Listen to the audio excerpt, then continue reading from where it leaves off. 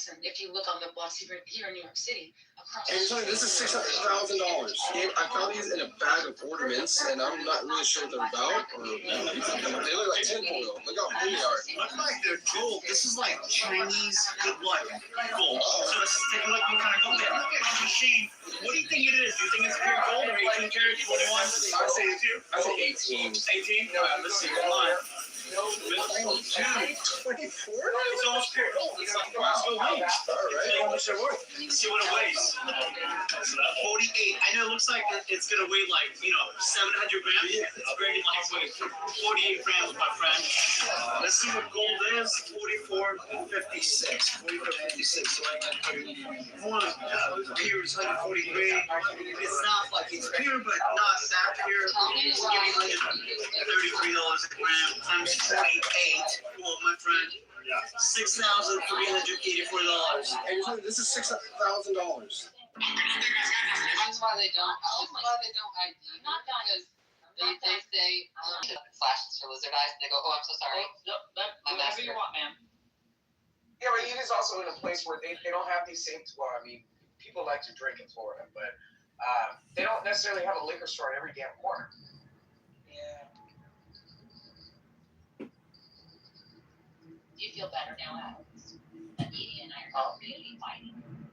No, you're fine. I'm just in traffic. I'm trying to keep my peace. Absolutely. I mean, you came in pretty hot with that. I don't know. Are you an alcoholic, and this is why that needs to be Right? I What the fuck is going on? She's lucky I didn't choose violence this morning when I woke up. She can handle herself.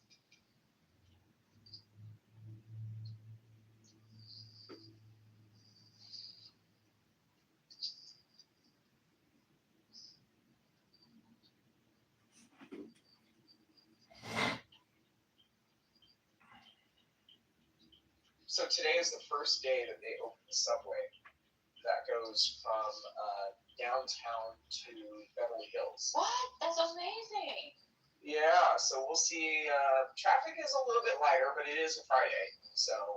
What's it called? Dude, I had no idea they were creating that. The D line. Yeah. Getting on the D. I'm so happy to hear that. That's so cool.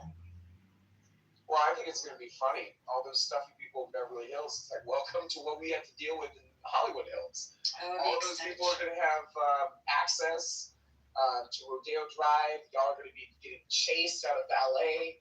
All those homeless people are going to make their way over to your side of town, and then now you're going to have to force to deal with the issue. So I think it's going to be funny. It's like, could you imagine if Park Avenue never had any subway access, and then now? Beverly's gonna be pissed. Yeah, you're gonna be getting people going through your trash cans in the Beverly Hills flats. Easily accessible now. Look at that. Yeah. It's a nice subway station, though. It's All you people with showers outside your pools. That must suck, though, to be a California and find a homeless person in your pool. You'll be coming home, some freaking homeless person's showering and washing her twat in your pool shower. Welcome to our reality. Goodness. I can't wait.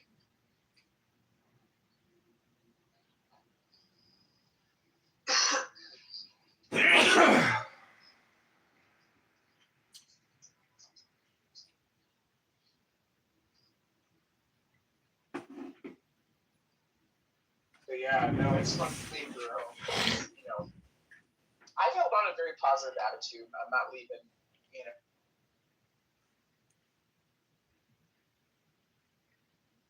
You'll be what? You will be here. Speak over what? Speak over yourself.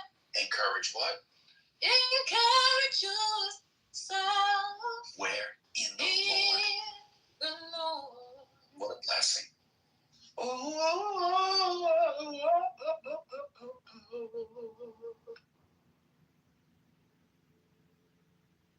about to throw the Bible. Who was that? Who was that? Don't throw the Bible. At the end.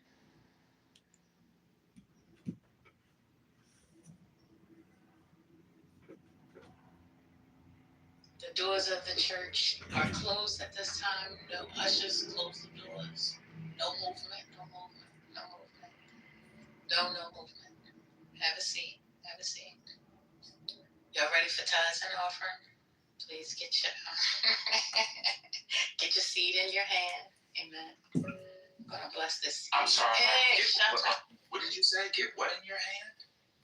Get the seed. Prepare the I seed. recommend if you get the seed in your hand, you go right to the sink. You don't want it to get all over the room. So if you ever have seed in your hand, just you want to wipe that off because it begins to smell over time. Just get rid of the seed right away. That's Really? yeah. You don't want seed in your hand. Yeah. Well, you gotta harvest it. Oh my God. Well, I just caught that. Jesus Christ. Seed. Fruit is a niglet. I'm post niglets. Oh, Jesus Christ.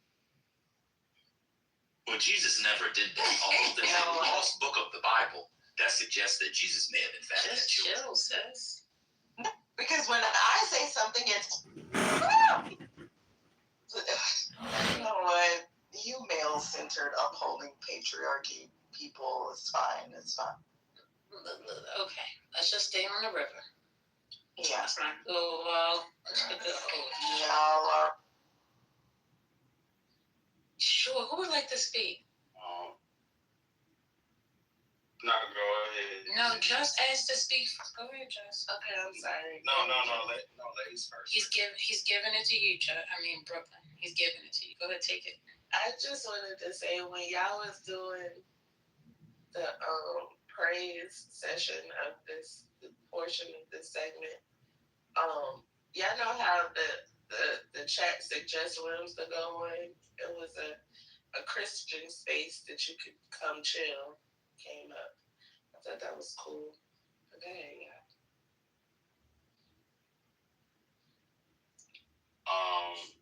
This was like, I guess this is like news. Did y'all see their bullet points of what they plan to focus on as it relates to counter terrorist threats that they deemed to the United States? Put it in the chat. The ones, I mean, the main three that they're. Let's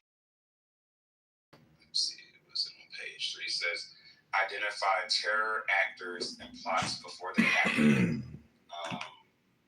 sorry, that's wrong page. Narco-terrorists and transnational gangs, legacy Islamist terrorists, and then the funny one, violent left-wing extremists, including anarchists and anti-fascists. So those are the top 3 terroristic threats that the White House has deemed on their high priority list, and those are the ones they plan to focus on within the coming part of the administration. And put the document in the chat. It's like a whole 16-page thing where they kind of go over what they identify as such.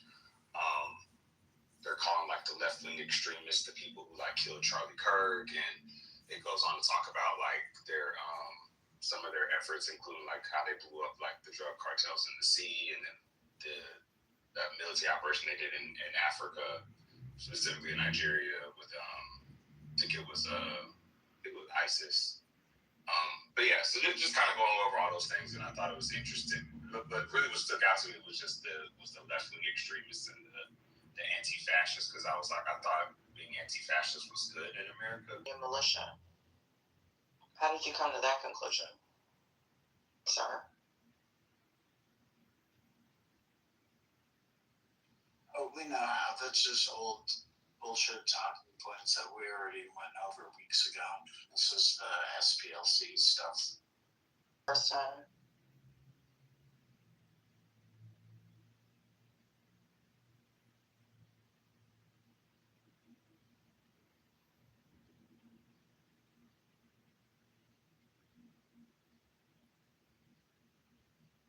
Did y'all talk about the White House releasing the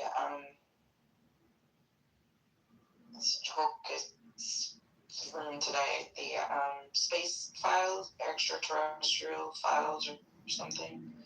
There's a cute little moniker that they have for the it was a TLDR. What is TLDR? Oh. Too long didn't read. Oh, you don't know that? No, I'm over 50 years of age. No, I'm not reading it. It's just like they dump all those files. I put the link in the chat earlier. If anybody wants to look at it. Apparently, Trump said that they were gonna. They wanted more transparency about aliens and war.gov. I just crack up. So I'll put it in the chat. It's war.gov.ufo. Pretty sure somebody will put it in chat GPT and So this is what Obama was talking about when he was on that guy, Neil. He kind of poo-pooed the whole thing, like there's nothing really that's going to come out of it. But there it is, if anybody wants to look at the UFO files that they're releasing.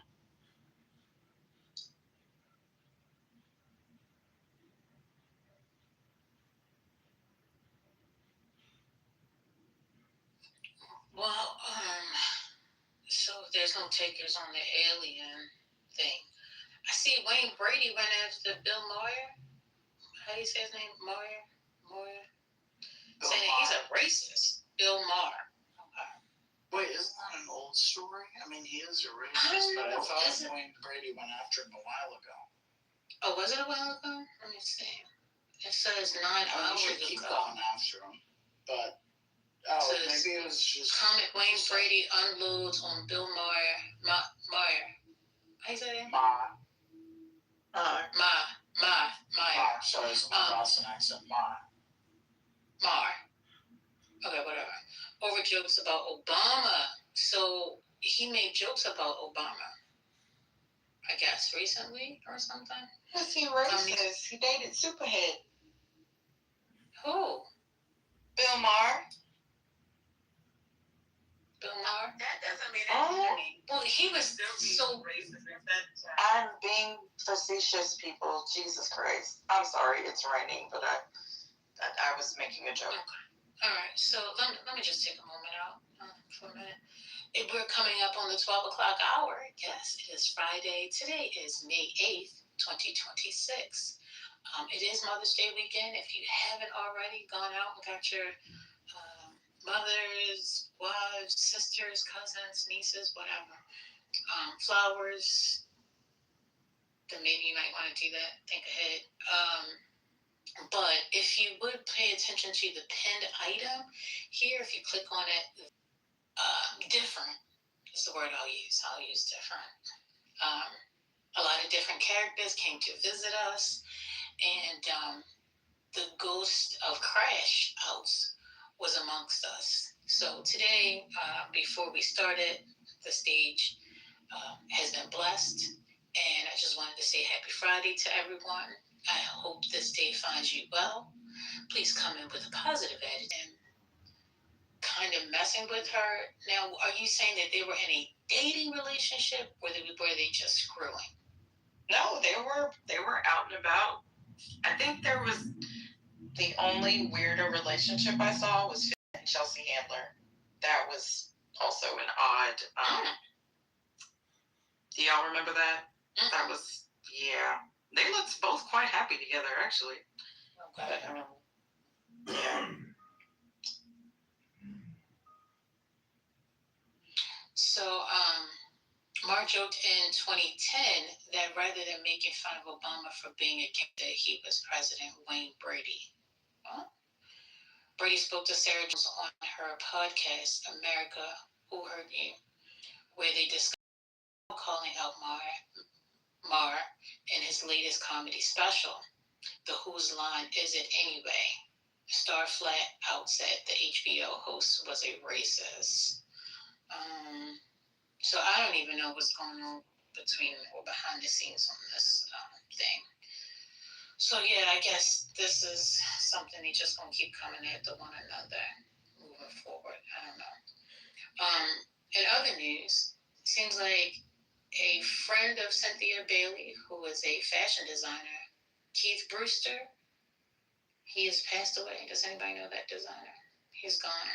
going on the Glory. Guess nobody knows. That's Hurricane now.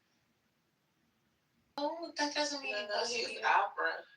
But that's the Real Housewives. I don't think Hurricane watches the Real Oh, I Housewives. didn't know that was Real House. Oh, Yeah, that was isn't just a she? The fashion. designer? Wait a minute. Isn't she on the Cynthia Real? Bailey was a supermodel.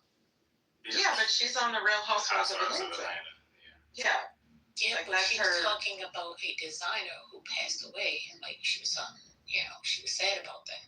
So the designer only designed for Real House of Atlanta? No, but that's been like her recent notoriety, like for what, the last decade or so? But the emphasis is on the actual person who passed, which is the designer. Oh, okay. Because they have those guys that are just on the show. But What's his name again? What are you doing? Child, you would ask me that. I'm assuming, I would mess up the name.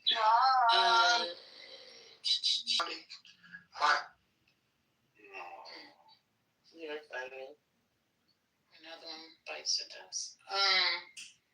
So is that Keith Brewster? Brewer. It should be Brewe. Keith Brewster? Are you sure? Yeah, I'm looking it up. I'm looking at Women's Wear Daily 2015. BREWST? Yeah, Oh, like Brewster's Millions. Yeah. Oh, this MZ article got his name spelled wrong in it. I'm looking I'll at put it in the TMZ chat. as well. It's BRE. Y'all look at the headline. Go look at in the article. In the article, it says something completely different. So this is from Oh, he does. Yeah, the Yeah. headline says Brewster, but then when you click on it, it says Brewer. Yeah, that's why I was like, that's why I came up, because I was reading it as you were reading it, and I was like, wait a minute, it's two different names here. Okay, like. Hey, but you see the headline says Brewster. Yeah, and in the link as well. Yeah. Mm-hmm. As soon as you click inside of it, it says Brewer. So I don't know. Did he drop this from the T? I don't know. No, his name is still. I see it. I guess he was in New York Fashion 2016, and this is from Women's Wear Daily. From 2015, I guess he did her Ready to Wear collection, spring of 2016. But I've never heard of him. But that doesn't mean anything. I mean, he rest in power. TMZ wrong. They've been making a lot of they labeled somebody else wrong and people were making fun of them. I can't remember who, but yeah, they were like, y'all need to hire some new black people or something. Not to misspell the man's name. Yeah, that's I'm pretty crazy. sure Cynthia spelled it.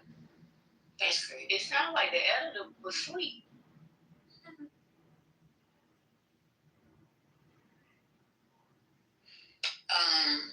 There was a show, I think Dana Bash, she spoke with Keisha Lance. Is it Keisha Lance Bottoms? Yeah. People are missing Joe Biden more and more each day. I don't want to hear that. He endorsed her. She worked in his White House, and he endorsed her. She's running for governor, and will probably be the what's the call? Nominee for governor. Yeah. Governor in I mean, Georgia. not probably. Almost.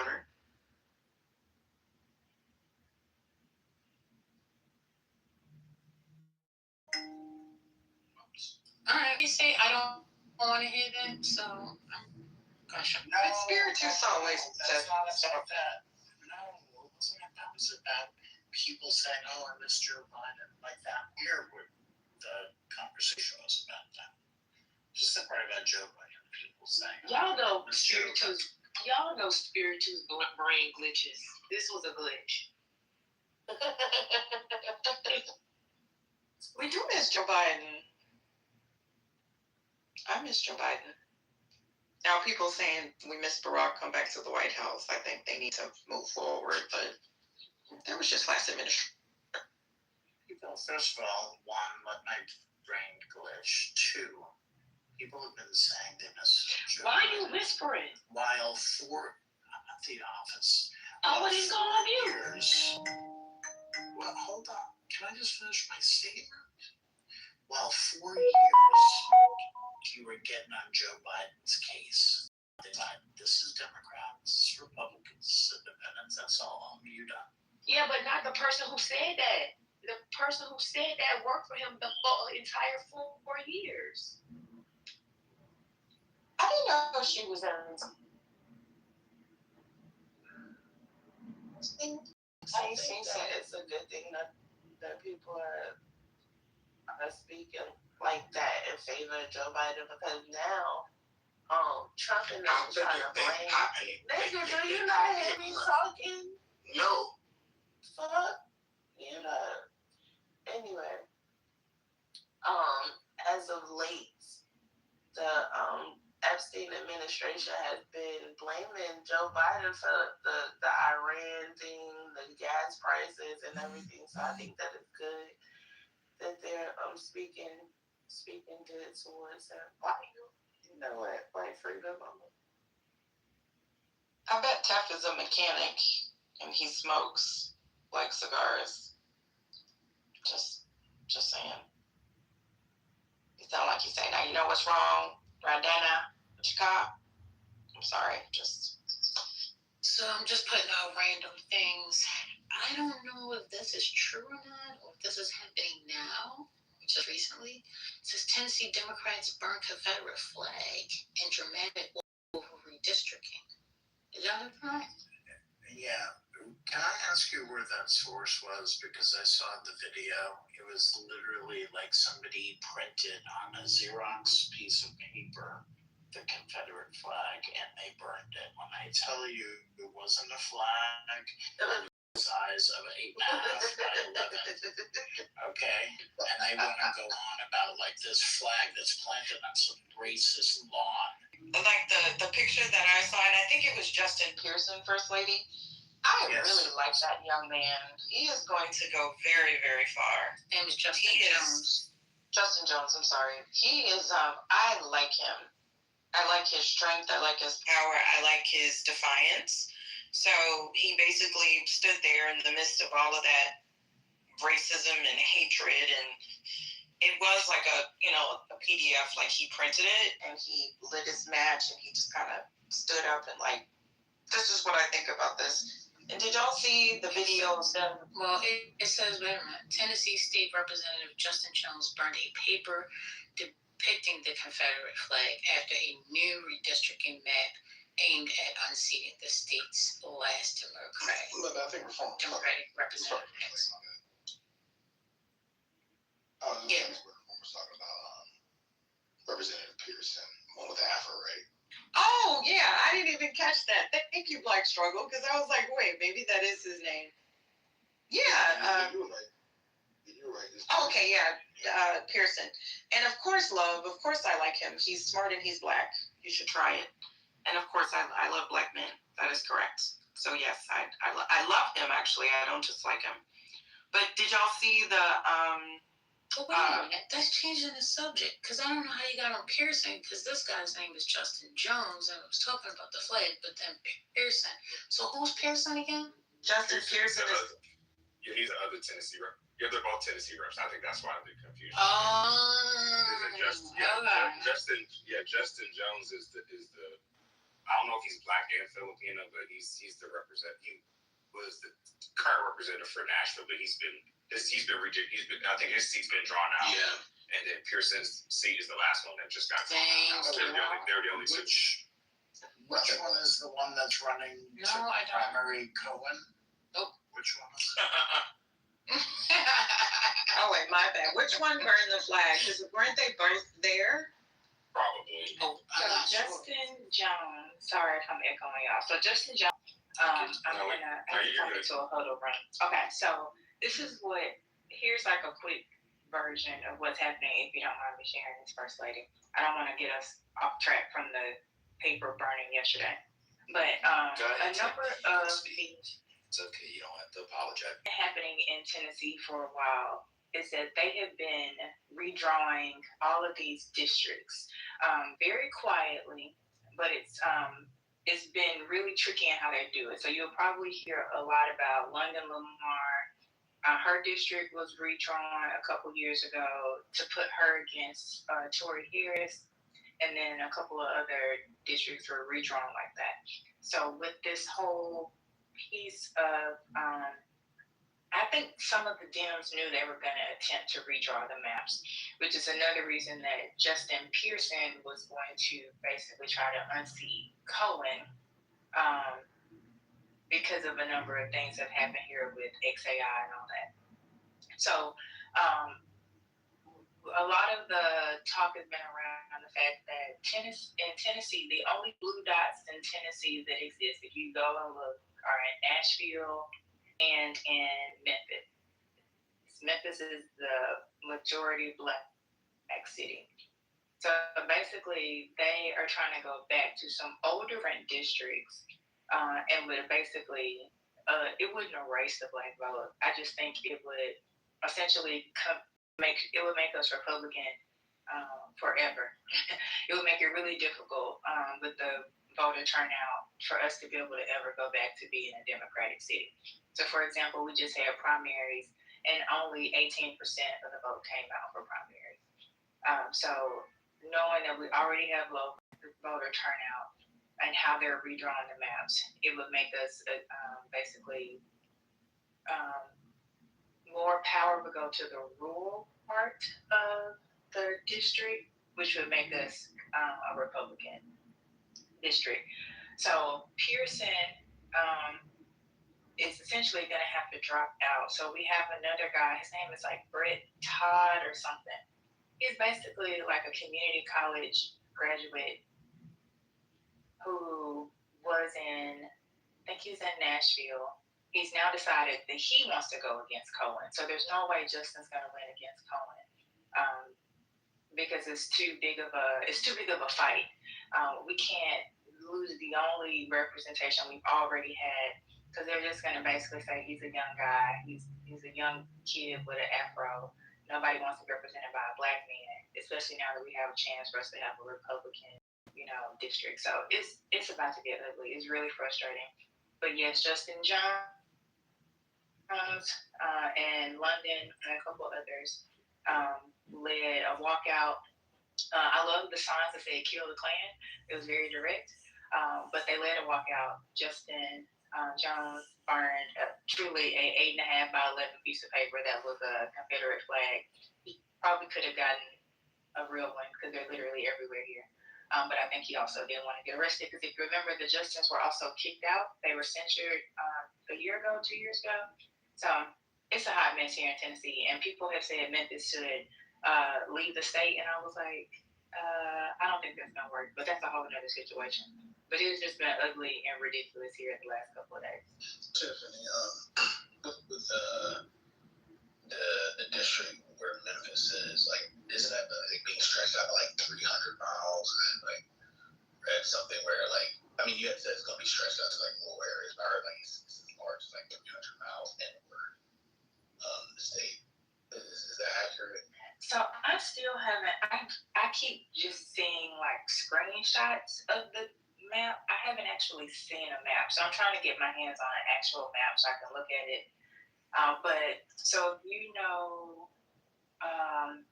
there's I can't think of the name of the county, but there's a very rural county, like literally the people that are missing teeth that don't even have a chance at life, we would be grouped in with them. But it is a really wide district from what I've been told. So I don't know. It doesn't make sense. And then it would even split in some neighborhoods. From what I was told, it would split some neighborhoods right down the middle. Like literally one side of the street would be in one district and another would be in the other. I think I put it in the chat. Is that it, Tiffany? So it says Tennessee U.S. Congress districts adopted May 7th. But look at how they've split up that green.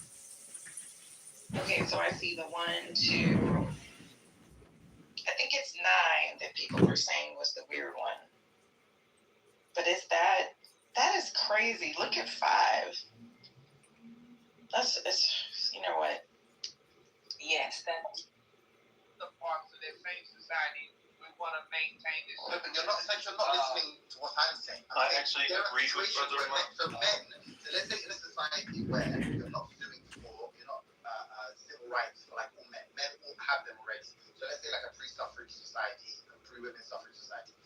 You have men who have equal rights. There could still be aggravating factors in a case where a man is violent towards another man. And I'm saying, okay, what you're trying, the intuition you want to play on now is you need to get that here in society.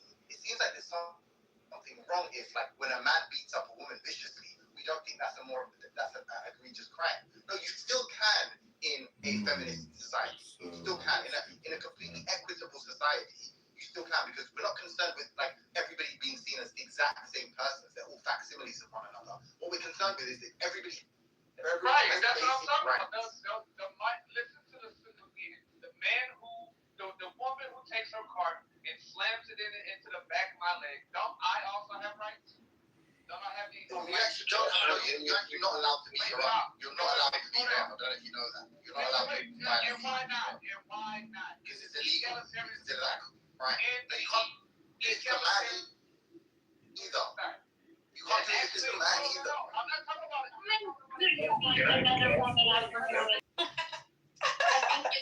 I think it's easy to. I think we expect others to operate based upon our moral framework, and that's not reality.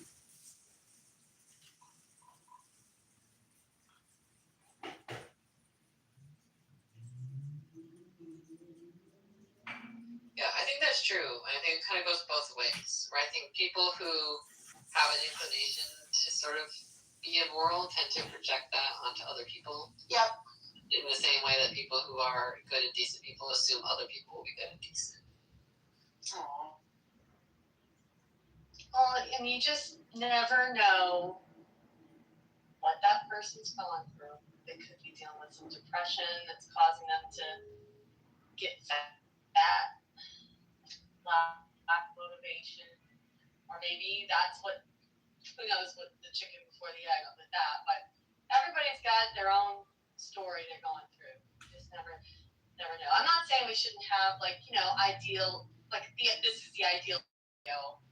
I just think we have a tendency to, if you walk around expecting others to adhere to your moral framework, you will be disappointed.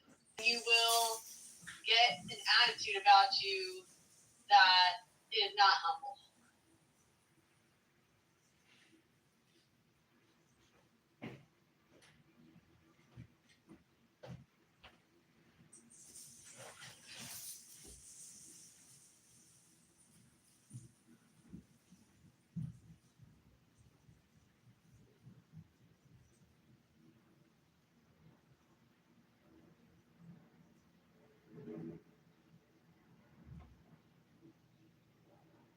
Can y'all hear me? yes. Yeah, we were just resonating on what you said because it was so true. Yeah. Mic drop. We agree. Okay. Yeah, you agree. Period. Yeah, I mean, I hear Keegan, and though I don't disagree with what he's saying, I see this in my best friend too. I see her do it all the time, and I want to shake her out of it because it causes her so much. What is she getting a little matrixy, FYI? You see her doing what all the time, though? I'm confused. Wanting to look good for other people? No, not just that. No, more like just from my perspective, it's like she can't just shake things off and give grace as easily. Or is it me?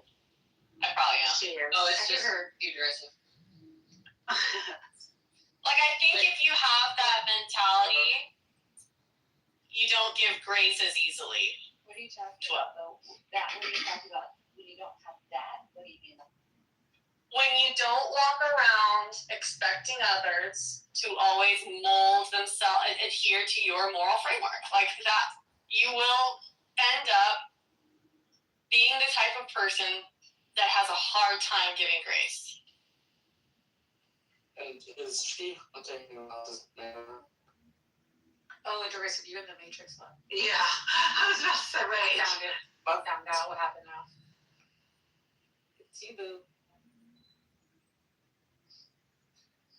I think right now would be a great break for water. But I think Holly and Keegan are making two different points, though. Holly is making the point about people kind of being stuck in that mindset of expecting people to act and operate based on their own individual moral framework, which I get and I agree with. Keegan's point was that it's important that you stay desirable to everybody in the event that your marriage doesn't work out or you're widowed. And I just think it's silly to live in a framework where you feel like you have to maintain being desirable to everybody. I think you should maintain being desirable for your partner. I think you should maintain yourself for your health. I don't think it has anything to do with everybody else around you. I mean, devil's advocate. If you think that your wife has a similar sense of desire to the general population, then I guess you could make a claim that by staying desirable to the general population, you're staying desirable to your wife. But I don't understand why you wouldn't just like fast track that and figure out what your wife finds desirable specifically. I do agree with what Keegan's saying there. I'm sorry, I should have been more clear. I like you, Keegan. I like Keegan a lot. I was simply making an observation that I do hear you, and I feel, I guess I'm making the point that I know you're still young too, and I just hear people doing this, and I just set yourself up for a lot of stress. Walking around thinking people shouldn't do certain things. It's too much.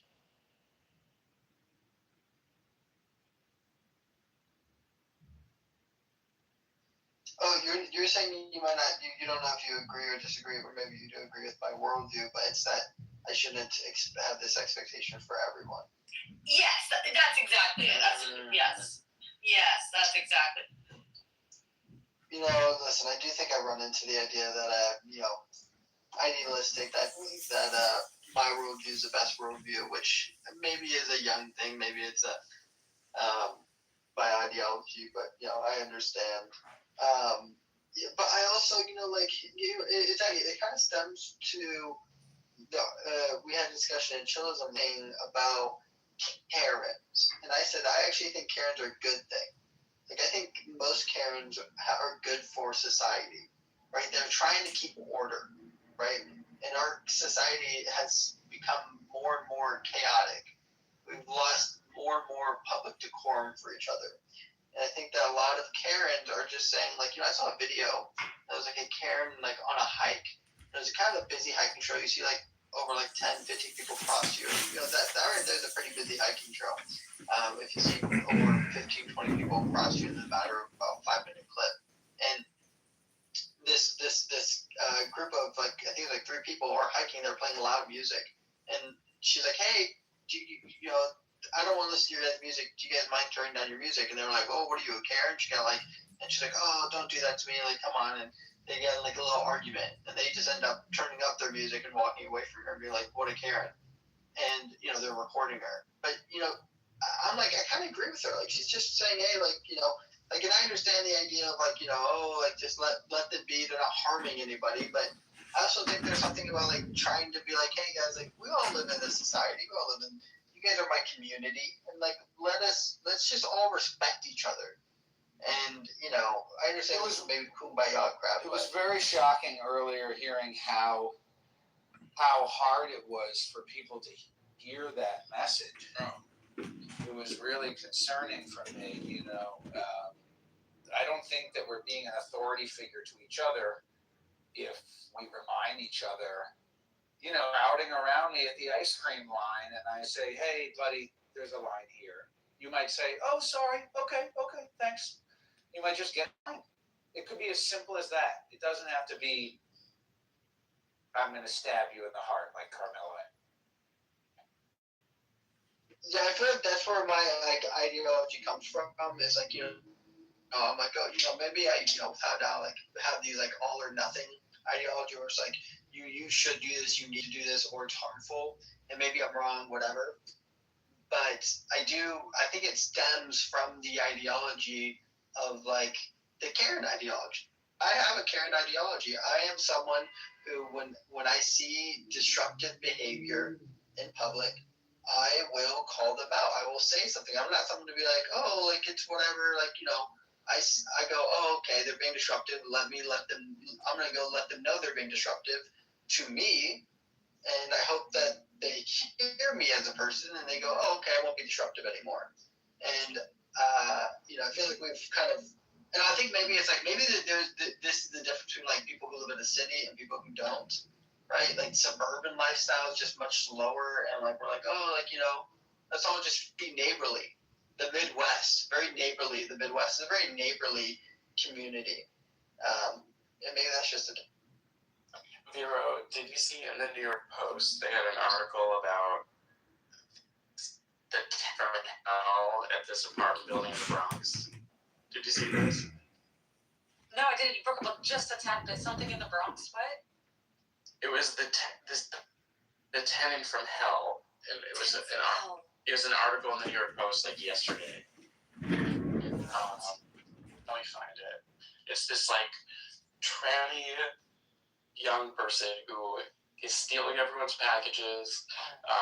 Tried to blow up the building. He left all of his gas burners on in his apartment all day long, and also apparently has multiple personalities and wears a different wig depending on which other tenant in the building he wants to harass that day. And they're afraid to go in and out of the building. He's been arrested at least 5 times just for harassing his neighbors in the building.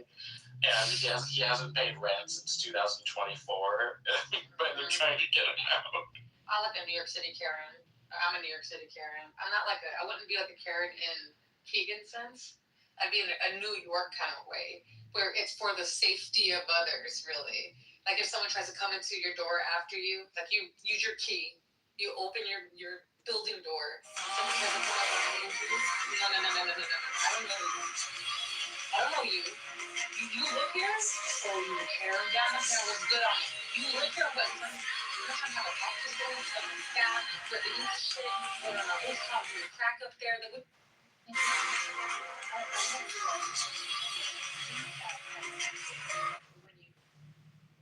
I love that weaponize the trend, right? So because it's for their own. Because a Karen basically is somebody who is not doing the right, not necessarily doing the right thing. They're doing it in a way that's ridiculous, that's out of line, that's offensive, that that's all the bad things, usually racist or judgmental, things like that. Sloshing pharmaceutical industry and how they the health insurance companies that also own the pharmacies, that also own the doctor's offices, but just they have.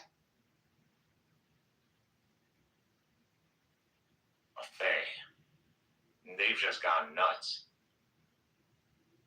I don't agree with that, but you can understand the concept, the level of conviction these people had to do this, to see the dead as cake, and to see cake as shit, and to see shit as strawberry, and to see that all in one and find that as enticing as Adam was enticed by the fruit. It was pretty powerful. Not for nothing, but when my boss leaves, I don't want to be here anymore. As soon as he leaves, I leave.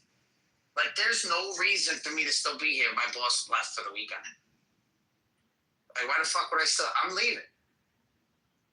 Every minute I'm here after he's gone, I'm leave.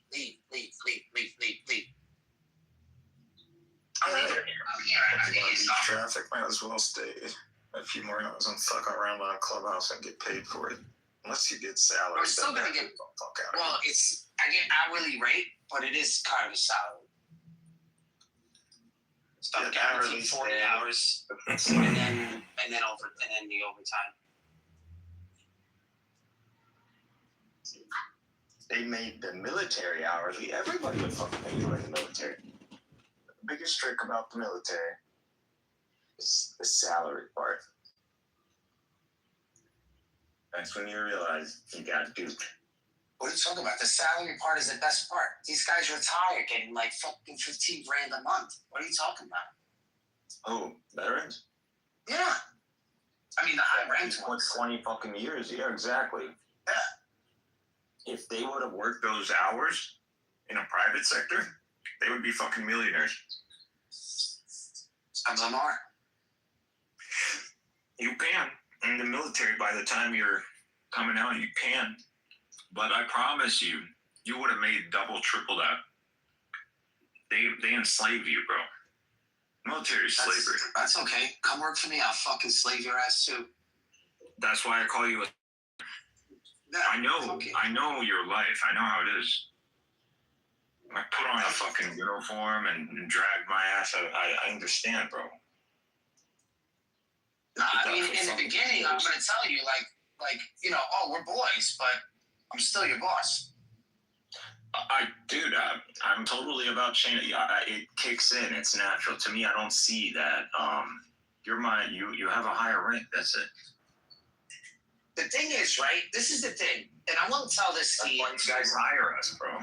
To what's his name again? Al Lester. What's his name? John. Alistair Crowley. Alistair Crowley. Yeah, I'm here. Alistair Crowley. Let me tell you something. I'm here. You know what the most difficult position to play is? Is to know when to play the number 2 out. It is so important. To play the number 2 out? Yes, the number 2. Like, so for example, when somebody comes in and he outranks you, you have to instantly put yourself in number 2 mode. And I'm being dead serious, bro. Because I know. This is like a major, major thing that people don't get. And if you know how to play the number 2 guy, it strengthens your number 1 guy. Like, it strengthens you as the number 1 guy. It just, I don't know how to explain it. It's just like, you have to know how to play your position well. Number 1 would be given the vibe of number 1. That's, but you know, if you're always and I don't like being the number 1. The most successful guy is the guy running his car. Nobody wants to be the number 1. Number 1 guy is the guy who can, when it all hits, something shit happens, it's on him. He's your fall guy, and he's the guy who's expected to Superman at a moment. So if they fail at that, then they're not going to be the number 1 guy anymore. You know, it's going to fall down to the second. You want to know something? You want to know something I learned? It's they know who to execute at the right time. Yeah. They have that eye. Yeah. Are you talking about concrete, Megatron? No, I don't know what concrete you're talking about. What, like physical concrete? Like like concrete work, not the guy, no. Like working on concrete. No, I'm not talking about that. Oh. No, he's talking about relationships. When somebody's there and he outranks you, you have to know how to play your position well. This way, you work in unison. You know what I mean? Yeah. Well, some people they can't handle that. They can't. They can't handle that. In the military. What's your name? In the military, you stand in a position. So if you're standing next to a superior officer, you stand at like the bottom left. So you actually position yourself in a place of respect, and it's in the protocol. So you are basically like geolocated to show your inferiority. And it's just, you know, that's the thing about rank and hierarchy. Hierarchy is like in America, we definitely have a caste system or like a 4-slot system, meaning that like we have military, law, political, and medical, or even banking. So it's like 5 slots. But you know, I put some poetry about Ezekiel's spaceship. I used grok. I hope you enjoy it. Hope you have a great weekend. And you know, I agree with you. When my boss is on a hammock drinking an iced tea while I'm in a cubicle and I'm very upset about that, and he's laughing and having a good old time. Well, then you're so far from number 2. If you're in a cubicle, you're not even number 2, bro. So just don't even bring it up. Just let it to wash, bro. Yeah, that should be your dream. Yeah. A dream? You don't even. You should be getting your boss a fucking drink. That's what you should. You should be like, man, hook me up, like, idiot. You should be getting a fucking drink. You gotta be able to. Honestly, if you're not trying to steal number 2, where are you? You're in the circle, John. You're in the circle. You got to get to the center of the circle, and you're already there as a subordinate. You can consume more because they expect you to do more, and so the more you can do, the more you can. All of a sudden, you're one of them, and then they wake up to it, and then they realize, holy shit, this guy knows everything we know, and that's when they freak out. Now, I mean, my thing has always been they catch on to me by the time I'm like close to number 2. And that's when they realize that this guy has ambition. He doesn't want to just be a soror. He wants to be number 1. So if I was to go work for Barth, everything he's doing now, a year, and I would give him number 2, and he would chill, his balls would be spread, you know, he'd be like, man, I'd never relaxed like this before. And then all of a sudden, I am Barth. And then Barth is like, never really enjoyed being lobotomized as number 2. It's been a while. You're losing me here. People there is that mental capacity, and then there's the physical capacity. And sometimes just being an ass or like an ox or something, that can be like relaxing then. Like when you don't have to think about the operation or all that, and you can just trust someone who has the energy to do it, you end up relaxing. Some people do that if they're content. If they're not content and it's always been about the hierarchy, that's when they expose themselves. Let me educate Soprano here really quick before we lose the thread. So, Soprano, you know, we go over one Quran verse every single day, and then we learn from the Ummah about the Quran. So today's lesson is 379. Can you read that for us one more time? Because we're gonna get this in our minds this way. We kind of understand what it's saying. We understand that it's unifying. We don't listen to the Salafi boys; they're uneducated. We educate ourselves. Is this a surah? Is this a surah? This is a verse. And it's a chapter. Ayat is a verse.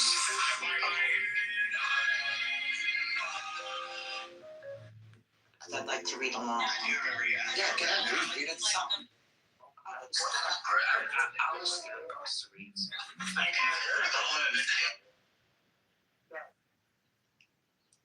Yeah, what do you want to be? I'm doing the start too small. I did check like I heard that. It's like the full book. No. I want it too old to do the Curtis. Let's go soccer. That's a little weird. No.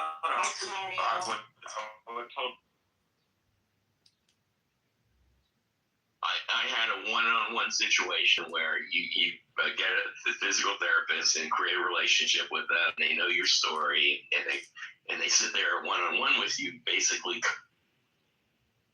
That's how I knew they was on fucking chat. Did you delete the message? No, I don't delete shit. Okay. Hold on. Somebody sent me that shit. This nigga literally got 2,000 plus messages. He hasn't even opened and read yet. That's why he can't put it.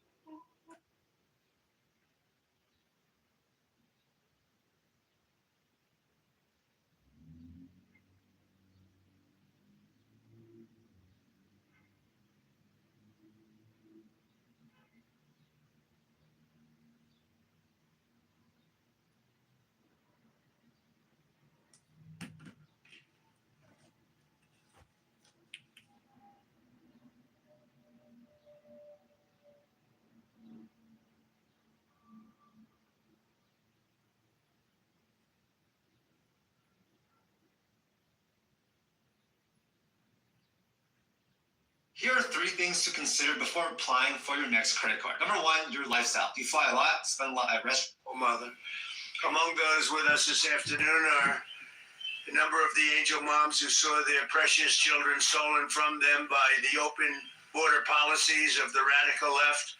Open borders, I call them stupid borders, not open. I call them stupid borders by stupid people that put them there. And the migrant criminals that let them pour into our country, and bad things happened. Bad things happened. 25 million people came into our country. Many of them were criminals. Many of them were murderers. They allowed them in with their open border policy of stupidity. These incredibly brave and resilient women have turned terrible tragedy into unyielding resolve, becoming advocates so that their mothers do not have to endure the same heartache that they've felt all their lives. They've felt for so long. They've raised the most beautiful child that has taken, and they've spent so many years. In many cases, I see some of you I've known you for years, and others are unfortunately new members of that club. And I say unfortunately, it's a sad thing. Should have never happened. Should have never happened. In their honor, we've rapidly turned the worst and most dangerous border in the history of our country into the strongest border in American history. We have no people come in during the last 11 months. We have zero. Nobody even tries to come up. You know, you used to read about the thousands of people that would pour in and they just come up in caravans. I think it was my name I came up with. It looked like a caravan. 25,000, 30,000 people pouring up. They walk through Mexico. They come from all different locations, come from all over the world, actually. But they came in through our southern border. They'd come up and just let them walk in. They'd walk in. Nobody had any idea who they were. They were murderers. 11,888 murderers. They were allowed to come into our country. We've gotten a lot of them out. Many of them murdered more than one person. What a shame. What a disgusting shame. That people can even think that this is okay is pretty incredible. But for the past 12 months, that's been our number. These numbers are done by people that the numbers, when I say zero, I actually mean zero. It's hard to believe, actually. But they're done by people they tend to be somewhat on the left. So they're not going to give us a fair shake. And they say that, people don't come anymore because they know they're not going to get through.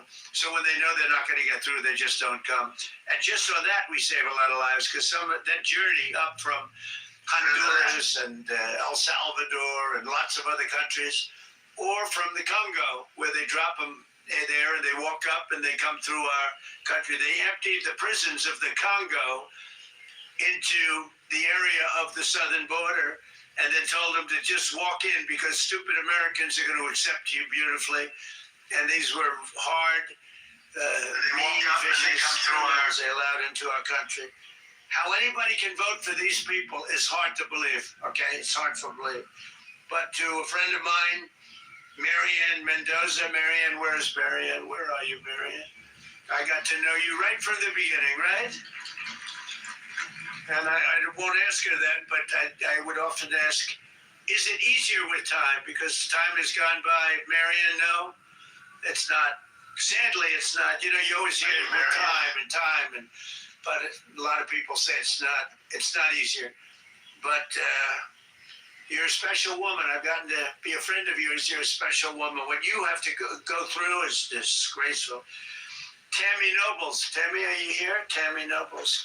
Right. Does time help, Tammy? No. No. It used to be, time heals all wounds, right? But it doesn't. When you love somebody that much, it doesn't help like it should. Tammy Nobles. Jacqueline Medina, a great person. Where's Jacqueline? Jacqueline, where are you? Thank you, darling. Thank you. And so many others that I want to thank you for coming. And I don't think you've been treated properly. It's hard to believe, but the angel moms have not been treated properly. But this president treats you properly. I can't speak for others, but this one treats you properly. And we love you all. And all I can say is our hearts are out to you on Mother's Day. And you have a good Mother's Day. Go and have a good Mother's Day.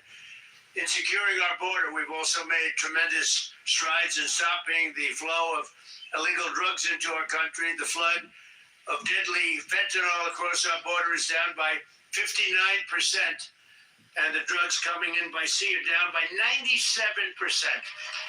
97%. And we're trying to figure out who the 3% are, because they are the bravest people on earth. You see how we stop them by sea. For years they'd go and catch the boat, bring it to port, they'd go in, they'd go out. By the time of the evening, they'd be back on another boat bringing drugs in. So we gave them warning, and we don't do that anymore. We do it much more efficiently. But down by sea, a lot of them came in, about 50%. It's down 97. Now we've started a very strong. The sea was more difficult, and now we've started land, and you'll see it coming down. It's come down a lot, but you'll see it coming down. And they come through Mexico for the most part. We have a problem because the cartels rule Mexico, and nobody else. The cartels, they just rule it. And we lose 200,000 people a year through this poison that pours into our country. So we have the sea done, meaning the ocean, waterways, pretty much done 97%, and we're going to have the land done very soon. I want to thank the brave moms fighting the epidemic of drug addiction, and this afternoon, including Ann Funder. Ann, you here someplace? Ann Funder does a great job. Wow, good. That's a great job you do, Ann. Stephanie Rowe. Stephanie, thank you. Thank you, Stephanie. Thank you. Behind the cameras there, Stephanie. Thank you very much. And a friend of mine, Jackie Siegel, is a great mom, great mother. Thank you, Jackie. I've known her for a long time. She looks better now than she did 20 years ago, right? Behind the camera. Thank you very much, Jackie. Last summer, it was my great honor to sign the Halt Fentanyl Act into law, and we'll never give up on that mission for ending the drug epidemic in America. We've come a long way, though. We've stopped massive amounts of drugs from coming in. This afternoon, we're also joined by some of the most extraordinary mothers our nation has ever produced, our cherished Gold Star moms. These are Gold Star moms. These mothers raised up children so selfless and so devoted that they volunteered to wear the uniform of our nation and lay down their lives for all of us. One of those mothers is Janice Chance. Janice, where's Janice? Hey kids. Even though you always tease me for reading the menu with my phone light and say I never want dessert before eating half of yours, and even the... Thank you for being here. Just before he went to Afghanistan in 2008, Jesse told his mother, "Mom, I want to go change the world and make it an even better place. I want to make it a better place, Mom." Just before his 30th birthday, even though he had the day off, Jesse volunteered to take the place of a fellow Marine, and that of his brother-in-arms could be present for the birth of a daughter. That day, Jesse gave his life for our country. Jesse was struck down that day by helping somebody else. And Janice, I want to say America is a strong and free nation today because of people like your great son, and we want to thank you for being here. Thank you very much, son. I also want to express my love for the moms with us who whose extraordinary heroes gave their lives in the terrorist attack at Abbey Gate in Afghanistan. I got to know you very well, very well. And these are phenomenal people. We went to a club I own in Bedminster, New Jersey, which is beautiful. They played music. They said, "Do you actually think he's coming out?" They said yes. And I was going to do just to stop by and say hello. And we ended up listening to music for 4 hours on that beautiful night, looking at the sky, thinking about those wonderful people. Abbey Gate, very well known. Should have never happened. That should have never happened. That was incompetence by the Biden administration. So to Alice Lopez, you know that, right? Yeah, we know that. To Alicia Lopez and Paula Knaus, Self, Coral, Brasinho, and to all of the Abbey Gate moms, we're thinking of you on this Mother's Day. And again, we had you to the White House. We had you to, I was over at a very beautiful cemetery, as beautiful as they can be, but, you know, it's a sad occasion. We went over and we paid our respects, but we lost great people that day. We shouldn't have lost any people that day. Gross incompetence. This Mother's Day, we're thinking of all of those incredible moms, and we're doing everything in our power to support them and millions of other mothers all across America. And we're blessed to have many wonderful mothers serving in this administration, including Secretary of Agriculture, Brooke Rollins, who's doing a phenomenal job. Thank you very much. And the first woman ever to serve as a White House Chief of Staff. She's become a legend, Susie Wiles. She's amazing. To help American families and mothers, we passed a great, big, beautiful bill, the largest tax cuts in American history. We expanded the child tax credit to $2,200 from a much lower number per child, and delivered the largest expansion of school choice in American history. We have school choice all over now. We had virtually none. Everybody loves school choice. With accounts, we have a very special thing, the Trump accounts, where we're helping families to set aside tax advantage savings for their children's future. And we are giving every American newborn child $1,000 automatically to invest in to grow over the course of their lives. And I want to thank the Dell family. It's a great family. He is amazing. She is amazing. They've done such a job on that. They put up a lot of money too. Put up $6,250,000,000. That's somebody. And he started making computers on his bed in college and selling them because they were better than other computers. And I said, "How did you do that?" He said, "Well, I did it and I just never stopped. It just kept going." So go out and buy a Dell. They're great.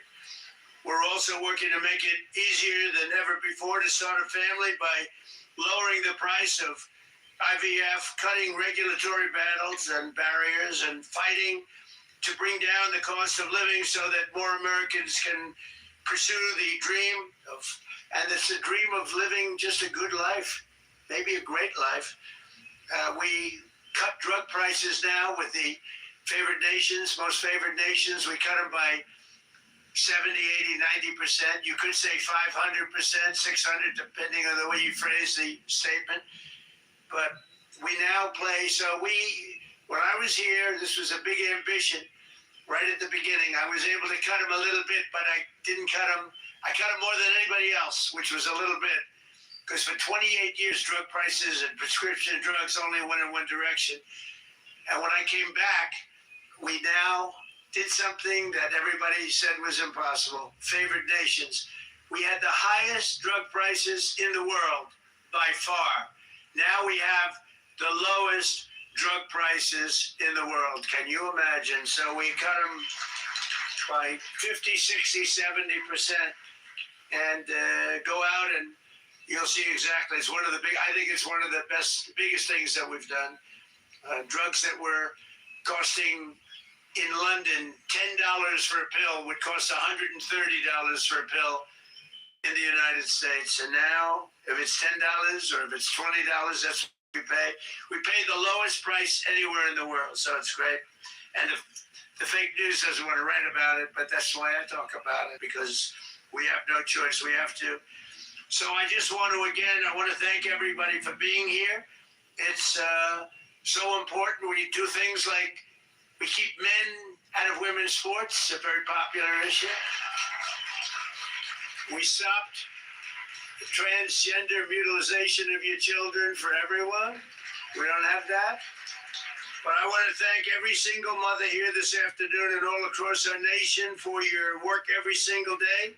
America's moms are raising the future of our country, the most important. You have the most, we don't call it a job because when you love it, it's not a job, but for this purpose, you have the most important job there is in America or any place else, and you're doing an incredible job.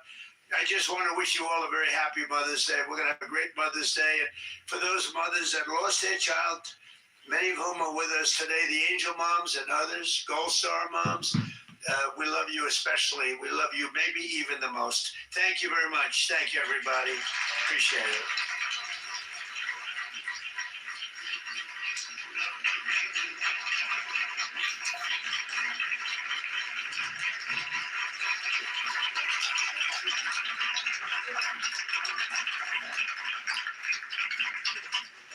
Thank you, everybody.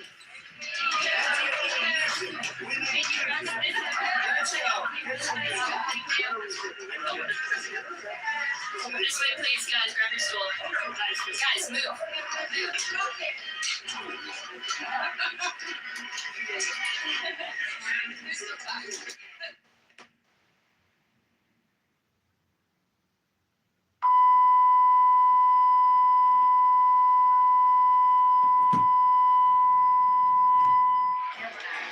Okay, guys, we're gonna go back to the first thing.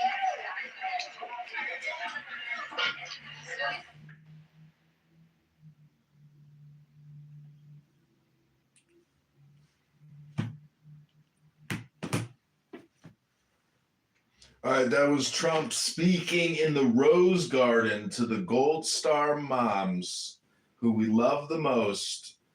Mothers who lost their daughters and sons to illegal alien invader murderers who murdered their children. Trump has hosted them at the White House. He was talking about cheap drugs and how we took $150 pills to $10 pills, and now we got the cheapest drugs in the world. Rabboni Shalom. Good Shabbos!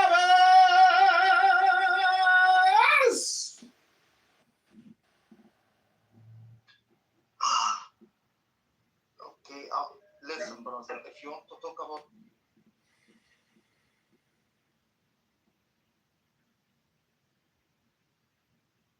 fully God, I'm fully God, but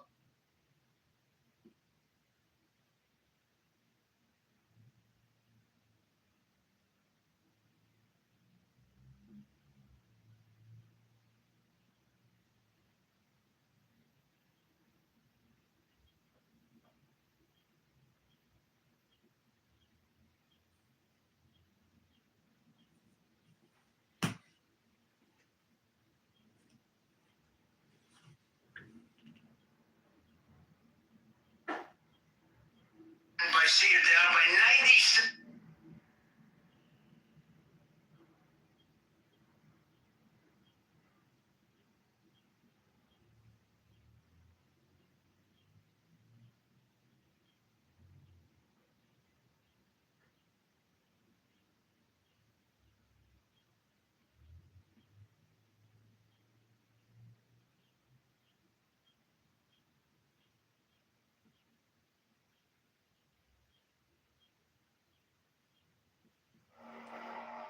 Mine is the head of the man, and my insight is keen as the hawk's.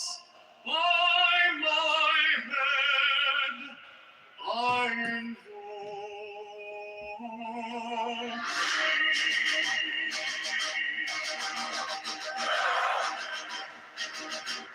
I am the only begotten child of my father and mother. My father is dead. My mother bore me with labor and pain and fear. By my body I invoke thee.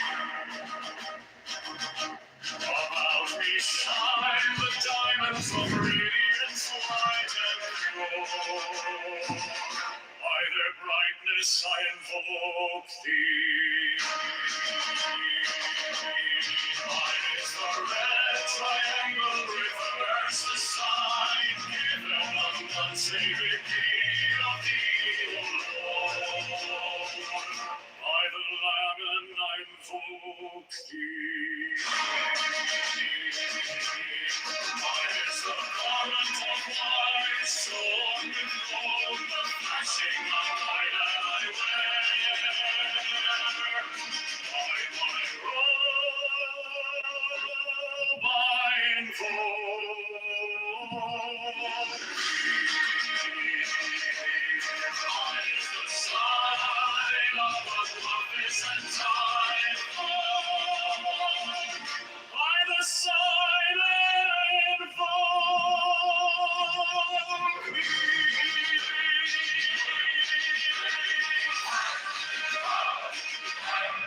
Mine is the turban of white and gold, and mine the blue vigor of the intimate air. By my crown I invoke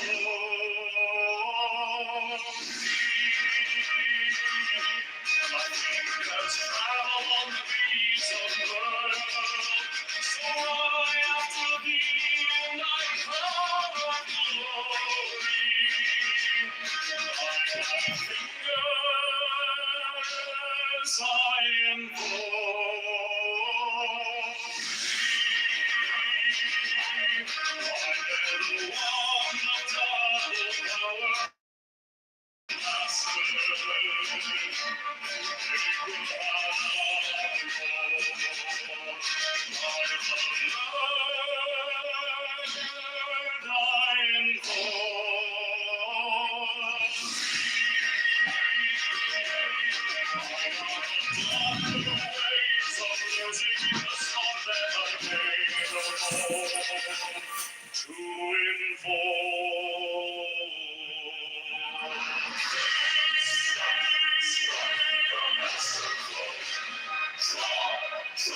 the flaming sword, crown, child, and conquering Lord, Horus, Avenger. By the song I invoke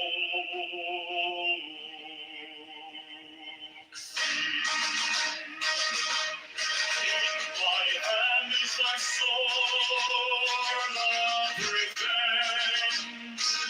Let it strike at thy bidding. By the sword I invoke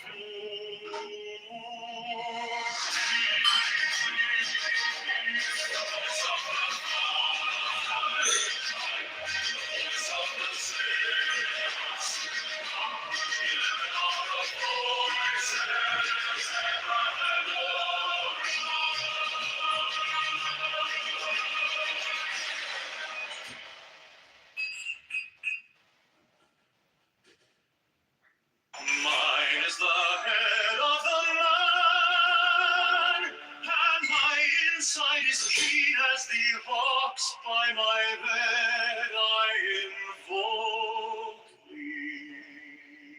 I am the only begotten child of my father and mother. My father is dead. My mother bore me with labor and pain and fear. By my body I invoke thee.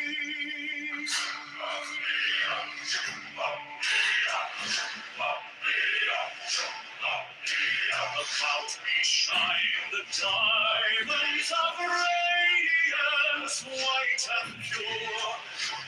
By their brightness I invoke thee. Mine is the red triangle, reverse the sign, give it a none. Save it ye, all Lord.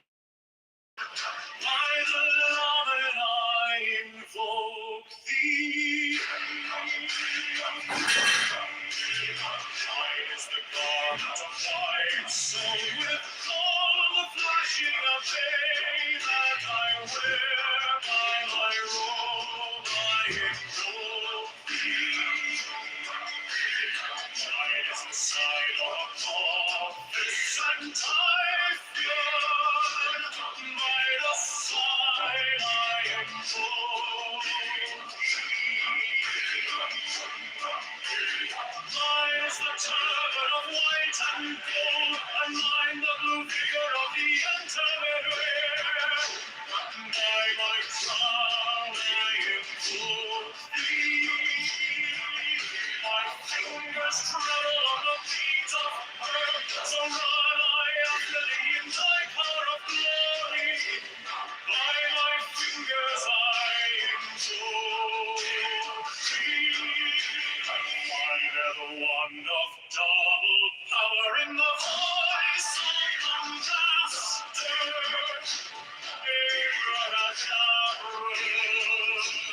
by the word I invoke thee. I know a dark waves of music in the soul that I sing alone to invoke thee. Strike the master chord, draw the flaming sword, child and conquering Lord, Horus Avenger.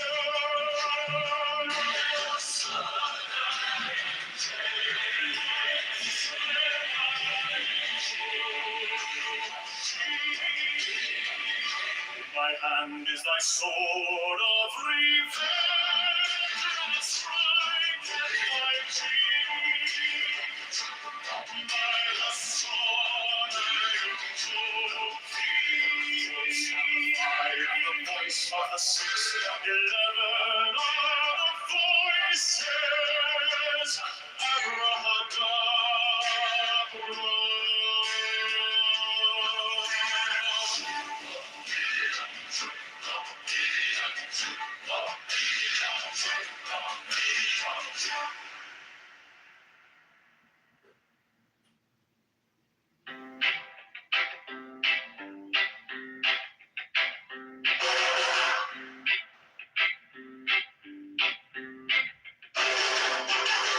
Mine is the head of the man, and my insight is keen as the hawks. By my head I invoked it. I am the only begotten child of my father and mother. My father is dead, my mother bore me with labor and pain and fear. By my body I invoke thee.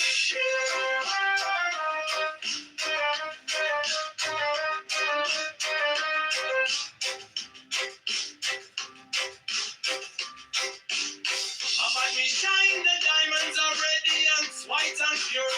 By their brightness I invoke thee. Mine is the red triangle, reverse the sign given of none. Save it be of thee, O Lord. By the Lamb and I invoke thee.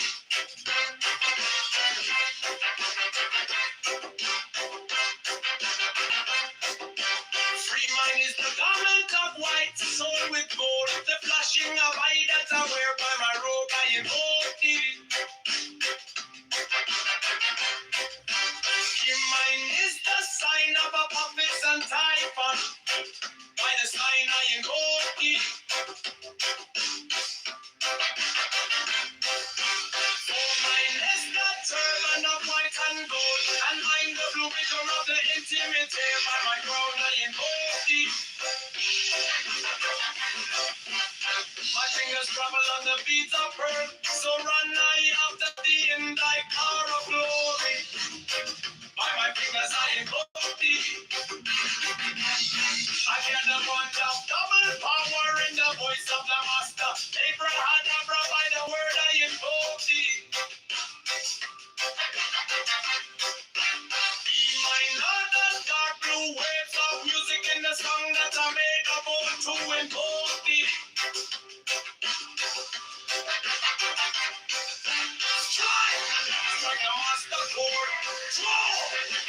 flaming sword. Through trials and conquering Lord. Horus, avenger, by the song I invoke thee.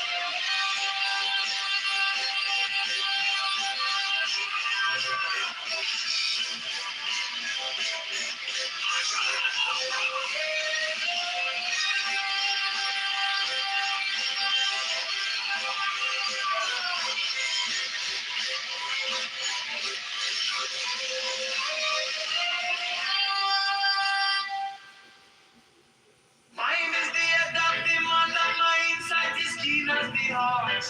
I'm a head I invoke thee. I am the only begotten child of my father and mother. My father is dead.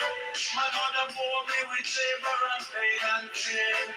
I'm a body I invoke thee.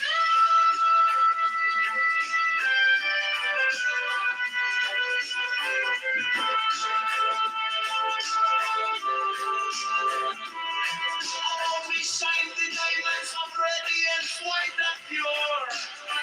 By their brightness I invoke thee. Mine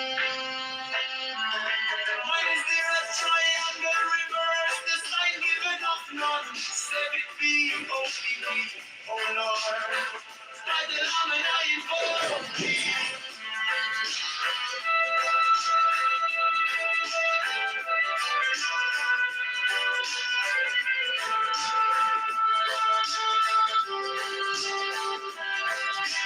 Mine is the garment of white soul with gold, the flashing of light that I wear. By my robe I invoke thee. Mine is the sign of a purpose and life for me. By the sign I invoke thee.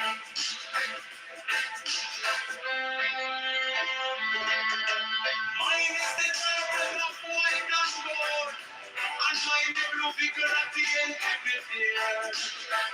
By my crown I invoke thee. My fingers travel on the beats of pearl, so run I after thee in thy car of glory. By my fingers I invoke thee. For thou the one that has the power in the voice of the Master. Abraham, by the word I invoke thee. Mine are the dark blue waves of music in the sound that I made about to invoke thee.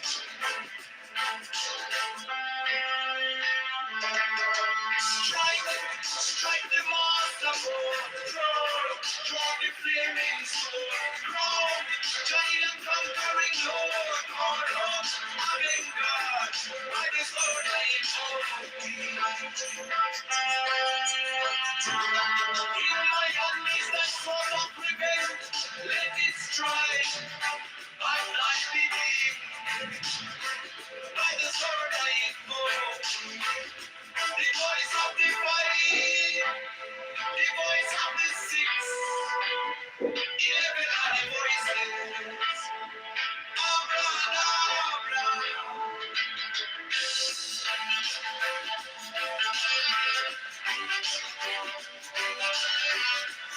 Mine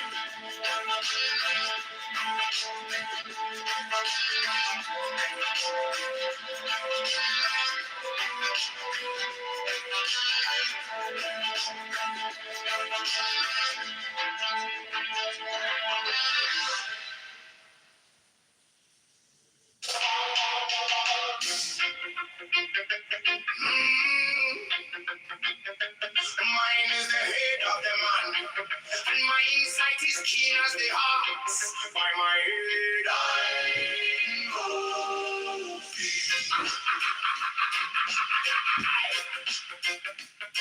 I am the only begotten child of my father and mother. My father is dead. My mother bore me with labor and pain and fear by my body. I know about me. Shine the diamonds of radiance, white and pure by their brightness. I know mine is the red triangle reverse this time. Giving of none, save it be of thee. Oh Lord, by the I know mine is the garment of white, so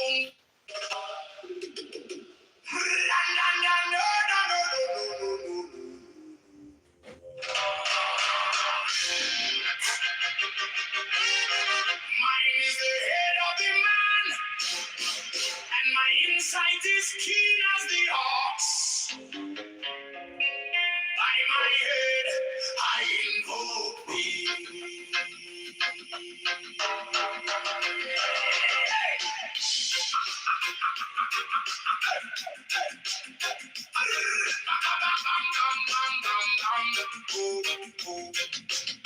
I am the only begotten child of my father and mother.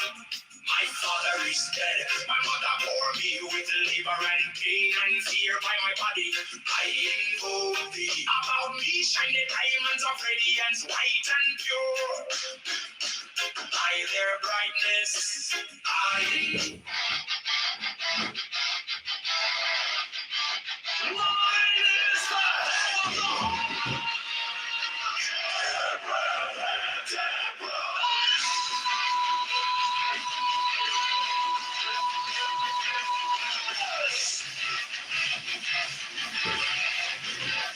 Since I bear the rose and cross of life and life, giving the sign each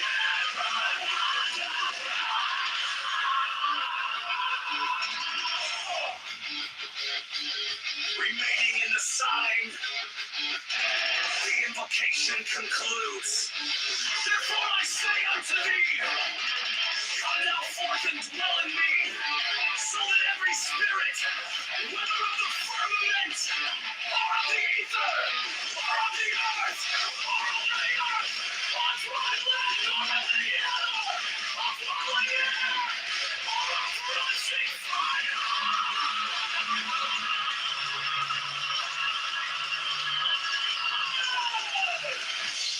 and every spell and scourge of God, the vast one might be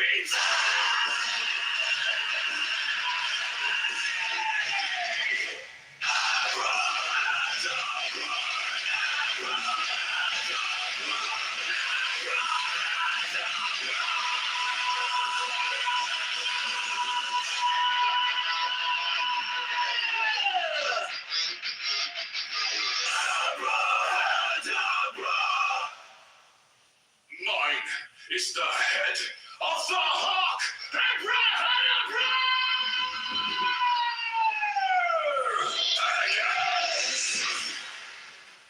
I bear the rose and cross of life and life.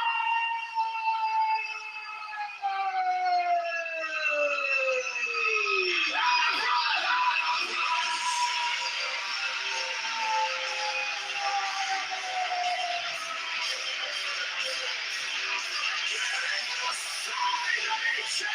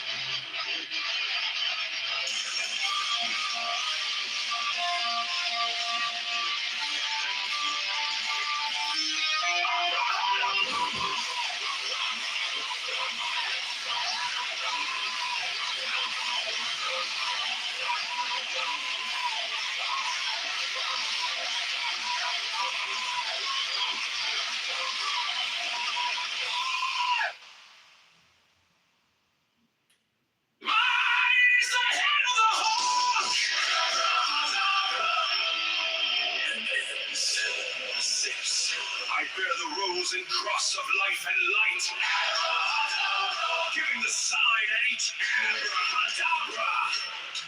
Remaining in the sign, the invocation concludes. Therefore I say unto thee, come thou forth and dwell in me, so that every spirit, whether of the firmament, or of the ether, or of the earth, or under the earth, on dry land, or in the water, of whirling air, or of rushing fire, and every spell and scourge of God, the vast one, might be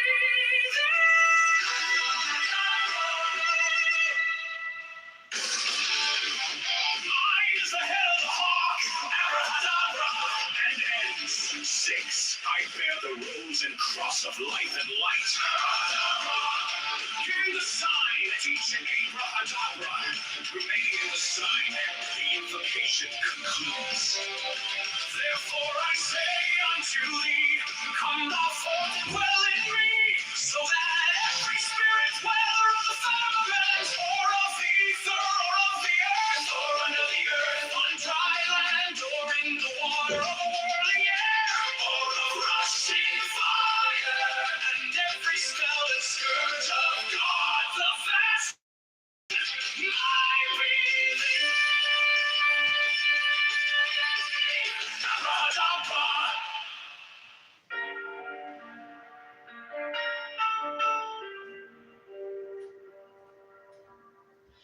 You came like dawn in my hands, soft but stronger than I knew.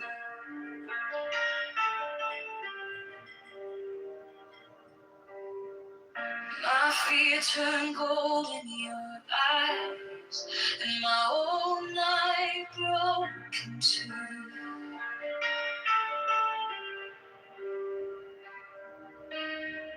I was lost in the noise, now I'm learning how to stay close to your quiet light in the middle of the day. Stop thinking, let it fall. Take the deepest breath of them all. Hold it close. Don't run from feeling. One more second, you can start.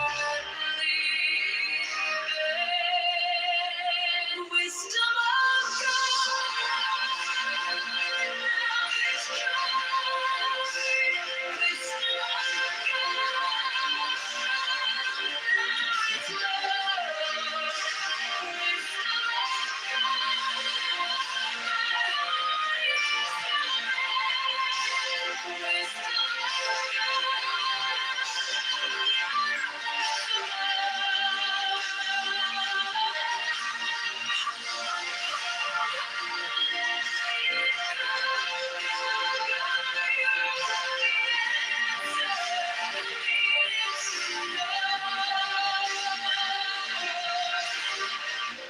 touch is a steady rain on the dust of who I am.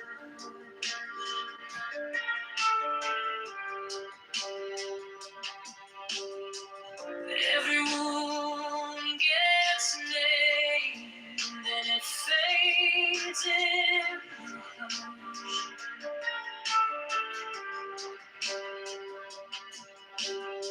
I don't need 1,000 signs when your name is in my chest. One deep breath, one brave step, and the rest can be blessed. Stop thinking, let it fall.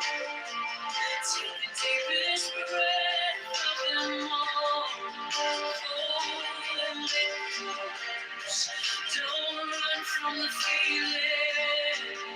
One more second. You can't start leaving. Wisdom of God. Wisdom of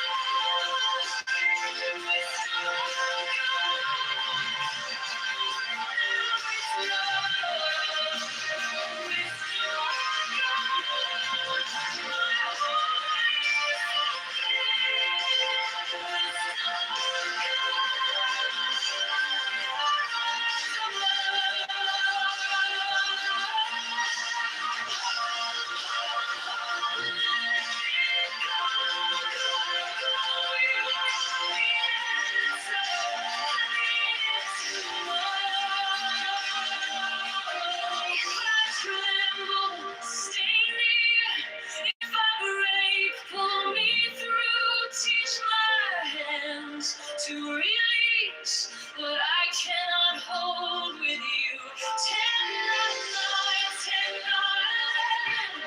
I breathe in your holy calm. The storm in my head lays down like a palm. Wisdom of God.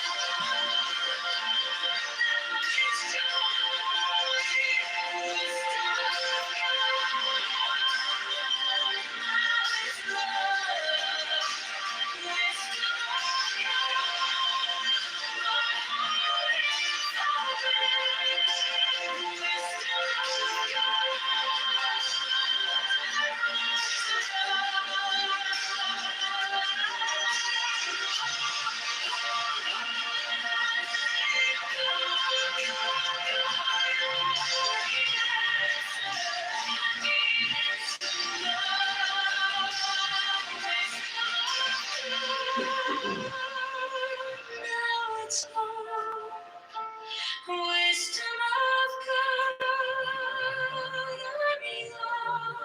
yours alone.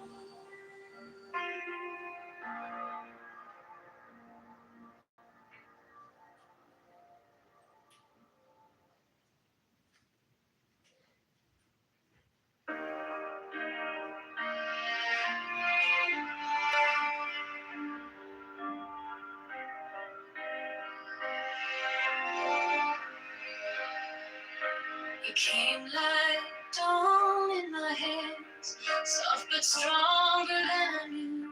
The fear turned gold in your eyes, and my old night broke in two. I was lost in the noise, now I'm learning how to stay close to your quiet light. In the middle of the day, stop thinking. Let it fall. Take the deepest breath. Hold them all. Hold it close. Don't run from the feeling. One more second. Leave it. 'Cause the God joy, wisdom of God.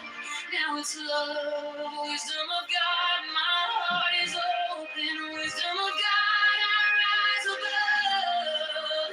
Hold, hold, hold, let it go, go, go. You are the answer I needed to know. Your touch is a steady rain on the dust of who I was. Every wound gets named, then it fades in the hush. I don't need 1,000 signs when your name is in my chest. One deep breath, one brave step, and the rest can be blessed. I'm thinking, let it fall. Take the deepest breath.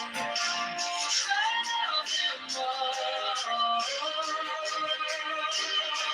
Hold me close, don't run from the feeling. One more second, you can't stop believing. Wisdom of God, now it's joy. Wisdom of God, now it's love. Wisdom of God, my heart is open. Wisdom of God, rise above. Oh, oh, oh, let it go, go, go. You are the answer I needed to know. If I tremble, stay near. If I break, pull me through. Teach my hands to release what I cannot hold with you. 10, 9, 9, 10, 9, 11.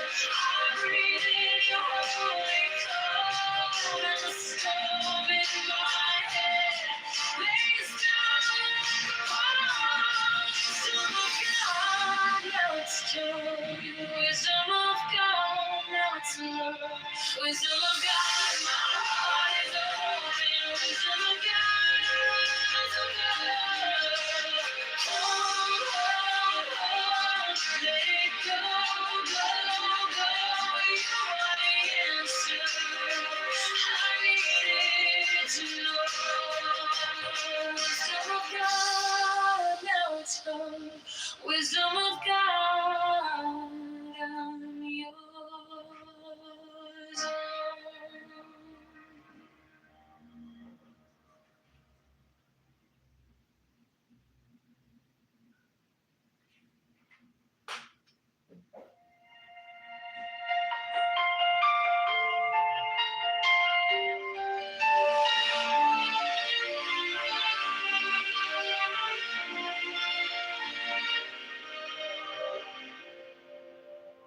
Wisdom of God is now joy of heart, enlightenment. You found me in the quiet, with my hands still shaking. I was carrying the hurt like a name I couldn't drop. Then you touched my trouble, and the whole room stopped. Stop thinking and your problems. Take the deepest breath of the day. All for 10, not 11. 10, not 9. Stay.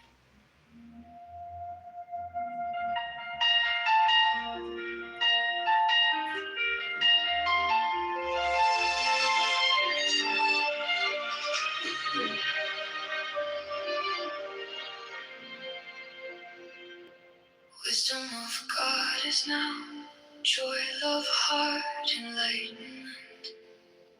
You found me in the quiet, with my hands still shaking. I was carrying the hurt, like a name I couldn't drop.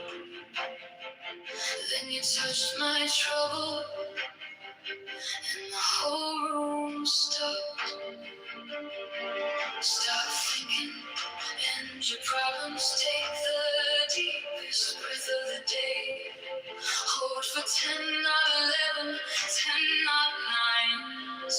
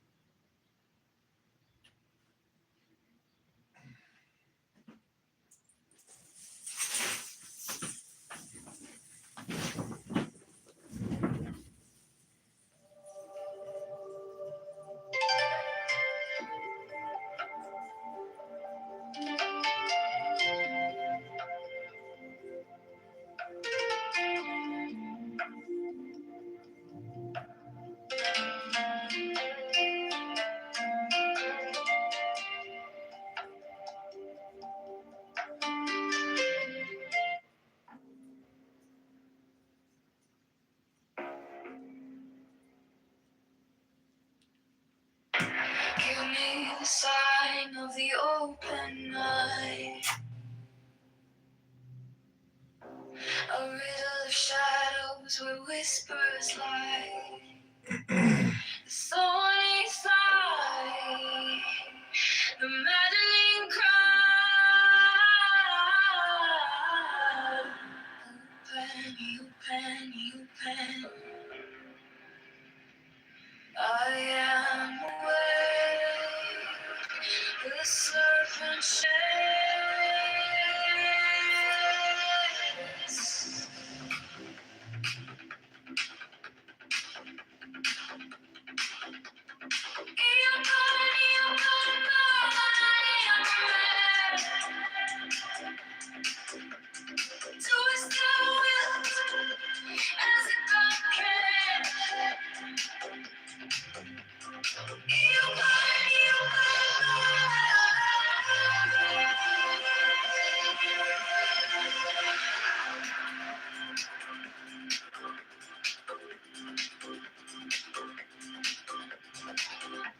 The eagle strikes with his jagged claw.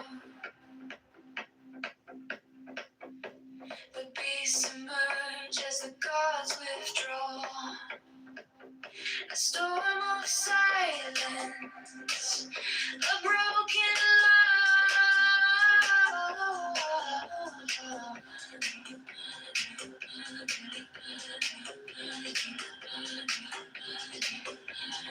I am born to death, reborn on the hunt. I only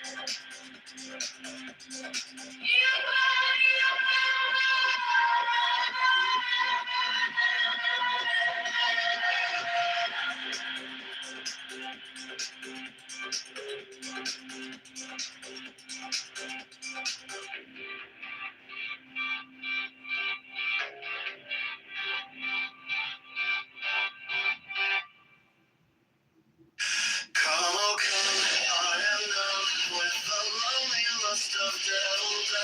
Trust the soul through the yelling fetter, I'll devour all together. Give me the sign of the open eye and the token erect of 45 and the word of madness and mystery. Open, you open, you open, you open,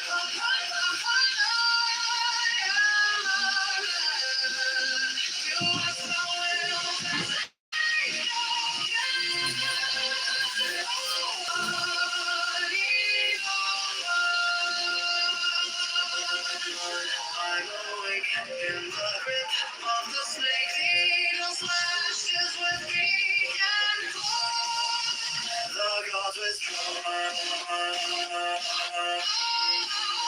The great beast come. You I am born. The death on the horn of the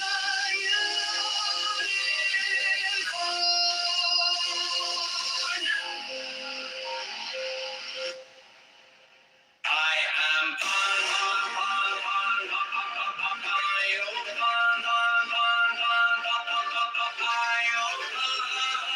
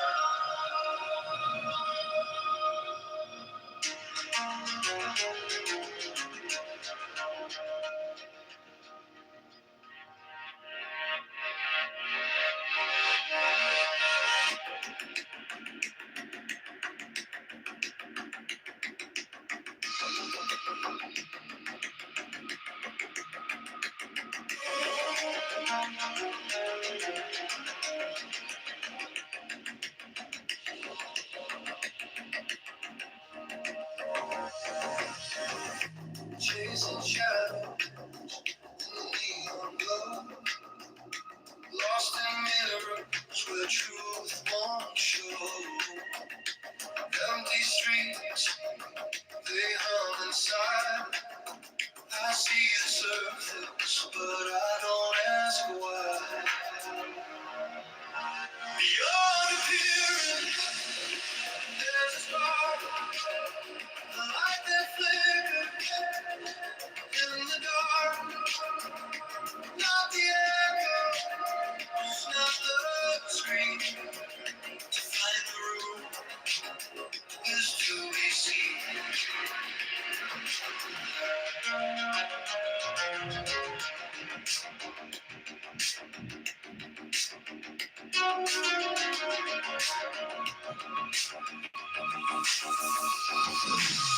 The whole world, it spins and bends. Beginnings, twisted ends. We touch the glass, we see it crack. The more we reach, the more it lasts. Inside the sun, the meaning waits. Through every shadow, the truth translates.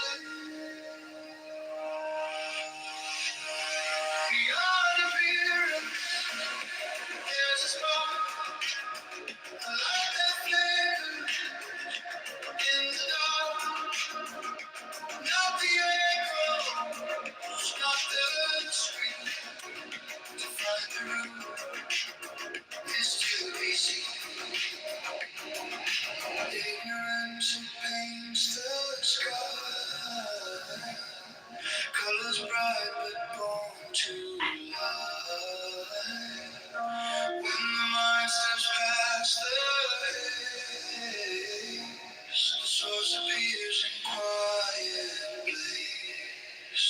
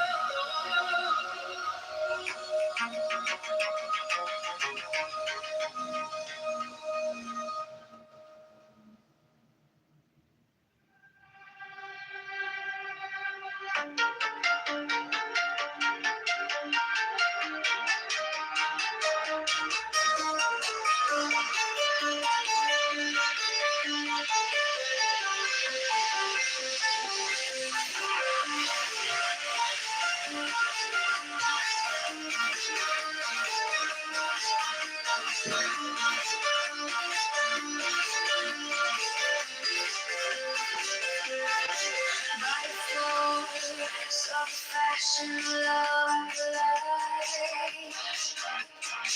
Through the shroud, through the cloud, where secrets reside. Through the storm, through the smoke, I survive.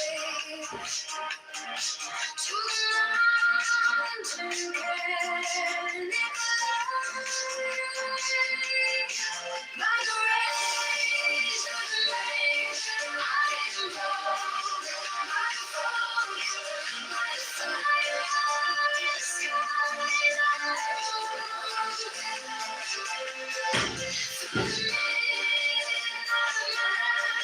sweet smoke.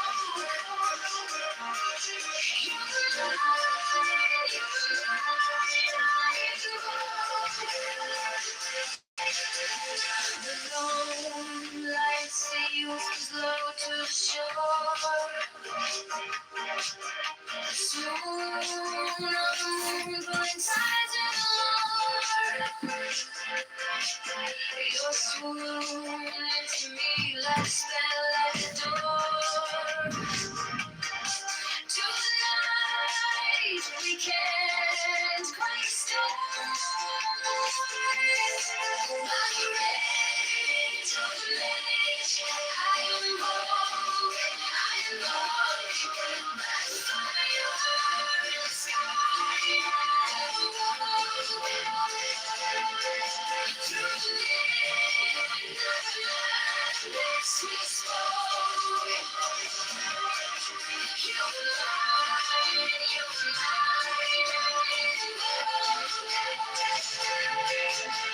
sentinel pine on the cliff clings tight, a silhouette carved in the shadow of night. The stars overhead burn cold and bright, but they can't touch the heat of that flame.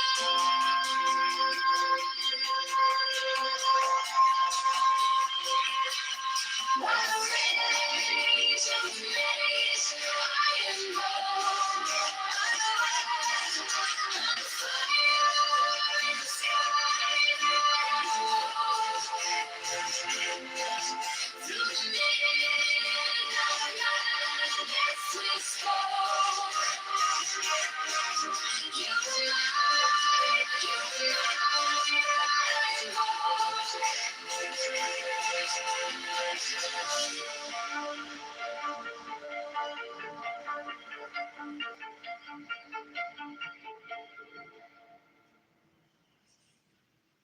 You thrill with listen, lust of light.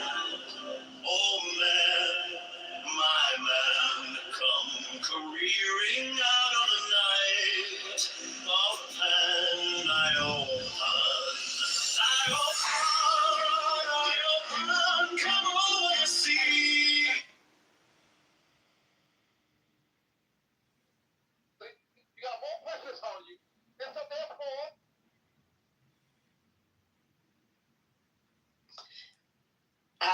I think Dr. James has read the quote, and it's Googleable.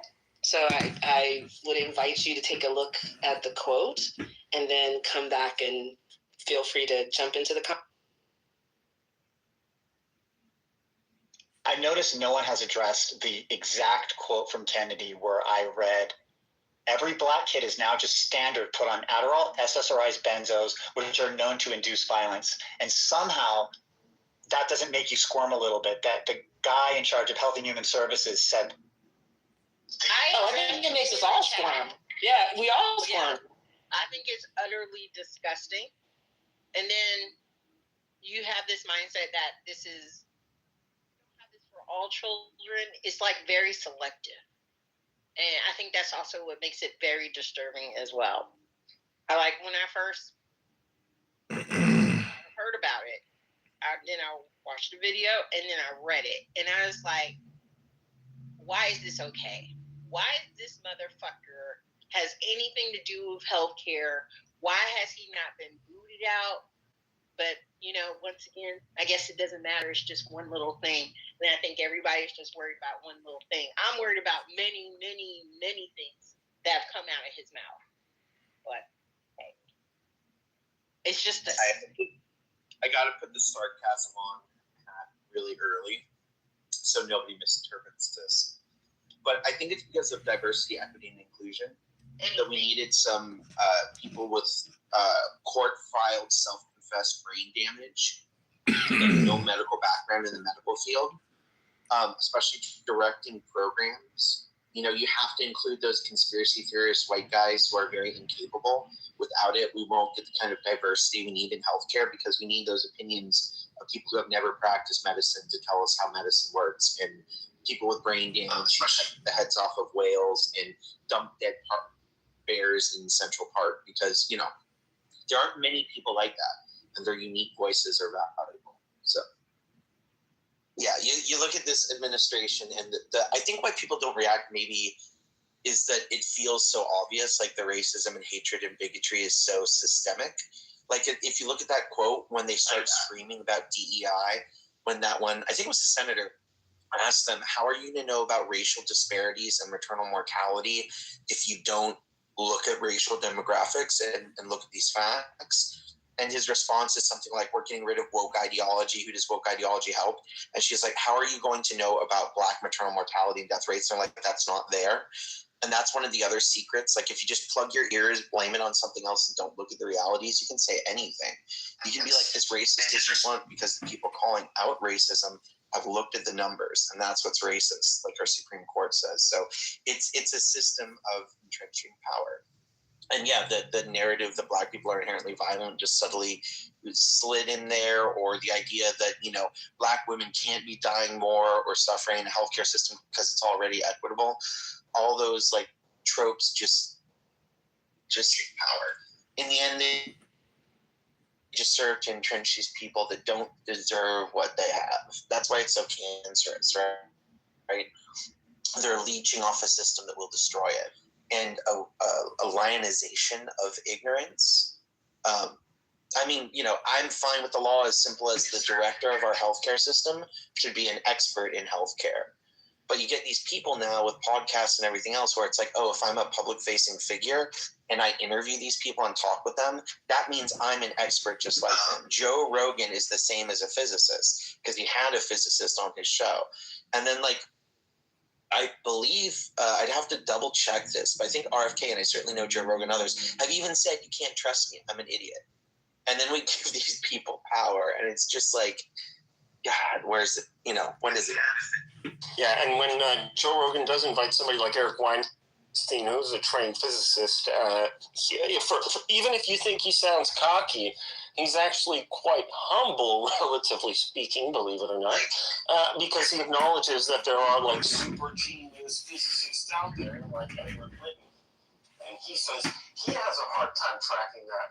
And then Joe Rogan in that episode is like, oh, okay, well, then I guess I don't understand anything, And so, you get that once in a while, but I don't feel like it's front and center enough, or at least like a reminder. Maybe there's a way to fix this, maybe not cognitively, maybe not psychologically, but maybe with tools.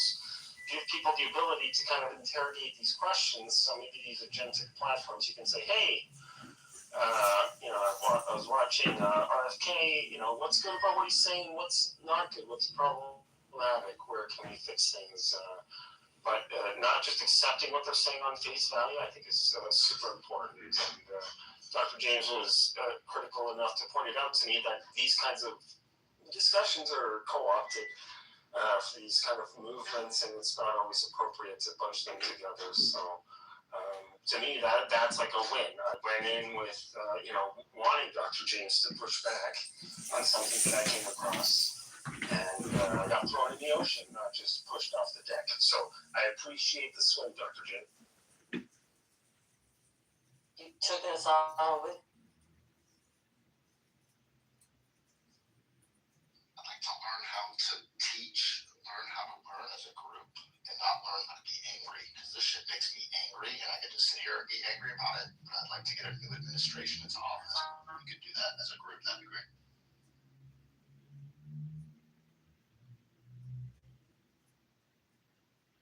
was a little confused what you meant by that. Do you mind? I think I might resonate with you, but I'm not sure. Can you explain? And this is very genuine. Can you explain what you mean or like where you're coming from? What I mean by what I just said. It might just be a me problem where I didn't uptake it right, but I think, yeah, I misunderstood you. You're saying when someone says something, it's to grab attention. Politics is all about attention, but it's not teaching us what we need to do as a society to move forward, as opposed to just sit and be angry at someone who's a fucking idiot. Like, this guy sounds like a moron. If his quotes are moronic. Now, MAHA is essentially trying to connect SSRI use to opiate dependence, and there is a sort of solution that's been proposed. He ran on this, which is that they want to create, farms, camps for our kids and our adults to go to, rehabilitate and to go work hard in the sun and, essentially grow organic food, and because food heals everything. And a little God in the mix, perhaps. It's insane. And it wouldn't, and it's true. That's the thing. And there's been a push more and more in this direction. So that's kind of what this stemmed from. Was my response to something that Io shared with me, because I understood the context. Who was pushing kind of this idea of the framing of somehow SSRIs are equivalent to. I understand that's your industry, and that would make me pissed off of my industry too. So I understand that. Only because people, the fact that so many people are dying by suicide, and those numbers have increased. Not those numbers have increased.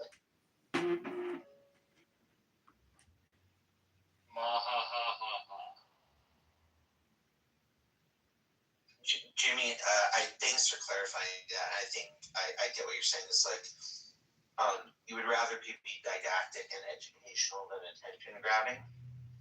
And I think that if I understand you correct, I think that's a really fair thing to ask of leaders.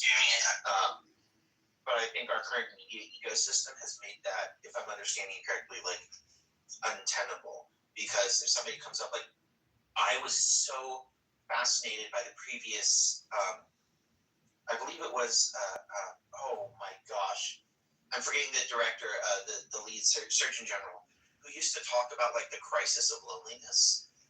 And I didn't think it was initially as serious, and then I looked into medical data and it was shocking. And it was educational. I could hear him talk and learn something. But I don't think he'll be remembered. And right now, with the media cycle, you need to be constantly remembered and gotten attention to be worth anything. So I think that might feed into what I think it obviously feeds into what you're talking about. And I think we've also started to demonize education.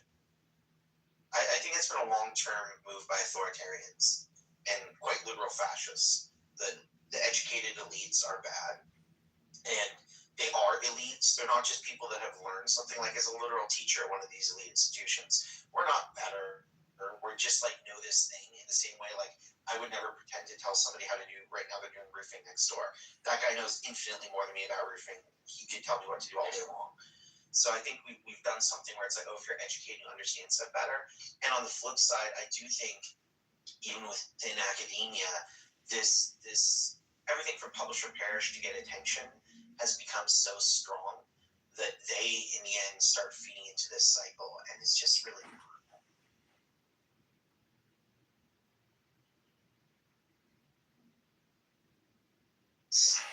Well, isn't disdain for education, isn't that one of the 14 indicators of fascism? Yeah. It's just a lot of times when you talk about it, you get triggered, so I'm trying to be soft. But yeah, like, it's one of the first things that fascist authoritarians as well. Like, it's a classic playbook, right? Destroy the universities, destroy the academia, because if it studies the prescribed thing, then then it can critique the thing and engage with it. Can I say something that's not popular, Byron? I've noticed this in group things, or if I'm in a group room in Clubhouse.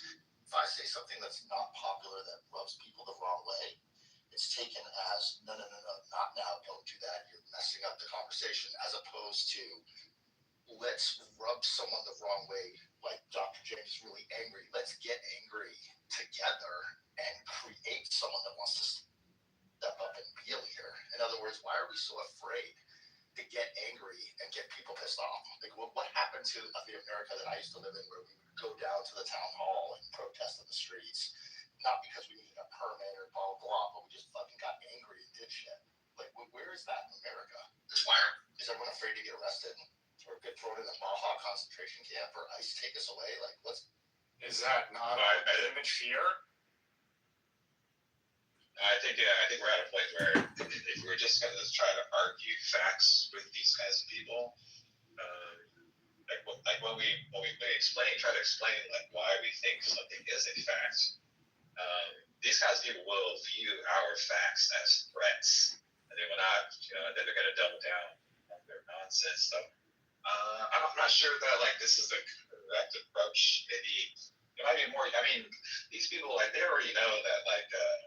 Trump is a bad guy, and like they kind of generally hate the stuff that he does, but they trust him, which is kind of a weird juxtaposition.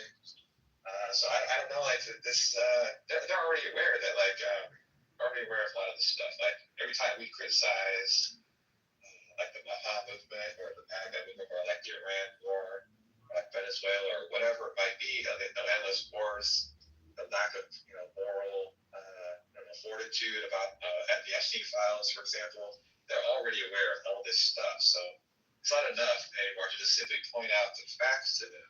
They're already aware what they are. So I don't know. What do you guys think is the next thing?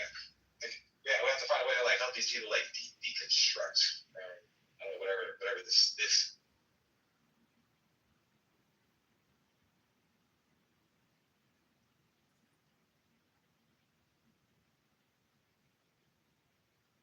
Really feel what you said there, and I think to what both of you said, I think, look, somebody close to that friend I referenced earlier, my longest lifelong friend, the friend, literal friend of a friend, but one of their closest friends was the Buddhist peace activist that was locked up and tried to be sent to an El Salvadorian prison and missed the birth of his child because he said he was against any conflict in the Middle East, and he is not for the killing of any life.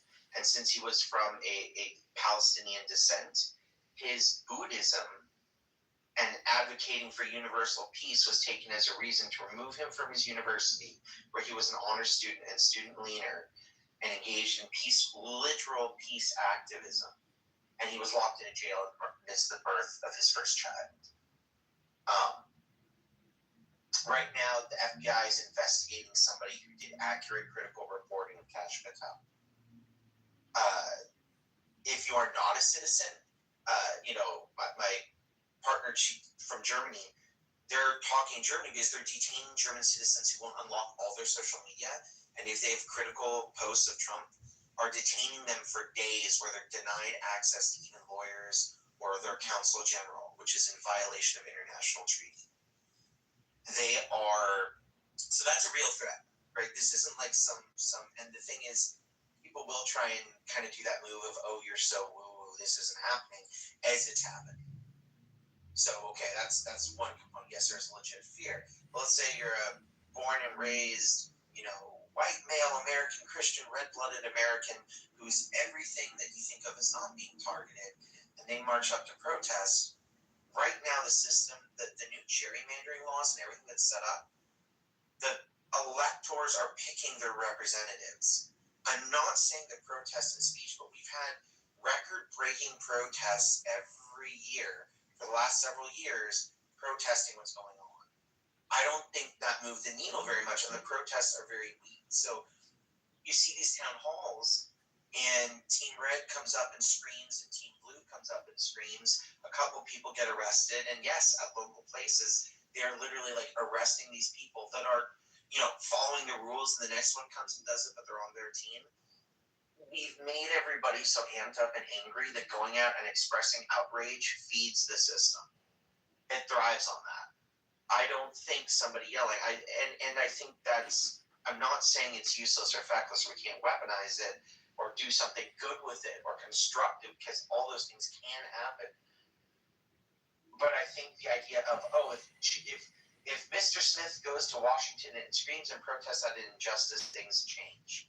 No, Congress is hardly ever in session and pass almost nothing.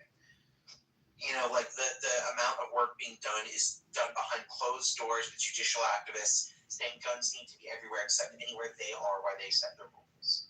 It's the hypocrisy and insulation of the powerful where they want people outraged and screaming. Like, if all the left just disappeared and all the right wing that's in power had utter absolute power, there would be this break because when people are upset, where do they go? But while there's these two kind of mediocre, middle of the road, you know, this argument that it just drifts. And right now, if we're being honest, the drift has just been to the right. It's like we have the center right party talking about how insane the far right party is. So let's meet in the middle at like the right. And then, okay, so the right's fine and they're like extreme fascists. Let's just meet at far rightism. And it's demonstrably been happening in America. You know, like, name the last president that didn't drop bombs in the Middle East and try and attack people.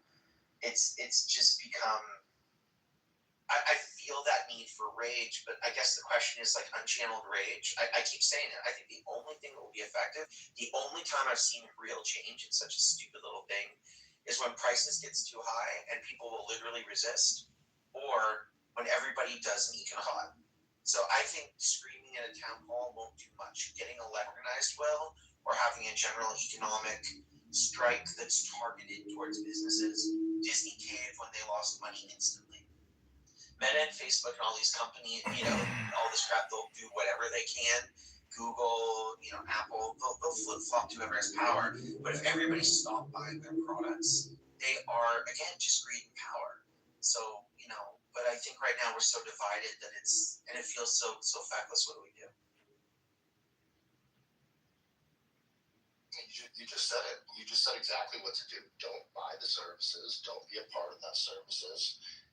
Create a campaign that communicates for other people why it's so great to not be a part of Disney and get ready for Disney Plus. Start a movement. Start a bagel shop where you cut a bagel in half. One side is Republican, the other side is Democrat. And you go to the condiments and you see exactly how much of our tax dollars are taken out by representing how much cream cheese is in the condiment dish.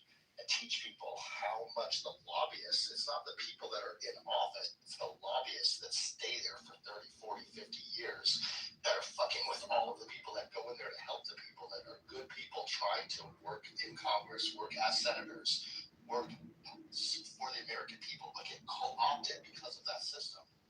Start a movement that educates. And if no one wants to do that, let's just stay ignorant. Has anyone heard of Bank Transfer Day? Yes, I've done that. I've heard of it. You want to tell us about it?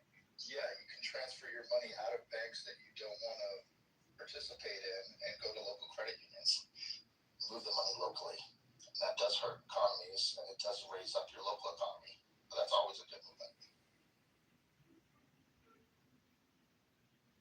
Thank you for that. I may just do that. Yeah, one of the only pushbacks. The only pushback I get on that is I already have my stuff and it's inconvenient. It's just a matter of reprogramming your direct deposits and reprogramming how you pay your bills automatically. Nobody does banking anymore. You know. Yeah, I think there's some truth to that. And by the way, like, I would just echo, for whatever it's worth, if anybody wants to hear from another voice, credit unions are extraordinarily legit. Like, and banks are shady as hell and probably hurting you if you're there. You're a tool, whereas you're an owner with a credit union. But to your point on education, here's what I found as a literal educator and teacher. People right now hate being taught to. They like choosing who to learn from. So if, you know, let's say, I don't know, Jordan and Io each go make podcasts, and one extols the virtue of AI and one extols the virtue of psychedelics for solving the same problem. The problem is right now that this is the pro and con of decentralization. You can find your own microcosm to learn about whatever you want. So people really hate when somebody teaches something as like objectively true that is challenging or limiting, and they resist that.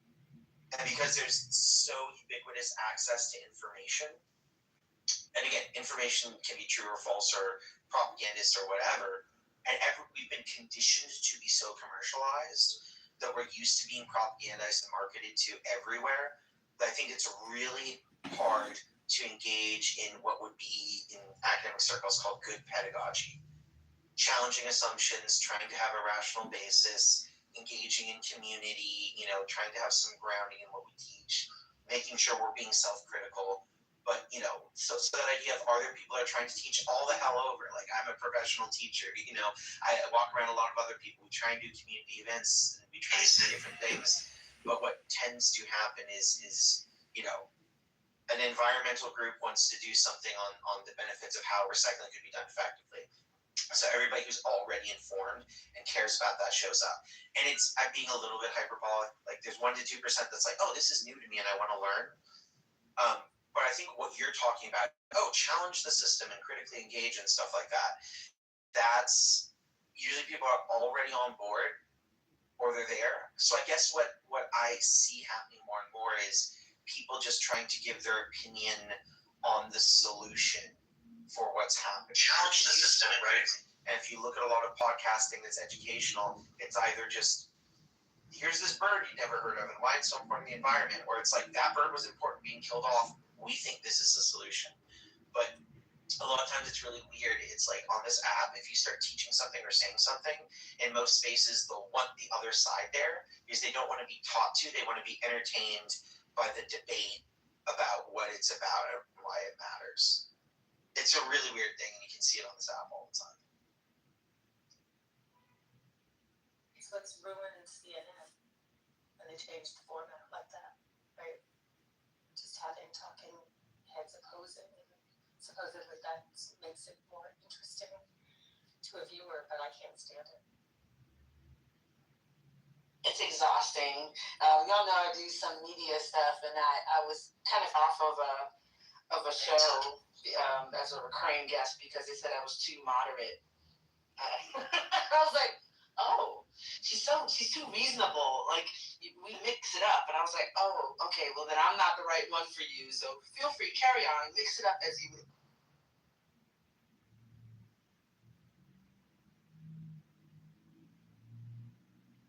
It's so funny because I think you are very, I wonder if they meant moderate or you're, I'm saying the right words, like not graceful, like you're not non-confrontational, but there's some degree, you don't want to just shut down argument off. And I think what they meant is they want that because I don't know, I think, what's that, Everett? They want that back and forth. Because if you shut it down, you don't have you going back and forth with the points. Exactly. Once it's shut down, it is what it is. Yeah, I was like, you don't want me to be right? Well, I mean, you'll just come out and you'll just like say something and it'll just end the argument. Huh? It's like, okay. Exactly what we need. That's what the society needs, but that's not what they need. Yeah, exactly. They need conflict. Conflict makes people tune in. Right. I think it's a really interesting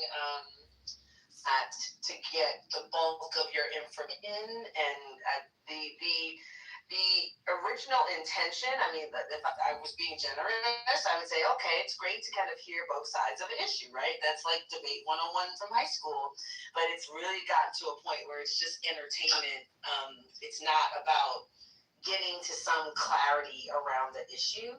And it's bizarre in a 24-hour news environment. Like, you have all the time in the world. Why do we have to answer this in 45 seconds? Why did you choose that format as a way to kind of address this like huge problem? I think it's bizarre. And then the flip side of it is Joe Rogan gets on for 3 hours. And and it's successful. So like what you're saying isn't even true about attention spans and whatever. So I think it's just a fascinating place that we've come to into how we discuss things and how we think about things. I think a lot of this comes down to I love I missed who it was who said like it's profitable for them or is it good for them. I think one thing I think about a lot is like obviously debate's my career and I think about high school debate and it's extraordinarily problematic. Like that's why I'm always one toe in and out. A huge part of my teaching is literally just encouraging kids to be critical of what they're doing and think about it. Because it does encourage like as long as debate is a game and that's what we've kind of turned life into, this kind of kayfabe of making everything performative, then okay, like, should we, today's debate topic, are black people 3/5 of a human? Let's have a really good debate on it. And you're going to be on this side, and you're going to be on that side, and let's talk about their humanity. And this, a long time ago, started to become an issue of like, well, is that good? Like, we're picking the topics. So a huge thing of a debate is like, what topic? What's the format? Do we all have to disagree? Can we all agree with the topic? And sometimes this limiting of it can lead you to a really higher place where you end up like not engaging with the topic, but engaging with the system or engaging with how we engage with this kind of meta conversation of what you're doing. But it makes it very insular and unreal. And I actually see that reflected in our real life. I see that with our media and stuff like that, where it's like the performative, like, let's bring on the left winger, right winger. They just killed 3 babies. How's that going to help them? Gas prices are up. Will that affect Democrats in the midterm? Did Biden up gas prices? Oh, by the way, 1 million people died. Okay, back to, you. What do you think about on this and that? And it's this performative joke. And what I've been trying to do myself is, I don't think there's a way out of that, really, with how it is, because all framed is like good and bad. Which team are you on? So I've been trying to make things, it might sound kind of weird, but algorithmic in a very human way.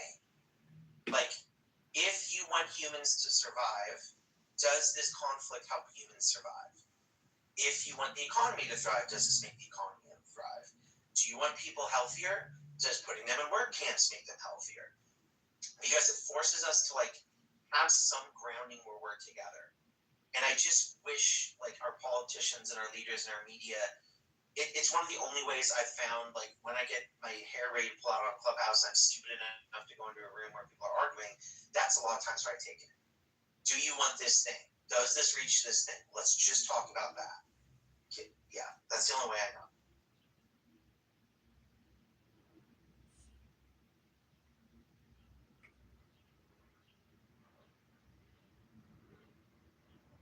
I see that Elliot just came to the stage. Hi, Elliot. What'd you like to add?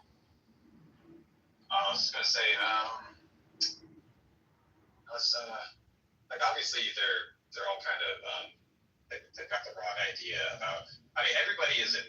I mean like just about everybody is an expert at identifying problems and faults in some kind of system or another.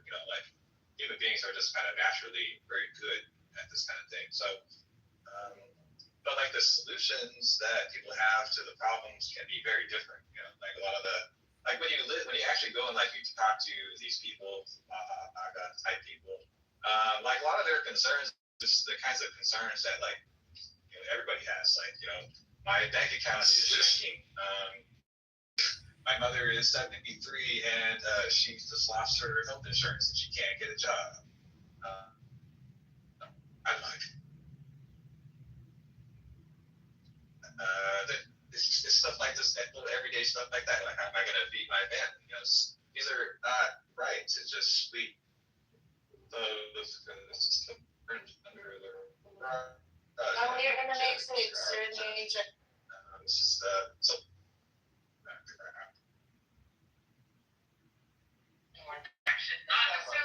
You're in the matrix a little bit for me. My bad. Yeah. What do you think about on this and that?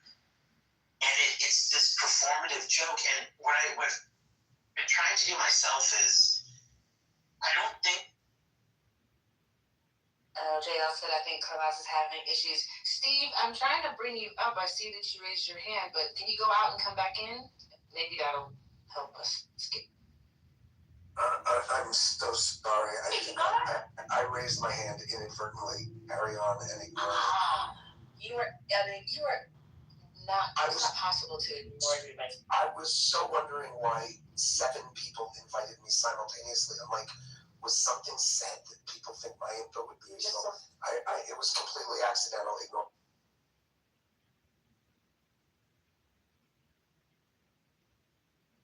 moment of levity. There used to be this show, and my favorite character on it was like a 15-foot tall character that would just come around and yell at people as loud as they could to ignore him. And so I can feel Steve coming up to Eddie and be like, no, please ignore me. It's just the best attention getter you can get to.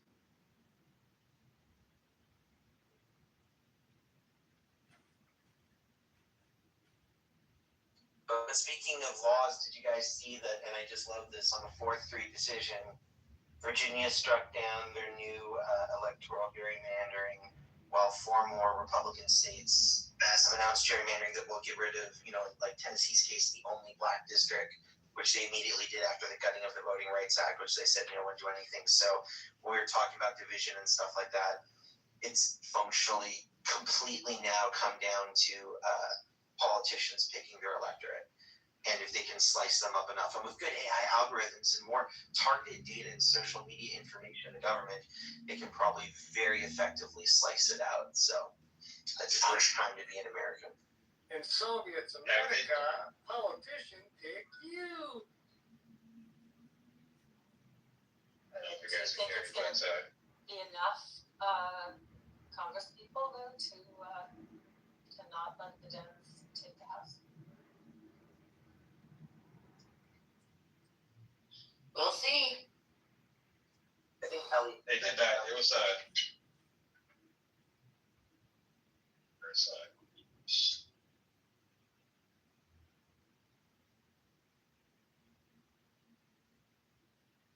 Elliot, are you trying to talk? Because I see you unmiked, but I can't hear you.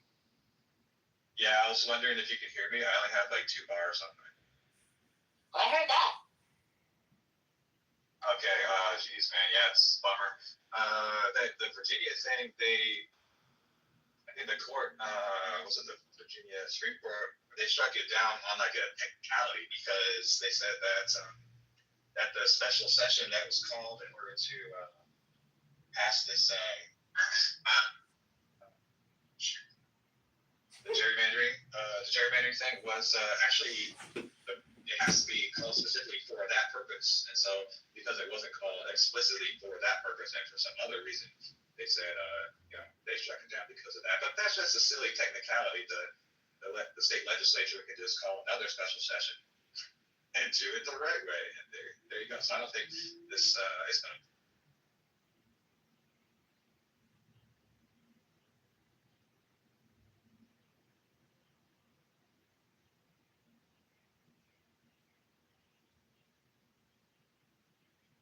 Yeah, it's a bummer. The idea of kind of like, this is my woe is me kind of statement, like this feeling like only one side has to follow the rules.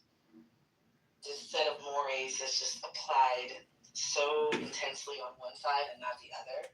I hate asymmetry in the way that it's happening, right?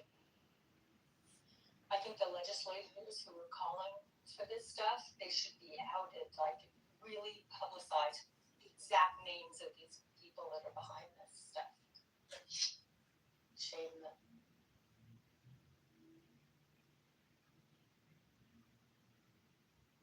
But would it shame them? I think winning is everything.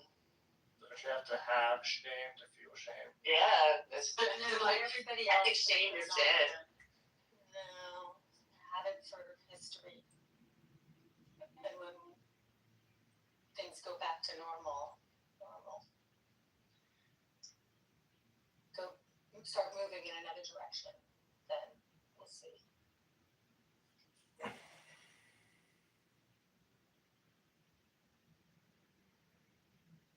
Yeah, I think that shame is an interesting concept in these conversations. I think I'm not seeing a ton of shame. I'm seeing a lot of victory around successfully advancing,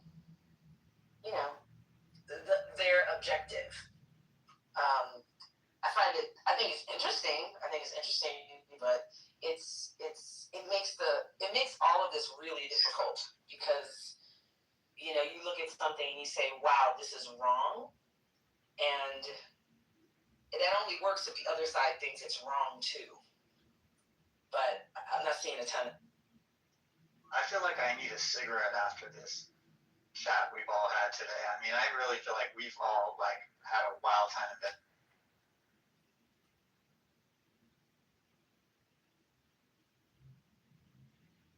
IO is to blame for the entire thing, by the way.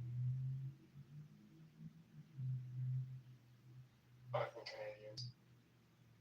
And then IO's got that mad scientist energy. Jersey James sure was in the house. Oh yeah. Too bit, Jeff. Dr. James, I'm sorry. I just came in this room to tell you, last Saturday we were talking and I was trying to get you to play the sports book to invest your money into the Philadelphia 76ers. So you What made a ended? ton of money. They ended up winning, and it was the first time they were a team down 3-1 ever won. So you would have made a lot. So you gave me good financial advice that I didn't take, and now I gave you bad betting sports advice that was stupid, and if you had listened to me, you would have had a lot of money. therein lies the rub. I can see the allure. But I'm using that as a metaphor for what's going on in our country right now, because that's kind of where we're at. A bunch of people didn't want, these stupid people in draining the swamp. We don't want these corrupt people in our government. Let's vote for someone who's not a government person. Let's vote for Trump. He'll take care of us. They're kind of like, I was watching a documentary on Hunter S. Thompson last night, this old gonzo form of political writing, and I feel like we need a few Hunter S. Thompsons to come in and fit in the con. I'm not familiar. Who's Hunter S. Thompson? Fear and Loathing in Las Vegas. Essentially, he used the character in this book. He was a political writer, I say back in the day, back in the 70s or something, that he would, he didn't just talk politics directly about the thing in a literal way. He talked about the entire context of it, like the zoo, the landscape of, so like if he were reporting on, let's say some horse race, he wouldn't report on the horses who won. He would report on all the people who come to see it and all the different, cultural people groups within it, and kind of the way, kind of the grotesque nature of the entire process itself, and had kind of a meta way he would dissect it by taking things to kind of its ultimate extreme. And so he had this character that he built around himself that the movie Fear and Loathing in Las Vegas was about, for example, where it was basically a way for him to say the things he wanted to say, but through the vehicle of a character that was extremely extreme, I guess, for lack of a better word. But he was also an extreme character in real life too. So it was almost like he created a fictional character that was actually him to be the vehicle of what he wanted to say. I just feel like it kind of fits.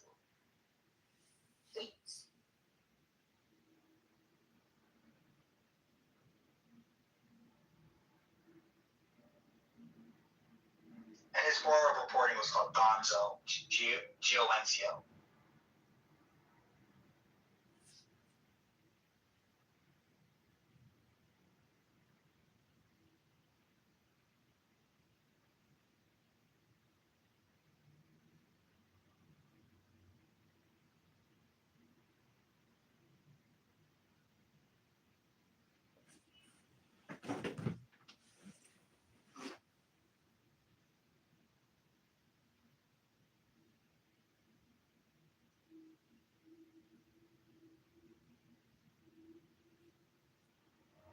Mine is the head of the man, and my insight is keen as the hawk's. By my head I invoke.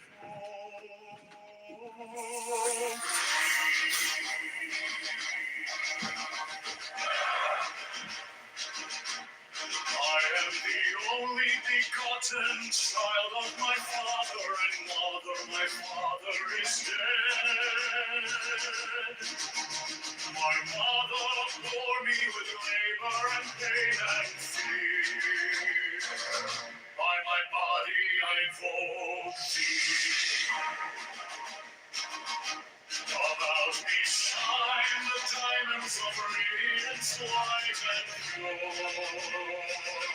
By their brightness I invoke thee. Mine is the red triangle, reverse the sign, given of none save it be of thee alone. By the Lamb I invoke thee. Mine is the garment of white, sewn with gold, the flashing light I wear. By my robe I invoke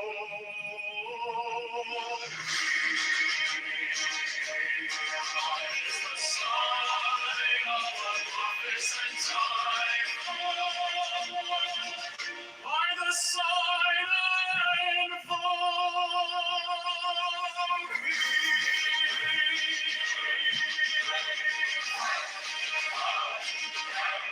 Mine is the turban of white and gold, and mine the new vigor of the intimidated. By my crown I invoke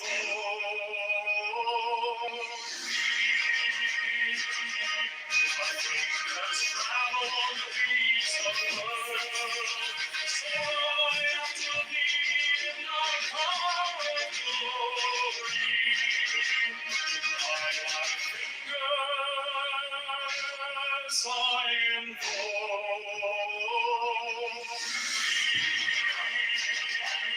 I bear the wand of double power in the voice of the Master.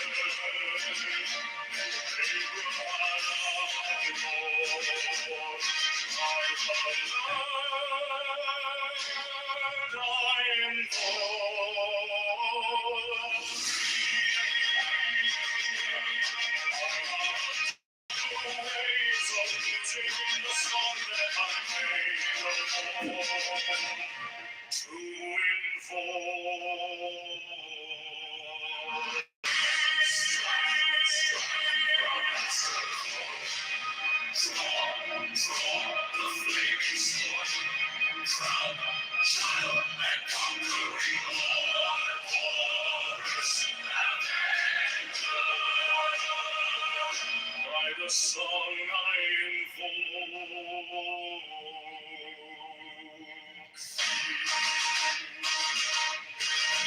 my hand is thy sword of revenge.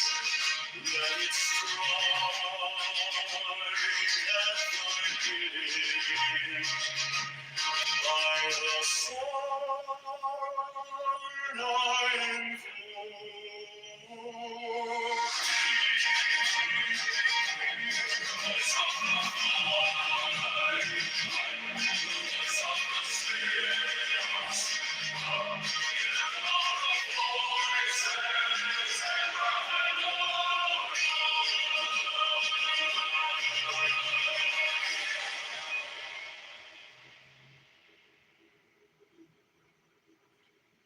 Mine is the head of the man, and my inside is keen as the hawk's. By my bed I invoke thee. I am the only begotten child of my father and mother. My father is dead. My mother bore me with labor and pain and fear. By my body I invoke thee.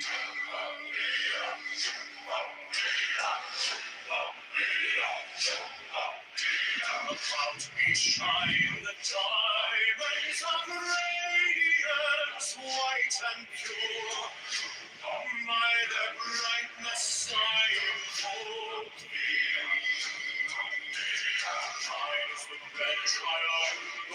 the sign given of none. Say right now is for accurate time to stop citizen. I invoke thee.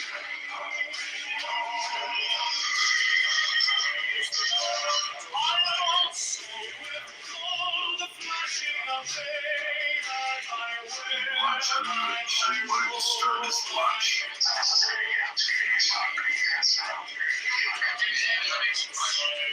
What's it all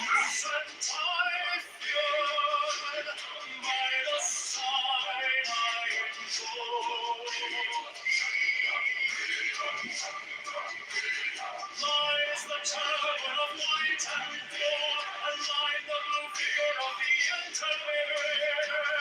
By my crown I invoke thee.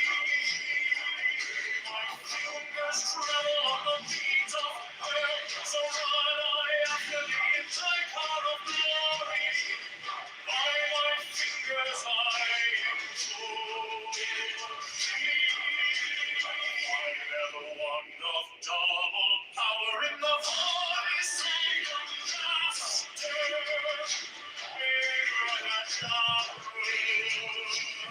By the word I invoke thee. I know wait on you in the song that I made of hope to invoke thee.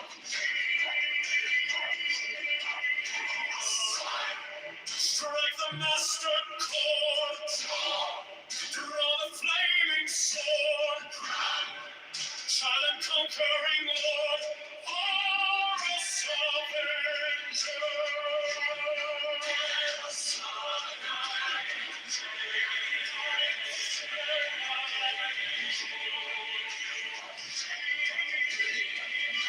My hand is thy sword of revenge, and strike thy cheek.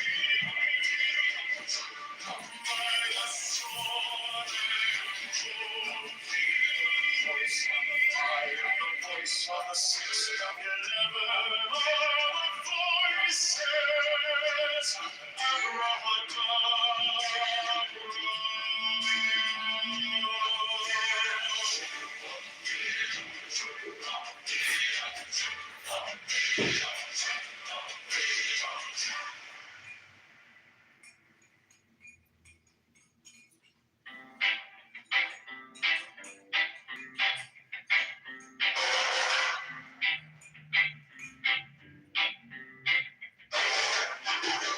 mine is the head of the man, and my insight is keen as the hawks by my head. I invoked it. I am the only begotten child of my father and mother. My father is dead. My mother bore me with labor and pain and fear. By my body I invoke thee.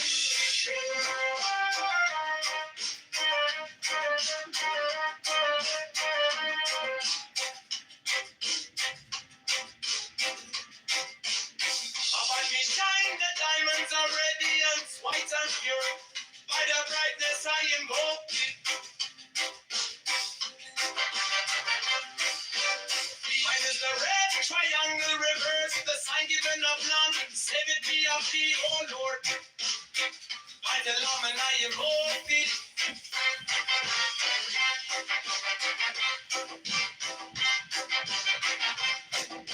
Free mine is the garment of white, sewn with gold. The flashing of eye that I wear by my robe, I invoke thee. Mine is the sign of a prophet and typhon. By the sign I invoke thee. For mine is the turban of white and gold, and mine the blue figure of the intimate hair. By my crown I invoke thee. My fingers travel on the beads of pearl, so run I after thee in thy car of glory. By my fingers I invoke thee. I hear the want of double power in the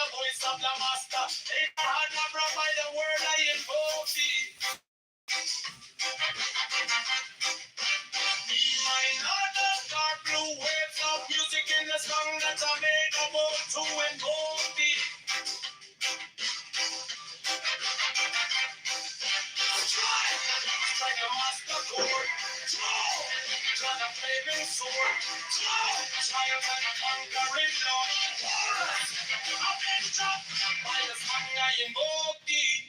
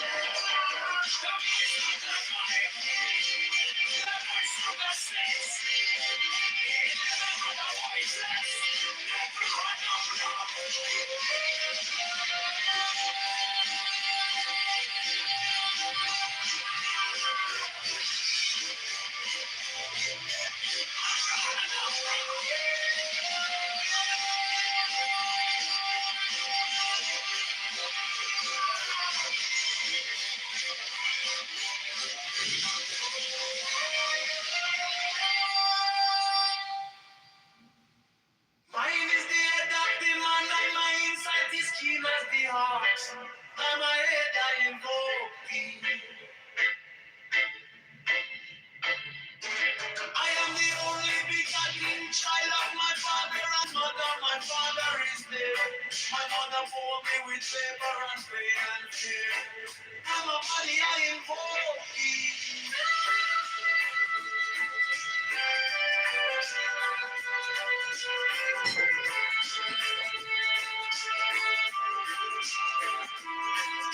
Only shine the diamonds of radiance, white and pure. By the brightness I invoke thee. Mine is the red triangle reverse, the sign given of none. Save it be, oh be, oh Lord. By the Lamb and I invoke thee.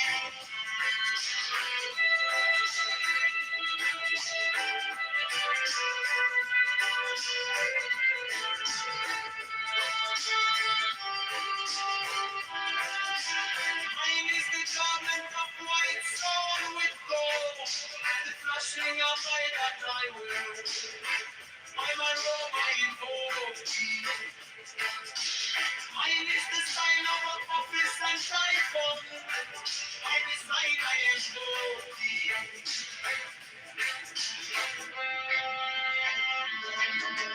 Mine is the garment of white and gold, and mine the blue vigor at the end of the year. I'm a robe I invoke thee. My fingers travel on the beats of birds, so run I after thee in thy car of glory. By my fingers I invoke thee. For anyone that's the power in the voice of the Master. Abraham, by the word I invoke thee. Mine heart is not blue, waves of music in the sun that I made a vow to invoke thee. Strike the master hold, strike the flaming sword, join the conquering Lord, oh Lord, amen God, by this word I invoke thee. In my hand is thy sword of revenge, let it strike, I stand with thee, by the sword I invoke thee. The voice of the body, the voice of the sick,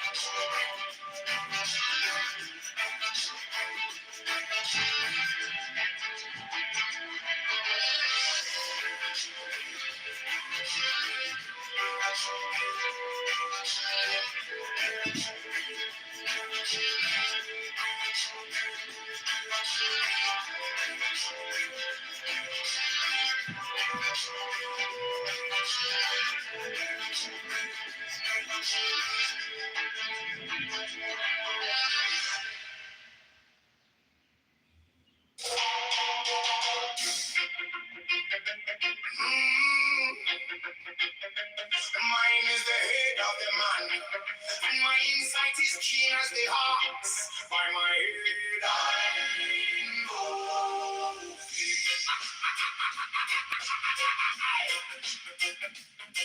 I am the only begotten child of my father and mother. My father is dead. My mother bore me with labor and pain and fear by my body. I inform thee about me. Shine the diamonds of radiance, white and pure by their brightness. I inform thee. Mine is the red triangle reverse of the sign, giving of none save it be of thee. Oh Lord, by the layman. I inform thee. Mine is the garment of white, so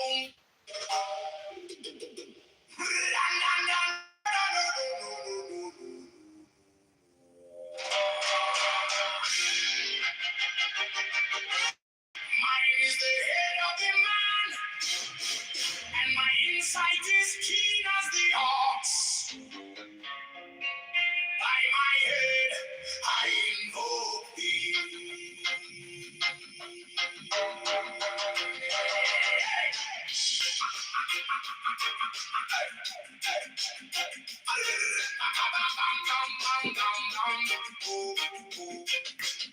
I am the only begotten child of my father and mother. My father is dead. My mother bore me with labor and pain and fear by my body. I invoke thee. About me shine the diamonds of radiance, white and pure. By their brightness, mine is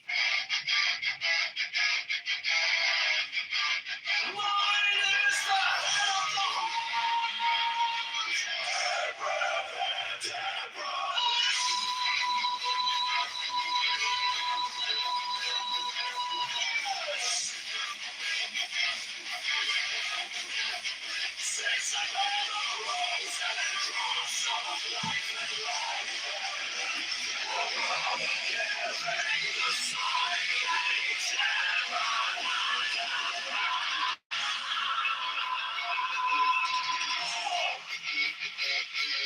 remaining in the sign, the invocation concludes. Therefore I say unto thee, come now forth and dwell in me, so that every spirit, whether of the firmament, or of the ether, or of the earth, or under the earth, on dry land, or in the air, upon the air, or of rushing fire,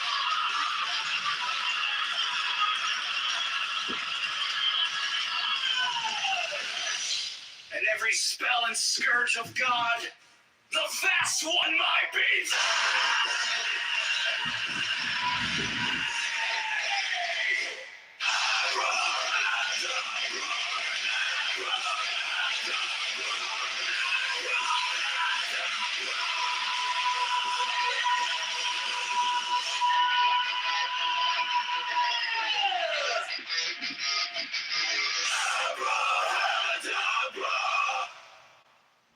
Mine is the head of the hawk.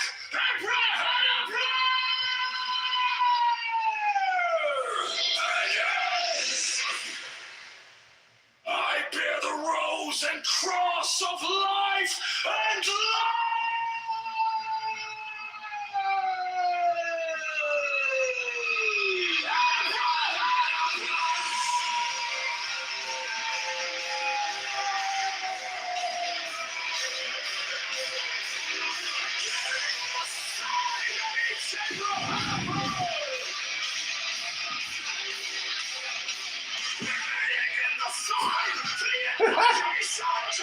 Wouldn't even be wrong with that.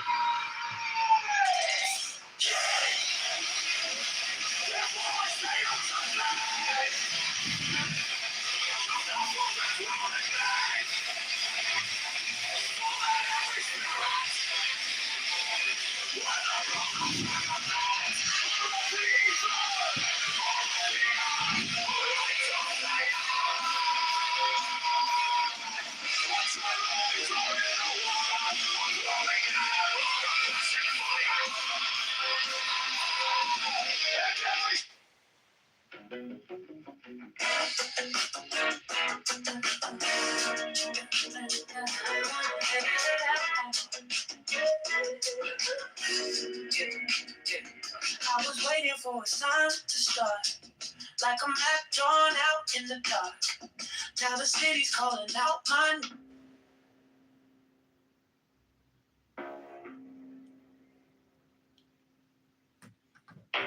Give me the sign of the open eye, a riddle of shadows where whispers lie. The thorny thigh, the maddening cry. Open, open, open. I am awake, the serpent shakes.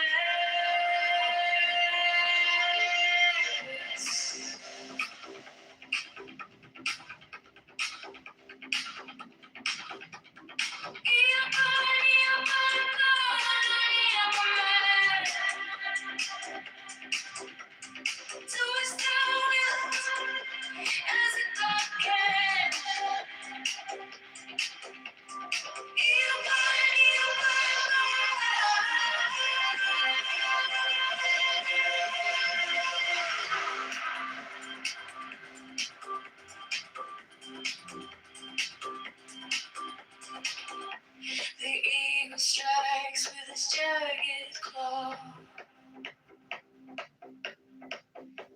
The beasts emerge as the gods withdraw. A storm of silence, a broken love.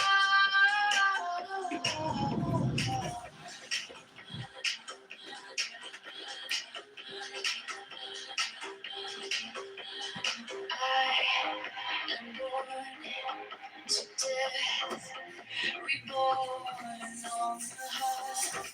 I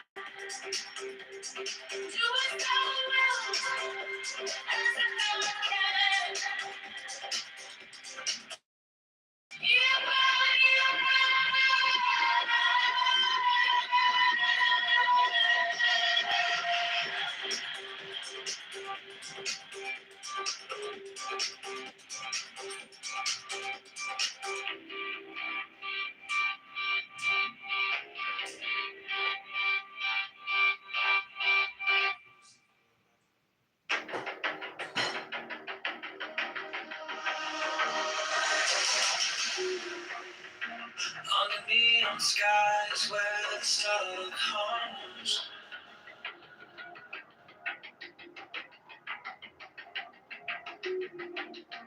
Shadows whisper truths as the baseline drums.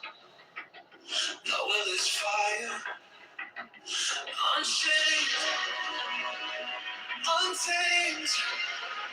No path is written, no soul is blamed. Flowers so ripe unto thy will. Feel the stars, let the silence fill your way.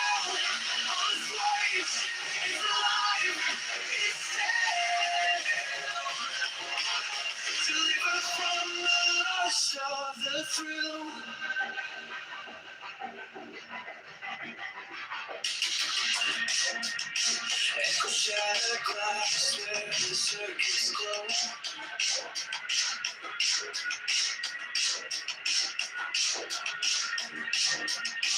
The clock ticks slow, but it doesn't show. No purpose, no tether, just a beating sync. Every way perfect, till the edge, on the brink. No chains, no bars, just a void to fill. Every pulse, every spark is a perfect well. Thou hast no right but to do thy will. Feel the surge, let the silence fill your will. The strength is alive, it's dead. Deliver from the lust of the thrill. In the endless dark where the echoes play, no other shall say nay, no other shall stay. Through the wires, through the smoke, let it all decay. The will remains forever in the fray.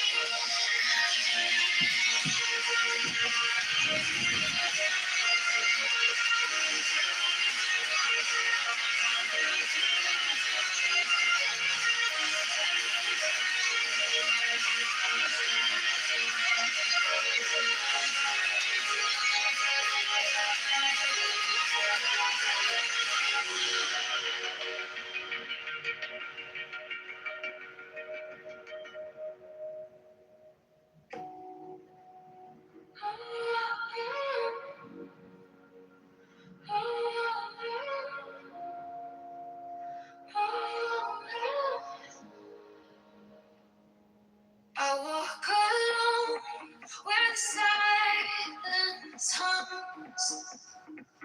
No shadows chase, no voices come. The air is still, it wraps me tight. No fear, no sin, no way to bear. The sweetness whispers everywhere.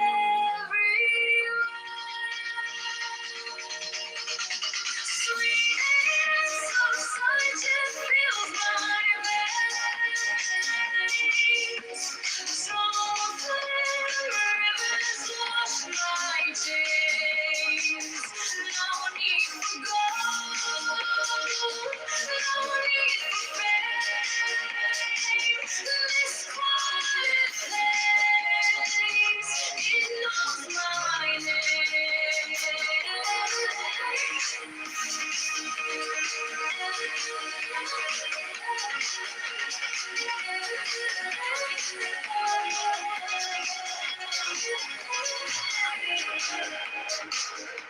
The gift of health, it lights my way. Contentment blooms where I choose to stay. Trust is the bridge where hearts align. No fear, no sin, no way to bear. And the sweetness whispers everywhere. Sweetness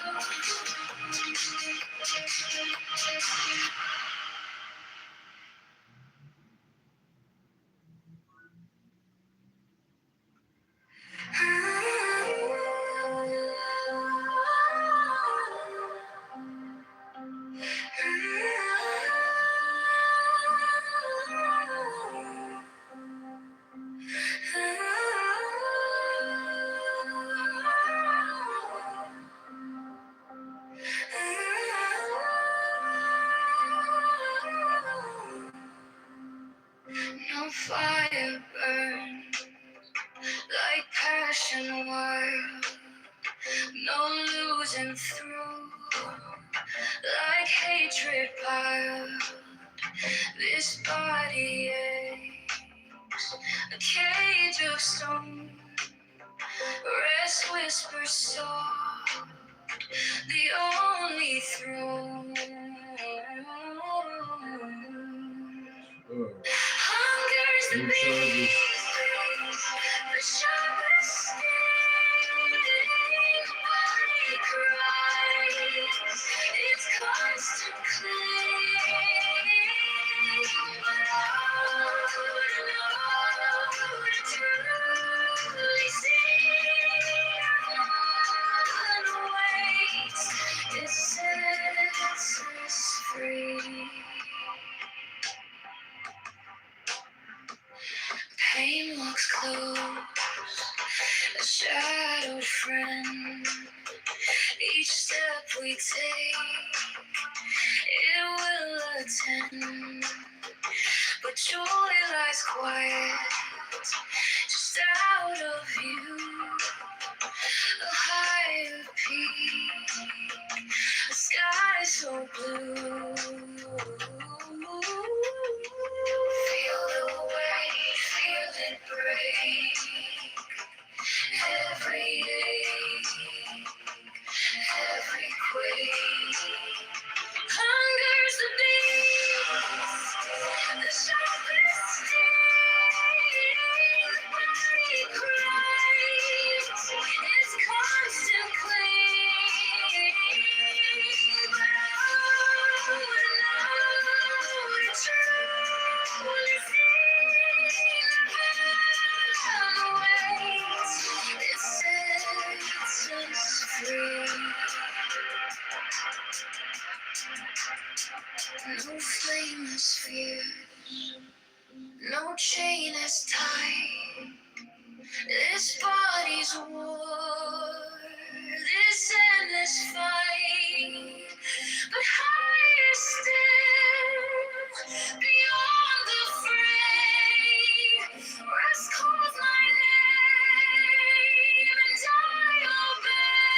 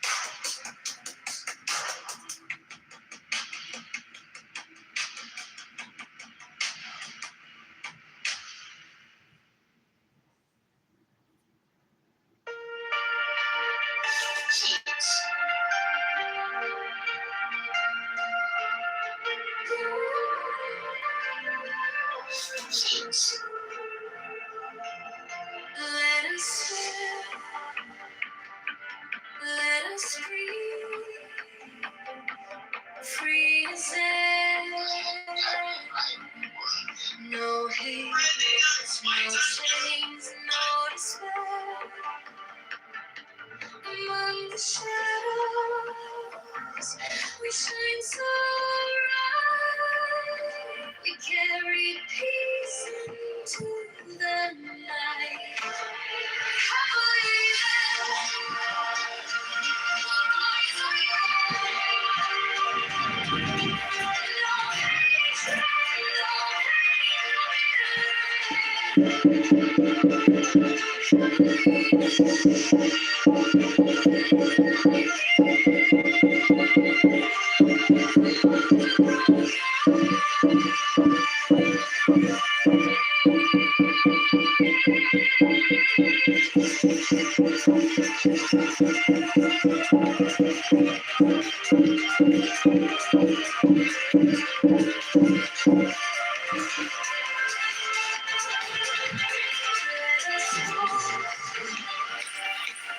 let us heal, free from strife. No ailments cling, no weight on life.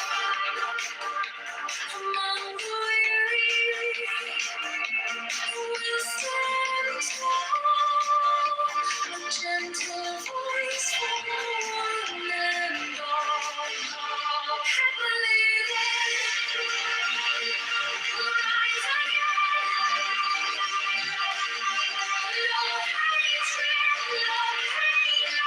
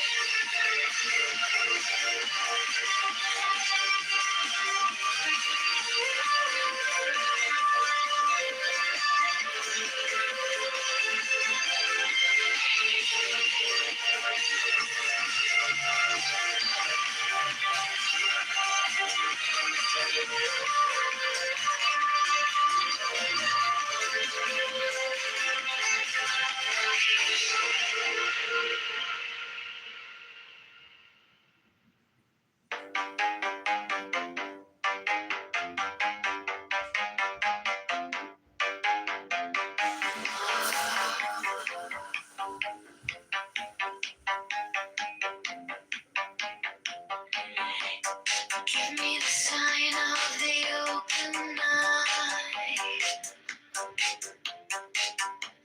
A riddle of shadows where whispers lie. Thorny side, the maddening pride.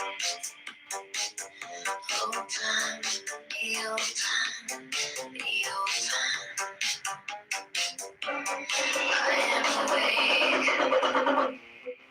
The serpent shakes. The open, I am one. Do as God will, does as God can. You'll find. The eagle strikes with its jagged claw. The beast emerge as the gods withdraw. A storm of silence, a broken law. Open, be open, be open. I am born to death, reborn on the horn of a unicorn.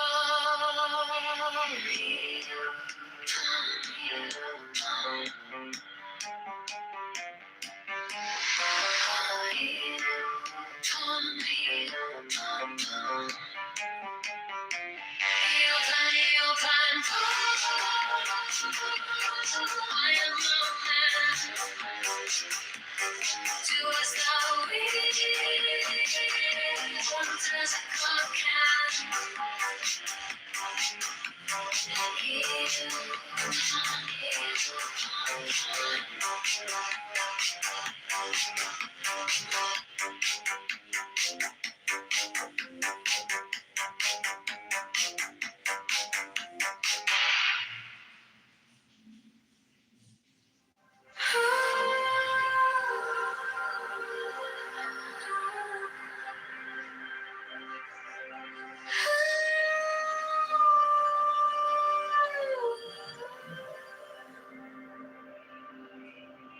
By the mystical union of fairy and fawn,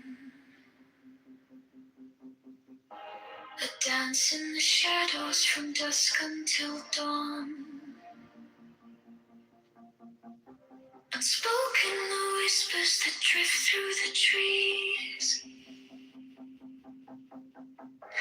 Unbroken the vow carried soft on the breeze. Oh, fiery Valkyrie, I invoke, through the flames and the embers, the spell is bespoke. Your arrows and slinging, the spring's tender glow. A force wild and brilliant, a power I know.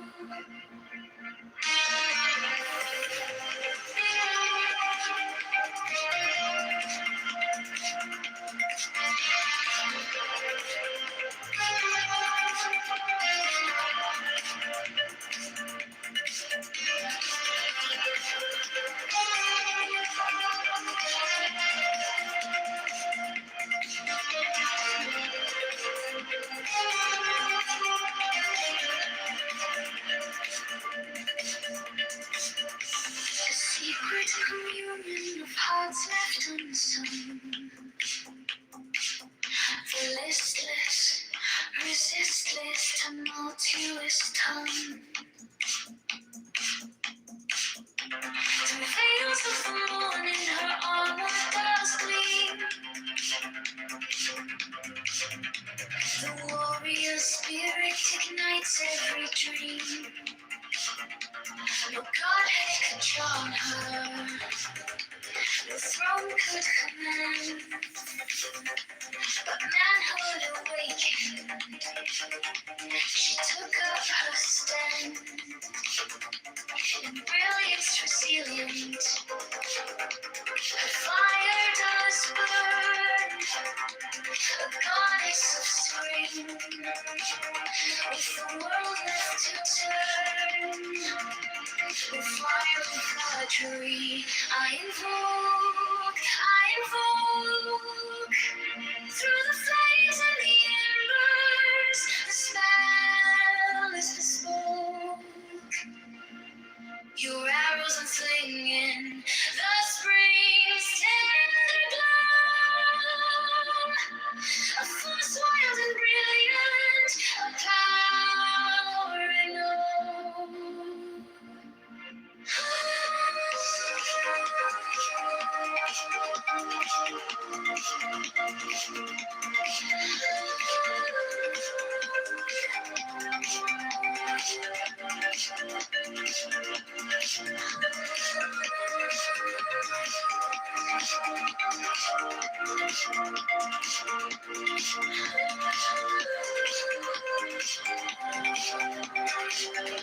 By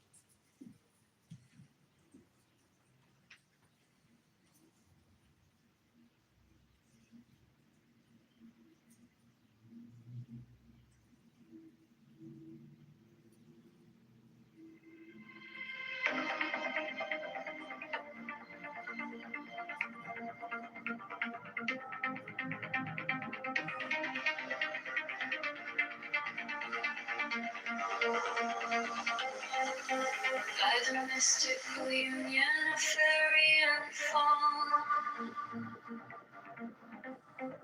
that dance in the shadows from dusk until dawn. Unspoken whispers that drift through the trees, unbroken love carried soft on the breeze. Oh, fiery Valkyrie, I invoke through the flames and the embers, spells and stars. Your arrows unslinging in spring's tender dawn. For the spark and brilliance, power I know.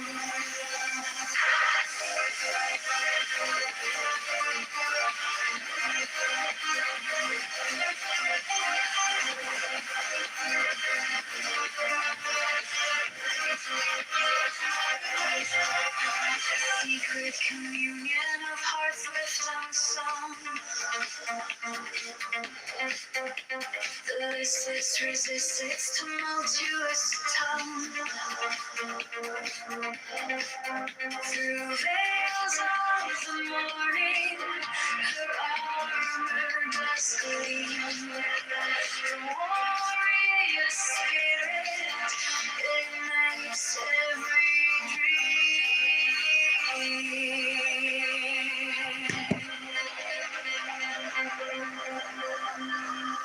no godhead could charm her, no throne could command, but manhood awakened, she took up her stand. In brilliance as the ends, her fire does burn. The goddess of spring, the world left to turn. Oh, fiery Valkyrie, I invoke. Through the flames and the embers, spell is the stroke. Your arrows unslinging, spring's tender glow. Force wild and brilliant, a power I know.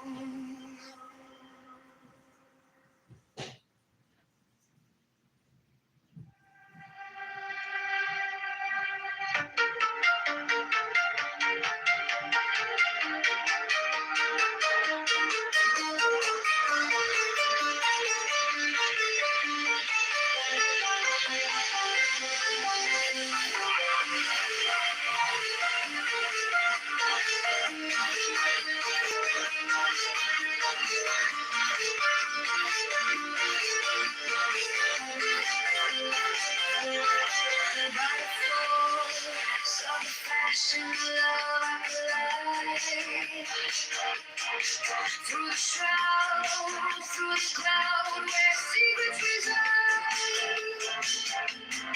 Through the storm, through the smoke, I survive, I survive.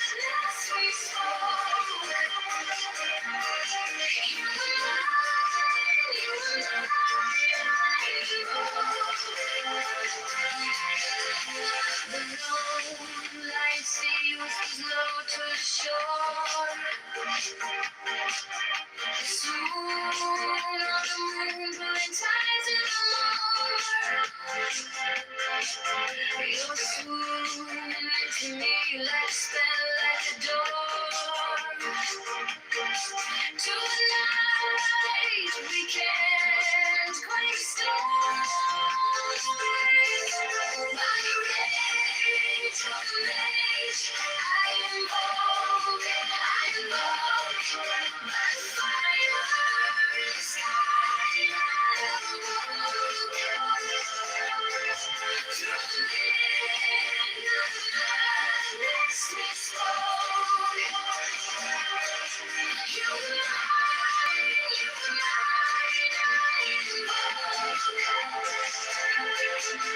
Sentinel pine on the cliff clings tight, a silhouette carved in the shadow of night. The stars overhead burn cold and bright, but they can't touch the heat of that flame.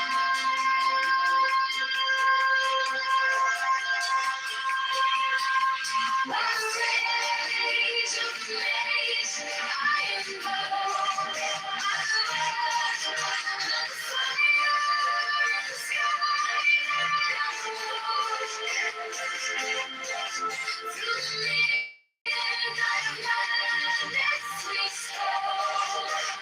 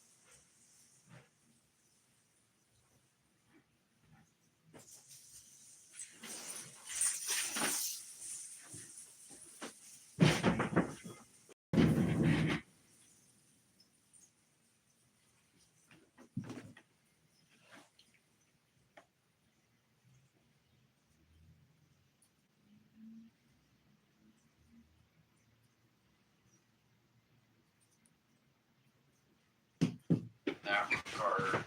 But I think you have to look at motivation very carefully. God, I'm getting a lot of thumbs up and thumbs down. I don't know who agrees and who disagrees. So, but Dr. Jordan, explain to me then why, after the Supreme Court decision, which said that congressional districts cannot be drawn up taking into consideration race to favor any particular group, why immediately after that, I think 4 southern states rushed to redistrict in a manner in which eliminates black representation in Congress if it's not racial. I'm going to have a hard time understanding that, but I think probably if anybody can convince me that I'm wrong in my observation, it is. Well, I don't want to expose my naivete. I'm just simply speaking from a larger,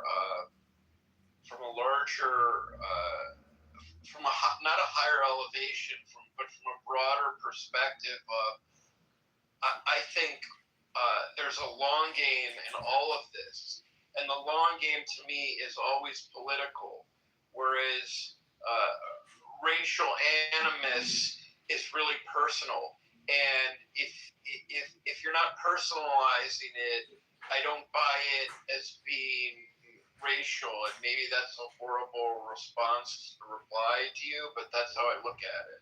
No causation between the Supreme Court decision and this rush to redistrict in the manner in which they are redistricting. Well, I see racial undertones, but I see the judiciary and the executive branch, whether they're filled by Democrats or Republicans, as being political always, because they're very self-serving, and so it's not to say they wouldn't resort to a racial bias in their in terms of tainting their moral compass, but the first thing, the priority to them is always the long game. I don't know if that clarifies any more or not my stance. Thank you, Dr. Jordan, and just for your own edification, I didn't give you a thumbs up nor a thumbs down. Steve, followed by Andrea. Hey, Gary. Can you hear me? Yeah. Oh, okay. Well, Gary, let me ask you this.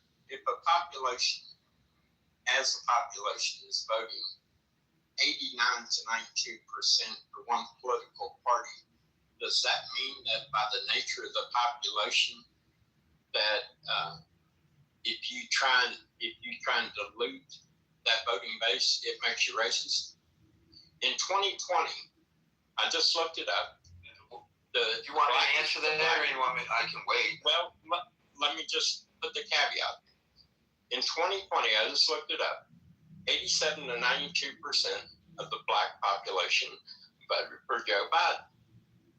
Now, if you're trying to gain seats in Congress and you have a voting bloc that's voting that way, and you try and dilute that voting bloc, do you immediately go to racism, or do you go to the obvious, which is this is a Democratic stronghold of voters? Okay, so the thing is, the initial redistricting effort, the opening salvo occurred in Texas. Okay. I don't believe was racially motivated. It was politically motivated. If it's racial, the racial colors are blue and red. Those are the colors in Texas. However, the subsequent southern state redistrictings attempts in Tennessee, Louisiana, Alabama, that occurred immediately after the Supreme Court decision, and in which the redistricting proposals were mapped out in a manner which coincidentally or deliberately eliminates black representation by combining districts that are that are next to one another in order that at least one of those black members of Congress cannot stand for re-election because one's going to primary out the other. I don't see how I cannot wrap my mind around any conclusion other than that was racially motivated. Now, you may argue otherwise, and that's fine, but it seems pretty obvious. Now, you can argue that the law which permitted the original districting that favored black representation was unconstitutional, and what they are doing is a proper redress to that, and that's fine for you to make that argument, but to suggest that there's not a racial component in it just doesn't pass Gary's smell. It may pass. Well, Gary, let me ask you this. If you have two districts and both of them are Democratic and your objective is to get more Republicans, your immediate instinct is not that we're eliminating a Democratic seat. Your instinct, I'm hearing you say, is there's got to be underlying racism. It's based on the Supreme Court decision that they're doing this. They didn't do it before the Supreme Court decision. So obviously it's racially motivated.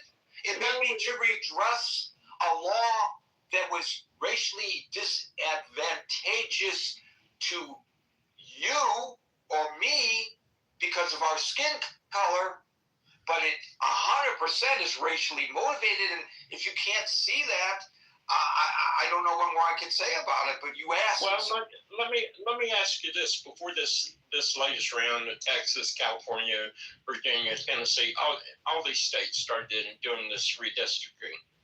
In New England, it's generally considered that New England has population based to 40 to 45% Republican. You know how many congressmen from New England, that conglomerate of states, are Republican here? That has nothing to do with the discussion at hand. It absolutely has something zero to do. So is there an attempt to redistrict the New England states talking about based on racial? Is there an attempt to take advantage of the Supreme Court decision and redistrict any state in New England? Yes or no? Can you name one?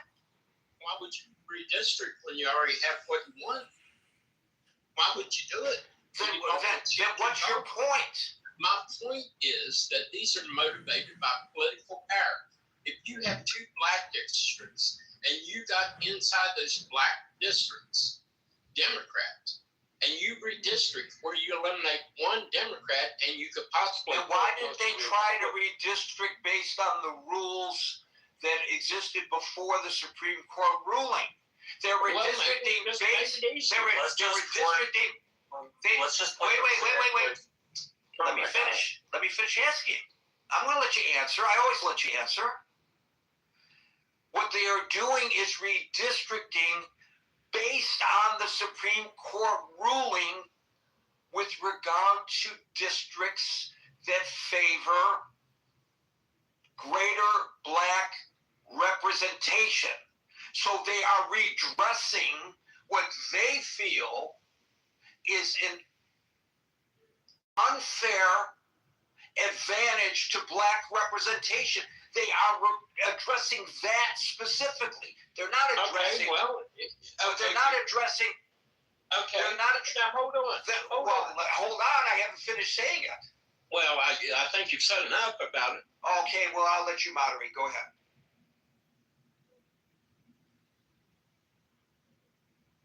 No, I mean, to the point that I was trying to get at, I don't want to moderate. But no, you can. You can. Gary. What I was trying to get at is if you're saying that they redistrict based on what was considered unconstitutional drawing of the lines, then the power of chief to do that would be unconstitutional. But you cannot argue that it's not based on race because of the decision of the Supreme Court was based on race. Just Call it what it is. It's not. Say that. Just one of the examples. Say this, Steve. If you say this to me, the districts were unconstitutionally drafted in a way that favored black representation, and we are redressing that wrong because it disproportionately represents black people. Then say it. But that's obviously race. I mean, if that was the case, if I'm hold on 2 seconds. Like y'all back and forth. There's a really, really good example. Exactly what Gary is talking about. It's the state of Louisiana. Louisiana constructed maps right after the Supreme Court decision, and they were struck down by a federal appellate court because they were drawn racially, which is now unconstitutional. The same maps, Louisiana is now currently suing again to get to be made their maps. So maybe it's not everybody, but it's certainly Louisiana, and Louisiana is certainly in the former Confederate South, and the states in the former Confederate South still hold those views. It's not as many people. They're still there. Because Reconstruction was never finished, people still hold those views. So you do have to take into account that it's not just political. You can't just say it's all Machiavelli or Dr. Jordan, but you can't say it's all political and not take into account the cultural heritage and history of the place, and noting that it still animates people. I mean, Robert Byrd was in the Senate until what, the 80s? Something like that. I guess my point here, Steve, is that there is an element. Thoroughly argue that there's some political stuff to this, because I think that was Texas, right? Because we didn't draw out Hispanics. We drew out Jasmine Crockett's district because she was particularly caused some ire for the big three: Lieutenant Governor, Governor, and Speaker of the House. But it was more political than it was racial. Louisiana's was more racial than it was political. And so we gotta recognize those. Marshall, let me ask you this, a serious question, because I've lived in the deep South a little bit. Do you think at this time that there's enough of that undertone that you just talked about to wield the political power that would be necessary to achieve these things? I don't think there's enough of it present, Marshall. Sure, there's a little of it there, but to the extent to permeate the political system, to the extent that you could get this type of movement, I don't believe it's there. Not based on my experience in the South. That's not what I mean. What I mean is you mix people together, and so yes, there are going to be some people in that group that made decisions that do it ethically and do it the right way and represent the people, but there are also those members that hold on to the lost cause mythology, that still hold racial animus, and they may not be in Congress, but they are community leaders. They are people who go back a long period of history who people look to, right? I'm not saying that the South has not made great strides since the Civil War. What I am saying is the South's genetic undertone from the start of the country is still there. It's not gone. Let me ask you this. So when the Supreme Court addressed what was going on in Harvard, and if Harvard corrected that admissions thing they've done based on what the Supreme Court said in their decision, does that make the faculty at Harvard racist? No, which is why I didn't use that as an example. It's why. And I didn't use the term racist. I said based on race. Yeah, but you use the term racist, which may very well apply. But to say that if you're taking advantage, and I'm not saying taking advantage in a negative sense, if you're taking advantage of a Supreme Court decision that is a decision that was about congressional districts defined based on race, and now you're changing it, obviously there is a racial component to it, because what else could it be? The Supreme Court acknowledges that those districts were drawn up based on race. Now they are redistricting, not based on race, but they're using that Supreme Court decision I don't understand. Dolph's protest too much, I think, on this. Well, am I hearing this correctly, that the original drawing of the map was the correct way that should have been done in your mind? I didn't say that, but if you ask me, that's not what I just said. That's not the argument that I'm making, but I'd be happy to make that argument. But that's not what I'm discussing. What I'm saying is, obviously, the decision to redistrict based on the Supreme Court ruling, which was based on race, is therefore based on race. And I don't know why you're protesting. Why don't you embrace it? If you think that those original districts were wrongly established based on race, then say it. Just say what you believe. Don't try to pardon the terminology. I'm going to use the terminology. Don't try to whitewash it by suggesting that it isn't based on race. Oh my God. Well, I mean, if it was based on race originally and it was improper to have that based on race, and you're correct in that, I don't see any problem with it. And here's another thing. If you do that and you correct what was ruled by the Supreme Court to be improper, then you go to the motivation of why you're doing it. And I would say that political animals operate from the motivation of power, which the conversation up until now doesn't address that. It's all got to be some nefarious, shadow group of people meeting in a cigar-filled room. Nobody somewhere said that. Going, I don't know why you would. Well, I mean, I don't know why you portray it as such. Nobody said that. Well, that's I don't think anybody In my example, that's not what I implied. No, and Marshall talked about Reconstruction far more than I did, and I don't think he implied that. But Marshall, you can speak for yourself. No, I didn't imply that. My entire point was to say, from South, which the Voting Rights Act had purview over. There is a state, Louisiana, who drew maps after the Supreme Court hearing, and they got sued because the maps were racially gerrymandered. That is an element of DNA of the South. It just is there, right? It doesn't mean those people are always in power. It doesn't mean they're always influential.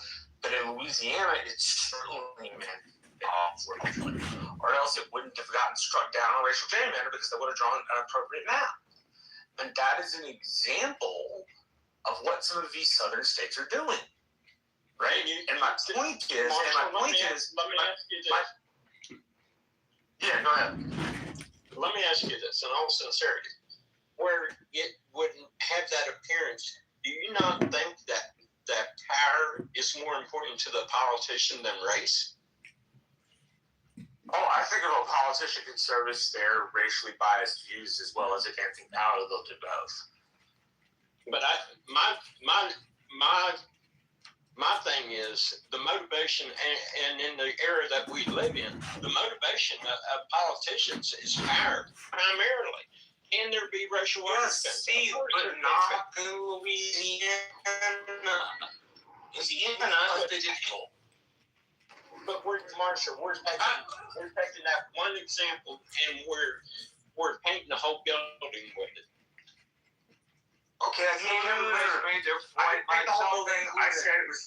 think everybody's made their point. I said it was part of the DNA of that region. So it pops its head up all the time. I'm listening to this book called Nations Apart. And one of the things it describes is the Deep South. The Deep South, when it was settled, was aristocratic and authoritarian in nature. And it was settled by former slave planters from Barbados, from the Caribbean.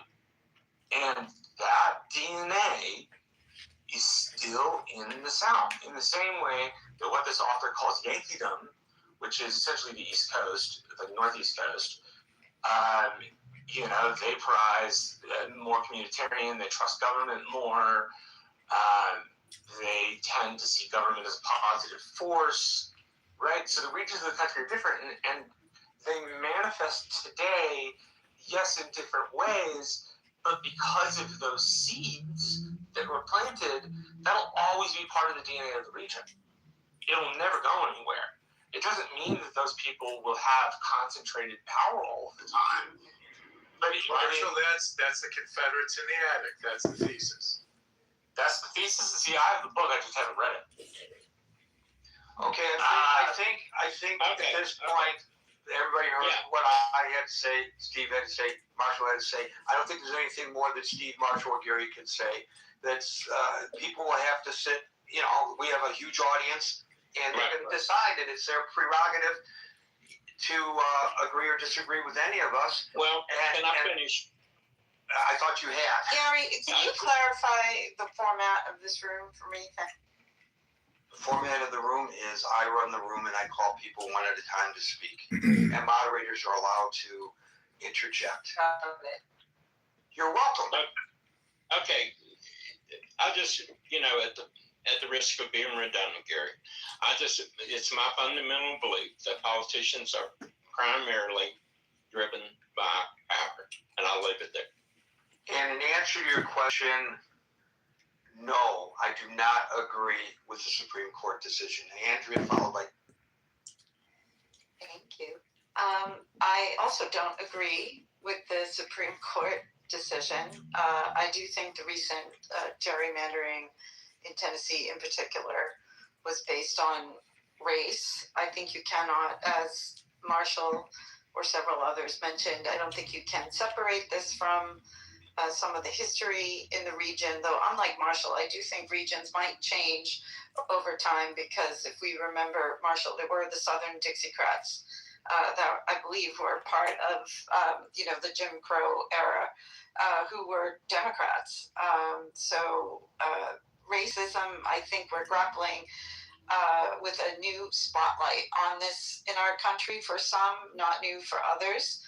I believe that, with the emergence of the involvement of Oath Keepers and the Proud Boys and just the increased spotlight on those groups from January 6th and recent involvement in ICE, that it's just becoming more in the headlines, so to speak, something that perhaps has been, existing for quite some time and never fully resolved, as Marshall said. Just a couple of other quick, and Gary, it's so interesting always to hear you and Francine speak, though I know there is an age difference there between you. I love the intergenerational rooms because of the perspective of people who have lived through history and know friends who have, fought and bled and advocated and died and lost family members fighting for this right to vote that the Voting Rights Act was meant to protect. So, but I do want to, my heart broke today, though I wasn't surprised, and it broke when I saw Tennessee and then when I saw Virginia come through, and I would say that I want to zoom out because rather than get into the nuts and bolts on the redistricting, which Marshall can do any day better than me, we are looking at this in a time where Trump currently is extremely unpopular in the country, though he retains a certain commitment from a segment of his base and perhaps is gaining ground in places like, Indiana, or where he just won several seats. But, there's a reaction to the fact that the Democrats have flipped 30 seats in special elections. And I do actually agree with Steve about a main motivation from many politicians being power. And then, obviously, I think it's possible for any single one of them to be racist as well. But I actually tend to agree with Steve that things are more, they're more motivated by power. And then I just want to say a couple other things. This notion, the point that Francine mentioned about secession, not the Civil War, about an economic boycott and a reaction by some of the blue states, that this is actually, I believe it is gaining ground in a way that's not very public. So I think it's, I'm not advocating one thing or the other. I just believe that it is out there as a tactic, that people have been, it's in the ether that people are talking about it. So it's not off I don't think it's totally off the wall. And then the other thing I just want to say is, Marshall, I disagree with you on the deficit, even though all the administrations have maybe gotten us to this point. Ultimately, right now we have debt far outpacing GDP, and it's just accelerated. And what is, even though we're at war with Iran, we are currently still in relative peacetime here in America, and I don't see that we have a big economic boom projected or coming, post-war to save us, unless we're all relying on those 5 AI companies that are propping, or how many that are propping up the stock market. So I'll land there. I do think it's racially motivated. I think this is a very important subject. Gary, thank you for hosting this topic tonight. Thank you, and again, a reminder that on Saturday night at midnight going into Sunday night at midnight going into Monday, we're going to be holding forth on Substack Live, something new we're going to try just to see what it's like. It's not a replacement for Clubhouse. It's a completely different environment. But if you want notifications of all that, feel free to subscribe to my Substack, which is linked above. Which is a free subscription. You don't pledge any money, just subscribe. Gary, can I just say one other thing, which is that I think the only other big picture comment I want to make, and it's just that we're also seeing a rolling back of other civil rights, in particular for women. So to pretend that isn't partially what is at play right now in this current environment, I think is just not really looking at the whole picture. Also, that I'll land it. Thank you. Obviously I agree with that assessment too. Hey, Gary, Howard? Yeah, can I add just a comment real quick? And Andrea, thank you so much for that contribution. But Gary, we've talked quite often on this stage in the past on the subject of anti-Semitism and how important it is to call out anti-Semitism. I also want to call out language that I've heard on the stage so far today. It's the comments racial undertone or racial undercut. What exactly is that? And to me, that's a racial-based statement for someone to say racial undertone. There's no undertone. It's either racist or it's not. So I just wanted to share that I feel to be consistent, we'll call out anti-Semitism. Let's also call out those smoke signals that talk about racism. Thank you. Yeah, well, as I pointed out earlier, and I thought it was just great that you mentioned it, some of the racist rooms that appear on Clubhouse and elsewhere, that it's not often that people call it as it is, especially people who are politicians or in the political sphere. They try to hide it through euphemisms and use of semantics, and I think it's important for us to recognize that, and I'm glad you just did. David, and I don't know whether the other people we've invited up on the stage are going to make it, so you may or may not be our last guest. Let's hope not, Gary. Yeah, Gary, great room. I wish we had maybe a greater diversity of thought up here.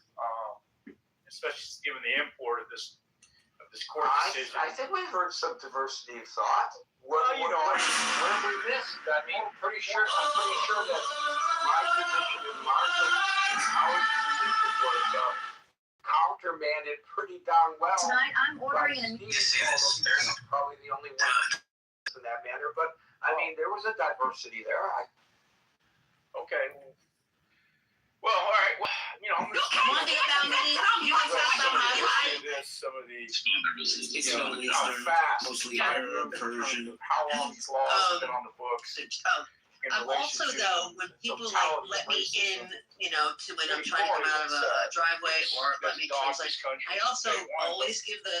Recall that when the march on, putting in play the new amendments to the post-Civil War Reconstruction period, that arduous, heavy lift that we asked white America to do in the face of years of their oppressive behavior, it wasn't easy. In fact, I take people back to 1912 where there was a court case involving a gentleman that wanted to vote in the great state of Alabama. And Justice Oliver Wendell Holmes ruled in 1912, you have a right to vote, sir, but we don't have a way to compel the state of Alabama to give you the right to vote. So therein lies, in 1912, the difficulty and the power of entrenched systemic racism against a large majority of populations in the South that were facing the inability to overcome. I just found out as well, Gary, that the term grandfather law refers to a slave having the right to vote, or excuse me, not a slave, but a former descendants of slaves having the right to vote if their grandfather was able to vote. And so the South used some of these very onerous, arcane terms because how many people actually... that's where the term grandfathered in comes from? That's correct. That's right. I never knew that. Yes, exactly. So 1911, in Giles versus Harris, Oliver Wendell Holmes made that majority opinion. So anyway, marching toward the Voting Rights Act, we saw what happened with the ascendancy of the Warren Court, circa 1950s, I believe. Earl Warren, by the way, was one of the most popular governors in California's history. He was a bipartisan governor for 3 terms. He promised then President Eisenhower he wouldn't challenge him in his election, but in exchange for that, he wanted a position on the Supreme Court. And it just so happened that the vacancy that opened up was that of Chief Justice. So Warren never served as a jurist. He was always a politician. But this guy was able to obviously lead the march when the cases were brought before him in terms of Brown versus Board of Education. And obviously that they overturned segregation with a 9-0 verdict that came down on high. However, the Deep South and their politicians were calling for Warren's head. They were calling for impeachment. They were saying this is legislation from the bench. Well, this is the very exact thing we're seeing right now, I believe, Gary, in the way that the Supreme Court has surgically dismantled this law. And let me explain. In 1982, when Congress passed a strong amendment to the Voting Rights Act in 1982, a then emerging jurist by the name of John Roberts didn't like the decision. He didn't like the arguments. He said, wait a minute here, this isn't right. Well, in the Deep South, Gary, the 82 provisions were challenged in the state of North Carolina, resulting in a Supreme Court case affirming with 9-0 these very amendments that were passed in 82 in a case of Thornburg versus Jingles. And so here we have not just the legislature enshrining law the way it's supposed to be done in this country, but you have the city Supreme Court justice affirming that. We see a total takedown of one legislative victory, and then we have the Supreme Court affirming that, only to have this Supreme Court decide in all its wisdom that this is bad law. And we, in our wisdom as 6 jurists, have the right to override this precedent. So that's very important. It also is important to note that in 2013, when then the District Attorney Eric Holder fought the Shelby decision with Section 5 of the Voting Rights Act, recall that it was Justice Roberts who said, hey, wait a minute here, we still have the Section 2 provision in play here for you folks to lean on, if and only then you need to do that so it's not completely gutted. So here we have that messaging, that articulation by then Roberts in that 2013 decision. And then recall that it was the vaunted legislator, civil rights lawyer, John Lewis, who marched in 1965 on the Pettus Bridge, named after a grand dragon wizard of the Ku Klux Klan, Southern leader, who marched Bloody Sunday, 1965, into the mob of guys and cops and cops with badges and batons, and they all got beat up pretty bad trying to march for their right for freedom. And of course, we shot down the John Lewis Rights Act, could not get the votes, trying to re-enshrine those things that were lost in 2013 by the Supreme Court decision. So, Gary, what this could potentially portend is the emergence of politicians in the Deep South don't necessarily want equality in this country. Recall that in the Great Pelican State, it was David Duke who almost won a governorship, Grand Wizard, I believe it was circa 1991-92. And were it not for the massive groundswell of voting by the Black community in that great state, we might have had a Grand Wizard leading one of our 50 states in this country. And so does these decisions open up the floodgates for these types of politicians to emerge, not be able to check their racism at the door because the Black voters won't have any power to keep those guys out of office? So I think that ultimately is a potentiality with these decisions that does not advance the democratic and racial principles of this country. And I'd like to just end on, I really appreciate Dr. Francine's comments as one who lives in a blue state.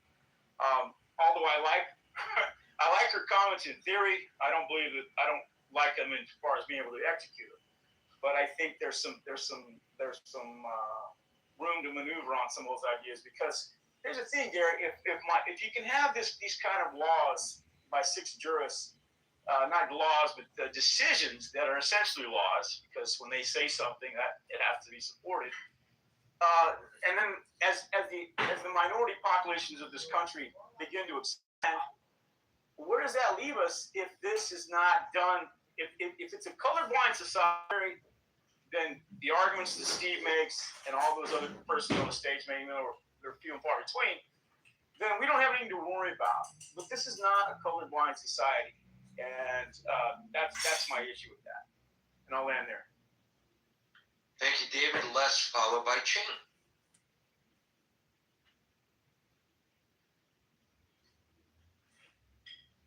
Hi, sorry, I got a new phone. To get back to the question of redistricting, I think the root problem is that politicians can choose their own voters. It should be the opposite. Voters should choose their politicians, their representatives. And we just need to get rid of all of this gerrymandering. We had that in California before the recent election, and I understand why California did that, because of what Texas had done. And the only thing good I can say about that California gerrymandering thing is that it sunsetted for 2013, so 2030. Hopefully we'll go back and we will do that in California, because the other states do that as well. And so that would be my wish. In terms of racism, Mr. Trump is a racist. He was not, his properties were not renting to Black people, and he tried to find that in the courts in the 70s. And in terms of racism, we are not. We did make progress in the 60s. The big thing was the Voting Rights Act, because we had people like Strom Thurmond that was a racist and was, voting against, of course, Black interests. But then South Carolina had a huge Black population, and after 1970, he had to cater to the Black population or not treat them with as much disdain as he had been doing before. And so I think that things aren't perfect, but I can tell you things are much better.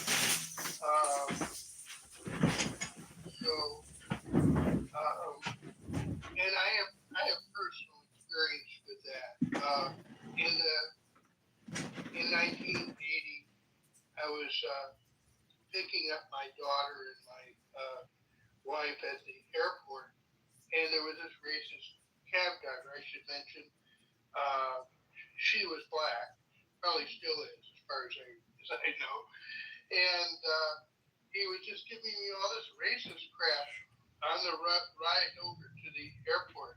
I was picking her up in a cab, and I don't think cab drivers would do that anymore. And you know, I do think things are better. You know, they're not perfect, but I do think things are better. And I guess that's all I have to say. Unless someone has questions. Thank you, Les. Ching.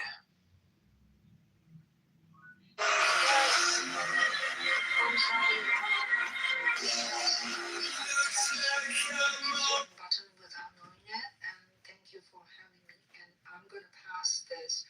I don't have enough knowledge to make comments, but it seems like it's not a good thing that you know the A lottery ticket. That's what my problem. striking down the house map. So, I mean, at the end of the day, Thank you, Ching. the hemorrhaging's got to stop at some point. I mean, America, we're going into the summertime period. I mean, we all, America. In manufacture, because when you rely on that, when you have manufactured they Eastern time on Substack Live. So until 5 o'clock New York time on Monday for the next edition of the. It's time for the quarter. Be safe, be well, and.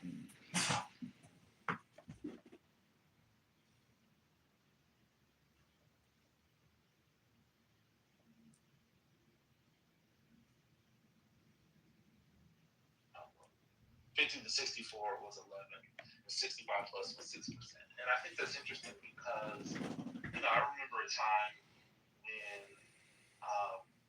when we were talking about sort of the loneliness. Broken Pentagon bureaucracy was doing the same thing for decades. When our warfighters needed more weapons, aircraft, and ships, the Department of Defense allowed contractors to double dip at your expense.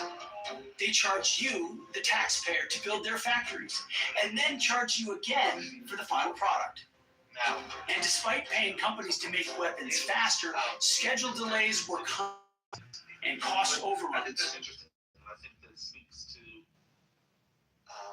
some of the things that help explain what's going on now.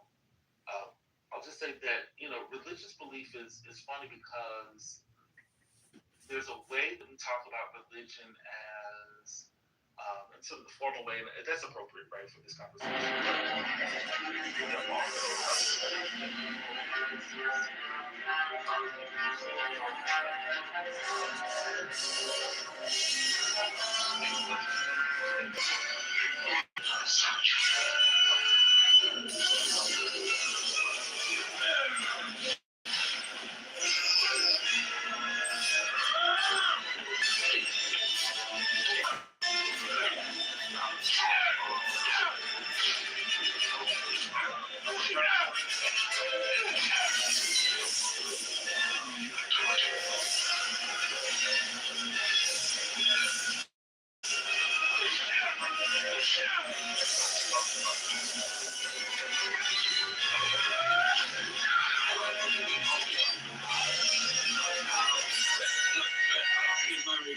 King Tut asshole.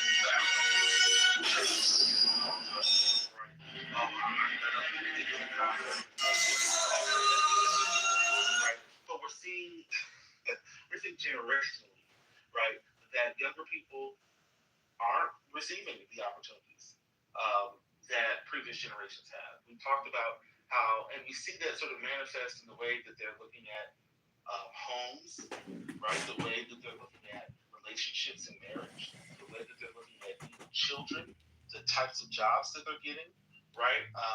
The fact that they're not going to school, right?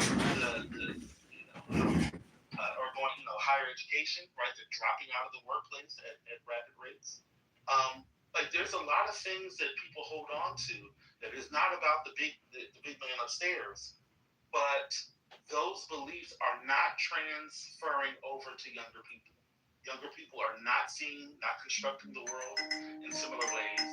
And in moments of crisis, in moments of disruption over and over, right? The cycles of economic disruption that we continue to have over and over and over, right? People are looking for, not everyone, but there are people who are looking for other ways, who didn't grow up with religion, who don't have the same sort of relationship with religion. They are looking for something that sounds or feels like there's some structure in a disruptive, seemingly normless world. And it's not completely, this cycle is not new, which is one of the reasons why, people often laugh when they say, religion is going to die off now, right? God is dead. The world is, the world moving on. We're much more modern and much more sophisticated. And a lot of people laugh because these cycles are not necessarily.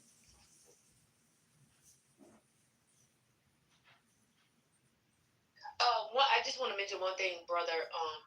Mel had put in the chat earlier, like a long time ago. I don't know if you saw it, but it was an actual article from the Washington Post on the decline in male jobs more recently. And the thing that stuck out to me in the article was the researcher from the University of Michigan said that it's not all retirement and education. There are guys just dropping off the planet. They're not looking after their kids. They're not in school. They're not in the labor force. Across the board, when we look at men, we see challenges that they face that leave too many men disconnected. That's one of the reasons why I brought up the sort of religious piece and sort of the revival that I was talking about and put in the chat, the Porch Church in I think it's in Texas. Because that quote from Betsy Stevenson, who's a professor of economics at the University of Michigan, made me think that's what I was seeing in the eyes when I went to the revival several months ago now. I went to this revival, and I'm calling it a revival. It was a 3-night little service, but it scared me so bad I didn't go back after the first night. But it reminded me of the look I saw in those young men, the young men's eyes. I've just been happening. In fact, it showed the trend line from like 2008 and the men in the workforce up until the present. And it does speak to some of the things you were saying, but that quote really, really stuck out to me because of the way in which I, kind of saw the sort of those young men at the revival a few months ago. Yeah, no, I agree with that, and I apologize. I wasn't. I was reading the article as you all were talking, and so I didn't mean to sort of speak against that article. I actually agreed. I was sort of trying to talk about some of the other things that I've heard in the conversation, but I agree with that. I mean, I know I'm not trying to start a gender war or anything like that, but like we have talked about on this app, we've heard in other rooms, the conversations around sort of gender and people's, sort of the constructed quote unquote roles around gender and expectations and all those things. And at some point,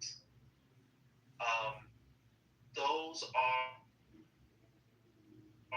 right. Gender is an organizing principle, right? And Brother Matthew, can you expound on that? What do you mean? Gender is an organizing principle? So gender, one of the ways that we sort of organize identity, responsibility, norms, right? Sort of the expectations about what we expect from certain people, right? How we socialize kids is around gender. Like there are certain expectations, and I'm not saying every single individual down to a T has this, but we can generally talk about sort of all of us, even if we don't sort of ascribe to them, what our quote unquote say it, y'all just deal with it. But we generally have an understanding of what society understands as a man, a boy, a girl, right? And so those are, when I say sort of gender as an organizing principle, it sort of organizes and constructs the way that we expect others to behave, what sort of assumptions we have placed on ourselves. We have a certain expectation of how people are supposed to talk, behave, look, dress, engage. When we assign them a particular, or we assume a particular gender identity. Okay, thank you. Right. Does that make sense? Yep. So as such, right, in the same way that women are, often confronted with, marriage, children, the expectations around parenting, chores, the penalty for having a child and coming back to the workplace. There are similar, not equally, but there are similar expectations around men. And as individuals, we often take on those identities, right? So one of the issues around toxic masculinity that people talk about are, one of the reasons why it's toxic or pervasive is because people internalize those. And so what happens when you are not able to fulfill the expectations that your parents have of you, the way that you've been socialized, the way that other people expect of you, the way that society constructs what it means to be a heterosexual man? How do you sort of wrestle with those things, right? Now, you say, well, I don't care about those things. Yeah, okay, fine. At an individual level, there are people who don't conform to those things. But that doesn't mean that everyone does. And it doesn't mean that you are free from every sort of pressure. And so people are being confronted. Young men, boys, are being confronted with realities that men behave in particular ways, but the economic circumstances that are befalling all of us don't necessarily make that that a reality, right? Women have entered the workforce. They've been entering the workforce. They are economically independent of men. In the past, we've done a lot in our society, right, to construct the dependence of women to men, right? Like that's just a fact. You can read the accounts of all the ways Charlotte Perkins Gilman talked about all the ways that that society was set up to construct the dependence of women on men, right? So now that we've moved away from some of those sort of forced ways that women are dependent, what are men to do in a society that still expects them to behold or uphold traditional aspects of masculinity, maleness, malehood, but not have those realities, right? They're not entering. They're not going to college, right? The jobs that they have, because we have a real and true gender division of labor. What happens when male work leaves the society, right? Starts dwindling, right? What happens when I was just reading another article that talked about all the sort of ways, so you got declining health and disability, you have a skill mismatch and educational gaps, you have technological disruption and automation, stagnant wages and low status, right? Like the ways that we have formed the jobs that have been successful for men with the declining, sorry, I'm all over the place. You have a diminishing and dwindling middle class, right? What does that mean for the jobs that have traditionally been a part of that middle class, lifestyle, right? All of these things sort of are connected, right? But we don't have, as a society, we still have the expectations, right, on men and women to perform tasks that go far beyond the realities that we live in right now, right? And so we have disruption. We have men who are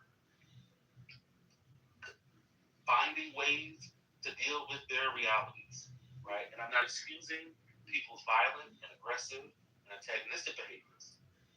I'm just trying to give a larger context, right? This is, and so what I mean by this has happened before, and I'll end here and I'll shut up and I will not speak for another few hours.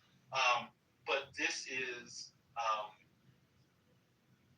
consistent with, I'll just say this is sort of traditional sociology.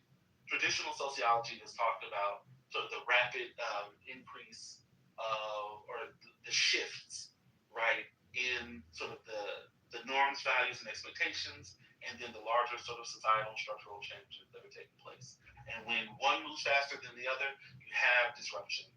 It's called, Durkheim talked about normlessness. Merton talked about, anomie, right, the strain between what individuals are facing and what their, what the expectations are, and the realization that they can't meet those expectations that society has for whatever reason. All right, I'm done. Sorry. Oh, we was waiting for Vapor. We was waiting for the Vapor drop. Yes. You done read through the whole thing. We got one-on-one, and we got one-on-one in a 30-minute lecture. I mean, let's go.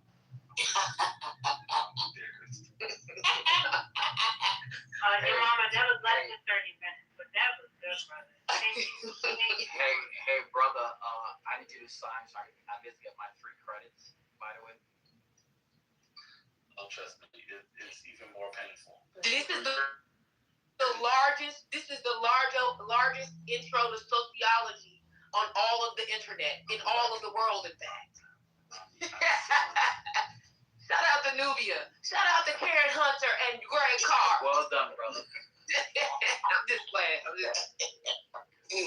But thank you, brother, for substantiating what the data actually says, right? Men are losing their minds because that traditional concept, which, by the way, was not very favorable to men. And I would be curious one day just to hear you speak on those things and expound on them. Men had higher rates of death than women because they typically worked to death. Men were not, especially Black men, were not allowed to really, be human, in a sense, right? Like, you're gay if you do this, you're gay if you do that. I think we should really have those conversations without the trolling, because it's become so normalized. Like, I kind of get it why men are just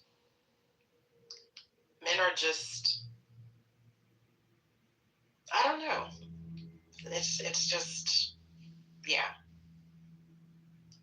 I think that this is a great opportunity for men to redefine themselves, to be perfectly honest. The old views, and I'm not taking up for men, I'm just merely looking at the data, but y'all didn't have it so well like before with that idea of the patriarchy, right? Like, it didn't really work out for y'all. You just kind of worked and then you died. Like, I'm just saying. Can I be heard? Can you guys hear me? We? Yeah, we can hear you. Brother, the part about, women on the rise, taking, some of these positions, and then the men feeling like, well, what am I supposed to do? And then holding on to some of these old traditional ideas versus adapting to the, place of where you are today. I thank you so much. I mean, I really wish, you would, allow yourself to present this, on a recorded conversation. Yeah! Because I think the message, a lot of times in the midst of the conversation, I don't think some people can receive it because it's like they might feel like it's tearing them down and they want to obviously fight. And that's rightfully so. But perhaps maybe just, somebody blazing over a recording and they hear such, it might just be able to plant the seed. A lot of times the seed can't be planted in here because the soil is too thick.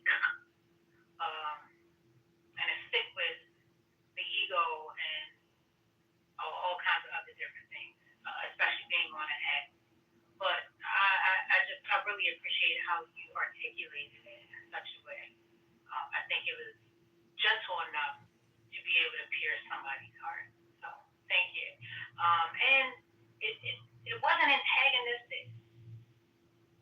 Also, encouraging. Okay, I'm gonna. I love whoever that was. It's my child. That was so sweet.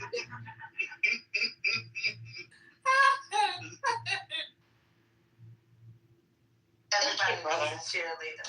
Brother, I'm gonna just tell you something that I won't tell you in the back channels, but I need to know how you come. You know, see, we holding each other accountable. I think that would be fascinating just to present the data, because I hate the conjecture, right? I just love looking at the data. Like, I think that men have a right to be upset in this regard, right? Like you said, when things change too quickly, it can cause severe disruptions. I think so. I think it is, and this is where it becomes a little diabolical, because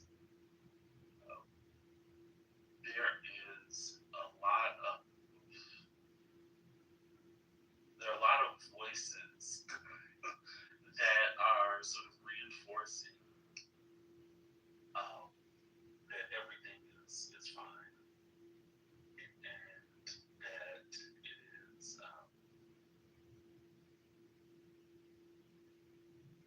that everything is fine. And so what that does for a lot of folks is, with, I think, there's a lot of things, but again, sort of growing isolation of people. I think that also makes those narratives even louder, because so I was looking at I was reading some stuff about hookup culture, and this was a while ago, but you talk to people, and they'll tell you, these are young people, they'll tell you what they do. They again, we've seen sort of the trends around sort of not having sex, not engaging in sexual activity, and it's not it's not the majority, but it's a significant group of of that population. And they'll say, okay, I'm not having this, but I think everybody else is, right? Or I think, and so then there are other questions people go ask, and so they have this sort of warped sense of what's going on, but they believe that they're the one who's the outlier, right? And so I think the same is true with some of the struggles that men are having, where these narratives exist about what it should be, what it is, or what's happening, right? That don't speak to what's actually going on, and people are talking to each other, and and so they believe that they're the only one, right? And then they find out that other people are struggling, and then they become resentful because they're the only ones. They think they're the only ones who are going through something, and we haven't really provided narratives. I mean, I've talked about this before. Again, I'll show back to this. I think institutions are really important. What institutions communities build for their people? Like, these narratives don't just change on their own. And the issues that people are dealing with, if they feel isolated, they will make their own needs. And when people, and this goes for children, right? This is why, like, not having conversations with children, not having major conversations with children about things is frowned upon, because people make their own meanings, and oftentimes those meanings are wrong, but they are trying to make sense of the world around them. And so when they do so in isolation, and when they think that they're the ones who are sort of giving the short end of the stick with the old reinforcement of what they quote unquote are supposed to be doing. They can't achieve that because, either something they did, right, or something, something they're not doing correctly, or they just got the wrong end. You got a lot of resentment. And social media often does not help those conversations. It can, but yeah, I think institutions that are purposeful in sort of reaching out to people, and I think that's one of the reasons why the church is people are seeking the church because that is an institution that more or less is in every community, right? There's a visible people know where they can go, or at least have an idea of where they can go. And in the past, I think. One minute, Mom. I'm being up here real quick. There's power in testimony. And what you said. If people are speaking about the good things that are happening, and someone who's young and who's struggling, it's very difficult for them to have hope and believe. But people got to get back to testifying and, telling their story so that someone else can dream and believe. Go ahead, I'm sorry, Mom. No, brother, I was going to say, I think there's some scholar who's written about the ways in which churches provide social structures or sort of what the politicians might call wraparound services for communities. We're waiting for, I wish we could bring him on the app. That's what I wish we could do. Brother Messi, remember when I was arguing with a certain your favorite atheist, and they kept saying the way that we save the Black community is we get it right to be an atheist, and I was trying to tell them, you think that would be the answer, but these niggas that don't go to Black church are worse. They kept telling me, oh, the Black church is the problem, and I was trying to tell these niggas, no, it's not the problem. Your beef with religion, it doesn't mean you should shit on the institution, because we see when these niggas fall out of this institution, what happens to them? Dr. Library Card, I was there when you had that conversation. And wait a minute, want to create an institution of their own without purpose. That's what I'm trying to get them to understand. So, like, when you shit on the Black church as an extension of your beef with organized religion, it creates an environment where niggas start doing this multiracial shit where the values are all fucked up. Like, it's all mixed up over there on the other side. But y'all's beef with organized religion makes you shit on something that is not politically what you believe is problematic, but that's just how it all gets wrapped up in.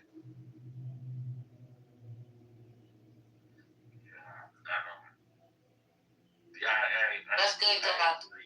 I'm not even going to get into the Black church in this space. I know you don't know nothing about that. It's a rough time. I mean, I'll just say that having spaces to gather in person are important. Not saying social media, social connection, like any form of social connection can be positive in the sense that it can help with emotional well-being, sort of the feelings of isolation. But also, I mean, I've said this in other spaces. One of the things about the churches, and religious institutions is that it also allows for people to gain a sense of cohesion, collectiveness, shared understanding. I mean, not everybody in the church church historically has believed in everything that the church espouses. Not every member, not every person who's been in the church is a Christian, right? Especially in the Black church, right? But it has been a space where people have developed language, have developed a sense of connection, and those things are important. They just are, and it could be maybe another space, but religion as a sort of a cohesive unit has been useful and valuable outside of the Black religious tradition. Like, religious belief has been sort of another organizing sort of unit that people have used throughout history. And it's been a valuable space, right? Like the Black church isn't unique in that aspect.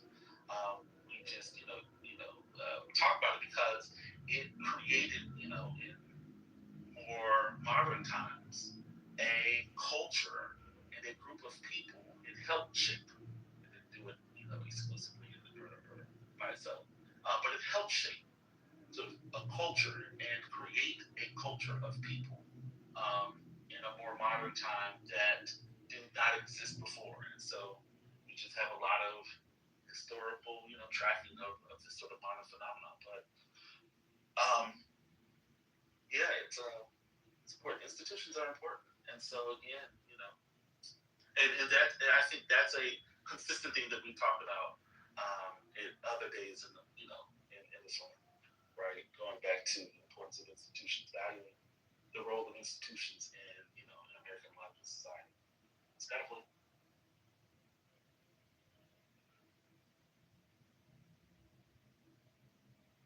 I've said this before. It's just my own conjecture that the church also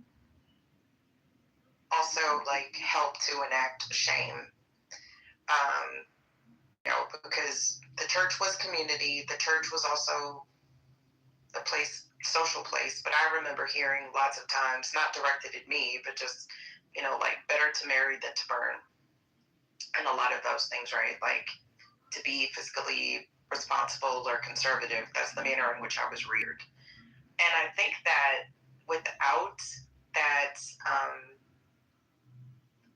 community judgment, so to speak, not like clubhouse judgment, right, which is based largely on boredom. You know what I'm saying? Like, I said this before and it was taken the wrong way, but it's just my thoughts. I think that like when we as a society kind of moved away from that it kind of took away shame, right? Because you can be anonymous and be a fool, but when we were all more so in community by proximity, you really didn't have that option. And I think that has also made a lot of changes. So I do agree with what Dr. Library Carr put in the chat, that church has hurt a lot of people. But I just remember there just being more of community accountability, if that makes sense, for both genders, the expectations, the desired outcomes. Also, personally, like, we don't have to get into more like social structures of it, just a personal accountability to. That's why I be getting on the niggas that claim to be Christian here and they don't go to church, because they're afraid to be held accountable or to be disciplined, to follow a hierarchical structure within the community, or to do what you said you was gonna do and show up. They scared. So yeah, I would agree.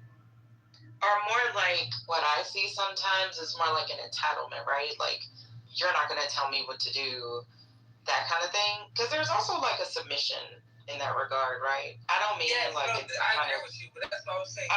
Separating it from gender, there is a sort of submission to the structure, to the leadership that these niggas don't have, because they don't go. They do it in their bedroom, so they don't have to submit to nothing but the computer, mouse, and the Dorito. That's nasty word. I was gonna gonna say Cheetos because that's that's messier. But Right. Cheetos is good. Hot Cheetos is hot Cheetos. The Doritos are good because the breath is stinking. Or Takis. They love them goddamn Takis. But you know what? I mean, y'all. I mean, I'm thankful that y'all got yourselves together because y'all was going crazy. But I just want to say something that I didn't say earlier, and I'm thankful that Brother Messi, stopped his trolling. He put down the sword of trolling to give us an opening into his brilliance, and I'm grateful, and we're better for it.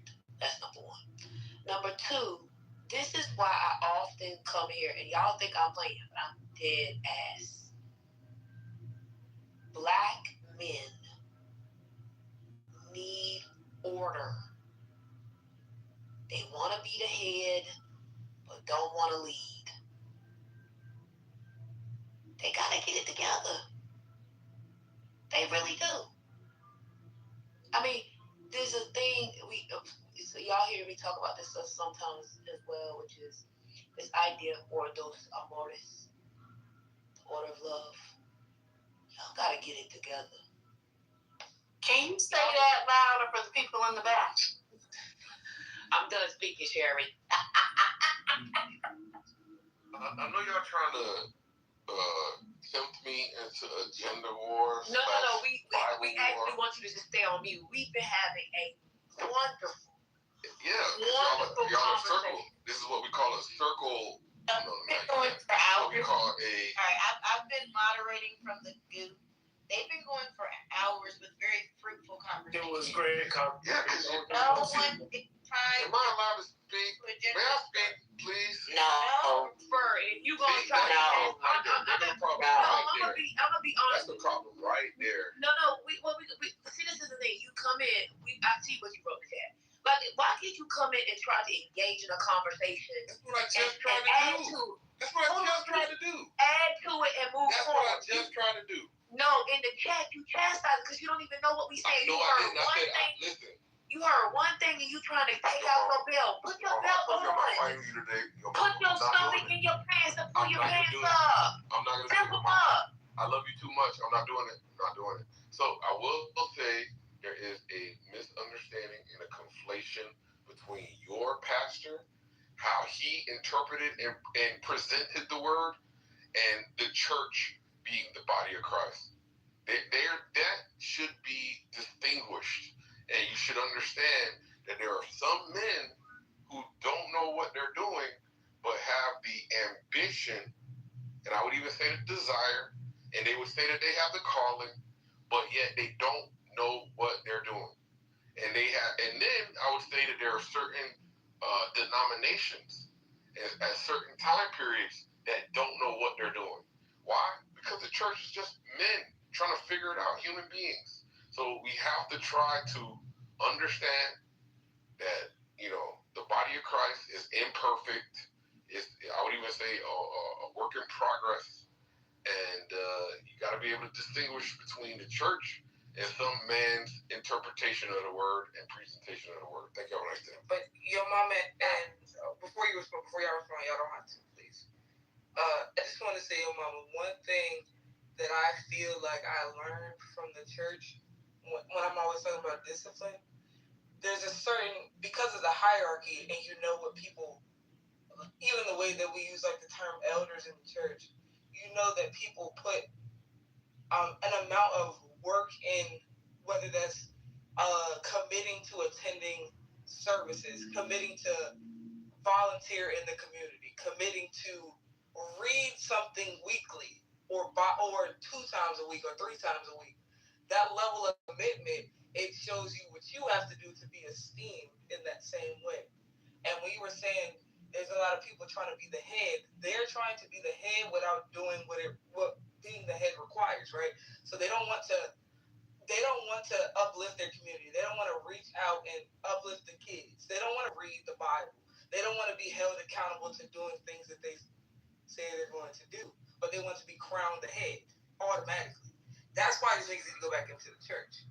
They think logging on is the same amount amount of work as people who commit their time and their money.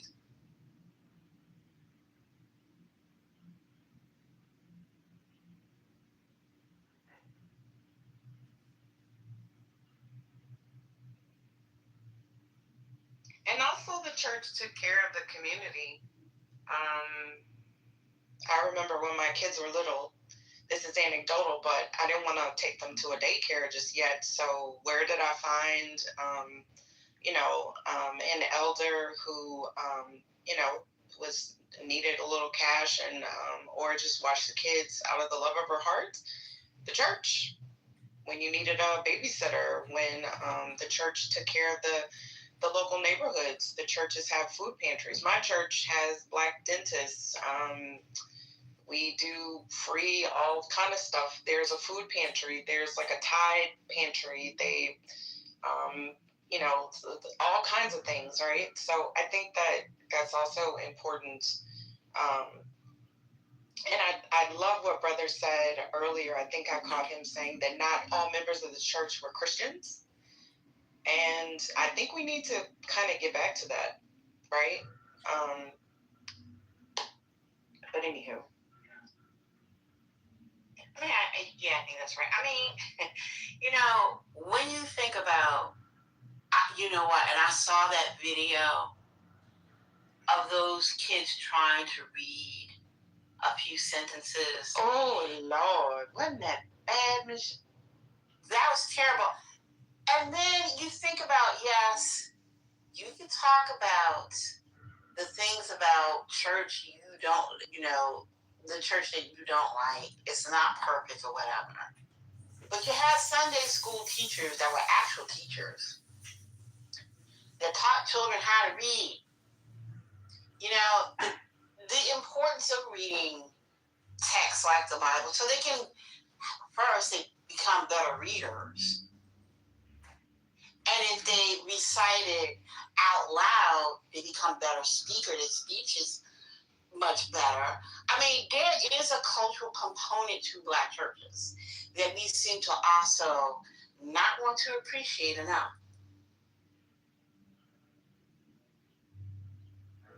Yeah, Sherry, I put it in the chat.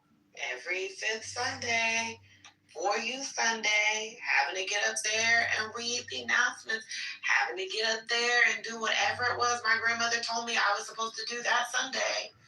Having to do your Easter pageants, your Christmas pageants, your Mother's Day pageants. For 1 second, Brett.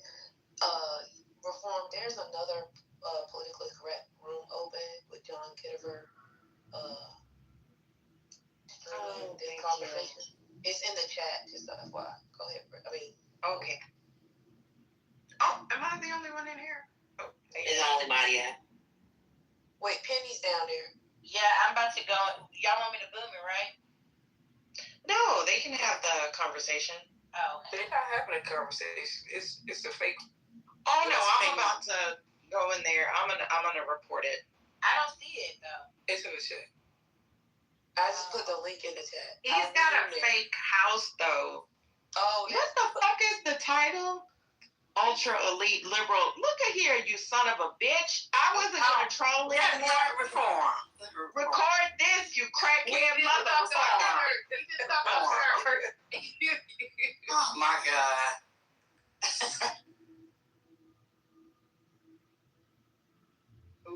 I went in there and I was like, why is Sherry talking? Okay, if he has a whole fake house, y'all please report this house because he is a whole fake house. But y'all please. I thought it was another. I thought he opened a room. No, Politically correct. He got a whole fake ass politically correct house. Weirdo. Because he's not a mod. He can't. An admin. But y'all please continue the conversation. Sorry, Bri. I didn't mean to interrupt, but I. Oh no, you're fine, Doctor. Said we should play music. I guess in an effort to stall him out or whatever. But yes. But yeah, I was just saying that like having to do that, from the time I could read up until when I left for college, like if you are a very shy person, all sudden, it's not saying that you're not shy. It's not to say that you don't have nerves. It's just to say that as you get older, having to build that skill, by the time you go off to college and you have to give your presentations, it's no different than having to give those Easter speeches. And the things that I had to do in effort to get through an Easter speech, as far as learning where to focus, having to enunciate, having to make sure I, can pronounce the words properly, all of these things, you're able to do it once you get to college. You're able to do it once you matriculate on through life, and you might have to do presentations for things and for people. It's just, there's skills that are taught there. And even though, as a kid, hate doing it, as an adult, I can be very quick to accept the fact and admit the fact that, part of the reason why I'm able to speak the way that I am and do the things that I do is because I had to do all that in church as a kid. You could keep talking. I'm just playing this so it's over. Oh, you good? We have a little background.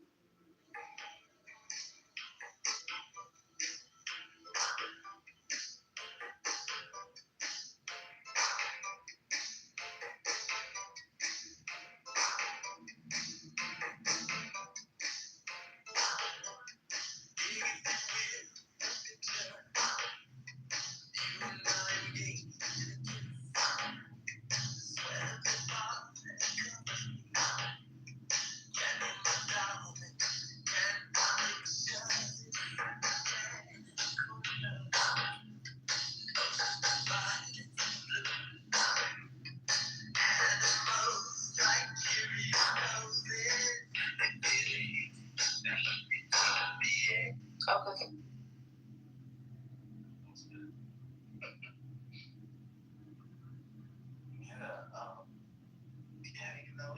Institutions provide. I'll say this. I mean, I think there's a rites of passage. I think are important, right? Celebrations and moments of highlighting moments in the life course. I think are really important. I know that people have talked about the excess of the celebrations of preschool and high school and all that stuff, and I don't need to mention those to go down a rabbit hole. I think, and I'm not saying those specific ways of engaging are great. You got to spend $1,000 and all that stuff. But I do think thinking about how what sort of moments we celebrate again as a community, right? As an ethnic group, what sort of collective ways do we acknowledge sort of transitions among our people, right? How do we talk about the experiences of changing, right? Is it just that we have being a little facetious, but is it just that we have to talk about what to do with the police officers, right? Is that that's a consistent narrative that we have, and I'm not saying it's not important, but I often don't hear about other ways that we celebrate or we acknowledge or we instill what it means to transition over time, right? I was reading a really awesome piece about the way that other cultures or that cultures in general celebrate the baby teeth, right, when they fall out, and what that means for different cultures, right, and how they actually engage in the process of acknowledging this sort of moment of change, and what that means for parents. The role that the celebration has for parents as they are dealing with children getting older, and what that means for their relationship to them, and all of these things. It was really sort of a beautiful discussion of that, and it thinking about what does it mean for, other cultures, celebrate, 15 or 16 and all those things? And what does it mean for people to celebrate that? And what are the messages that they're also instilling at that time, right? What does it mean for who that person, what are the expectations, right, about a person? And, it doesn't mean that everything that gets, instilled or, sticks. Culture is not something that's just that's passed down and kept the same way, preserved. Not all aspects of culture work like that, but there are those moments where if a culture is to live and exist beyond its current moment, there has to be some transmission of it, and there has to be a way to articulate that that resonates with the generation that you are trying to instill those things in. And then what does that mean for, what they take, what they, adapt, what do they continue, and what do they change, right? And then how do they disseminate it and pass it? I think those are important, and I think we often miss those. And it can't just be, I'll stop there, because I don't want to put that. Not the rabbit hole.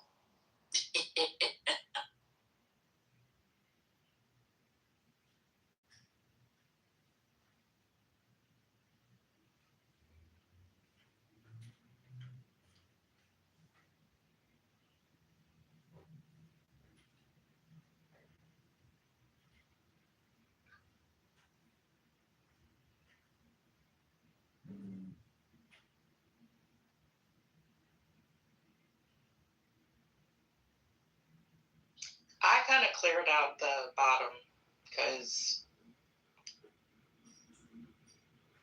if y'all haven't been in another room or no followers, I'm sorry you got booted. Well, I'm apologizing. They've already been booted, but I'm determined to figure out. I wonder if it's the Anon, what they're streaming from. But I'm sorry, y'all. It was a really great conversation. How you doing, Mickey? Hello, crackhead. Don't do that, man. I'm trying to be nice to you, bro. Don't do that. I already messed up my no more trolling, so I might as well be authentic. Which also gives glory and honor to God. I'm going to eat dinner, but y'all have the conversation. And please report that house. I have reported that house like 10 times. Patty should tell them she's going to not have politically correct anymore unless they close that other house down. But y'all are welcome to continue the conversation. Any conversation.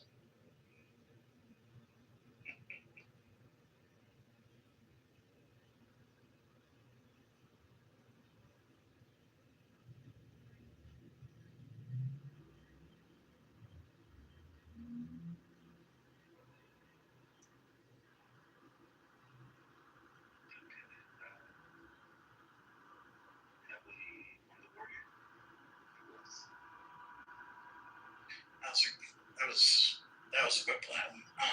Thank you for the just for opening my mind a little bit today. I appreciate it, and everybody who contributed. It's really great to listen to.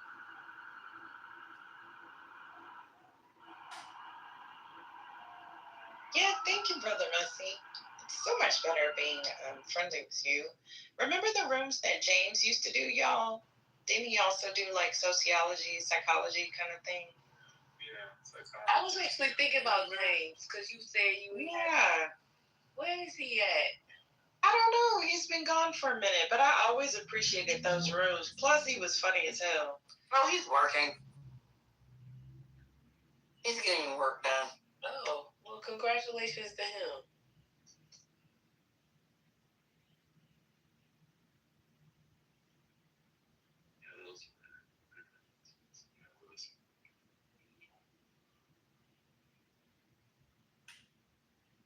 Yeah, we're also being streamed to YouTube, but I'm sorry, y'all. That title just took me out. Wait, what is it again? That's why she played the music because it was streaming on YouTube.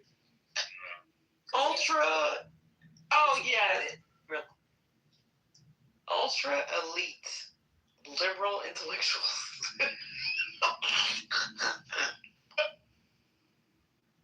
Thank you, I guess.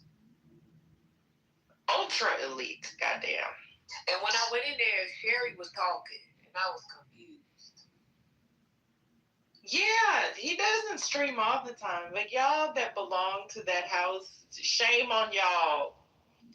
People probably belong to it thinking it's this one.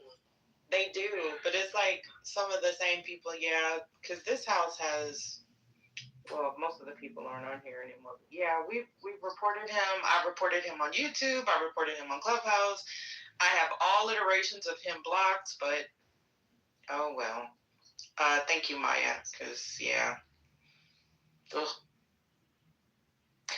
But yeah, I wish you would do those rooms, because I loved when James did those rooms, and he would break down that topic and everything. No, I mean, listen, I can't keep around. That's all. I had a discussion. I just looked at the line. That's all. So I had to, I will engage with them. That's this week after all. So I appreciate it.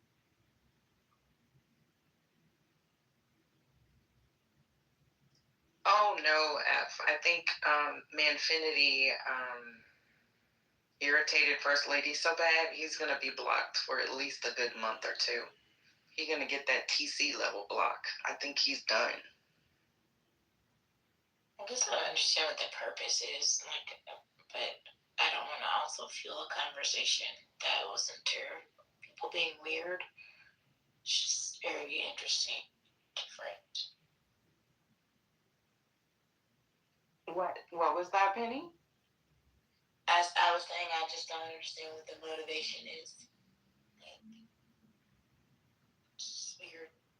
As Black people, we are never alone. Not even on Clubhouse. At least he called us ultra elite liberal intellectuals.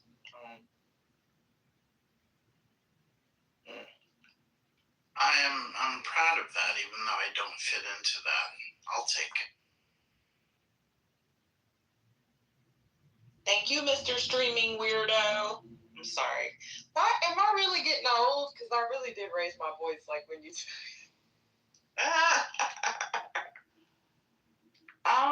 We are not the only group that he streams. But yeah. If y'all go in a house and you see a weird white man that's modded, you're probably in the wrong politically correct. There's only one Anon in here. It must be him. Oh, wait, let me look again. Yeah. Now, if every mod blocked that person, they wouldn't be able to be anonymous in here. Is that correct or no? No, you can be anonymous even if you're blocked. I mean, you know what? I don't know. I think it just, I think he did do Lose Room one time, Corey. I think because when you're anonymous, because I do that, like if I go on the dark side or something, I'll go anonymous. Did y'all see they had all of that mess? The other couple, anyway, Penny said when you talk about it, they come in here, so I ain't saying nothing. You can't like chat or like react to anything because it's like you're anonymous. You can't even like a comment, so maybe it's override. Your mama, may I speak now? Mm-hmm. I this ain't my room. Is that a yes or a no? It ain't my room. What I can't help? So I can't speak no more. I still can't speak. Would you inform me when I am allowed to speak? Just speak. She's playing the music for the streaming. Just speak. I'm waiting for an official notification from your mama that I'm allowed to speak. Thank you. I'll sit down. Speak, please. Thank you. Can you send a notification to him when he goes to the goo? Don't do that. Why are you being so difficult? Listen. You know your compadre got banned. You better behave. Wait, who got banned?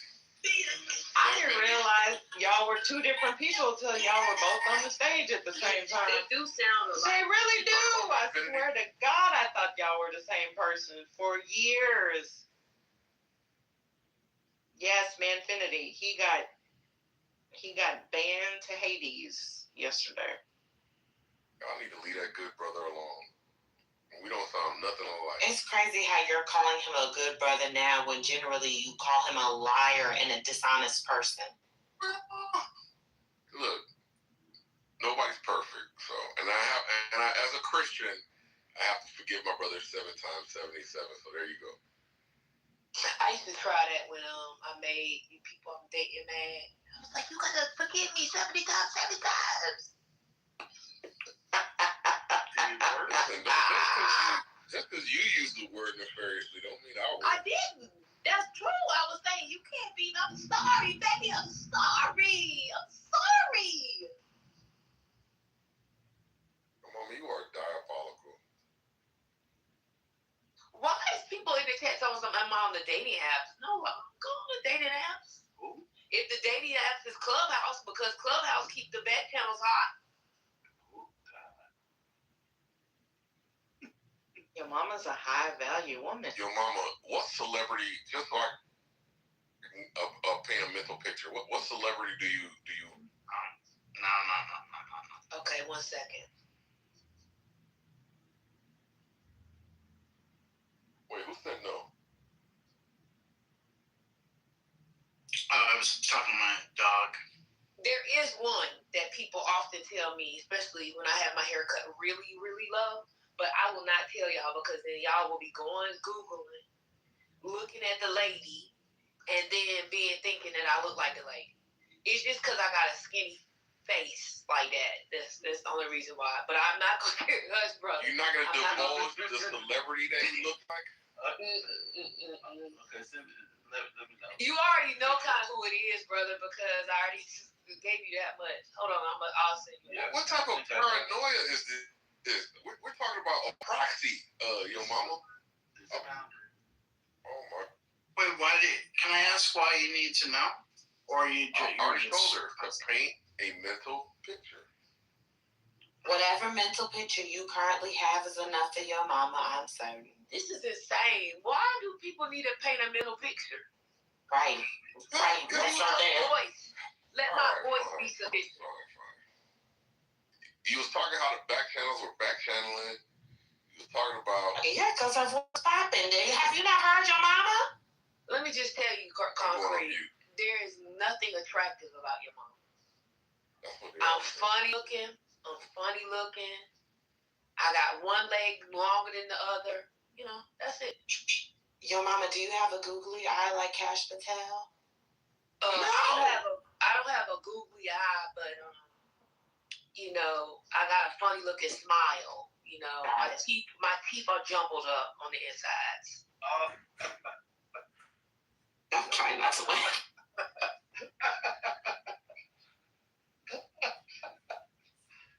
Somebody tried to call me asking for a mental picture creepy.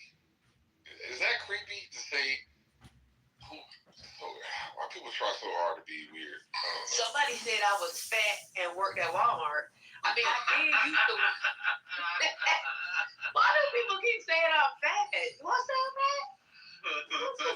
Hey, maybe let me go eat some almonds. 1 second. Y'all done turn your mama into an almond mom. This is crazy. Lord.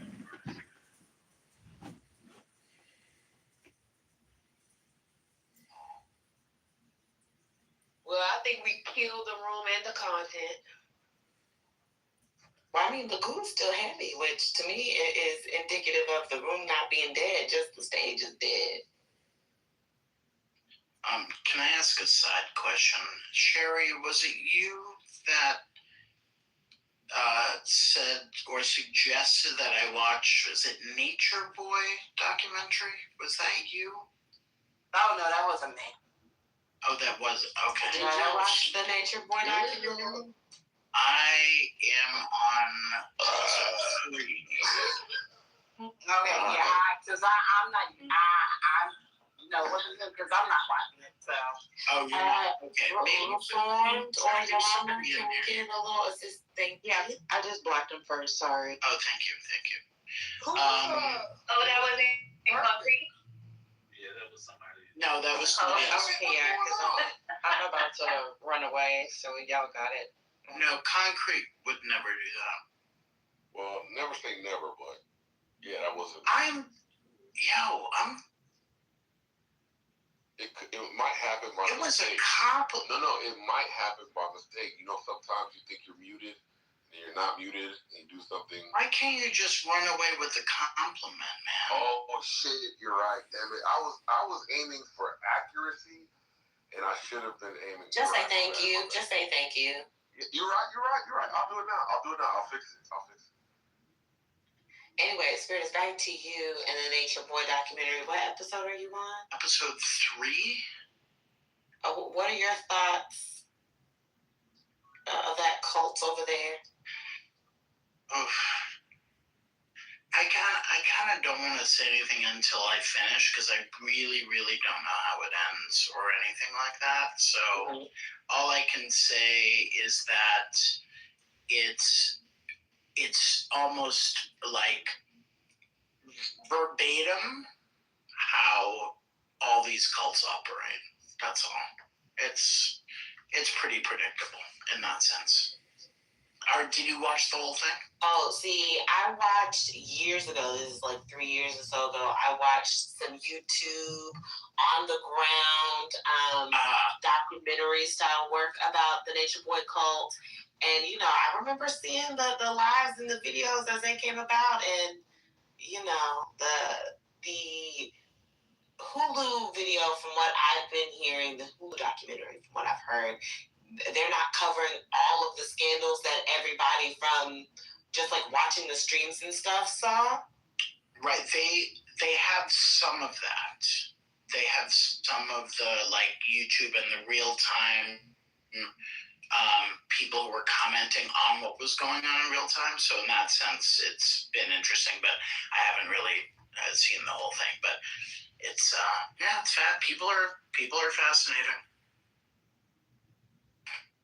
Hey everybody, And also, it's not it's the people who follow the leaders that are the ones that I'm most worried about. In the same way, in the Manosphere documentary, it wasn't like the head Manosphere types. It was the people who were so enamored by those people that were the ones that I was most.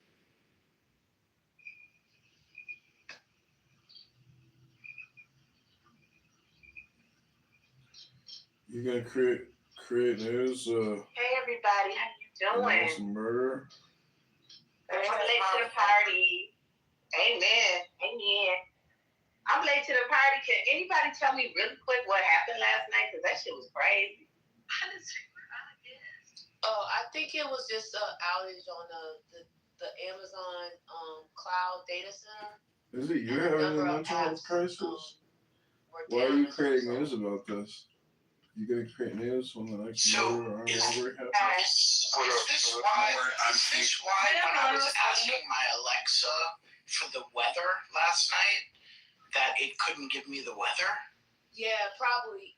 There were a number of apps. I don't know if Amazon's own products were impacted. I don't know, but there were FanDuel, Coinbase, Canva.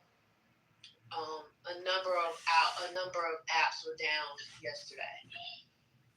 And this morning, let me look to see what the latest is on. I mean, isn't this something that is a big deal when a platform like Coinbase in particular, just as one example, when that goes out or is down? Isn't this something that should be a bigger deal than... No, I mean, apps go down all the time, to be honest.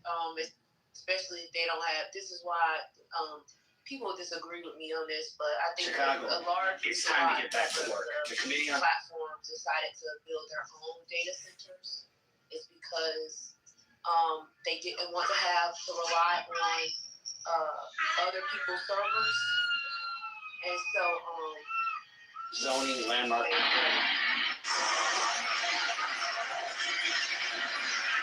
all right, I'm gonna, you get there to come out, and you get out to the passenger side.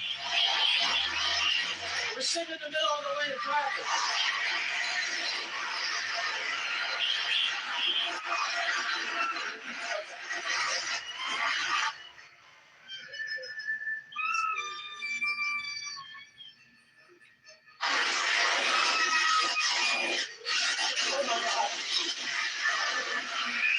Chicago 340 1050 vehicle was just struck in the lane of traffic.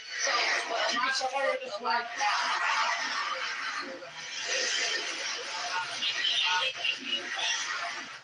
Chicago 340. So I don't know. Amazon the first time said it was I believe it was like something that one of their engineers did, but I'm not sure what. I think they said something like a terminal outage. So they said it was overheating, I think. All I know is it was crazy. It was absolutely crazy. Was anybody else in the room when everything happened? What was crazy about it? You were in the room and then it happened? We were in the room and flipping the crack. It was going people just started. Yeah, people started disappearing one by one. And then it got to me, and I kept trying to get back in. And it was only like a couple of rooms in Clubhouse, so you couldn't get in the rooms. And it was crazy. It lasted for like 4.5 hours. I finally came back and got into Brandon's room, his music room. But I couldn't bring nobody up. I couldn't do anything. And it was just weird. I was just like, what the hell is happening? So, yeah. I'm just concerned about the reliance on Amazon Web Services for like important shit that involves, money and transactions in real time, things like that. I don't give a shit if Clubhouse goes down. It's probably for the greater good that it's down every once in a while for a few hours.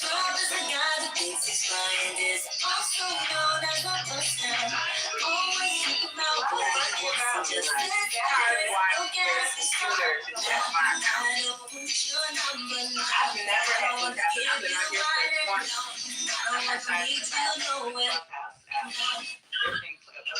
here earlier iterations of the app. But I was talking to a spirit saying that he was worried about AWS. AWS causes business disruptions all the time. Some of them just don't make the news. Yeah, no, I understand that a fair amount. I just... Is that Walter? I'm wondering what percent... So y'all focus on AWS, but Google's had something similar. The Google Cloud. Well, in fact, this is why many companies, many apps, don't just rely on Amazon Web. They are also on Google, so they can. So sometimes you will see is some people in certain parts of the country will still be able to access stuff because part of the servers that of the apps they're working through or they're accessing are on another server. So you see this happen all the time. In fact, during the last AWS outage, it was the longest. This actually wasn't very long. It just takes, because it was degraded for some time, it did take some time for some of the apps to come to be restored. But the last time this happened, I know engineers from other companies flew to Seattle to help with the outage because it was so long, and they didn't know what happened initially. So I think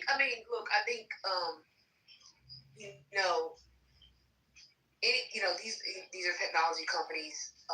I remember one time at a company where that I know several years ago, they had their own servers, they had their own data centers, and their apps used to go down all the time.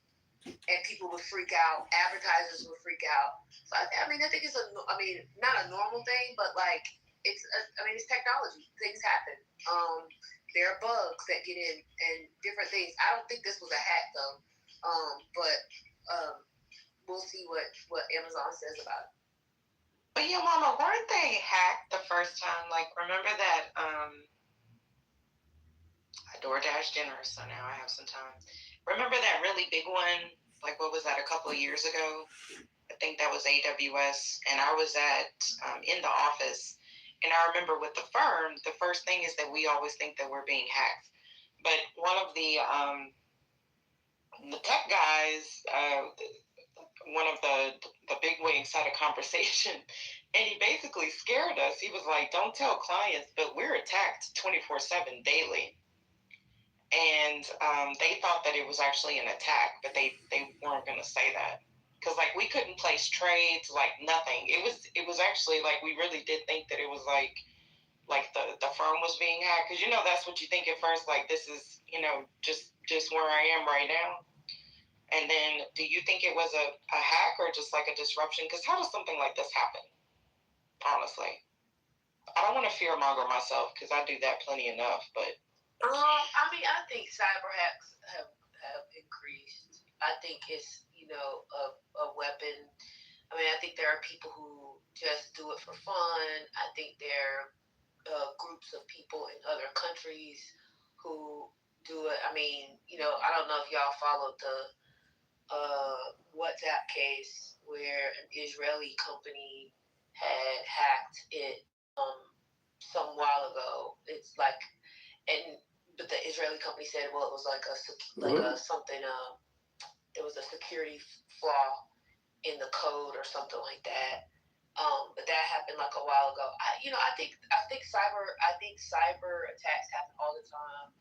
I think if y'all put in your alert cyber attack, you will see that like data is exposed all the time.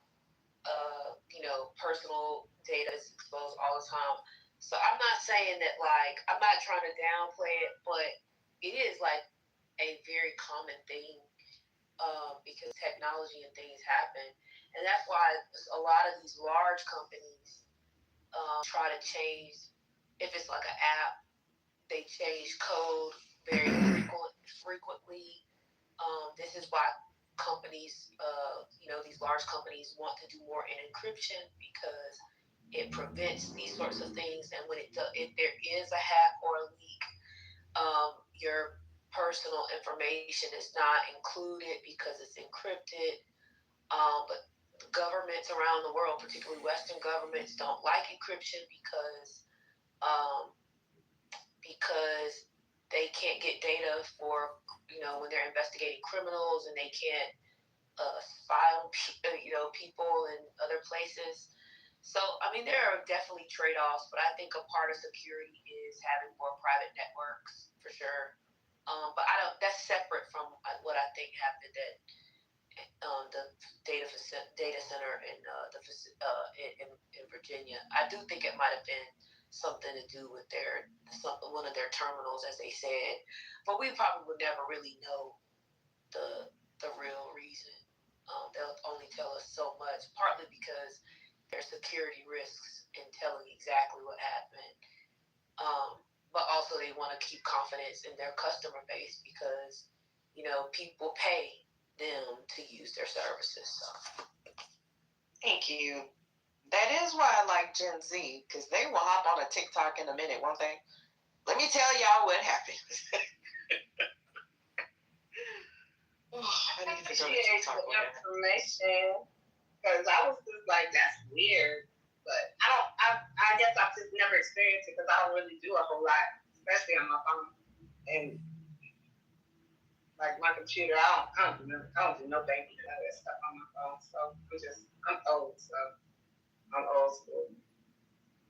But it was just weird. And then I bumped into Ashton, and she was freaking out. She said she paid this guy a whole bunch of money to fix her phone, and I was like, what?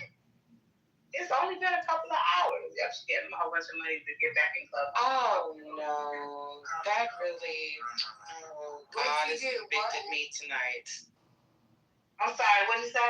Wait, what happened? I'm sorry. It was too many people talking. I couldn't hear what you said before. No, you repeated because everybody didn't hear that. Oh, but it's in the Ashton. I can't remember what room we were in because it was only like when I was scrolling on Clubhouse when I got back in, I could only find like maybe four houses that were open. And I went into a house and Just was in there, and I think Lisa was in there. Get to what Ashton said, please. I'm sorry. The reason I asked that question was I kind of heard the opposite. Is like, I got my own money, I got my own car, I have 250,000 followers on Instagram, I have all these several links. I don't need no man. Because the lady that spoke recently called MJ Gray, I don't know if you know that person. She's labeled as a dark feminist that was always preaching she would never get engaged. Like, it's all kind of mirroring what you're saying, but not in totality. You have, I think you've explained. I'm not opposed to marriage though. Like, if it happens. Oh no, I never said you were. I never said you were. Yeah, I never said you were. But like, it's. I think when someone would hear you without you actually saying that, they would assume so. But I think because I've heard you speak sometimes, I don't believe you're someone that doesn't believe in marriage. But this person was always preaching this whole fact of this and that and that and that. But she actually got engaged recently. Those needs that you were highlighting, do you think is analogous to men when they want to marry a woman? I feel like men do the same thing. I feel like men do the same thing. Word for like the exact, like the men need women for social status. We're not talking about what about is. Men need women about social. Men need women for social status. Men need women for financial gains. Men need men for everything you mentioned. Basically, do you think it's analogous? Yeah, absolutely. I think that there are men that marry women for their money. I think there are men that marry women for their social status. I think there are men who marry women for a whole plethora of things. We see it happen all the time, and we even see it from damn. I'm trying to think. Fuck. I don't know why I'm drawing blanks, but even like in the celebrity world, like there's a lot of those like dynamics that have. Nah, I think it's kind of where like the woman makes she's the breadwinner, and the man and again I just want to throw this out there too. I'm saying this from an objective point of view. This is not to throw shade or be, because that's why I put in the chat. Family is what you make it, right? Marriage is what you make it, right? It's about what you want in your life, okay? So if in fact there's a woman who makes more money than them, but the trade-off is that man loves her, he worships her, he showers her, he shows it in different ways, etc., etc. He's a great man, a great father, all of those things, and that works for that dynamic, then who's to say, or who am I to say that that's not a bad dynamic? Vice versa. If a man is making more money than a woman and the woman wants to be in that traditional role, if it works for them, it works for them. That don't mean it works for me, though. No, you get what I'm saying? No, that's fair. I'm trying to understand your points. I'm trying to challenge. The point is that the point of the matter is that what's for me is what's for me. What's for you, Lucy, is what's for you. Just so you know, I'm not a Christian, right? So that's fine. My ideology when it comes to marriage doesn't come from a biblical sense. Does that make sense? Yeah, 100%. I'm not looking at it biblically.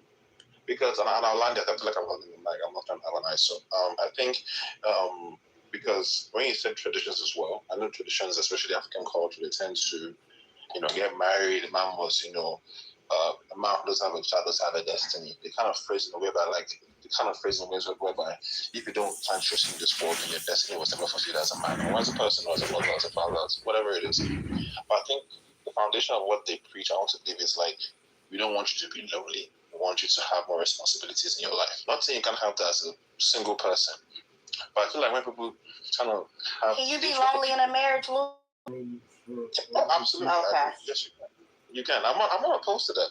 But even the thing is, when parents even preach that, they never ask that question. They never. What you just asked, they don't want to think that question is even a reality. They're like, no, you make it work.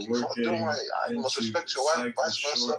But when you start having these conversations with them, they don't want to see that perspective. So I hear what you're saying. I just think that the need part is something that I don't think people really need or feel like they need I feel like it's just like a social status kind of thing. I All my agree. friends are married. All my friends are married. Hence, I gotta get married.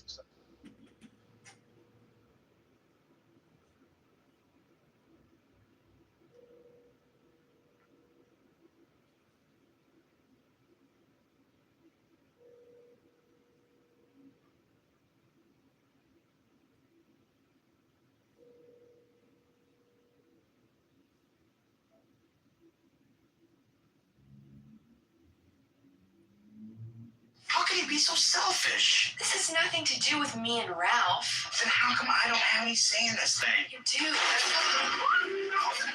Oh, God, are you okay? Oh, my God. I'm so sorry. Yeah, you should be sorry. This is an outrage. I'm not blaming you, but I need an extra chair. My girlfriend, she's kind of jinxed when it comes to furniture. Blue. Shallow Hal wants a gal. Mauricio, what the hell are you talking about? I just saved your life, baby. Look, I got a situation here. I'll call you back. Look away! I was just talking to the hostess. Sir, I'm the only hostess in the restaurant.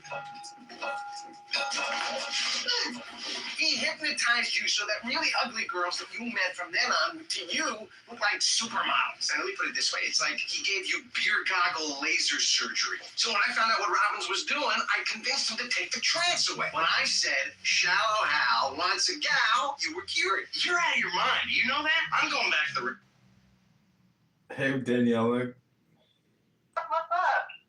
Nothing. I'm just making a little coffee. What are you doing? I'm on the Stairmaster. Oh, nice. I know. Forgot. I'm only 8 minutes in. I got like 60 to go. Yeah, I was at the gym earlier. Had a good workout. There's a girl there that is so hot. Her butt is like, she's something else. I don't know. She's like Latina.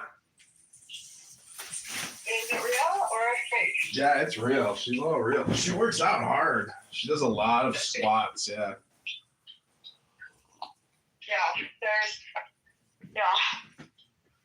Yeah, they got, some of them got good genetics, but some of them have a lot of Brazilian butt lifts, videos. Do you know how to see those? Yeah, it's possible, but she's so young, I doubt it. No, a lot of them do. Like the other gym I go to the one in Kirkland, it's a lot of Brazilians. Uh-huh. And a lot of the girls have BBLs. Oh. A lot. Like their butts are bigger than mine. And I work out way harder and much longer than them. But like it's BBLs. You can tell because it's like a shelf. It's like a shelf and then like the cheeks don't have like an indentation in the cheek. It's just like round. I mean if they were in like a swimsuit, you could see like there's no indentation. Like National Muscle has an indentation. But also it's like a big shelf. Yeah. Like the booty's like a straight up shelf, like that's a BBL. It looks like a disc that they put in the ass. Yeah. I mean it looks good. I'm not knocking it. I'm just saying that the Brazilian girls are definitely very focused on the booty. Don't you think it would be weird to like walk around with like this with the silicone in your ass and then you sit down and you're like sitting on this bags implanted in your butt cheeks? Like how fucking like you're thinking about it probably all the time. Like I was walking into the gym. There's this girl, her and I are always training, but she's South American folk. I can't remember from where she is. But I was like, oh, I slapped her butt. I was like, your booty's growing. You know, she's got a big ass. It's almost like competition. She's always like, oh, let's do the same exercise. So, she works hard. She does work hard. But she gets out of the break by it. Not me, I saw a little one. Just saw a little one. How have you been, John? Life is good. Doing well. I got thousands of flowers coming up in my garden. I spent like $100 on seeds and I've been like watering every day and it's like they're coming in. That's nice. Well, you know what's in happy of mine? What's so new? we laid down this turf in my yard last summer. Oh yeah. And really pretty turf, big grass. turf, like it's like fake grass. It's like a carpet, Mm-hmm. and there's fucking rats just running around outside, like all over. Because in front of my house, it's a big park, but it's a park now. But it used to be like a garbage dump at some point back in time. Mm-hmm. So I think the rats still like are just like, you know, infiltrated the area. You're gonna get the hantavirus. Huh? You're gonna get the hantavirus. Oh my god! So they peed all over the turf, and my mom and I were just like, I cannot stand the smell. This is so unsanitary. Yeah. You know, my mom's like, yeah, the grass is not renewing itself. And even my dogs are going out and laying on it. You know, I don't want that shit inside. Yeah, gross. I don't want my dogs getting sick either. So I had my guy pull it all up. And then today he's been laying down like topsoil mixed with manure and grass seed. So I gotta wait for it to grow. So, yeah. Yeah, so it's a whole thing. Well, the squirrels kept eating all my seeds for my flowers.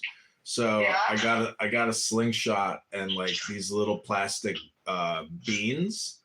And sure enough, after like a couple of days, they're just like terrified of me. As soon as they see me, they run for their lives. Oh, you're slingshotting the squirrels? Yeah, but not with like, not to kill them, just to like shock them and scare them. I know, like, that's dangerous. Yeah, but it's amazing. They're like so indignant. Like they have pride and honor. Like they walk away with like, you know, an attitude. Like, how dare you fuck with me? I'm a squirrel. There was a raccoon that got in my yard last weekend. I was out of town. I went to, you've heard of Coachella, right? Yeah. So the weekend following Coachella, there's another music festival called Stagecoach. Yeah. Which, like, there's some country music, singers, but not all of them. Like, Pitbull was playing, and like some 90s hip-hop, Third Eye Blind, like, it was kind of eclectic. Mm-hmm. So we went to that, and I was down there. Have you been to Palm Springs? No, I never went. Oh, it's straight up desert. Yeah. It was super hot, which I like, dry heat. And then the afternoons, the wind like picked up. Like, felt like it was gonna be a tornado or something. So the concert festival was 3 days long.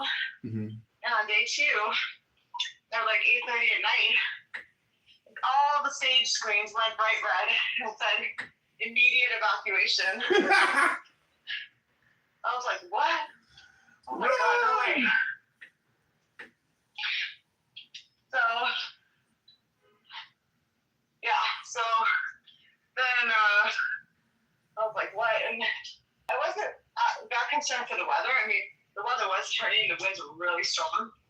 But I was more, all of a sudden it just changed to like thousands of people trying to like scramble to these exits.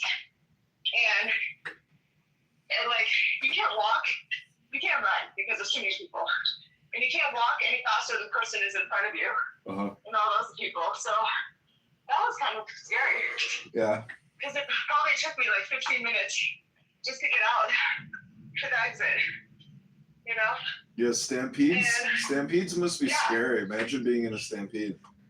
Yeah, exactly. It felt like, and everybody was calm because the winds weren't that strong yet, but it felt like it could definitely like turn in a second with people getting crazy. So I don't know. It was kind of, I don't know if I'll go again. It was super expensive. Everything, like the flights. I happened to get a cheap flight, but then like hotels, and then I had to buy a shuttle pass, and then the concert tickets. Like the concert tickets, for a 3-day pass, it's $20. The shuttle they charge you $130. But they have different shuttle stops, and you still gotta get an Uber to the shuttle stop for the pickup. So right there, that's another $20-$30 each way, right? So it was super expensive weekend.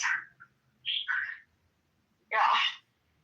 So I don't know. I didn't have that much fun. It was okay. And then Sunday ended up like. Wait, did you see Bieber? Did you see Bieber? What? Did you see Bieber perform? No, that was at Coachella. This was Stagecoach. Oh, you went to Stagecoach. Okay. Yeah. Yeah. No, Coachella's like not good. Talk about that. Way too many people. Yeah. Yeah. So.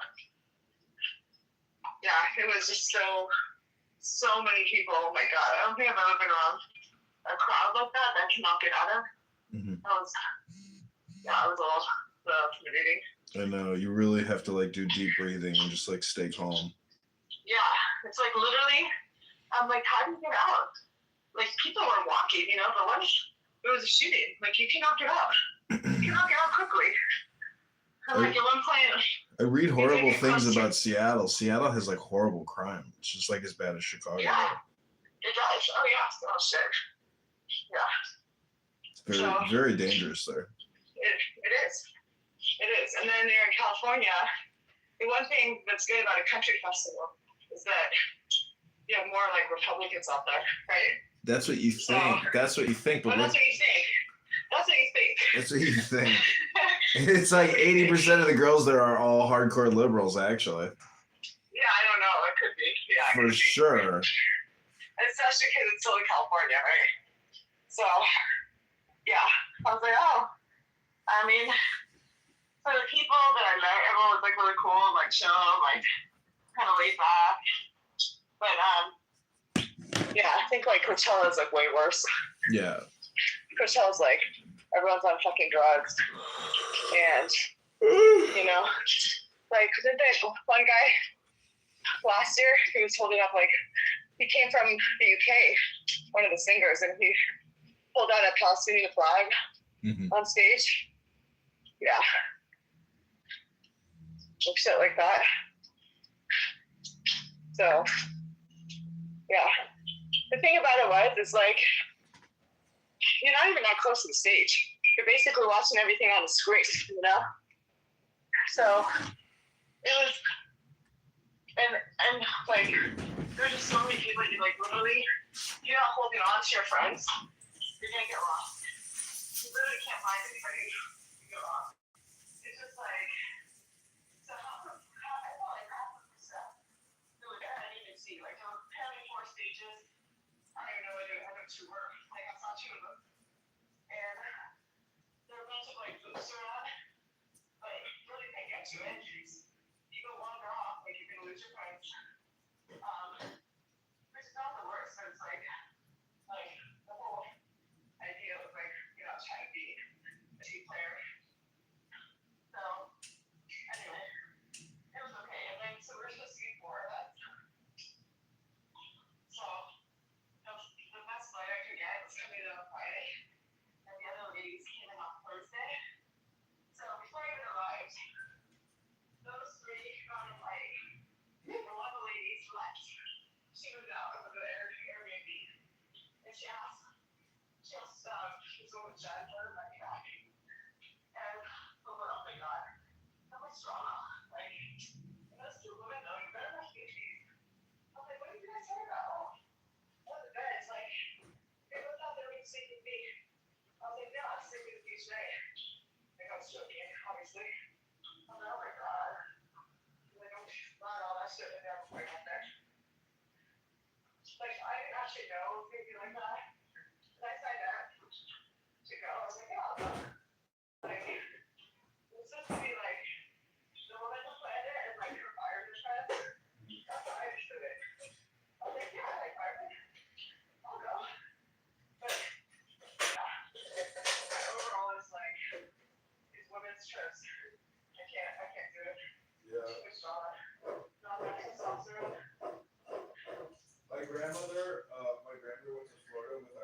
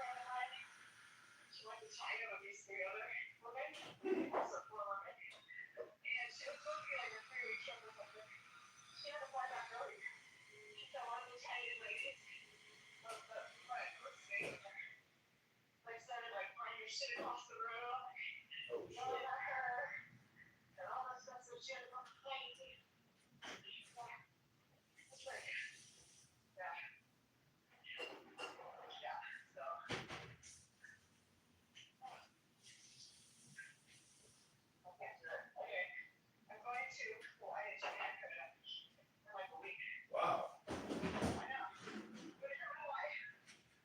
I mean, I'm like, I have a huge garden going here. Like, everything's so happy. I wouldn't leave this place unless, you know, there was a golden rain. There was a rainbow with a pot of gold out there or something.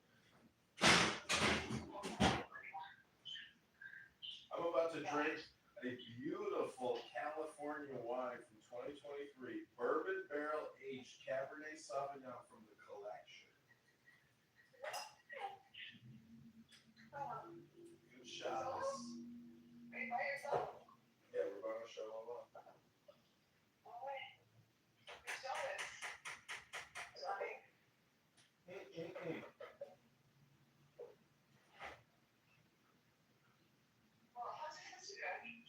She's good. Is she still here? I think so. Her husband's always fishing, so I think they like travel and stuff. Oh yeah. Is she gonna have a kid? No, she can't have a kid. I doubt it. He's probably had a vasectomy, and she probably can't have a kid. Why would they have a kid? He already has 3 kids. He doesn't want any more kids. Ugh. Yeah. My friend just had a kid with her husband, he has two older kids, like in I think in high school, and she's the second wife. They don't want a kid, so they just have a baby. Well, you could move here, and we could have a baby here if you want to have a baby. A baby. Everybody wants a baby. Mama had a baby. You had a baby? A baby, mommy. A baby. Well, I guess that's what your mom is doing. What? I guess that's what your mom is doing. She's probably tells me, one of my kids should have a baby. You know, my mom was probably just like, I don't want any grandkids. I don't even want to think about it. Really? yeah, probably. Think so? Probably, yeah. You think so? It's 2026. I'm 43. My sister's like 45. Like, you know. I know, but you might marry like some 25. I doubt it. These people are so fucking brainwashed nowadays. I don't think I'm compatible with anybody.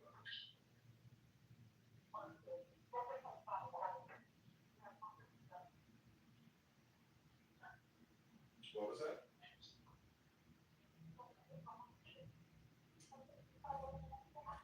You must have sweat. I know you sweat profusely, so your microphone is filled with sweat molecules.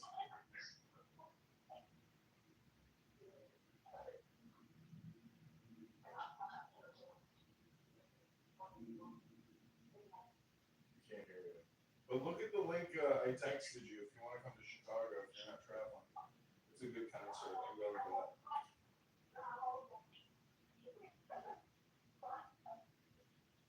I can't hear you, Daniela. Your sweat molecules have filled up your microphone. All right, I'll talk to you soon. Bye.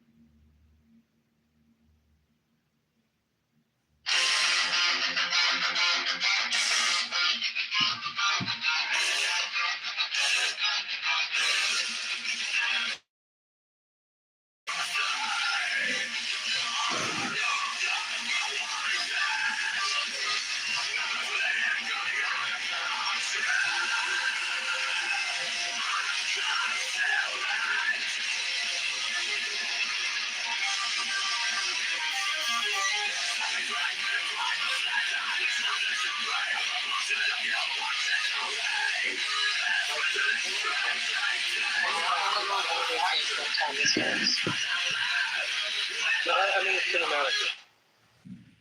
Yeah, I've seen that one. Okay. Well, with Brian Cox? Yeah, I saw that. Brilliant, right? Yeah. Probably like better than Anthony Hopkins and his weird fucking C.S. Lewis bullshit. You think Anthony was better? Yeah. Well, I disagree with you on that. I hope that's okay. And I don't want you to mistake that for defiance. It's just a difference of opinion. Okay? Don't be threatened by that. It's okay. Fuck you. Keep going.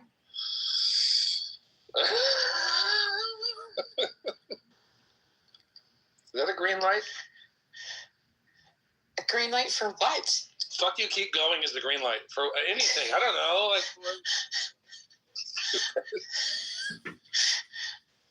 What other movies are there? Kat, is that what you're really asking right now? What other movies are there? Is that what you're asking? Well, you said... You're a bit confused right now, I think. No, I'm not. Yeah, you are. You're so confused. You don't know where you are, what you're doing. Don't tell me what I am. That's ignorant. That's ignorant. Well, that's ignorant. You know what? People say I touched all those kids. That's ignorant. And that's bad. Who's the guy that the journalist, like Bashar or something? Like I don't know why Michael Jackson did that. My object was lies. I keep it in my mind. I have a lot of like. A needle made of light. Site-identical hashes across machine languages and runtimes. If not, where does non-determinism enter? The key question will be, are they both a doctrine engine or not a great runtime? Right now, Vino's system sounds closer to doctrine engine. Arthur's system sounds closer to runtime because it admitted where the current implementation breaks. The case is That's not clear. I waited long enough. So let it go. It wasn't an amazing YouTube video. Are you asking what it did like only 2 years to do the whole truck? To make the punishment fit the crime.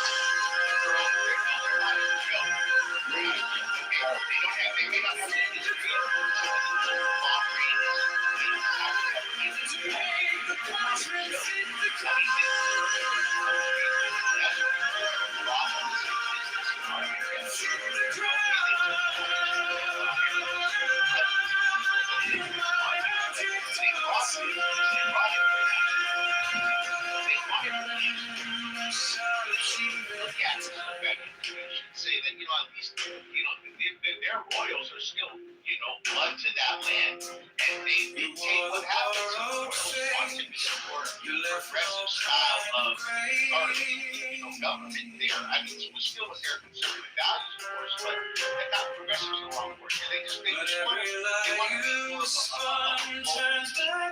be more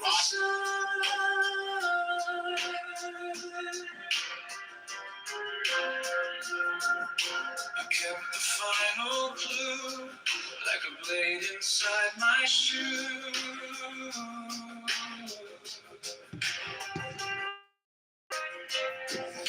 Now every step you take feels like the earth might break. So let it come around, let the giver kiss the ground. I want the scales to sing on the edge of everything, to make the punishment fit the crime.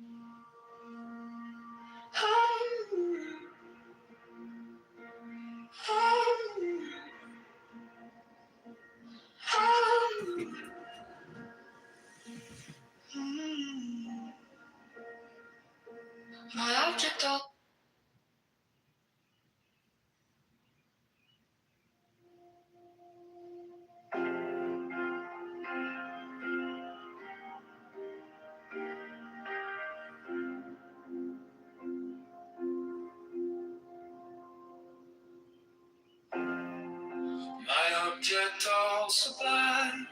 I keep it in my mind.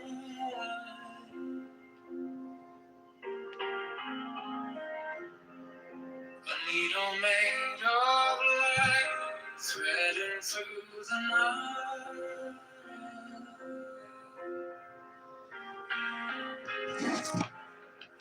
I mark the hidden scene, I sharpen up the dream.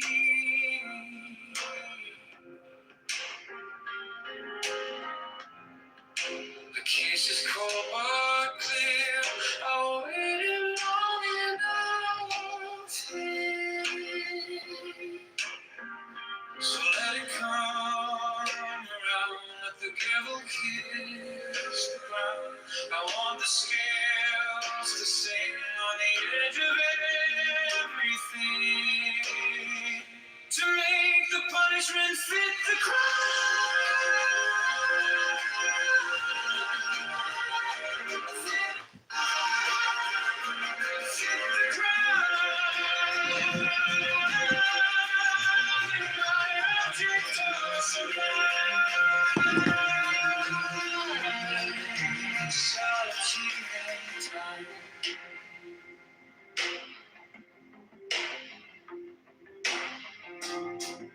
You wore the borrowed face, you left no kind of grace.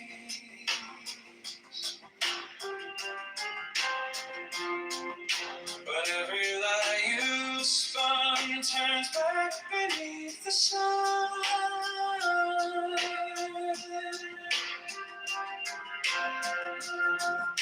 I kept the final clue, like a blade inside my shoe.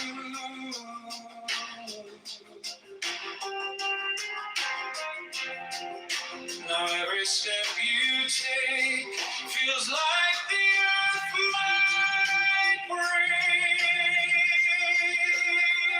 So let it come around, let the gavel kiss the ground. I want the scales to sing on the edge of everything,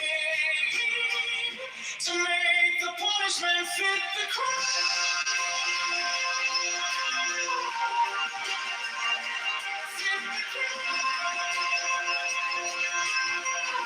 To make the punishment fit the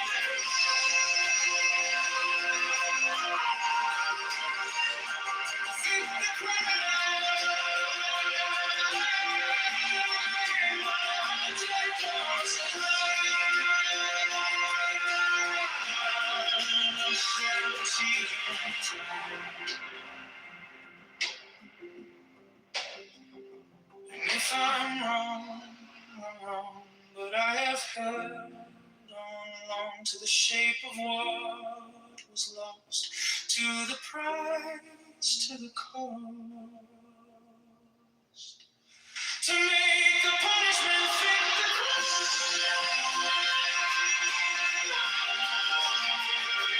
To make the punishment fit the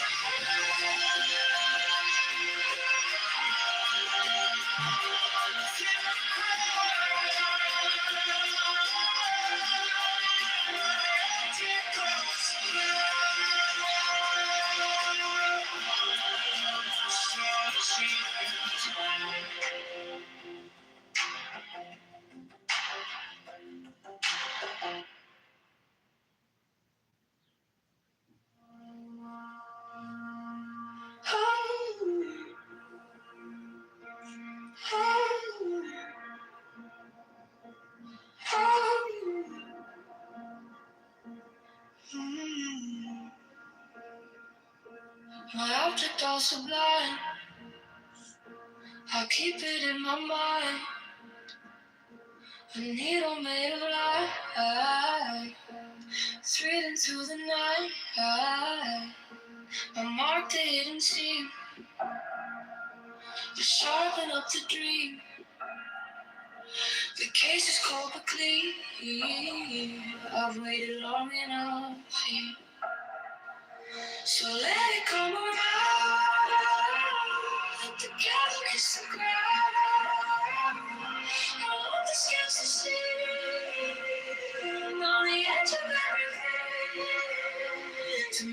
punishment fit the crime. Fit the crime. To make the punishment fit the crime. Fit the crime. My object all sublime. I shall achieve in time.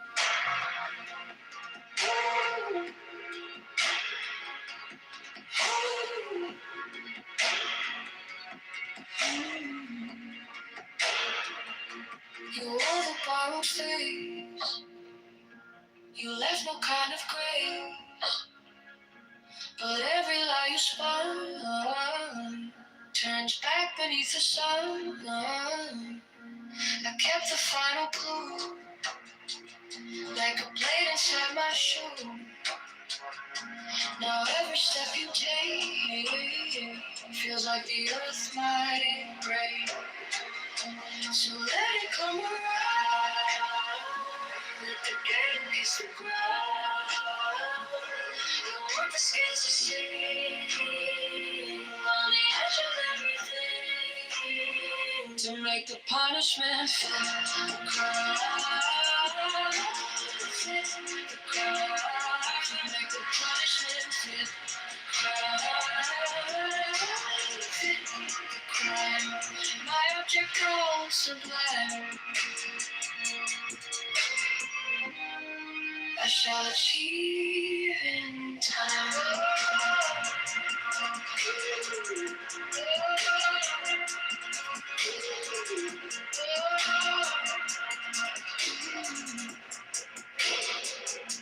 And if I run, but I have held on to the shape of what was lost to the promise to make the punishment fit the crime. Fit the crime. To make the punishment fit the crime. Fit the crime. My object goes sublime. I shall achieve in time.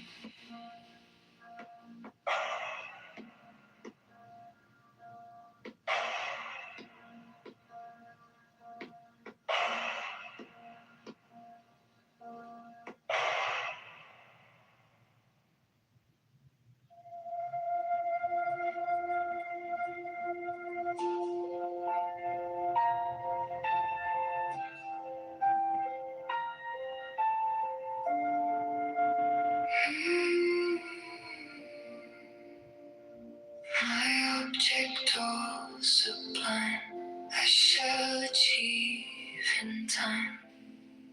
I trace the line, I pay my dues, I keep my face by the mirror's edge. I learn the taste of every pledge, and when the night comes down, I hear it in my bones. A careful kind of vow, a weight I yours.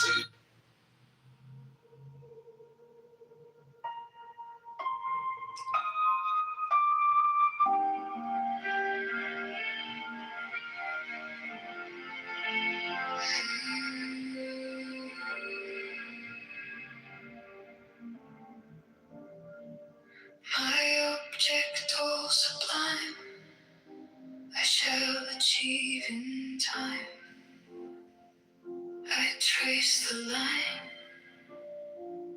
I pay my dues, I keep my face by the mirror's edge. I learn the taste of every pledge, and when the night comes down, I hear it in my bones. A careful count.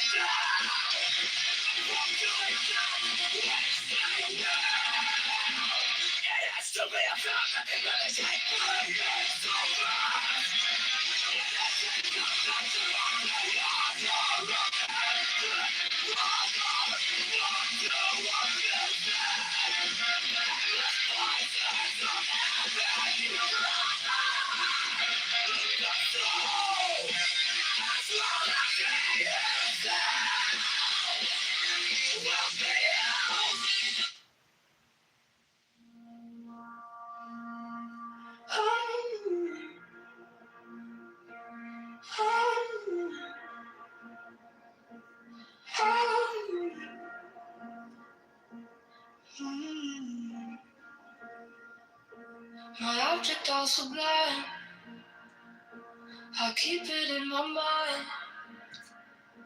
A needle made of light. The night, I marked the hidden scene to sharpen up the dream. The case is all but clean. I've waited long enough here, so let it come around. Together kiss the ground. I want the scales to see on the edge of everything, to make punishment fit the crime. To make the punishment fit the crime. Fit the crime. My object all sublime. I shall achieve in time.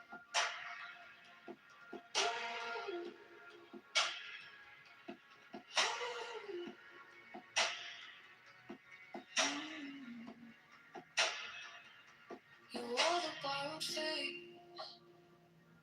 You left no kind of grace. But every lie you spun turns back beneath the sun. I kept the final clue, like a blade inside my shoe. Now every step you take feels like the earth might break. So let it come around. Let the game kiss the ground. I want the scales to sing on the edge of everything, to make the punishment fit the crime. Fit the crime. To make the punishment fit the crime. Fit the crime. My object all sublime. I shall achieve in time.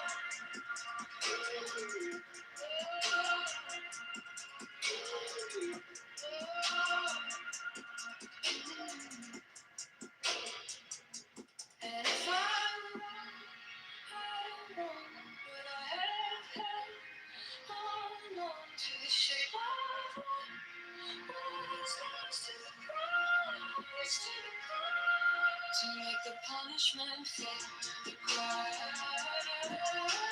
Fit the crime. To make the punishment fit the crime. Fit the crime. My object was sublime. I shall achieve in time.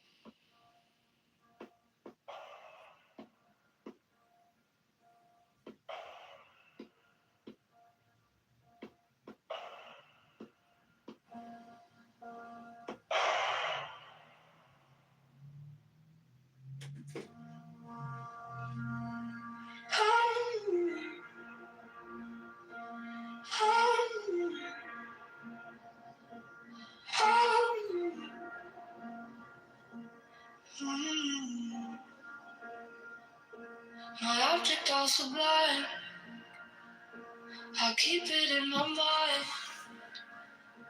A needle made of light, threading through the night. I marked the hidden seam, to sharpen up the dream. The case is cold but clean. I've waited long enough here, so let it come around. Let the devil kiss the ground. I want the scales to see on the edge of everything, to make the punishment fit the crime. Fit the crime. To make the punishment fit the crime. Fit the crime. My object all sublime. I shall achieve in time.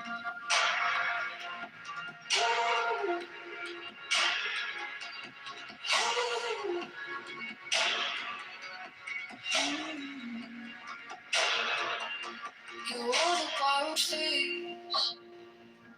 You left no kind of grace. But every lie you spun turns back beneath the sun. I kept the final clue, like a blade inside my shoe. Now every step you take feels like the earth might break. So let it come around. Let the candle kiss the ground. I want the scales to see on the edge of everything, to make the punishment fit the crime. Fit the crime. To make the punishment fit the crime. Fit the crime. My object all sublime. I shall achieve in time.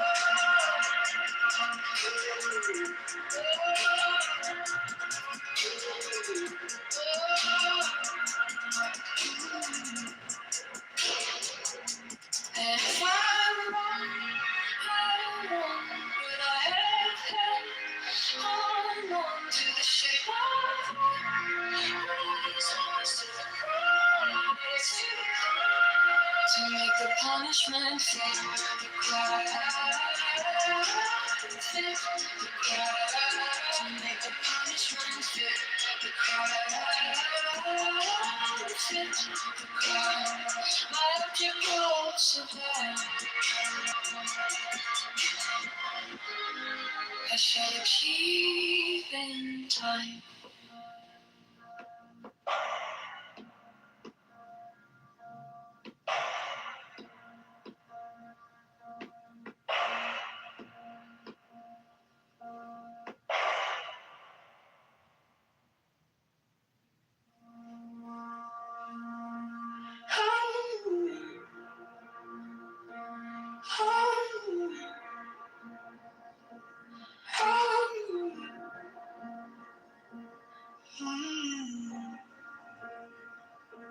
My object all sublime. I'll keep it in my mind. A needle made of light, threading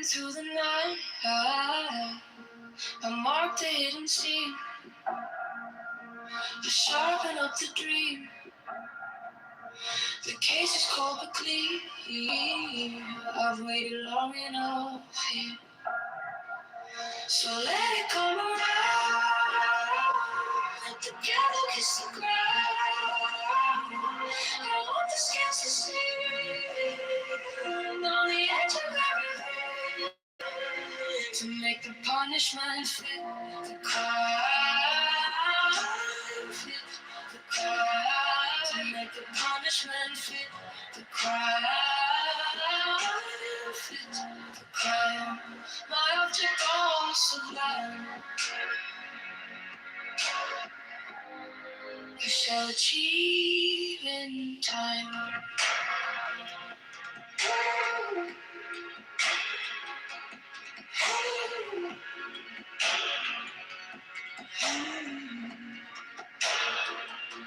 You wore the borrowed face. You left no kind of grace. But every lie you spun turns back beneath the sun. I kept the final clue, like a blade inside my shoe. Now every step you take feels like the earth might break. So let it come around. Let the game kiss the ground. I want the scales to see on the edge of everything, to make the punishment fit the crime. Fit the crime. To make the punishment fit the crime. My object all sublime. I shall achieve in time.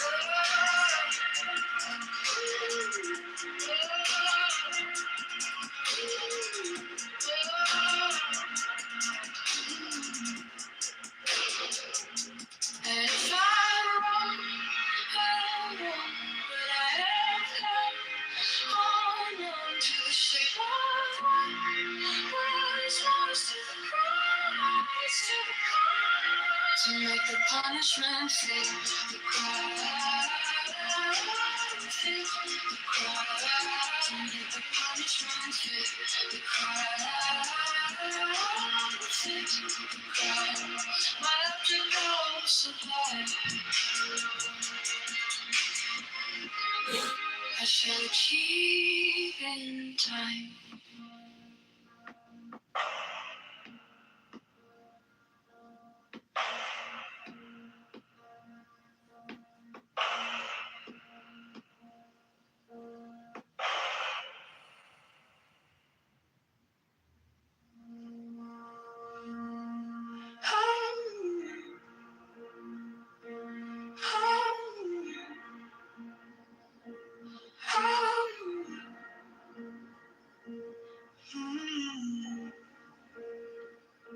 My object all sublime. I keep it in my mind. A needle made of light, threading through the night. I mark the hidden seam, I sharpen up the dream. The case is cold but clear. I've waited long enough here. So let it come around. Let the gavel kiss the ground. I want the scales to see on the edge of everything, to make the punishment fit the crime. Fit the crime. To make the punishment fit the crime. Fit the crime. My object all sublime. I shall achieve in time.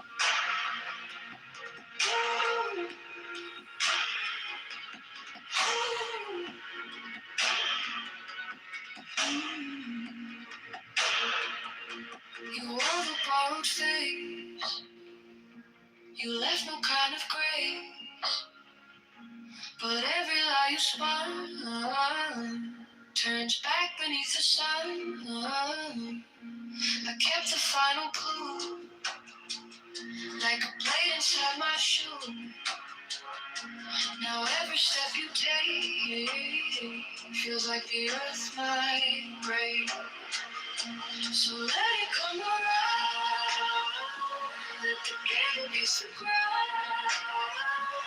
I want the scales to see on the edge of everything, to make the punishment fit.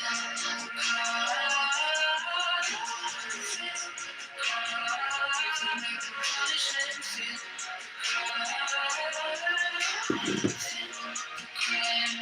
My object all sublime.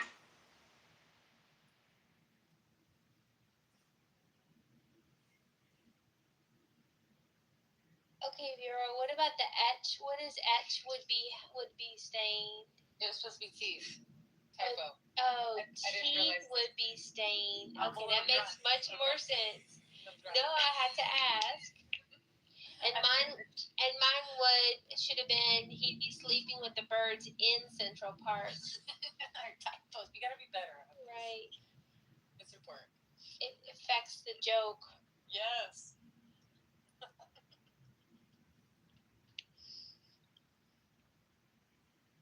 You see it a little bit? Sam? Wait, what's the room code again? Well, are you on the main screen or are you on the same screen? When I get back on this main screen. Oh, okay. All right. Here.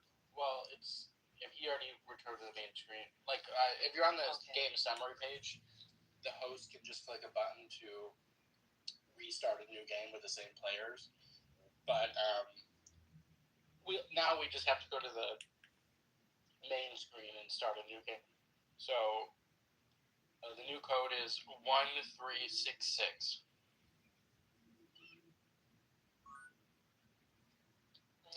Maybe y'all can get some more players because I'm tapping out, I think.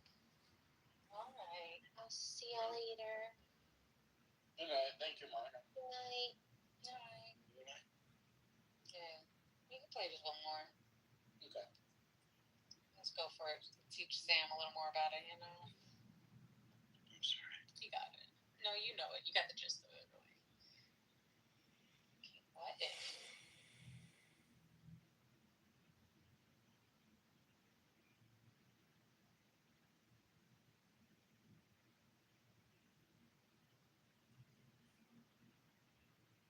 I'm a Anderson.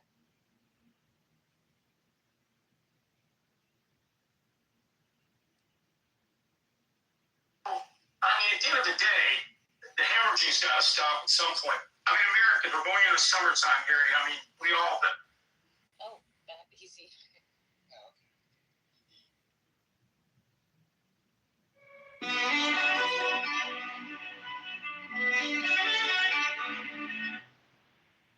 You were last to submit your question to be last this time. What a bitch. Fuck you.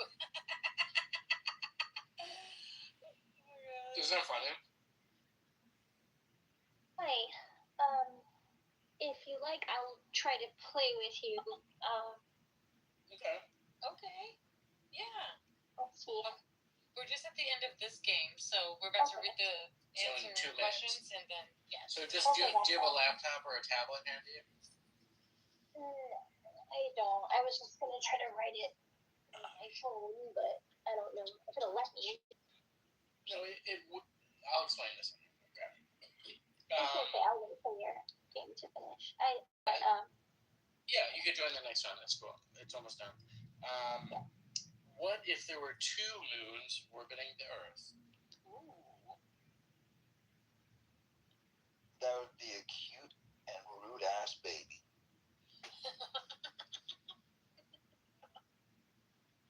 What if Eminem and Sabrina Carpenter had a baby?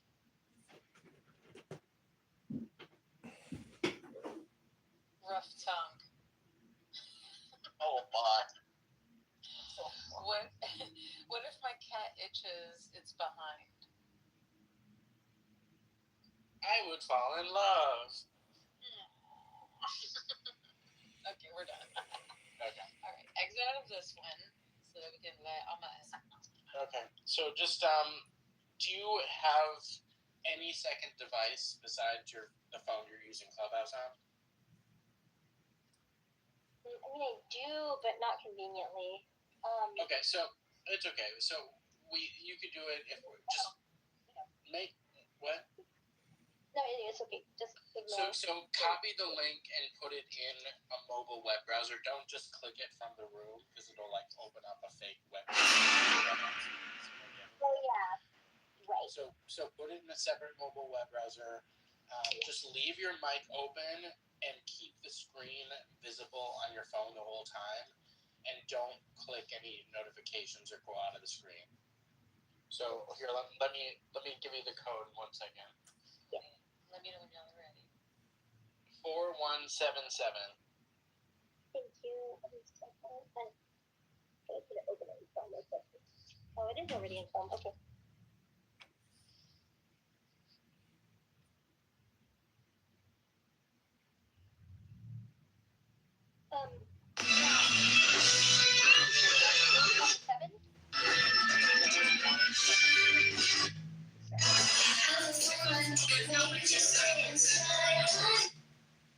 I would have liked them done by a different human being, but it is what we got. He's doing something that I don't necessarily completely disagree with. If question. To kind of, we just have to show that, how bad the Democrats are, and in doing that, we got to guide,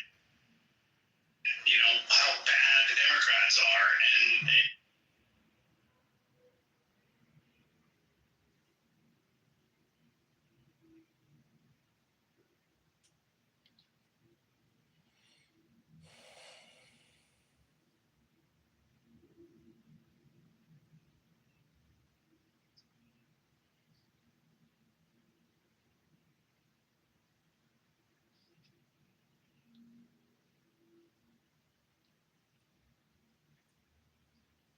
This is really tricky.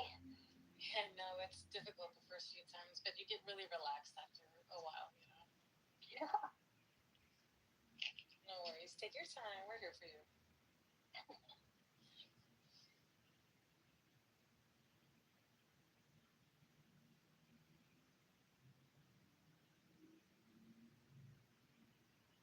Oh my God, this is It's a lot of pressure. yeah. What if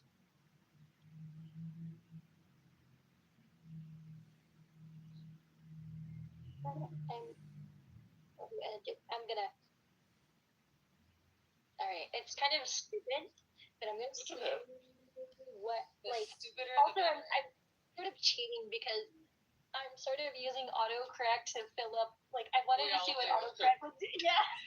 We all do, bro. It's fine. It's I fine. was trying to find what to do, but it didn't. It wasn't really You fun. want I was just hoping you would oil day. Yeah, I know.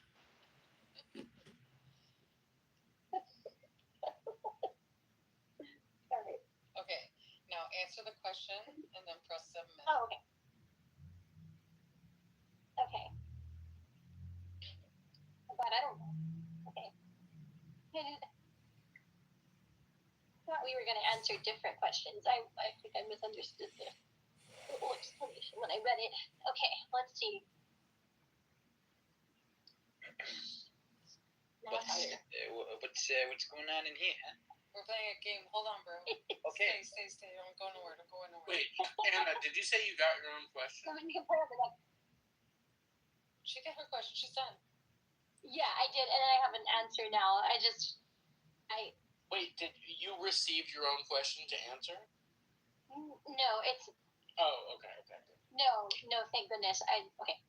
No, I didn't see that question at the top. Okay. Yes, thank goodness. Okay, that makes more sense now.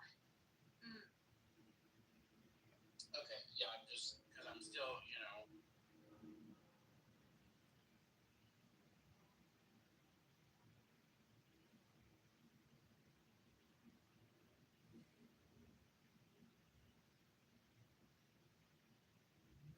Question is, how do you know I don't hold to that? by asking, do you? That's really in the Koine Greek. That's not how that. Okay. That And my answer is sometimes I do, and sometimes I don't. It's a very much an oversimplified translation of the verse in the Koine Greek. It's actually javon, not cheek, right? And the turning is an inward turning to self-reflection, right? And the idea is that in the more correct translation of that verse from the Koine Greek is, if someone backhands you across the jaw, which was considered to be an extreme insult, right? Do not adopt a militant stance against that person. Turn inward and think about the situation. Right, I get it. Plan your events carefully. That's the point. Yes, exactly. I know, I get it. I'm just trying Was there any truth in there? Was there any truth in the insult? Is there some you could take away as a learning experience? Oh God. Did you learn something about this person on their reaction to you? Right. So Steve, I'll take a second example. I don't want to go down a whole list, but I'd love to take a second example. So you call it meditation. We'll say prayer, right? When you don't, someone treats you bad or they're an enemy of yours, whatever, you're not going to meditate on their better good. Not saying you specific, but what I'm saying is there's not a standard where you have to meditate and say, hopefully they are still blessed. Hopefully they are still, the good comes out. You're going to still hold grudges because you don't have to forgive. You can stay unforgiven if you want. There's no standard. Why are you making calculations about how atheists live? Because the reason I'm saying that is because it's not no objective morality. We can independently come to those preferences through reason. Yeah, through reason. Yes. Yeah, I get it. You can sit down for a minute and think about, should I forgive or not? I get it. Meek, if you keep saying atheism is a standard, that's right. The only thing atheism has is not belief. And everybody's reaction to their external environment, whether they get insulted or whether they get a compliment, their reaction is going to be individual based on that individual. Same with you, right? You're saying you have an objective morality. No. If you're saying it's objective because God gave it to you, that is subjective upon the mind of God. You are even following your subjective morality. So you got to understand that. Sure, but our paradigm is God is not subjective. God is objective. So we're trying to subjective conclusion come to by religious leaders. Okay, y'all everywhere. No, we're not everywhere. So, y'all are. No. You said God is not subjective, right? God is a thinking agent, yes or no? Sure. Great. So anything coming from the mind of God is subjective to that mind of God. Now, a Christian, can I respond to that? A Christian may make it their objective goal to follow those rules, but that doesn't make the rules objective. Do you understand the difference? Okay, I used an example of I'm a nerd about zoning and land use, right? And they say that in order for a land use ordinance to be valid, it needs to have clear and objective standards, right? The actual law in and of itself is subjective to the place and time and goals of the jurisdiction that puts it in place. The objective standard is that those standards are set and applied to all situations in the same manner. That's what it is, but it doesn't make the ordinance in and of itself objective and universally true and mind independent. I got it. That's a subjective opinion. And look, I'm because I didn't just want to leave, but y'all saying so much, it's hard to respond to everything. But look, I love y'all. I wish the best for all of y'all. And just keep on striving for truth. Keep on. You don't love me. You don't know me. I don't. Why do they do that? Because Christians are supposed to love everybody in the vision of God, even those you hate. I think Meek's pretty alright. I don't mind Meek one bit. He's kind of funny a little bit. He sounds okay to me. He's okay, but I really, it just, as soon as people start calling other people emotional, that tells me that they're doubting themselves and they're getting like dug in on a position when they really should stopping thinking about it. Yeah, when he accuses me of being like all other atheists, that's where I just get, he loses me.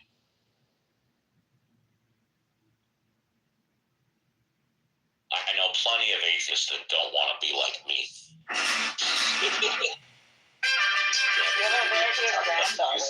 She's adorable. Thank you. Right, though that I also hold Christians to a higher standard. In fact, whenever I'm on a criminal jury, I always if I know that the guy is a Christian, I just another 10 years on the set. So what? This is Deepak's humor. Oh, okay. I was like, really? That's unfair. Right, slacker. I at least give him. Yeah. So those are rookie numbers. Deepak does not fulfill his vow under penalty of perjury and lies to the court by saying he'll judge the evidence on the. Oh, I mean, the guilty or not guilty is still based on the evidence, but the punishment is based on whether their religious beliefs. Yeah, and I seriously doubt that religion, whether or not the defendant is a Christian, is ever mentioned once during the trial. You do know it's a joke, right, Steve? Of course I know it's a joke. Of course.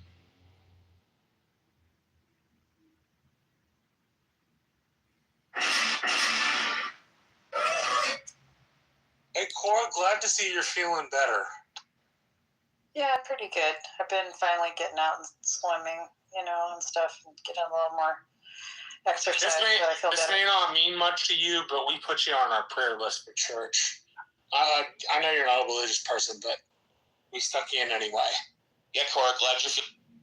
Thanks, Steve. I hope you're feeling okay too. Thank you. Yeah. And the World Atheist Assembly has added you to the control group of a number of our experiments. Also, awesome, Deepak. Yeah.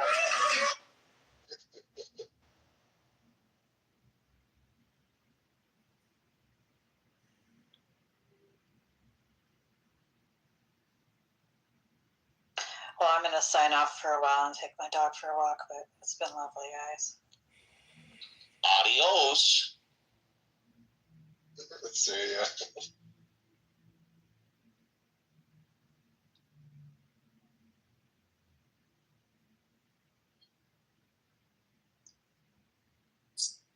Hey, what's up, Jacob? Hello. What's up? Where's Cora? Just said she took off. You put on your the fuck is that profile picture? That's a female.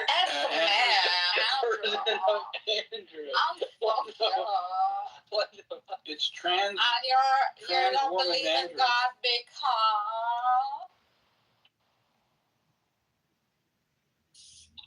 He's transitioning for God.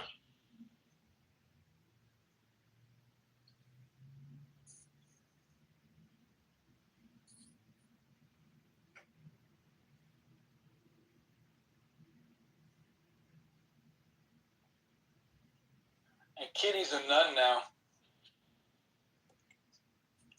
Oh, no way. You serious? Or are you pulling a Deepak mask? Well, just by her profile. Her PTR. so why is it that theists think that atheists are like these notorious murderers? We're heathens. We're evil. We're the enemy. What is it? What's going on? Do you think in the theist psyche that most of the time I'm hearing this? I think there's a lack of reflection. Actually, you got it reversed. Most serial killers and people that kill people that they don't know say they're doing it in the name of God. Oh, shit. Yeah, that's right. Yeah. I can't. I mean, I'm sure it's happened, but I can't recall anybody killing a bunch of anonymous people in the name of atheism. Allah Akbar! Now I kill you! Yeah, that's true.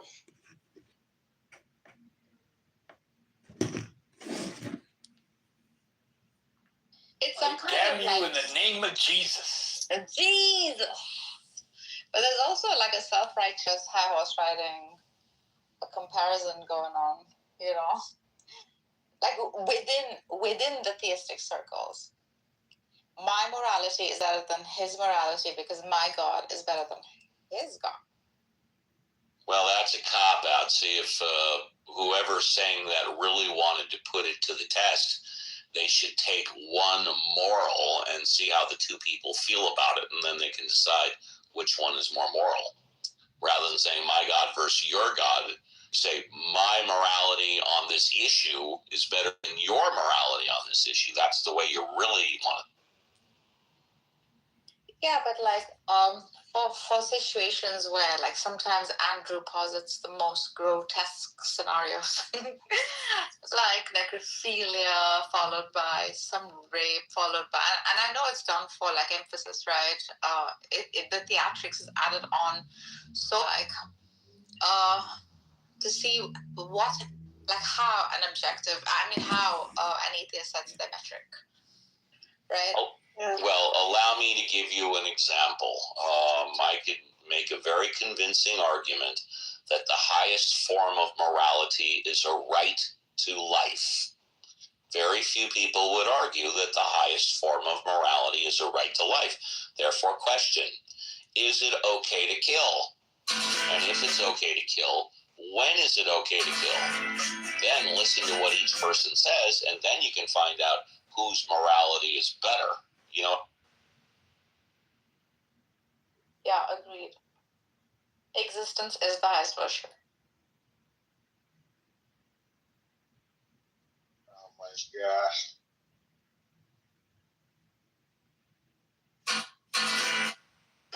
I guess my that's one of those like little mysticisms. Good Lord, look how I'm getting bullied again. Now close your eyes. Take a walk by the lake.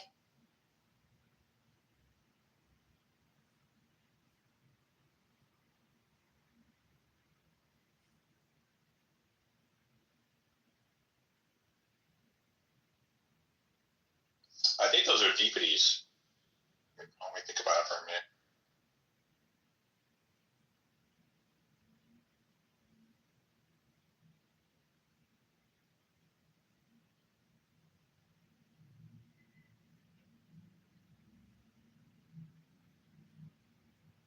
This just shows like how widespread moral disagreement is, right? Because you guys think that like whatever right to life is the highest moral like good, but Nargis thinks that like ample cushioning and like firm heel support is like the most moral thing.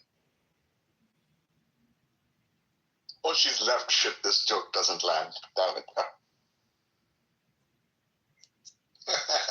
Yeah. Right here, loser. He's here. Oh, that's fine. Whoa, who is that? Ew. Who do you think? Who do you think? It's your baby, Bubba.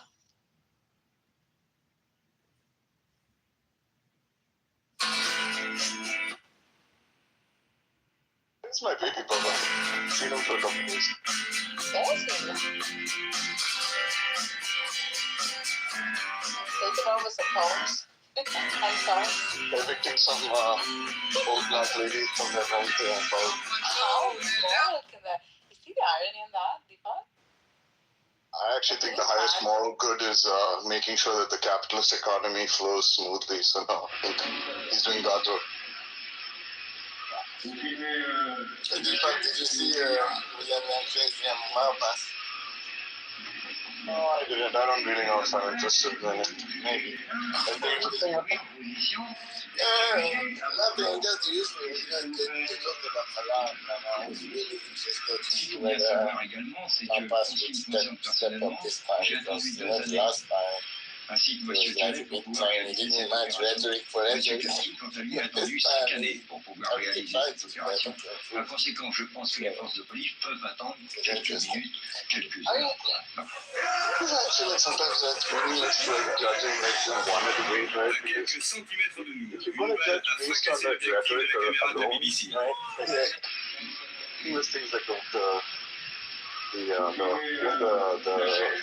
how loud your voice is also is going to matter, right? Like in perceptions of who want to debate, but you got to really track the arguments and ultimately. But yeah, the thing is, it's the exact same because they even stayed on the old Kalam, right? I think probably maybe Craig would have requested that because he doesn't know it's not about that. It's not as much as Mapas about the new causal infinity stuff. So they didn't do that.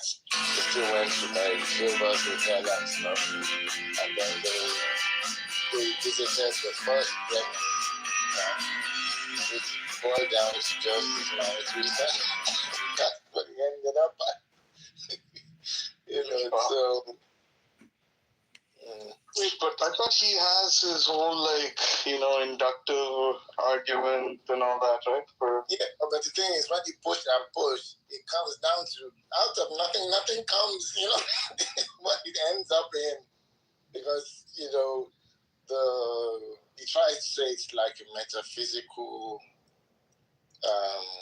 thesis or whatever. Because if you say it's induction, it can be attacked like, oh, what's your sample? Have you left something out? So eventually, he wants to just say that this is just something that makes sense, out of nothing comes. But I think actually examining the strength of that induction could be a productive discussion, right? They didn't even do too much of that, and it has been done before. I think it just ends up very, very frequent to this, and it ends up like maybe it's a draw, maybe no one's winning. I don't know.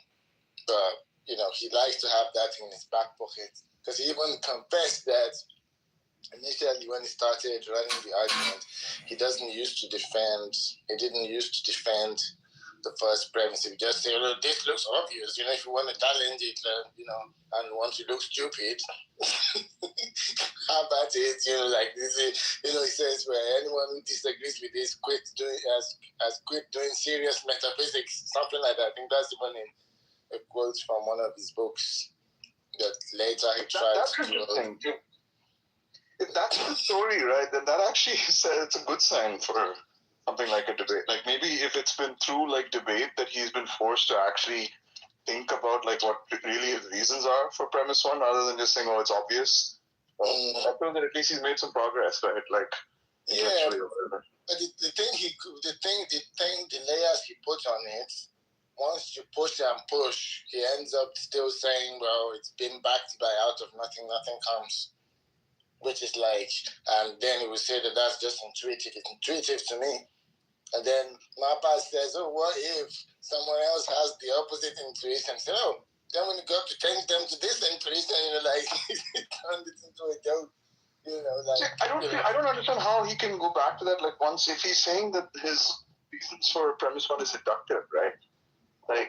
That's more than just saying out of nothing comes. He's saying that something in every instance of something coming, we always see it being preceded or caused by something else, right? So so now then you can ask yes, go ahead, sir. I'm saying then the question turns to okay, well, is there grounds to generalize to something as general as the whole universe, right? Just because every single thing in the universe has a cause, does that warrant generalizing to the universe as a whole? And I don't see how you can go if that's okay. Yeah, I guess if the thing, they didn't talk about that one too much. I think maybe there's some kind of weakness about it that's not coming to me, but he has 3 defenses or something like that, where that inductive thing is just one of it.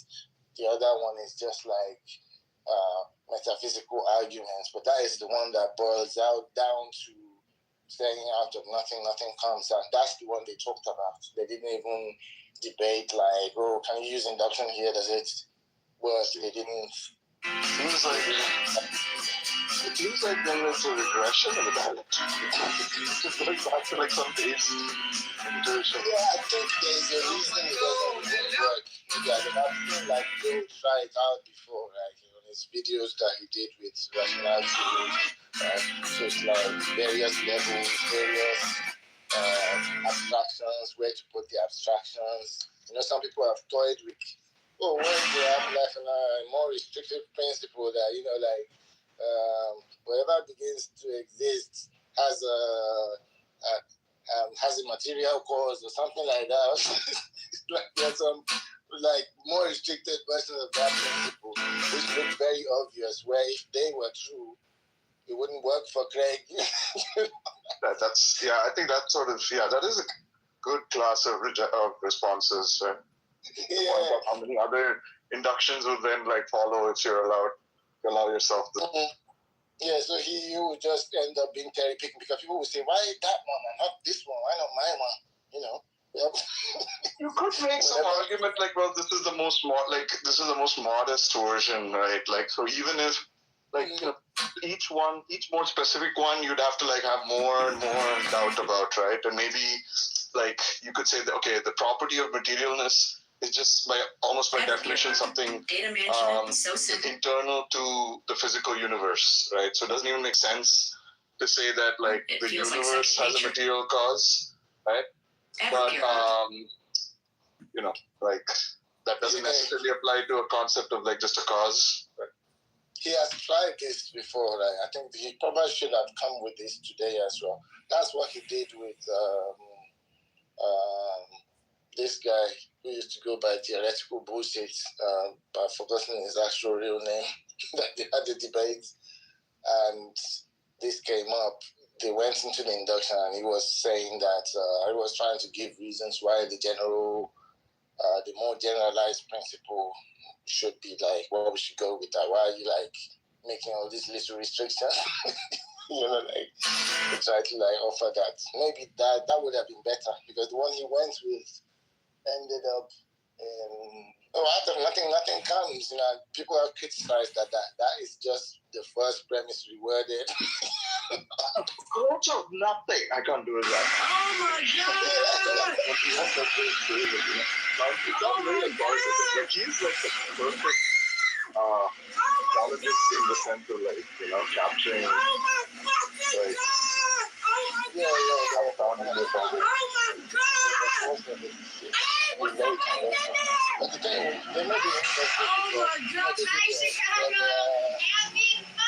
What's that thing that Justin Bradley used to do? Dog eats every day, but he They're wears a collar. So that's what they had. It was the face to face. They were like real life in front of each other, and they had like somebody controlling the debates, right? So it was, and then they did it into like 4 sections. So like once they ramble on, it took an hour and a half. So once they ramble on first got the left out, and then went to the second premise. The second premise is where like Malpass has written premises, and they debated all these kind of like counterintuitive things. You having a mental health? Hey everybody, it's all the person Andre Vasquez 44. I'm here by a witch. How are you creating news about this? You gonna create news in the next murder on Robert Hill? You know, all these kind of things, right? They did all of that, they rehashed that.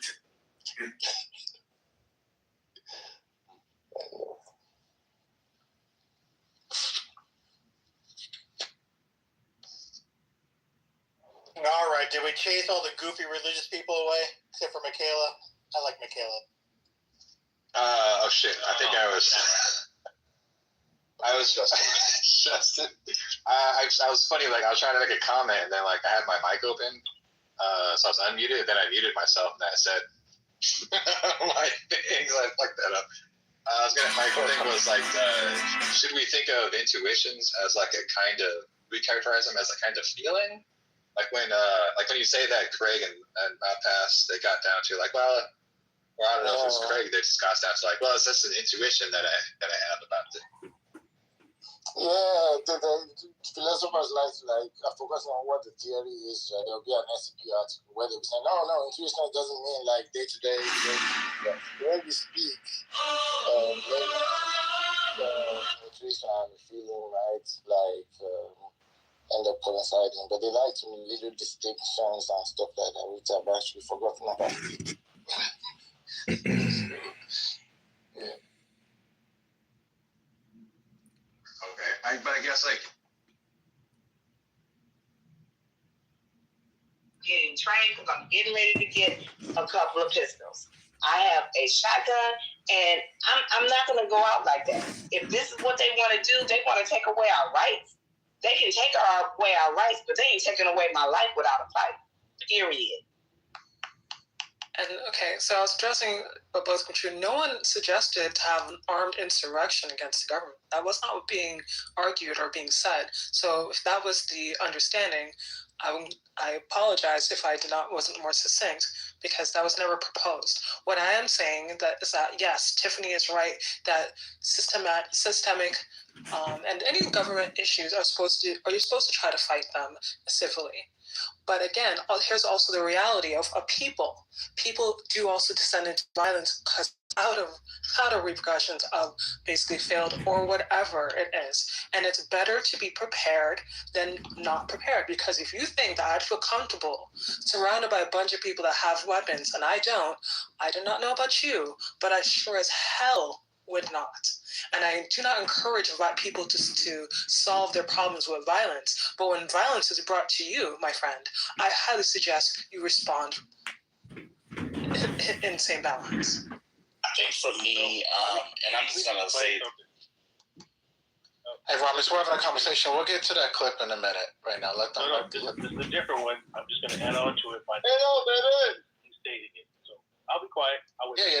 Let this conversation kind of wear itself out, and then we'll jump to there. So, Miss Sandra, I want you to always know that I absolutely love you. I back channel you. I do know how isolating it can feel for you.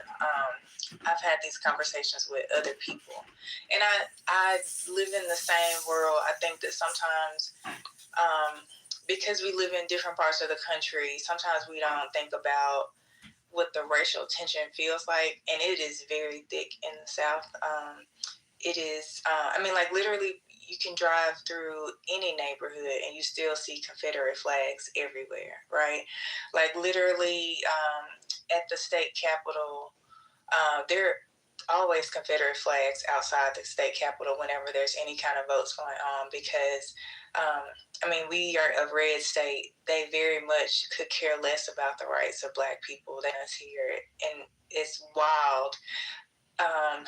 Wild to think about, right? Like, even, I'm sure y'all heard Marsha Blackburn is crazy as a dodo bird, but the same white people that sit next to you at work voted her into office, and she's been very clear. She's the one that originally called Bill Lee about redoing the maps, right?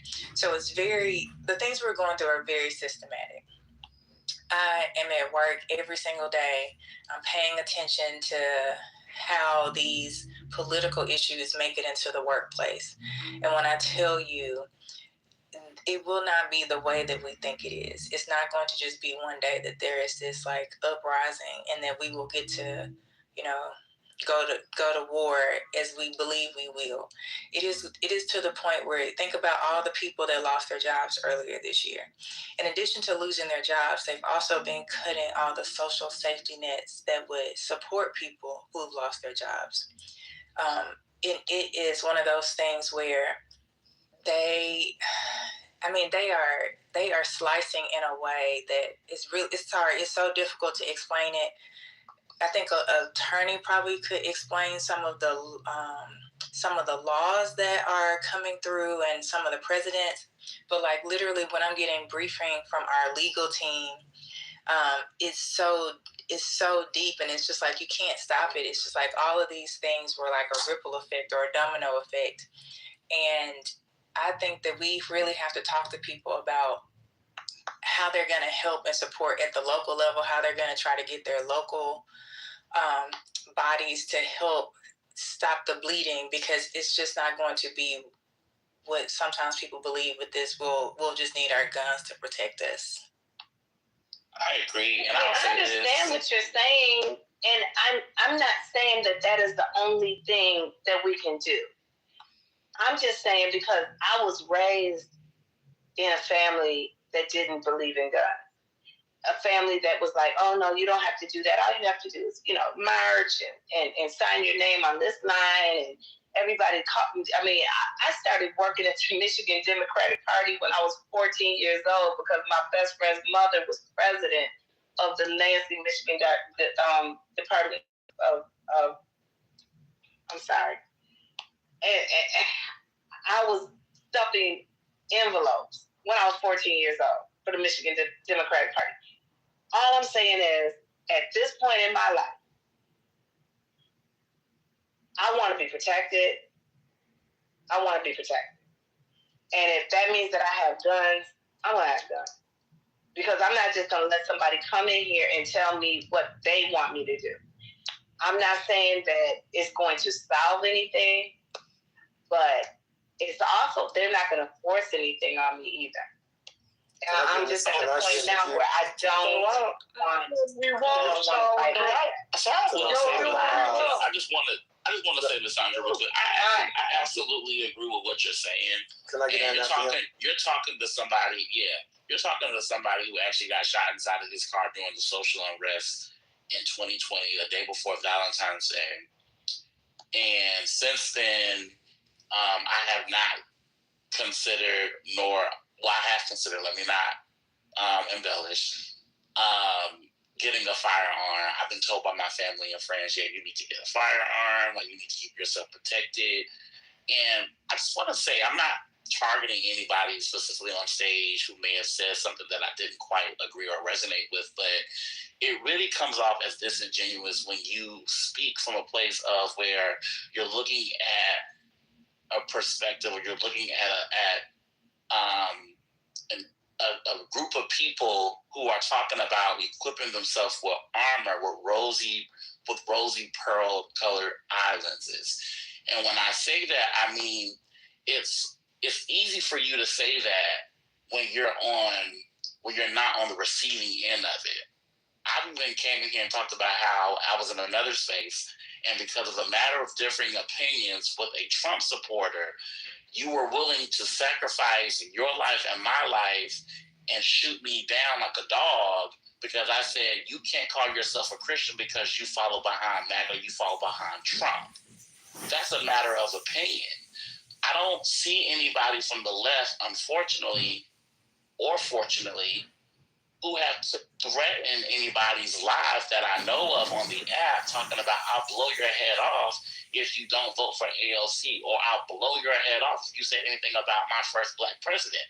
I have not heard that. So it just comes off disingenuous when we hear certain individuals say, well, you trying to encourage other people to get themselves armor or to equip themselves with guns as if that's going to solve the problem.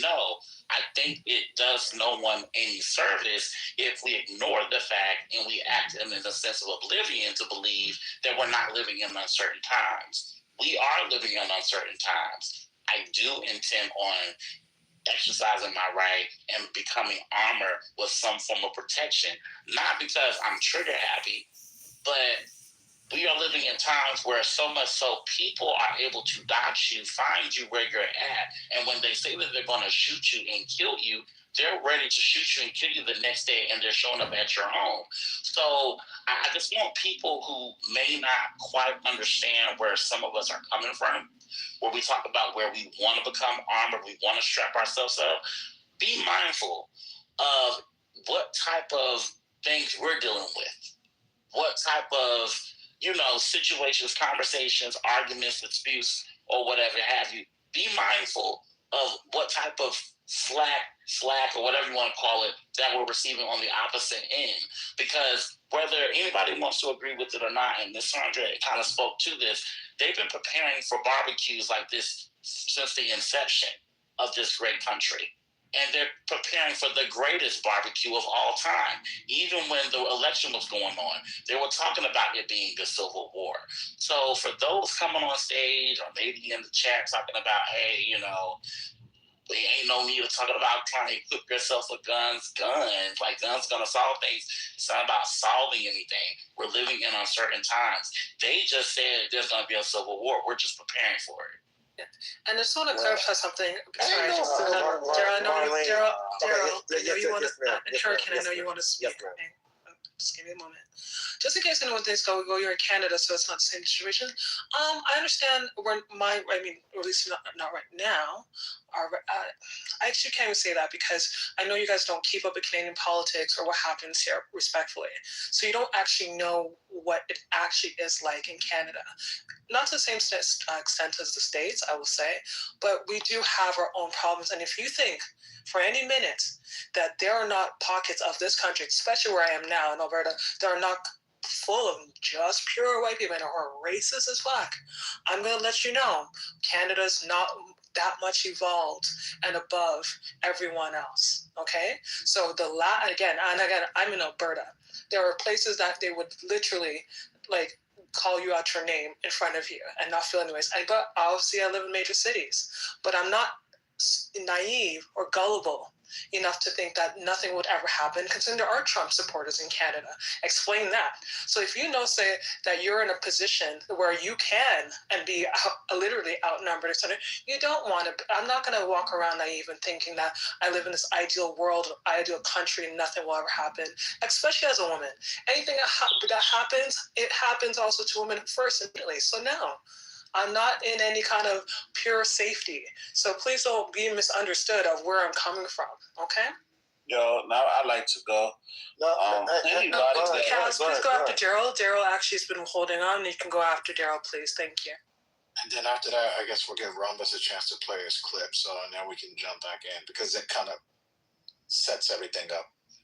Okay, so on your honest, I live in Texas, and I joined the Texas Army National Guard and during the Operation Iraqi Freedom. And I remember one of my colleagues who was working on White House detail when during Barack Obama's second term, I had this bright idea to take my family to D.C. because I just wanted to see the White House because the Obamas were there. Fortuitously, the Smithsonian opened up that same weekend. That was like late September of 2016. While I was there, I had the opportunity to go to a lot of the memorials, but one of the ones, every memorial has a bookstore at the bottom of it. So I went down to the Lincoln Memorial and I bought this book called African Americans During the Civil War. It's a great book. I encourage anybody to read it. But one thing that I took out of that book was these proud Black men. And some of these people were in leadership positions, captains, things that I've never heard of in my life, things that was never in any social studies at all. And these were men that some of these people were not far removed from slavery, coming through the transatlantic slave. People say it never happened, which it did. Okay, this is what I noticed. What I noticed about the people that were there, these were very proud people. These people were fighting. These people were fighting on the side of the Union to kill, and they were sanctioned to kill the Confederate that stood in their way. Right? So this is what I'm saying. The battle, if there ever was a battle, is not going to be fought by ourselves. We have allies all over this planet. So this idea that 13% of Black people on our own is foolish. There is a lot of people, brothers and sisters, that are Christians, Muslims, atheists, that know right from wrong. And if this fight was ever to happen, which I doubt it will, because the Civil War that did happen had the most U.S. casualties in any conflict in the U.S. history.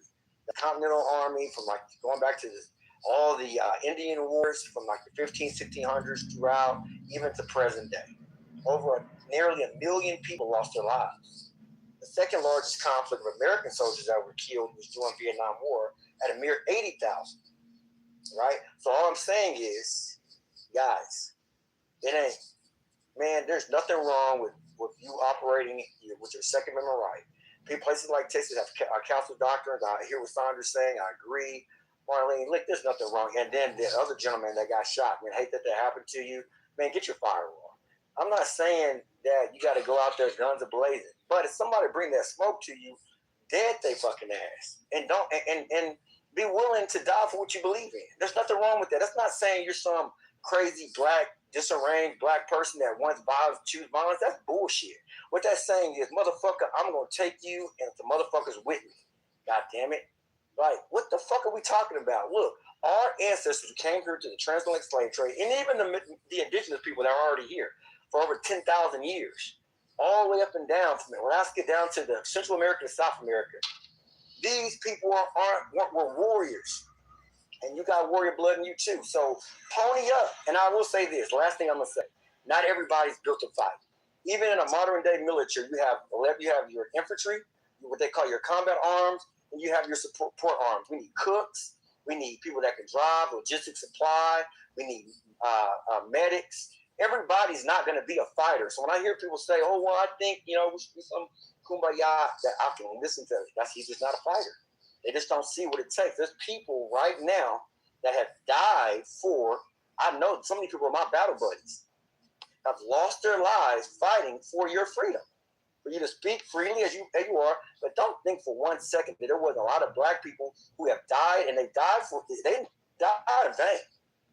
These people died for what they believed in, and some of us have forgot our way.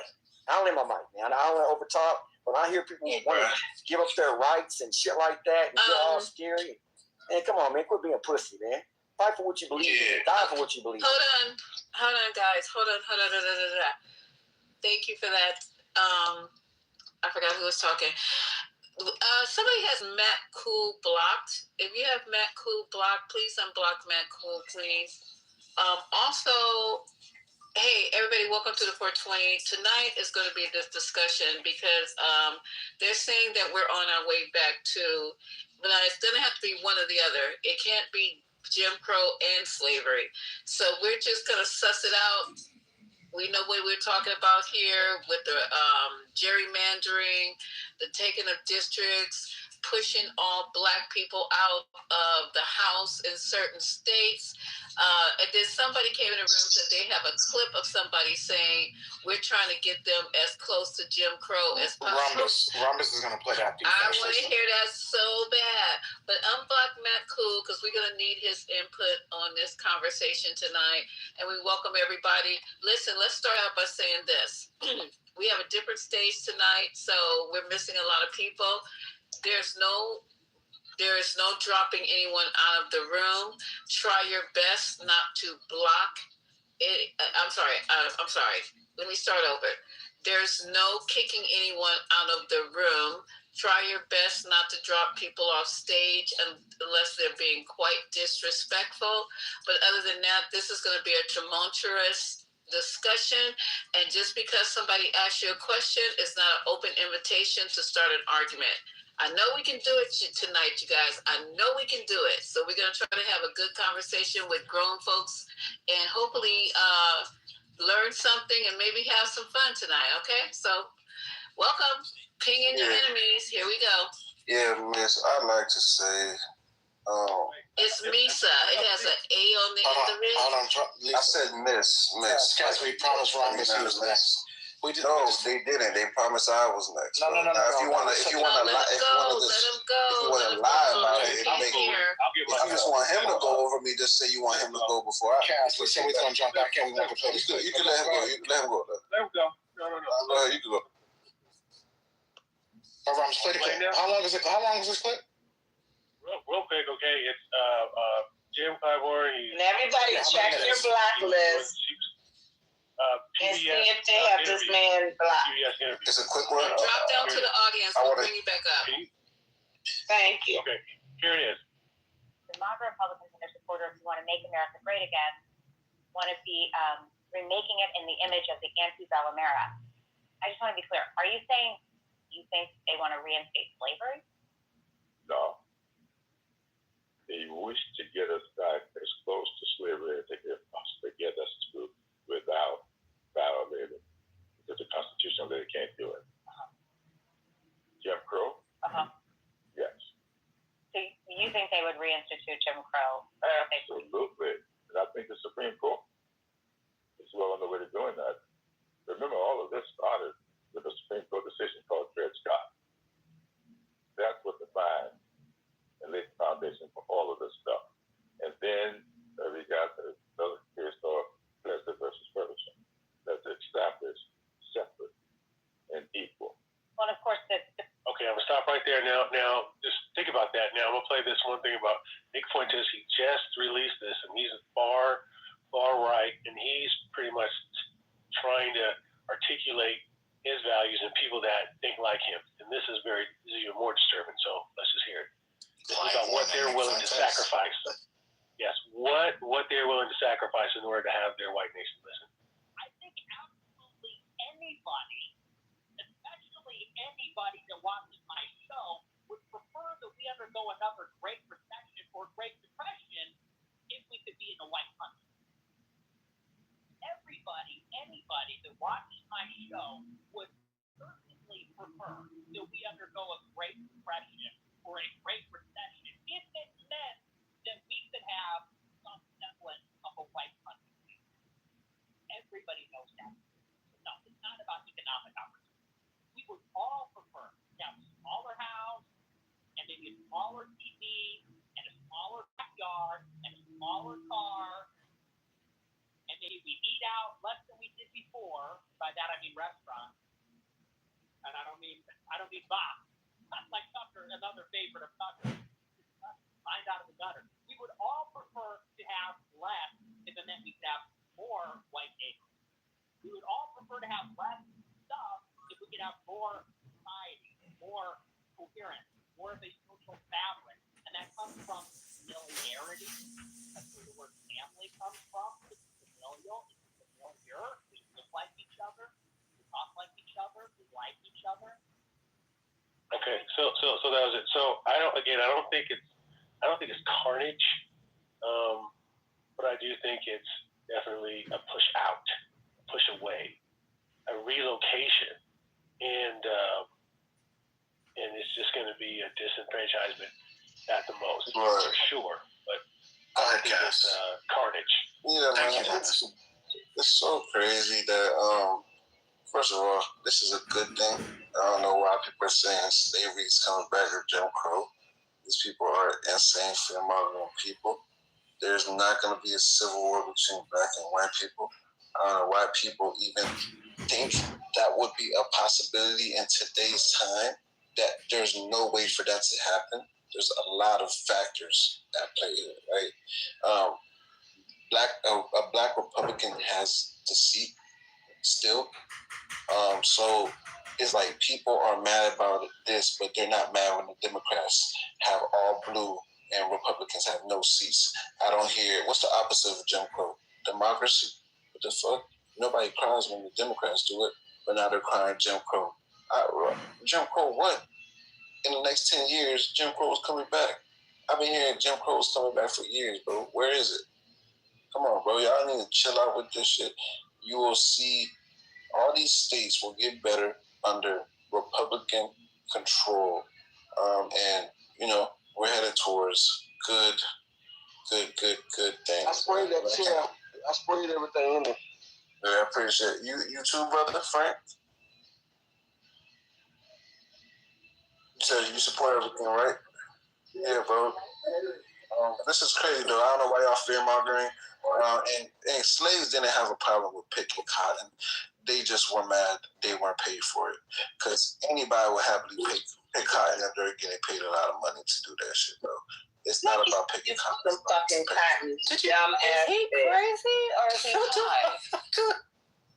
I can't even take you seriously. You think slaves had a problem with picking cotton? They had a problem because they weren't paid for it. You think if they were being paid to do this? Yeah, what's up, everybody? That I want to see you pick some cotton. I ain't talking about the flag. Talking about you. Let me see you pick some cotton. You dumb fucking bitch. Whatever. Let me see you do it. You tell me how happy. You tell me how happy you are. Speaking for fucking cotton. He's just speaking his truth. And then when you do it, why we gotta hurl all the insults? because I love working in the garden. I love working. Excuse me. I love working in my garden. I love planting my food. I'm not attacking you. I'm just saying that's what you said. Which is unnecessary. That's what you said. And I'm just saying I love working in my garden. I love picking my tomatoes and my peppers. You let me see you pick some fucking cotton and tell me how much you like it. Tell me how much you like it. I tried. Miss Lisa, there are black people There today are 3 picking cotton. people talking at one time. Well, he was talking and she interrupted him. And then I heard you in the background as well. I did. I interrupted. Okay, so be ridiculous on mute though. Helping when you start. Somebody needs to spank me. So I need to spank So let me get this out, you guys, and I'm gonna just say it one last time. This is going to be a difficult discussion. Everybody's going to have different opinions, and I don't care. I welcome it. But what we can't do, because everybody in the audience did not come in here to hear people argue. They came in here for the topic of the discussion. So one person at a time. If you want to retort to what that person said, just say, excuse me, I'd like to retort. And that's it. But we're not going to be like 4, 5, 6 people offline. I'm telling you. I don't want to drop people, but I will drop you.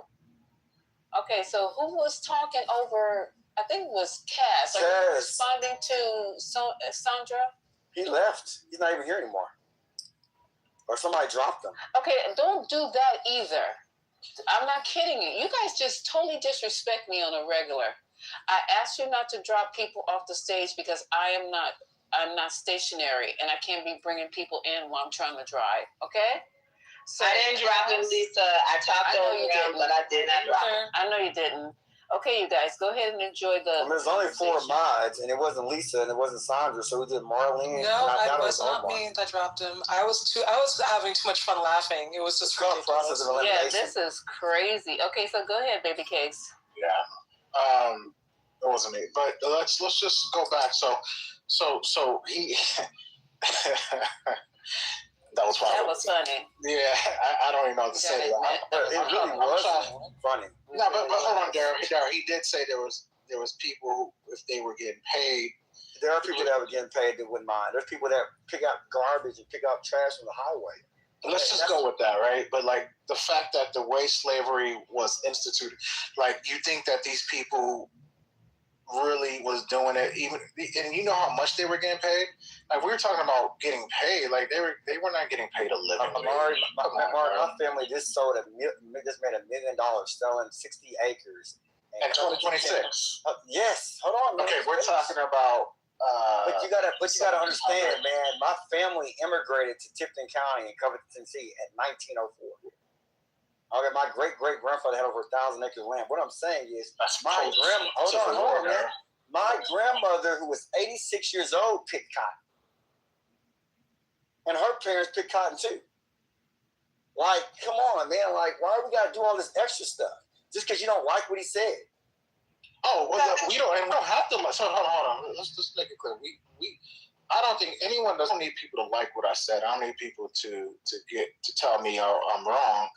I just, I think Ms. Misa's talking about is... Okay, Amari?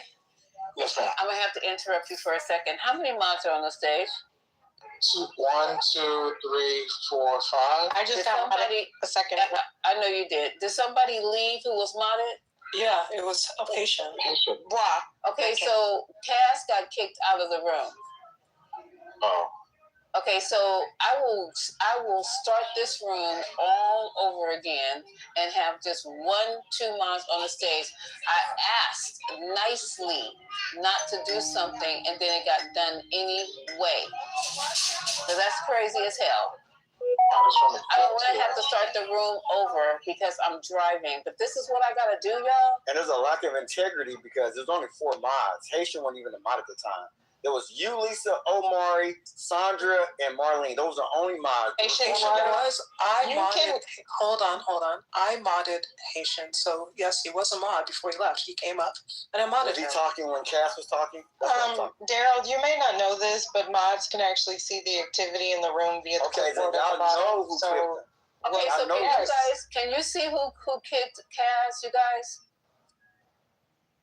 Just tell me. You don't have to make a big deal about it. Just tell me who kicked them. It doesn't say.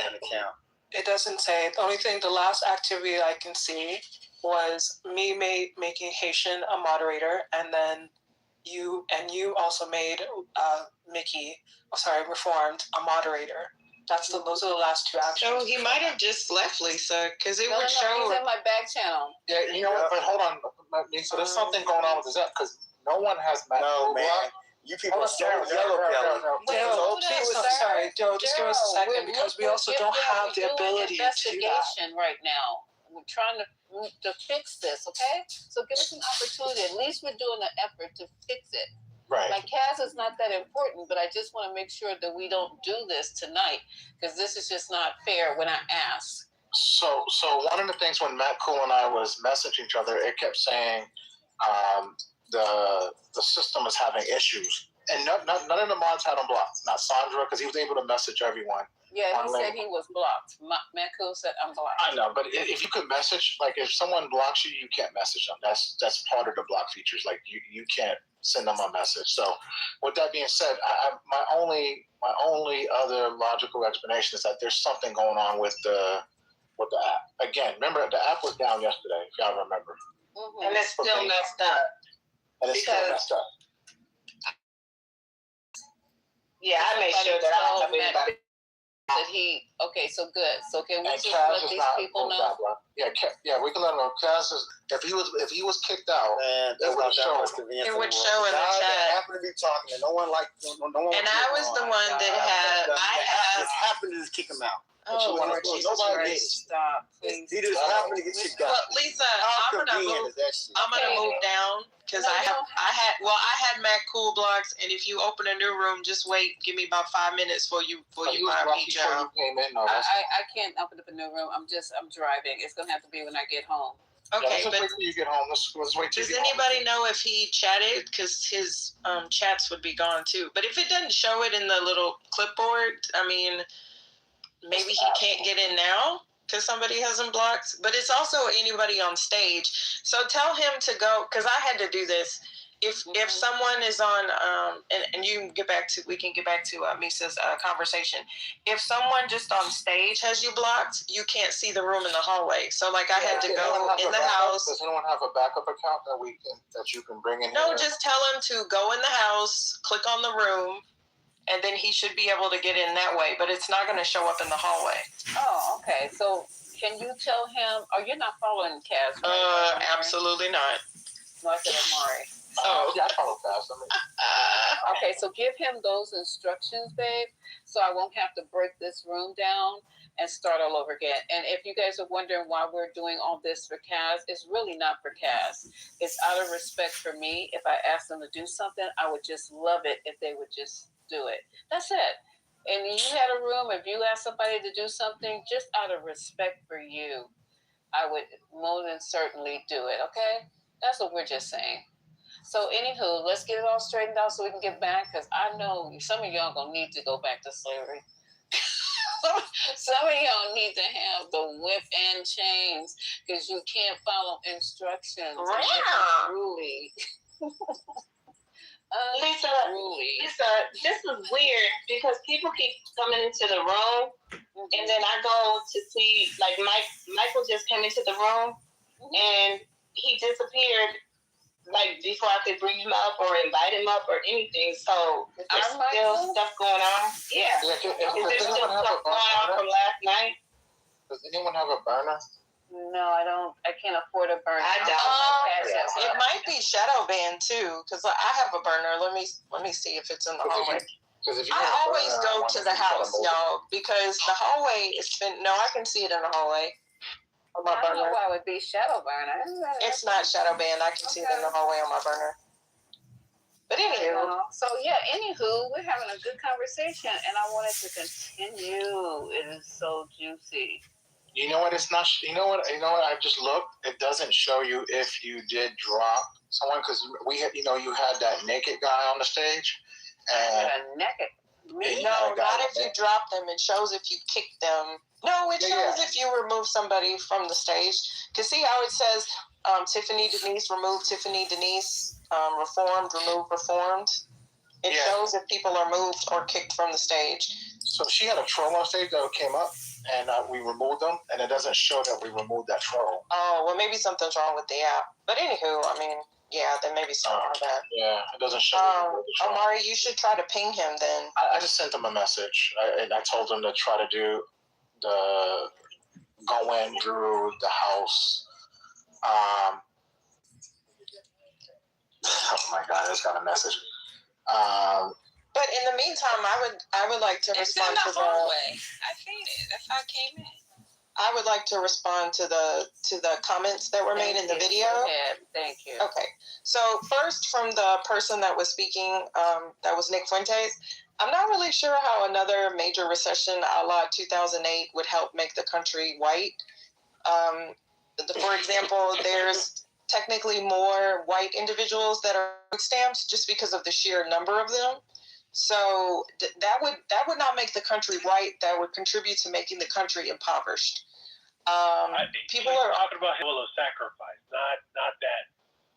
Well, so is he conjecturing? Because how would that happen? I don't understand illogical the economic consideration. So I'll just respond as if I'm taking him seriously, which is to say that wouldn't happen. So I don't understand why that Nick Fuentes person would theorize that there would be some sort of sacrifice when literally people are sacrificing right now because they're poor. It's not a choice. It's a condition of their existence. That didn't sound right, but y'all know what I'm saying. So then I'll bring it into the other person, what the other person was saying, Kaz. So he's saying that we all addressed the slave thing, but honestly, the slaves were a form of payment. Like, their labor was paid. It just kind of went to the person that owned them at the time, which was the master. So I'm not really sure how he doesn't understand that if slaves were paid, they did not own their wages because they did not own themselves. But anywho, just in case anybody was unclear about that. And the last thing, the poorest states in the nation are actually red states. So I'm not really sure, again, why we seem to confuse democratic economies versus, Republican economies. The red states are literally the most lacking in education, lacking in literacy, lacking in jobs, lacking in all the things. We know what Republican leadership looks like. I'm not sure how we continue to be confused about that. Back to the state. Can respond to that because I think you missed the point. I think he's not trying to make this a matter of fact. He's just saying, I hate not having a white country so bad. I would love to do this instead of that. It's not an idea to say like, oh well, this is better than that. This is better. He's not saying that. All he's saying is he wants a white neighbor so bad. He's willing to be stupid, to be ignorant, to be poor, to be everything that is deplorable if he can have more white people. That's what he's saying. I mean, okay, I'm going to take one last stab at it, Romus, because I get it. I'm taking him too seriously. There are literally places in this country that are majority white. I mean, like, really majority white. Like, white. Like, I don't understand if he's in Idaho and the black population is not that high. If he wants a white nation, why can't he just take his ass to live in the country in Montana or something? So that's all I'll say there. Like, Nick Fuentes, like, just the way that he framed it would let me know that they need minorities and immigrants, because that's a really stupid theory. That's all I'm saying. Anyway, I'm done. I agree with you. And not only that, I live in Texas, right? And actually, Texas is a red state. It's the second most populous state in the country, and it's a red state. And then the most populous state would be California, and then followed by New York. So those are your three biggest states, and then Florida and Georgia, whatever, right? But number one and number two, right? It's going to be California, which is obviously very blue. It's what, like 54 electoral votes, and I'm not quite sure we have. I think like 38, if I'm not mistaken. But anyway, I digress. The reason why I did want to say this, when I'm in Dallas is a very cosmopolitan place, right? I live in a predominantly white neighborhood. I can count my black neighbors. But, you know, it's an upper middle class neighborhood. There's no freaking Confederate flags in my neighborhood. Now, are there white people that prefer white people? Well, it's a predominantly white neighborhood. I'm sure they do. But would they come out and bust a grapefruit? Probably not. Because guess why? Because they're working. They're working a lot of hours trying to get their kids to the top schools. Whether here in Dallas is probably going to be UT Austin or maybe Texas Tech, A&M. I mean, they're living real lives. I remember when January 6th happened, I was just like, you know what? Let me take a peek out, see if there's any white people, you know, doing anything crazy. I don't know, maybe got a freaking. I'm sorry, is this addressing either my rebuttal or the original? It's not, I'm not even responding to your rebuttal. Oh. Because you basically said that you don't take me seriously. And I knew you didn't take me seriously, so there was no need to respond. I'm kind of speaking on the overarching about the Nick Fuentes guy, so I'm not even responding to you at all, if that makes sense. I'm not centering you at all. No offense. But you even said you were just kind of like... Oh, no, continue speaking. I was just asking for a point of... I completely disregarded what you said. Because I knew you was like just... You can continue. Thank you. You may continue. But you came off the app to speak to me, and I just felt that I was going to go overemphasize. All right, child. She was just talking. No, so am I. Miss Patty. Well, you keep going and going. Just go with whatever you got to... Well, she interrupted me, and I lost my train of thought. And she did it on purpose, too.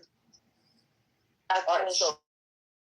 But continue, please. Ma'am, neither are you. Two of us. You're not that special either. All right. Well, you actually had nothing. Okay. Jesus Christ. You had nothing to say, but you said something. But you had nothing to say. Do you talk to the white people in your neighborhood like that? I'll talk to anybody like that. I'm not scary like you. You're scary, not me. You're scared to die, not me. You think the white people are going to kill you? Ma'am, shut up. You sound like a fucking retard. But you actually are one. Off to the goo he goes. Wait, is that him in his PTR, y'all? You know, I don't care. Bye, Felicia. Oh my God. I'm old to be talking like that. But I really was asking. You gotta go over. We have to look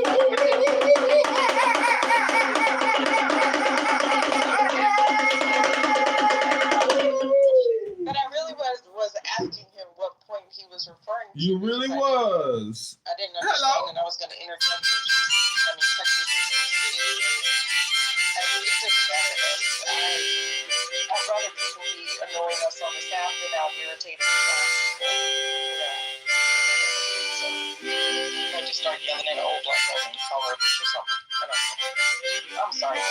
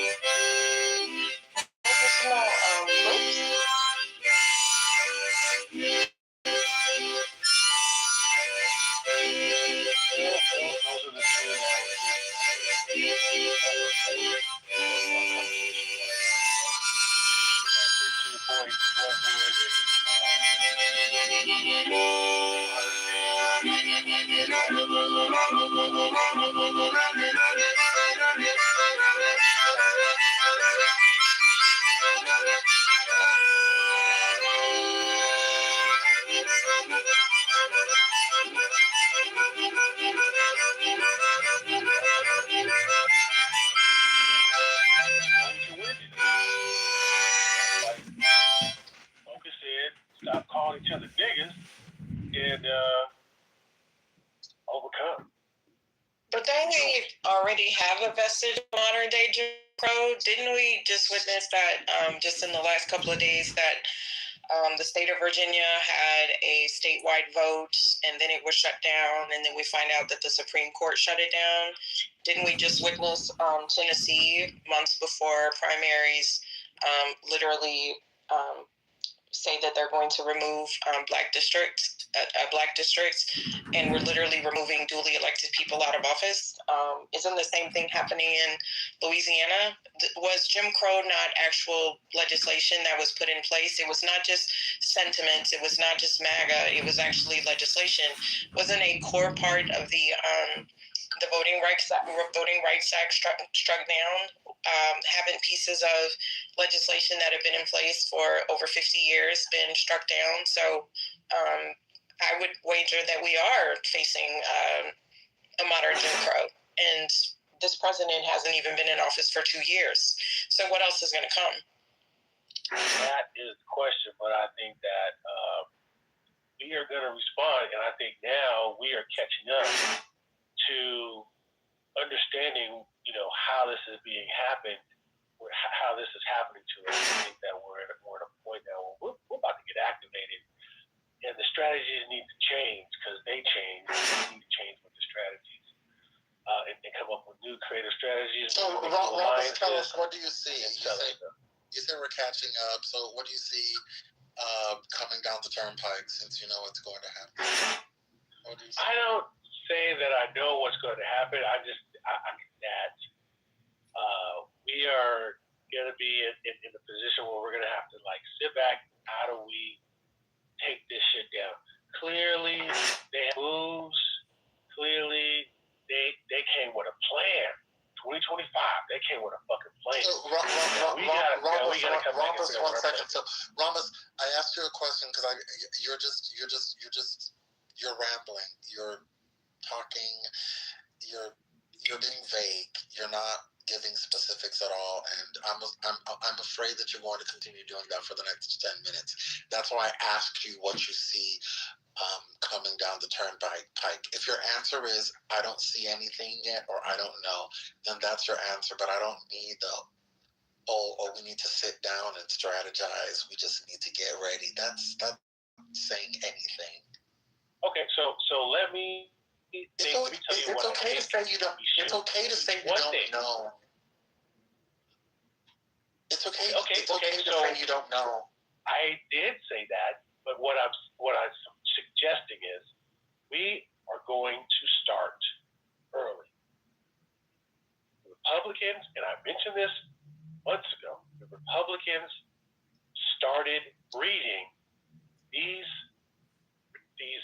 monster Republicans, these right-wingers, since elementary school. They have had them in programs, in clubs, making speeches. They started early. And what I mentioned a long time ago was, when are we going to start to do that? I think we have a reason now to do that, to start fucking in elementary school, right? While we're fighting now, we got to build. To start, sir, to start what in elementary school? To start what? Building some coalition, building some training, something to keep our ability to vote at the top of the list of things to do. I think civics, certain civic things started maybe in high school. I remember in high school we really started to learn about government. Other than that, it was like social studies, we talked about history. I think we need to start talking about making a change, understanding what our positions are, knowing how to support it, being in volunteering for registration. Who's the we? Elementary school. Who's the we? So you say we need to do X in elementary school. Who's the we? We are the opposition party. Wait, so we have elementary schools How dare you? by Democrats. Dare you? How dare you? Only take them serious. Really start teaching it when they're about to graduate high school. The other side, and you're still talking about the Democratic Party when you say we. Let me be specific. I think it's not just the Democratic Party. I think it's anything that's not a far fascist right. Y'all don't get this fool off the damn stage. Rumpus, I don't understand why you feel comfortable being this vague when you talk. It's hard to follow because you're just not specific enough. Okay, I'm gonna step away. Please. No, I'm being honest. Take it over. That's good. Okay. I've said my 2 cents. If I don't translate, then I'll just try to find some other things to. So, what is that you look for? You know, speaking. What is it? Oh, go ahead. I'm just telling y'all that we should speak his truth. You know, and that's good. Yeah, Hurricane. What is it that you are specifically looking for him to respond, and which, like, what would satisfy you? Oh, just something intelligent, meaningful. That's all. Something intelligent. I mean, like, so. He's full give of us an shit. example. If you asked yourself that question, how would you respond? I wouldn't ask myself the question that he was trying to answer. So, okay. So he was trying to make his point, and then you asked him a follow-up question to his point, but you were clearly looking for a specific answer to respond. You know, I saw Narja's.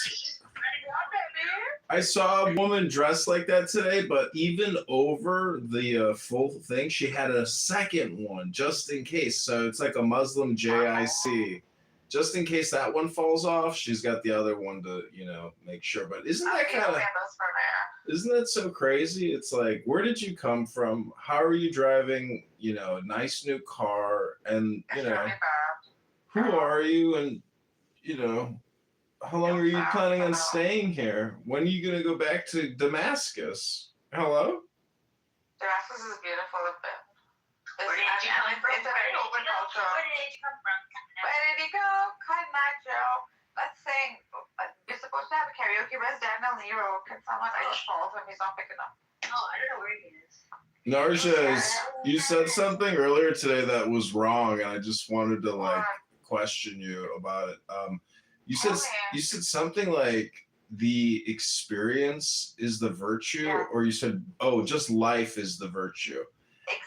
Existence is no. You said existence is the virtue, not a virtue. It's a virtue. Oh, it is a virtue. So there are many, many virtues. Do you think? Many virtues. Do you think the other virtues supersede just mere existence?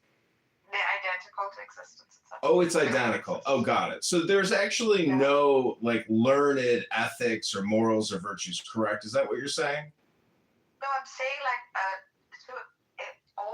all virtues exist. That's all I'm trying to say. All virtues exist. You're not actually saying anything. I'm saying that it is because the argument is it better to exist than to not exist, right? It's always better to exist because that which exists always holds potential to actualize. So such as hope, patience, these are virtues that become like the mechanism. Well, see that's where I would. This is where Christianity. Because in Christianity, shut up. When you're doing charity and you're dying for someone that you love to save their life, that kind of supersedes what you're saying. Why you're so sensitive? Because if you made a pleasant sound as opposed to the racket that's coming out of your mic, I wouldn't be objecting, to the sounds that you're emitting. John is a very He's intimidated by No, I'm just asking, are you okay with my voice or not? Because I think it's good. It's exceptional. Yeah. I'm just saying, you know, this is kind of like, you know, it's not the full. Because maybe I'm not understanding. You have to look at my Instagram and then you can talk with me. You want me to look at your Instagram, then I can talk to you? Oh, joy now.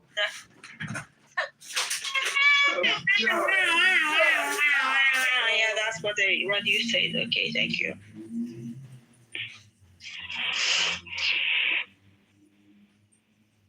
John, look similar to my Rabbi, your audio yeah. It says whatever. Your audio is also shit. میگه بابا دست خودتون ولش کن اینقدر جریان بازی در نیارید همین میگه دیگه.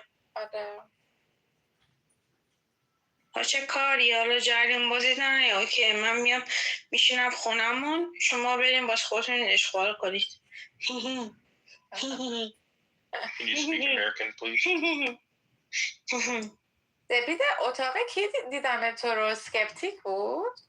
من نمیدونم بابا من الان نشستم اینجا من سگم آخه از توی دامپزشکی گرفتمش بعد اومده بود همینجوری داشت یه جورایی لایک به دوست من مثلا عشق و علاقه نشون میداد و من گفتم خدایا من اینو نگرفتم اینجوری باشه بعد یه جورایی خرس و خر شده میشه من سگم همین الان بردم سر راه آره همین الان سگ ما یه جوری چسبیده بود به این ازگل مثلا مونده خدایا بعد اصلا یه جوری مونده بودم که خدایا اصلا سگ من اصلا احتیاجی نداره اینجوری باشه ولی اینجوری شد دیگه چیکارش کنم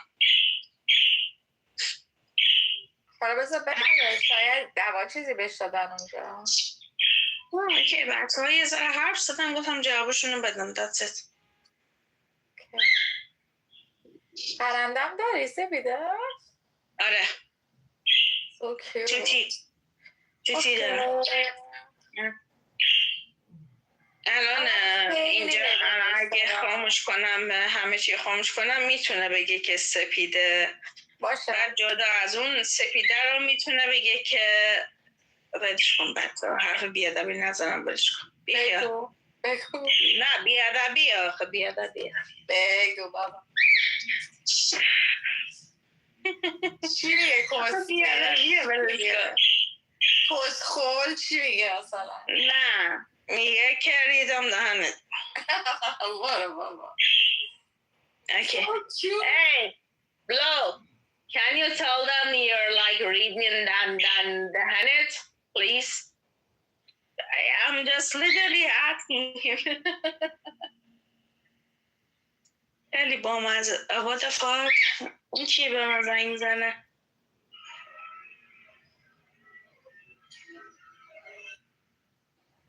Daniel do you know I don't know this person at all You don't, and you just fucking spoke to her fluently in Farsi, and it sounded partly Vietnamese. I don't know why, but dude, mine doesn't. She had a little accent. Oh my god, what is her problem? I don't know if she is. How did she fucking know that you could speak it though? I don't know. She's stalking you, bro. Seen her in a room before this too. In one of the rooms I was in. Yeah. That's crazy, bro. Oh, they're coming to get you. They're coming to get you.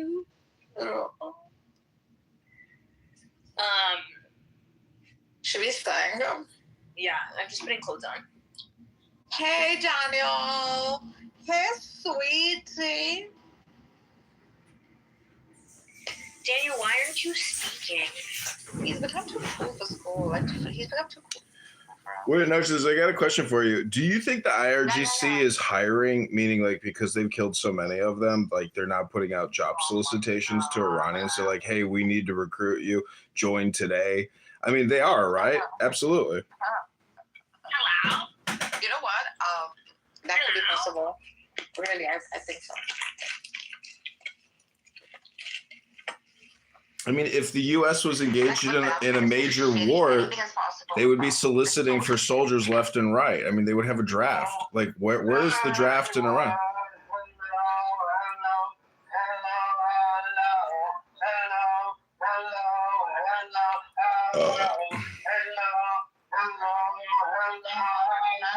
Oh, wow.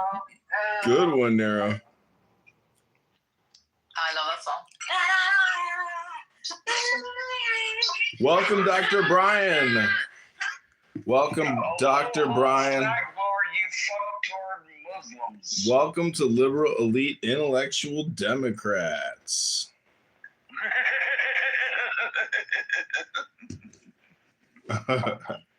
That's funny as fuck. Okay, I want to give you a quick sample. So Clyburn, CBS, I mean PBS. No, I think this would be, Amari, this is important enough for us to listen to it in its entirety, because for us, we can chop it off every 5 minutes. But for us to be listening to out of sequence clips that are not going to give me any understanding, because he started in a different spot this time. You notice that? So let me, I do apologize. Let me see if I can bring this up in the YouTube long format. And just so that you know, it's called Firing Line, right? With Margaret Hoover, all right? Oh, okay. This is with Margaret Hoover? Okay, I know. That's okay. She's a good one as well. Okay, so I would like us to be able to hear it. No one has any place to go. This is Friday night. And if they're talking about Jim Crow, and Clyburn is a good, he's a good interview. I mean, he's going to say something right off the cuff. I mean, you know what I mean? He doesn't hold back too much. So I think it's worth us listening to it. Anybody disagree? And then we can move on from there and continue having this conversation. I think it's worth saying. So South Carolina, I mean, I think I don't know who said, I think Amari said this. I mean, and then another lady who was another part, Sandra was another part of the country. I think it's worth noting that, I mean, the United States is a pretty big place. People, a lot of different views and ideas. In South Carolina, I mean, there's slave ports there. My great grandmother was from Spartanburg, South Carolina. It's a pretty racist place. I don't think South Carolina is represented all of the United States. I think we need to take that note. We're looking through the lens of Jim Clyburn, who actually happened to be the first Black American in 1971 to be an advisor to a governor in South Carolina, right? We're talking about the same guy. Hey, Daryl. Yeah, so Lisa, I have an answer to your question about the clip. Okay, I found the clip on YouTube.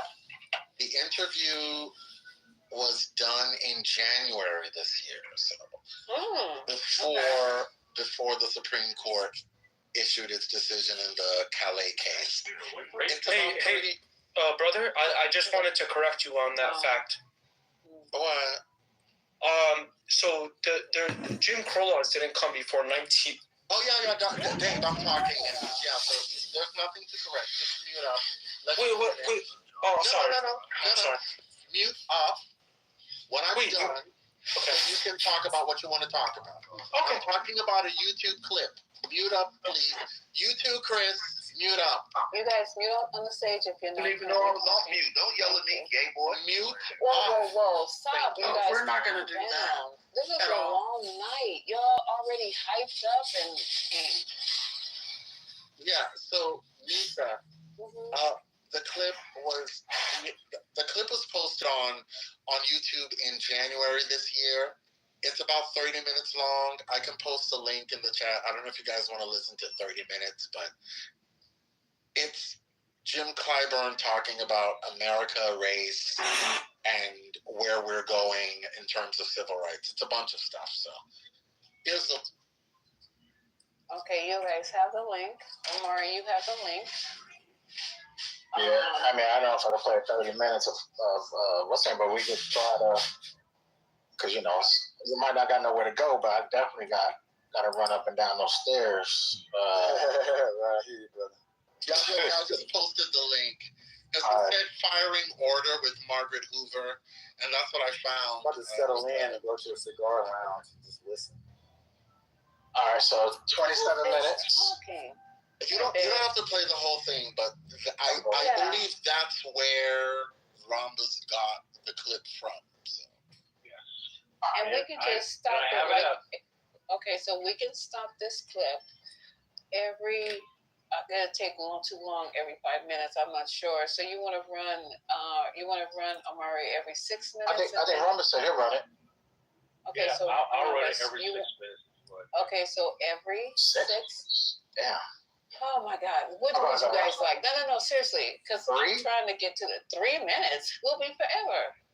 Well, we're not trying to get through this whole. You trying to get through this whole thing tonight? Oh Lord. Okay, go ahead, Rhombus. Start it. Do every 5 minutes. Is that 5 okay? Oh yeah, 5 times 6 is 30. So yeah, that's fine. All right, it's 5 minutes, y'all. You guys need to. ADD is for real, and I think RFK. Just relax. We might hear something that's going to help us with the conversation, maybe help you make some informative decisions about what's going on with voting and should you vote and what's actually happening. This is informative. Look at it that way. Informative. Not if you're listening to mentally ill people. Who are you considering mentally ill, sir? The homosexuals. Oh my God! I can't. I just cannot tonight, sir. Can you keep your I moved him to the audience. That was absolutely called for, and that's not what this room is about. Okay, this is just too much. I cannot control the crazies. So, all right. Don't even try to control the crazies. No, I'm not. You see what I'm doing? I'm trying to find something to eat. And I'm just trying to get you guys to have a room until I get home. That's some of the mods agree with what I say. That's why they brought me back up.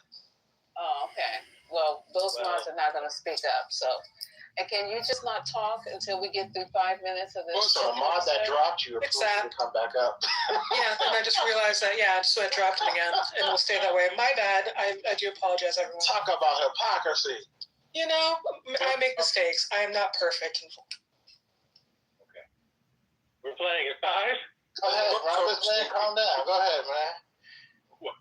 Let me get Little out of here first. A warning for the future. This was on firing. By cautionary tale is this: anything that's happened before can happen again. South Carolina Congressman Jim Clyburn is talking about segregation. All it takes is a rogue Supreme Court, and I'm not so sure that we have not got there. So you think they would reinstitute Jim Crow? Absolutely. And I think the Supreme Court is well on the way to doing that. Clyburn's recent book, The First Age, is a reminder of Black Americans' political advancement and deliberate political suppression. It tells the story of the 8 Black Americans elected to Congress from South Carolina immediately following the Civil War. There wouldn't be a night until Clyburn was elected in 1992, close to a century later. And you say that it became more urgent to you to tell this tale after January 5th. Right. I am convinced that whoever put January 6th together used a roadmap that came right out of this era. Thank you. At 85 years old, Clyburn is a national power broker. His famous fish fry is a mandatory stop for any Democrat with presidential ambitions. What does Congressman Jim Clyburn say now? Firing line with Margaret Hoover is made possible in part. Make that mistake then. Well, I think that White Washington District has always been a part of this country, especially since the Civil War. The people who came out of the Civil War, having lost the war, decided that was just a battle. They were going to fight to redeem the South to its pre-Civil War days. And in my book, I refer to them as redeemers. The Redeemer Democrats were the Southern Democrats. They wanted to redeem the South. They wanted to redeem the South to pre-Civil War days. And Constitution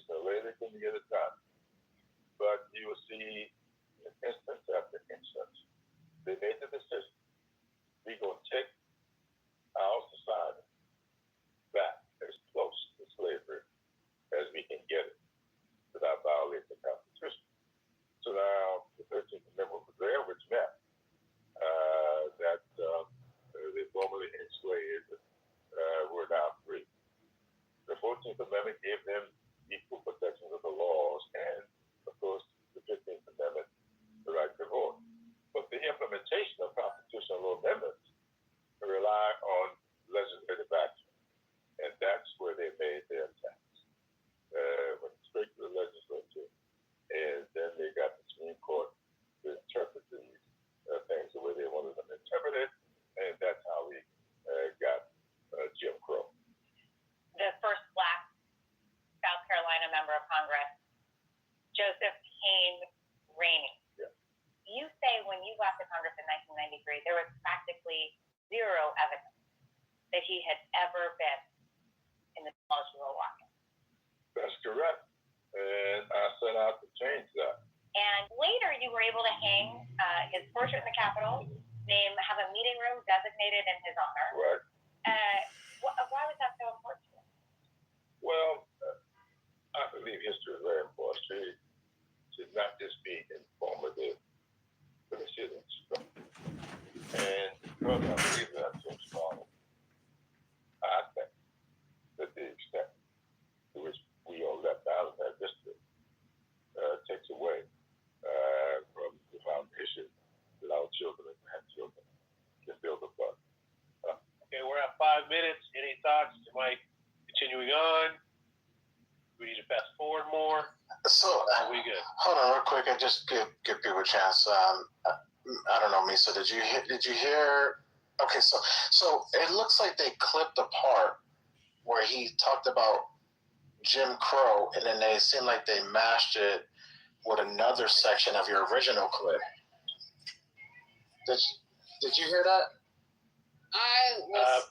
I was hearing the conversation, and it sounded like the original one, but still, let's move from here. The conversation is, do we really think this is viable? Like what he's saying, because this is what the room is about. He is coming out of his mouth. This is somebody who's been serving for a long time. Hopefully he won't be reelected. But 35 years old, right? Yeah. Time to retire, buddy. Time to retire, buddy. But he sounds good, though. He does, Yeah, but does. he should be what do they call emeritus right now? Yes. He should be bringing somebody up behind him. He should be on his porch drinking lemonade, riding the wave until. No, he should be pouring all this knowledge into somebody who can come up behind him. While drinking lemonade. Yo, Don't forget the lemonade. You guys are just or sweet tea. Silly tonight, right? I really This like gonna be the sweet tea. silly room. This will be the silly room, or In what? home. I think that there's more. I think that there's more interview to be listened to, and so she will ask that the question that we originally heard again, and then that was when the rest of the context will kind of roll out. But she's kind of teasing out some of the conversation, and this is kind of like the first time we heard the word slavery come out of his mouth, because the last one he didn't say slavery. He said they don't want slavery. They want as close to Jim Crow as possible. But what I heard just now, he said He's they want to talking get about the as close to first. slavery as possible. Right. He's talking about Rainey, though. He's talking about the congressman. So when he was talking about that, he was talking about in that context. That's what I heard. So I mean, I didn't realize he was the person that got the picture in the halls of Congress. So shout out to him. That was something that I wrote down. That he did, that he was a big part of. So shout out to him for that one. So.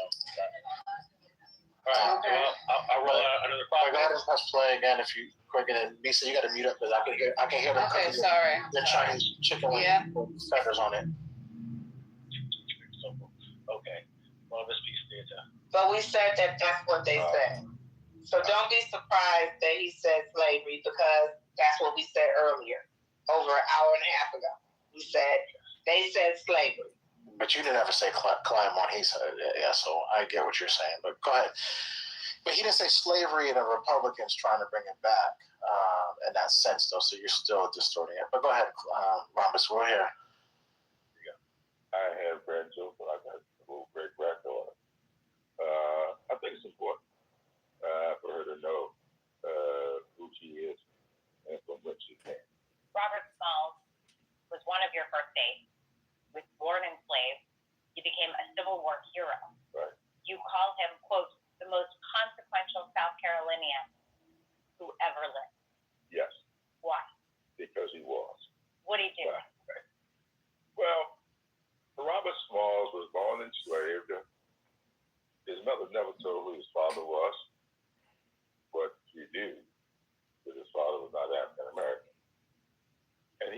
together a scheme to escape from slavery. She met with Abraham Lincoln. Yep, he escaped in May. In August, he was sitting down with Abraham Lincoln.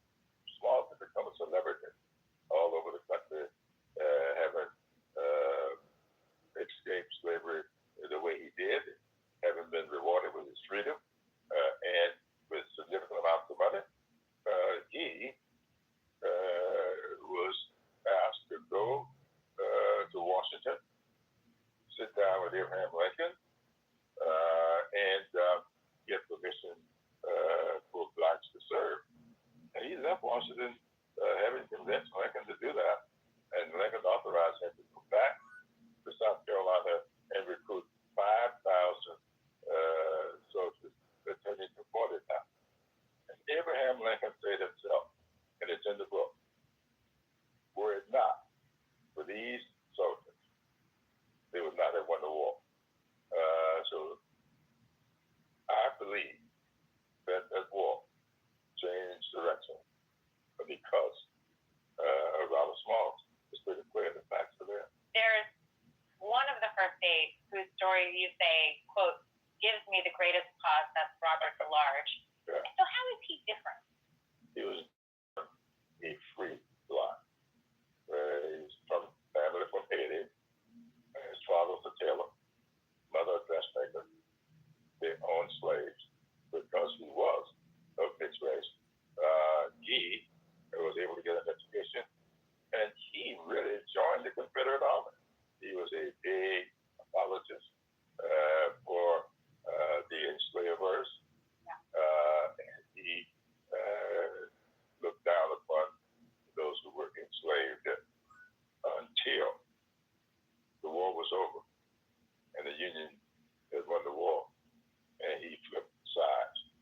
He used his color to get an education, and he used his color to suppress those he considered beneath him until he needed them to vote for him. He only served one term, and I think that was because people soon saw through him. The history of these men, especially the heroes, the ones you most admire, it strikes me that in an era where there was a move to tear down Confederate statues and to contextualize them and put them in museums and take them out in public spaces, that there's a real opportunity to build statues, to build up these men and to remind this next generation of our history. Yeah, these things evolve. You see various approaches to Robert Smalls in places, none really official. I have not seen, I was talking with the legislator that was working on putting his likeness in the Capitol. He represents Buford and happens to be a Republican.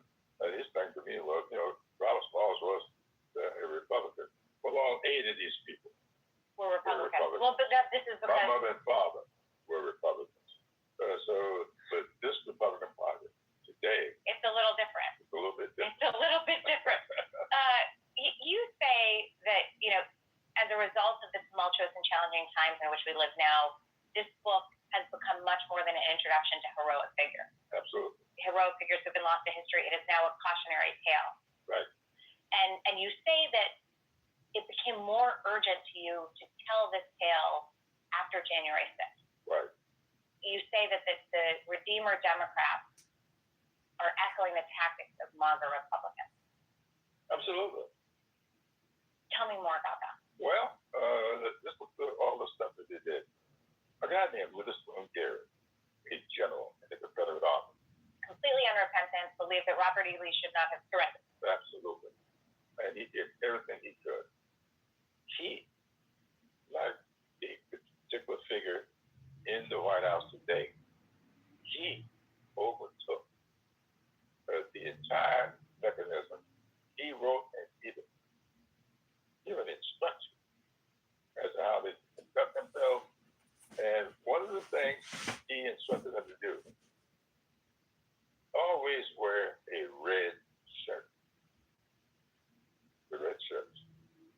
Today, red caps.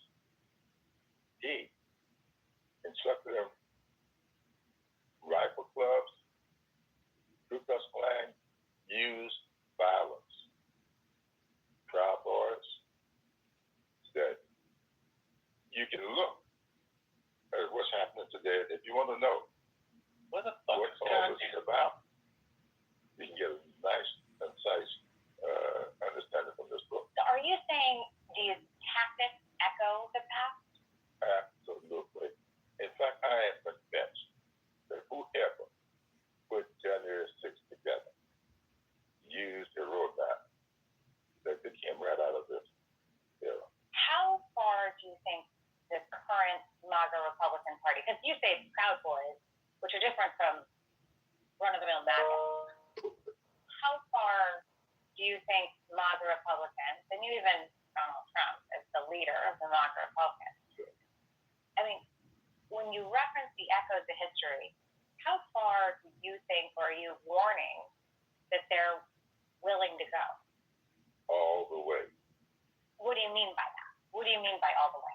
Because you write at one point in the book, the MAGA Republicans and their supporters who want to make America great again want to be remaking it in the image of the antebellum era. I just want to be clear. Are you saying you think they want to reinstate slavery? No. They wish to get us back as close to slavery as they can possibly get us to without violating, because the Constitution says they can't do it. Jim Crow? Yes. So you think they would reinstitute Jim Crow? Absolutely. And I think the Supreme Court is well on the way to doing that. Remember, all of this started with a Supreme Court decision called Dred Scott. That's what defined and laid the foundation for all of this stuff. And then we got the case called Plessy versus Ferguson. That's established separate and equal.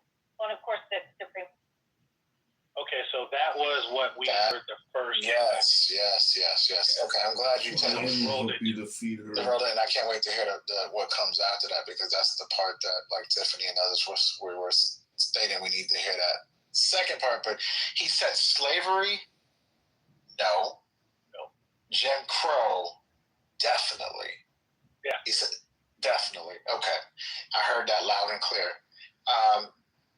I have a little bit of pushback. I think since I've been coming on the stages, come on, we're trying to have a conversation. I would say since I've been coming in this space, I think people take policies disagreements as wanting to Jim Crow slavery.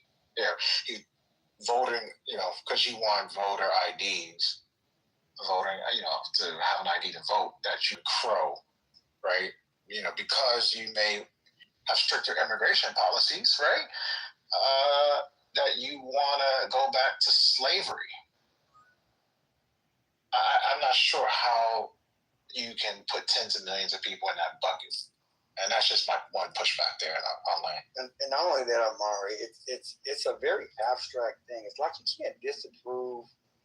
can't approve or disapprove that statement because it's just too abstract. It's too obtuse. And that's the issue that I have with it. I mean, he's just having a conversation. And we're hyper-focusing on this conversation, and we're all going to take away our own meaning from it. But, I mean, the guy's also selling a book, too. Let's not forget that, right? Like, Follow the Money, Find the Truth. I mean, I think this interview, obviously, I understand who Jim Clyburn is. We all do. But I think things can be taken out of context or lost in translation. I want to know what time, where's his book? Does his book get published around this time? Is he on a book tour? What if we came out and found out this guy gave the same interview 30 different places at little Rotary clubs and Kiwanis clubs all over South Carolina? Would we give it the same amount of, Oh, okay. I got issues with that because the thing is everybody who was going through this administration, even the first time, has written a book, right? There are, I think, multiple reasons for that. One, you want to get that person's perspective. It's selling. If you're living in a MAGA world, you're going to get fired. Right? So this is going to be his last hurrah getting paid. Secondly, it needs to be archived from multiple perspectives. As many perspectives that had the closest to the power as possible, adjacent, direct, indirect as possible, so that we can get the most accurate depiction of what is really going on with many different angles. It is absurdist that we get this black man's perspective down, right? And he gonna make some money on the side, okay? You know, because he needs to do this. Let's not forget that. It's Friday. It's Friday. Come on. Now, Robert, let me just have a little quick. I want to add to that, and I really want to pass the mic. But here's the other thing that's interesting. And it reminds me of the book that I was talking about earlier that people would say was so irrelevant to what I was trying to say. I mean, I don't know why, but how he described it, because I just read about this guy, Robert Small. I didn't know this guy ever existed, and I went and I read about him, and I shared the link. I'm a speed reader, right?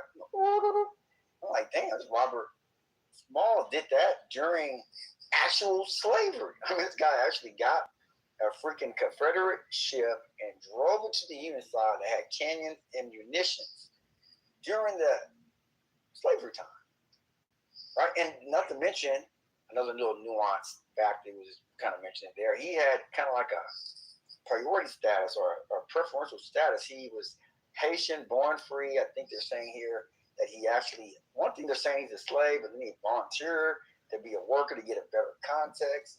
He had slavery, agreed, and he was a freaking Confederate apologist. Let's not forget that part. And then he flipped sides after the Civil War. And then he served in the state legislature. Very interesting thing that any black person could do something like that back in the anytime after the 1860s or anytime. And then he served in the U.S. Treasury, the U.S. Representative as well, during a time really right before Jim Crow, right? Jim Crow came after 1865, right? Because these were the things that put black people back in chains, this mass incarceration, all these other things. Someone said, what am I insinuating? I'm not trying to insinuate anything. I'm like, look at the facts. Guys, I'm going to say it this way, I'm going to say it plainly. Nobody's going to give you shit. And it's interesting that we know that when it comes to our own macro lives. Like, if somebody's going to give you a degree, or you have to go out there and earn it, right? If somebody's going to give you freedom, or you're going to go out there and take it. Guys, white people didn't give us shit, okay? We fought for our freedom. We died for our freedom, and that's just the facts. We killed people for our White freedom. people didn't give a shit. Hey, ladies, we heard a lot of the fellas. The quote of the night. I don't know where some of y'all. We fought, died for our own freedom. We didn't do it together, ladies and gentlemen. Our people did it all by ourselves. I'm happy that you made Hello? a distinction between the Republican Party of the past that his parents were and Mr. Smalls was in the current Republican Party. Because no matter how many times people try to dispel that nasty little rumor, it will persist. I also think it's interesting that I actually just appreciate his perspective. I was reminded that this is an elder, and we don't really know what he's gone through. And it's kind of amazing that he reached that point in his life. And what struck me, and I put this in the chat, and honestly it's quite infuriating, and I apologize to all of the non-melanated people in the room, but kind of the way that even at his age, with all of his accomplishments, that he still had a tinge of pride in his voice when he said, and it's in the book, that Lincoln said he couldn't have won the war without those soldiers. As if we're still looking for some kind of approval from people that we know largely are not even worthy of seeking such, or telling us that we're not enough, or telling us that we're not worthy. That just really boiled my bum, that this lovely elder, this esteemed, refined, elegant gentleman still has to say, this is what Lincoln said. Fuck Lincoln, respectfully. Fuck his little pat on the head, like, oh, the Negroes performed well. Fuck all of them. Thank you, I'm done. And his motherfucking pennies. Fuck him and his pennies. Oh, wow. With that being said, we should be at, what, the 14-minute mark, Rhombus? Yeah, 13, 14. Yeah, so we're like halfway there. And I can squeeze in another 5. Well, I just want to add real quickly to what Reformatory said. I mean, Reformatory, man, it's scary. Reformatory. It's scary. Girl, I know. We're twinsies, girl. It's scary because I want to say this about Lincoln. Lincoln was a piece of shit. Lincoln he did not want you guys to be free. He did not want you guys to actually be in the war. He was pushed to it because they were losing so badly. He wanted to save the Union. And by saving the Union, if that meant sending y'all niggas back to Africa, if that meant sending you guys back to Africa, he was willing to do that. But as it turned out, he had started looking for some place to send you guys, and then he found out that they were losing so terribly in the war. Y'all look this up. Lincoln was not your savior. He started to grudgingly let you guys fight. And then when they were capturing the African Americans, instead of trying to tell them to treat them nicely, because once they caught you, they treated you worse than slaves, he refused to intervene. So just do a little backdrop on Lincoln and see how he wasn't that great emancipator that everybody tries to play him as. And I'll end with that. Agreed, Misa. He freed the slaves to piss off the South. But anywho, we don't have to litigate that. But I want to get this book and read it for sure. Okay, so Thank you. Use the play. Yes, and 5 minutes so we can jump in. Thank you, I appreciate it. And everyone in the room, thanks for coming to the 420. Eventually, we're going to get to some other, but this is kind of intriguing to me. I hope you just bear with us and get through it, and y'all can get back to arguing and crashing out after this is over. Go ahead, guys. Or during Reconstruction, overturned the Civil Rights Act. Yeah. So I. Civil Rights Act overturned by the Supreme Court.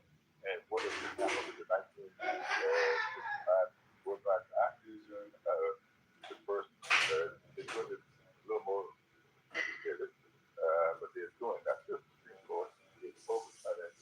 Civil Rights Act now, and it is legal to use political results to reject it. And that is eliminated more and more African Americans. To be really clear, your view is the moderate Republicans are explicitly racist and want to turn the country back toward the time that approaches Jim Crow, if not achievable. I don't know that I would call all moderate Republicans that are very circumspect. There are racists. I don't put that away to one person, but I know what the word means to sit there and declare to anybody that do understand it. There are white supremacists, and there are people who are supporters of this president who admit to me that they are white supremacists. I've had people who support this president tell me that they thought that slavery was a good thing. And really, for us to deny that this exists, I don't know why we would do that. You've had people tell you to support the president that they thought slavery was a good thing. Absolutely. Right to my teeth. Constituents? Absolutely. In my congressional district. What's that like? Sometimes I think to myself. In the period that you cover in your book, nearly all Black Americans were proud Republicans, as you mentioned. Your mother and father were Republicans. All of the first eight were Republicans. Right. The Redeemer Democrats did not want Black Americans in their party. This was the party of Lincoln. You participated in a debate on the original firing line with William F. Buckley Jr. And the question of the debate was, should Black Americans come back to the Republican Party? In explaining why they should not, you invoked the Voting Rights Act of 1965. Here's what you said then. Take a look. And so it seems to me that it's a Democratic Party that has come forward with those group remedies, such as the Voting Rights Act. The Voting Rights Act is not individually applied. It's applied to the group because it was the group that was denied the the right to vote. Do you remember that debate? Yes, I do. The constitutionality of whether race can be considered when drawing congressional lines is coming before the Supreme Court this term. You write that you would not have been elected if it hadn't been for the Voting Rights Act. Absolutely. What is at stake 60 years later if it is not upheld? If you retrogress, I mean, that's what happened. In the 1870s, South Carolina was allocated 5 Congress people, 4 were black.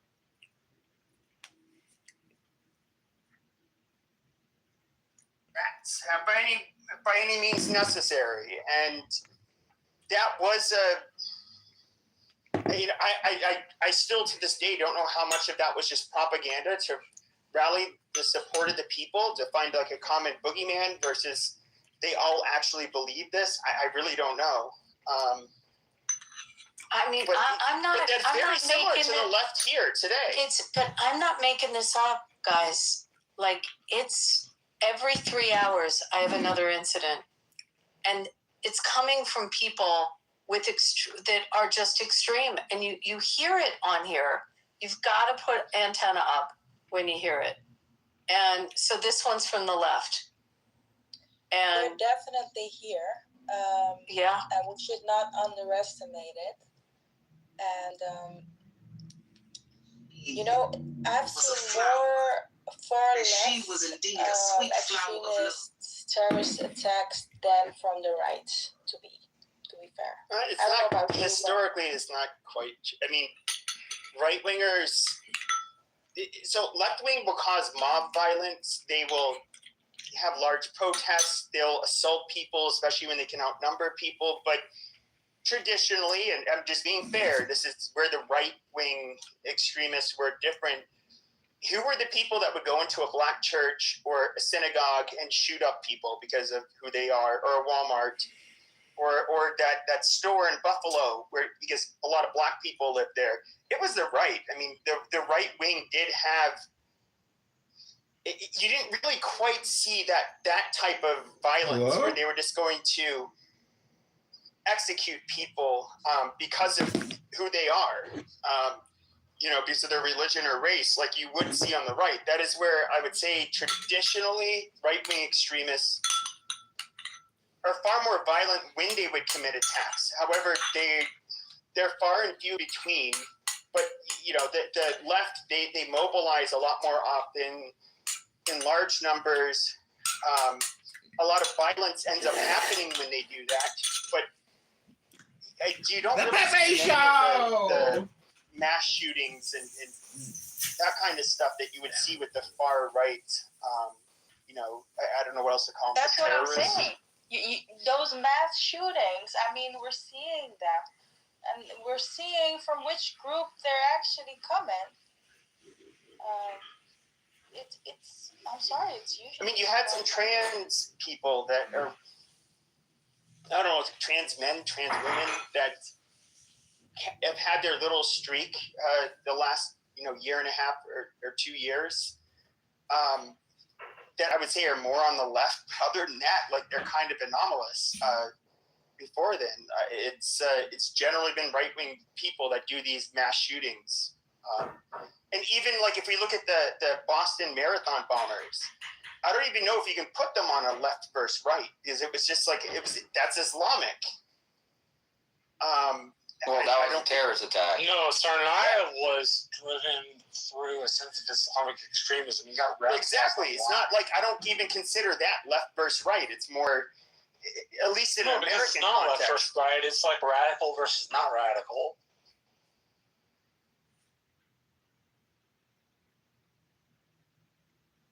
Pepe, you got any brown berets near where you live, or maroon berets? That's group. I mean, that was back in the day. So I'm trying to think of what you call. There's a pejorative term. I just can't think of what the pejorative There's like we call them machistas. Yeah, there we go. So there were people even that I was friends with in college that were part of Mecha, and if any of you don't know, it's kind of like a far left centric, for Chicanos. Basically, a Chicano is a American-born person of Mexican descent. They differentiate themselves from Mexicans from Mexico. In a way, they may still identify partially as Norteños because of the kind of like sense of like adventure and like doing your own thing and like not relying on government. But I don't know how much of culture permeated in Arizona versus South Texas. So I believe like one of the there was a university professor. Which New Mexico is interesting because you've had people of Spanish descent that have been living there for 500 years, and their Hispanic population didn't really grow due to immigration. They've always been a majority Hispanic, but there was a professor from there, and he did the whole Aztlan, the whole basically the he really pushed the whole idea that like the Southwest United States should remain Mexican. It's our inheritance, and you had this big like in the 60s, you got a lot of these different movements that came about. And I forget that fucker's name, but even the mayor of LA, he was a former mayor of LA. I forget the name of the guy. Garcetti?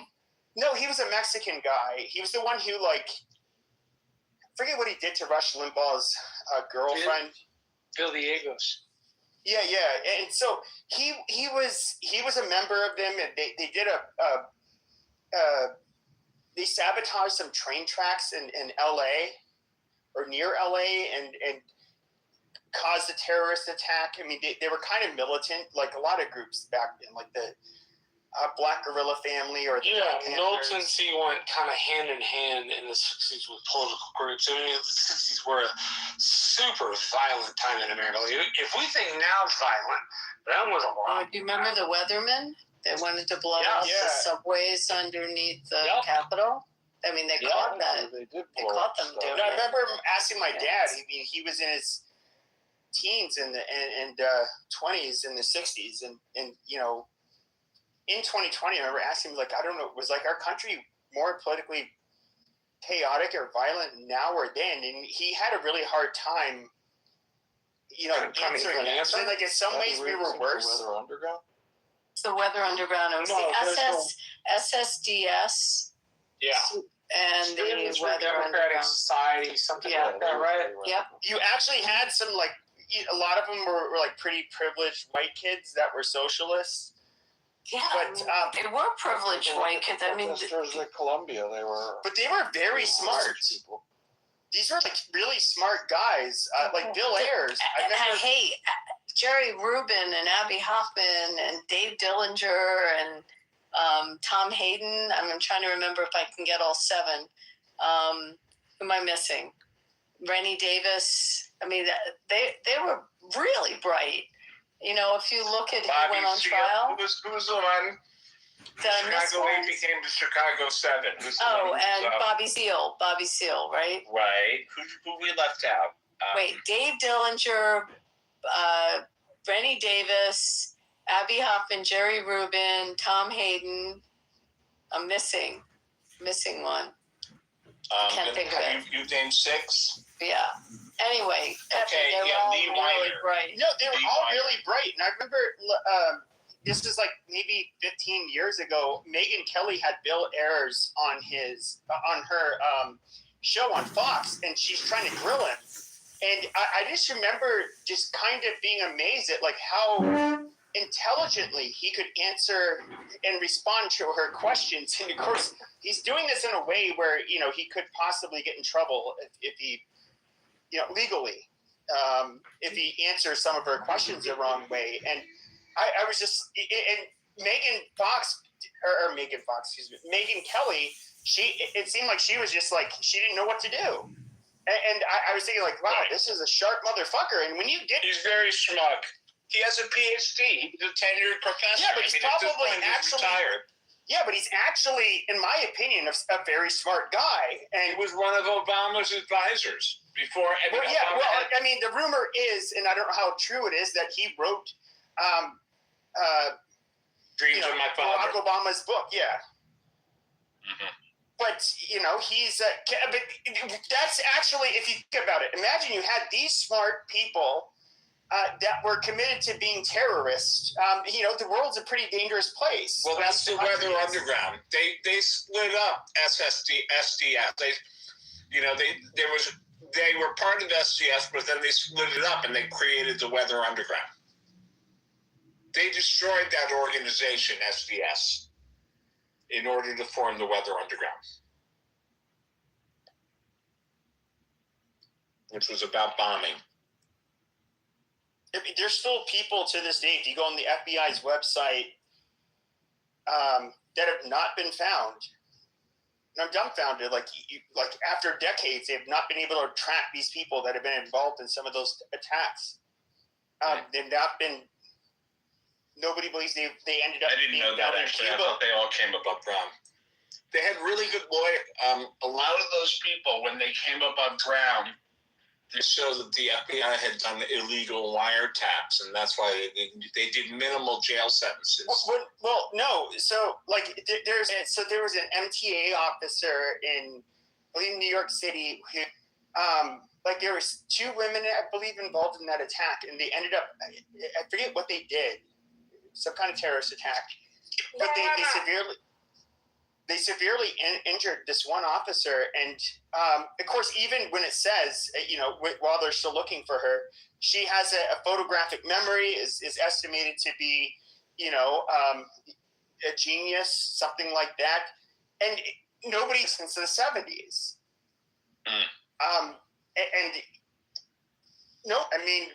Usually these people pop up because they were found in exile in Cuba, and of course, Cuba will use them domestically as a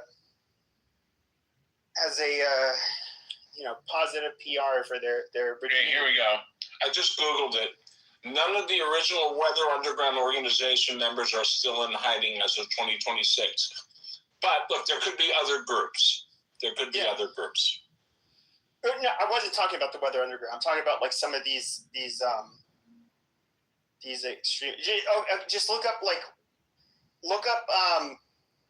far left terrorists that have not been found, that are wanted and have not been found from the 70s and 80s. I mean, it's Where are you saying? Are you talking about from the SSDS, from those groups? I don't know. It was the SCS, by the way, not the SSDS. I don't know which SS students for the Democratic Society. SDS, you're saying? Yeah. Now, Antifa, I don't know. Antifa is not from the 60s. No, it is not. No. Yeah, but you even until the early 80s, what was it? Was her last name Rosenberg? I forget her first name. Those people were caught. Yeah, they were caught. This was in the early 80s, and they were still doing this shit. Right. Kathy Boudin. I know a lot about that stuff. Yeah, Clinton pardoned some of these people. He did? Yeah. No, he pardoned her, Rosenberg, her last day in office. Right. Dave Gilbert was pardoned by Elliot Spitzer on his way out. And Rosenberg was on the board of Black Lives Matter. Kathy Boudin was a professor at Columbia. It wasn't Angela Davis. Go ahead. Didn't Angela Davis, she taught at Antioch, or I feel like she was teaching at Antioch. Maybe I'm wrong on that. Wait. Or taught somewhere. So if I recall correctly, didn't Ayers? Bill Ayers is a tenured professor. He was. No, I know that, but didn't he raise? I forget the name of that dude. He was the local prosecutor there in San Francisco. Yeah, he raised Jason Boudin. Yeah, and that was her son, and Jason Boudin is the son of 2 left-wing terrorists, Dave Gilbert and Kathy Boudin. He went to Yale undergrad and Yale Law. He won an election to be DA of San Francisco, and then there was, and he, yes, when his parents were in jail, Bill Ayers and Bernadine Doran raised him. He calls them dad. He calls his real parents by their first name. He calls them dad and mom. It's a fucked up world. And then there was a repeal. He was voted out. If I recall correctly, in that election, you know, they have a large Asian population, and it was, you know, yeah, I get it. It's like a liberal and progressive place, but it did turn into a fucking cesspool, and I don't know how it happened. I don't know how you do a repeal. They've done it in California. They repealed the governor, for God's sake. Remember when Arnold Schwarzenegger, he was voted in on a repeal election, whoever the governor was, Gray Davis, I forgot his name. They repealed him, and Arnold was voted in. We don't have that in New York. We don't seem to. I can't remember any other repeals in my lifetime. Can't think of any repeals other than that one. Yeah. Oh, wait, the DA in San Francisco. That's who we've been talking about. Yeah, that was a son. Right, Both repeals that we can think of are in California.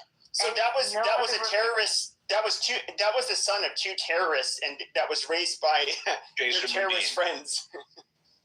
Yeah, the incredible thing about him is that he went to Yale undergrad and Yale Law. I really believe that.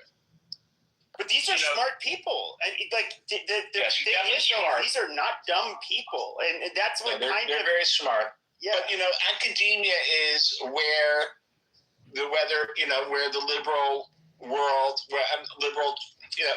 those are the people that still get the weather underground. That's where they are. The universities and professors, those are the people who feel like chicken shit. I was too chicken to join the SDS or to join the Weather Underground, but I do sympathize with them. And so they get a kick out of promoting the children of these people. They get a kick out of the fact that Chesa Boudin is at Yale Law.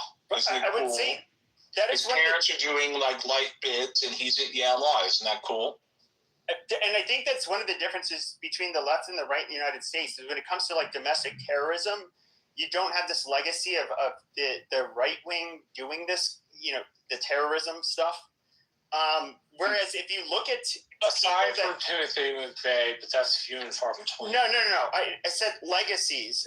I misunderstood you, man. That's my bad. Yeah, I mean Timothy McVeigh's kids are not going to Harvard.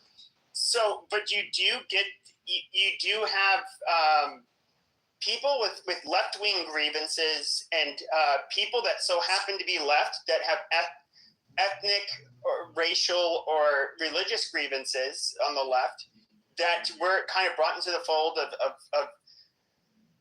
I'll just say like this Marxist violent ideology where you can, you're fighting the good fight. Yeah, just go ahead and blood should run in the streets. You're doing what you need to do to liberate your people.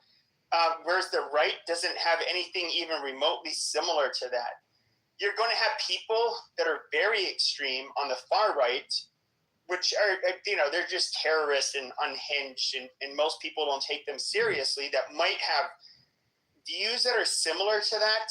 But, once again, these are fucking crazy people. They're never really taken seriously on the right.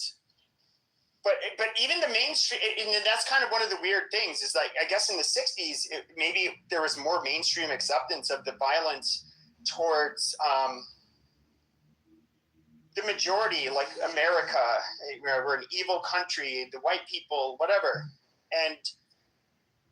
But I mean, today it's like, what do you see? It's America, any of its allies, they should be attacked. They're horrible. They're evil. White people are evil.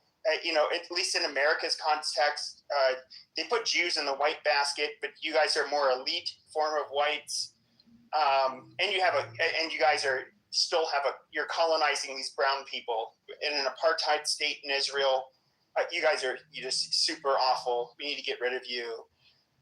That's kind of how they think. And I don't know. I'm just waiting for this shit to end. It's getting really fucking old. Googling, trying to find other recalls. This is interesting. Well, yeah, the demoralization of a nation. That whole project has been going on for quite some years now, and I feel like, I mean, I hope it's not going to work, but it sometimes does look like it's slowly working. Yeah. But I understand, like, when Yuri Bez, you know who I'm sure you know about this, and how like awestruck he was that he was talking about how they try to demoralize countries. This is a defector from Russia who worked for the KGB. You know, basically they would, whether it was gay rights, the support or the rights of different marginalized communities, you know, they would try to draw or create rifts every way they could. But that was only a strategy to cause the downfall and social collapse of a country so they could take over. It wasn't an ideology they actually cared about. It was just these ideologies were only designed to destroy societies, not build them. But, you know, but who today would really be trying to benefit from that, except for the people who are, like, I don't know, the useful idiots that are still believed in their propaganda and the offshoots of it that are maybe professors today. I don't know that the alliance. But who's going to come in and take over? That's the hard part. Yeah, you never know who's going to be the end victor, but you do know that there is an alliance between several parties, actually.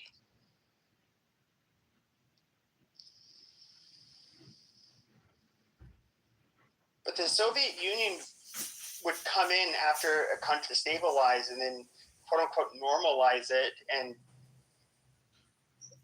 rule it with an iron fist. There's no, I guess today I can see how the propaganda is still alive, and people, there's true believers, but I don't, perhaps, you know, China and Russia, which, you know, it's my understanding that with Russian disinformation campaigns, with them trying to, a lot of the shit that they do, it's not to, their main goal is, at least today, their main goal is to get people to be so disgusted, basically, with the system and both sides that they are just not willing to participate. And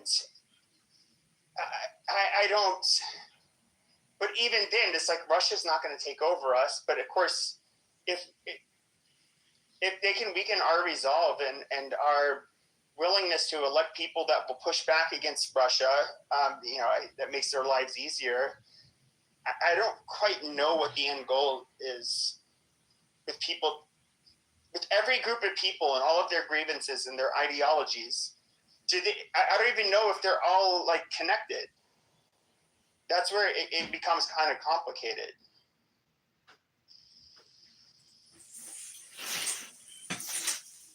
How about Cuba? You can take over Cuba or Greenland, huh? Yeah, Cuba should be freed. I mean, personally, should be free. Yeah. By who? What's not good?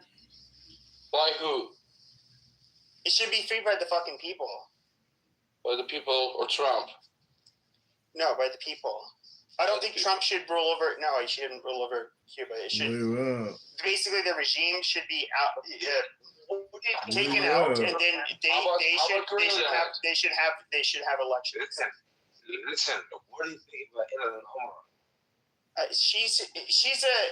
She's an American-hating, bitter, disgusting, ethnic Somali first, Muslim first person who's joined the squad because she does want to. I think like people like genuine leftist bimbos like AOC. She also wants, like major reform. However, that major reform is going to be at the expense of everybody that's not her people. She said, she's Ilhan Omar is one of the greatest examples of people you should not let into your fucking country. She's not some harmless, worthless immigrant. This filthy fucking bitch is a member of our fucking Congress. And she's openly hostile to the United States and the majority of the population in the United States. She sucks. Filthy bitch is being kind. My language would be much more extreme than filthy bitch. Yeah, I mean, yeah. She's dangerous and diabolical. Fucking retarded. And needs to be censored. Needs to be censored. Bibi is not dangerous. Trump is not dangerous, huh? She needs to be censored. Should have been censored. Just like Tlaib, who was censored. Incredible. And needs to be investigated. She's another. There was a mayor of Dearborn, Michigan. This was funny. This was after October 7th. And I remember. Okay, because favorites of what you said. Yeah, that was great. Incredible. Oh my god. Did I miss it? Did I miss it? Try, but I'll try. Johnny, do you want to sing? Yeah. Johnny. Yeah, I actually bought a. Oh yeah, I'd like to sing you a Yiddish song. All right, I'm working on it. Okay, pick a magic number 1 through 100. 30. Okay, you are getting Was Teug mehr der Schöne Weingarten. What need have I of a pretty vineyard? A folk song published in 1927 by Y.L. Kahan. The opening stanza resembles other Yiddish folk songs. This is what it says in English. What do I need a pretty vineyard when I cannot plant it? What do I need a love affair when we cannot marry? Oh, mother, I will never fall in love again. He bragged to his friends that I call for him and he doesn't want to come. Oh, for others the night is filled with light. For me the day is dark. Oh, for others there is joy and happiness. For me there is mourning and grief. Was teug mir der schöne Weingarten, als Pflanzen kenn ich ihm nicht, was teug mir a Liebe zu spielen, als nehmen kennen mir sich nicht, was teug mir a Liebe zu spielen, als niemand kennen mir sich nicht. Oi weh, Mama, gewähl mir kein Leben nicht spielen.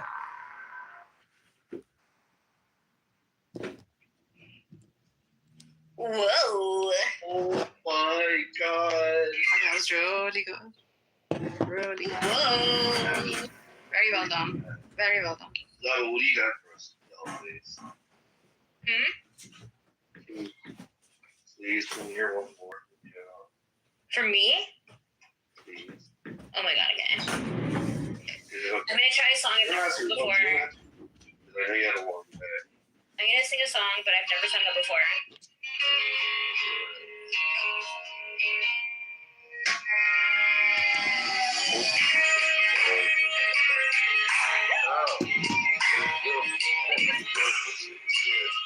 It's critical. This sounds like a Europe. It's critical. Europe is critical to who? Even. But with you. What the fuck? What do you mean beer? What Dia by any chance? I'm just asking. Are you the European? What the fuck? You know me? I'm Somali. You know Somali? You're a Somali? Okay. He's Somali. This is where I think it's interesting. Is you guys are some of the biggest. My very first job out of college, I had to work the county, working with seriously mentally ill adults. So this Somali bitch said that she left her check. Somalis are. Yeah. Fuck you. Yeah. Go suck a fucking dick. We are. Shut your fucking mouth. Let me finish. Okay. All right. I'll just shut. Okay, Skinny. I just shut your mouth for you. Pepe, hold on. Before we go there, I want to know how big that forehead of his is. Like, is it a big forehead?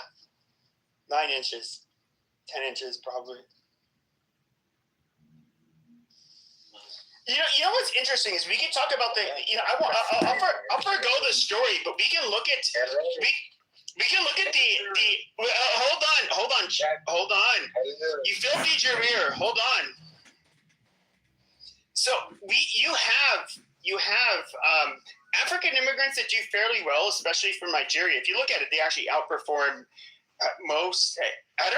Maybe even Jewish Americans in a weird way. But of course, they have to come in through a very strict merit-based process where it's the cream of the crop from that country.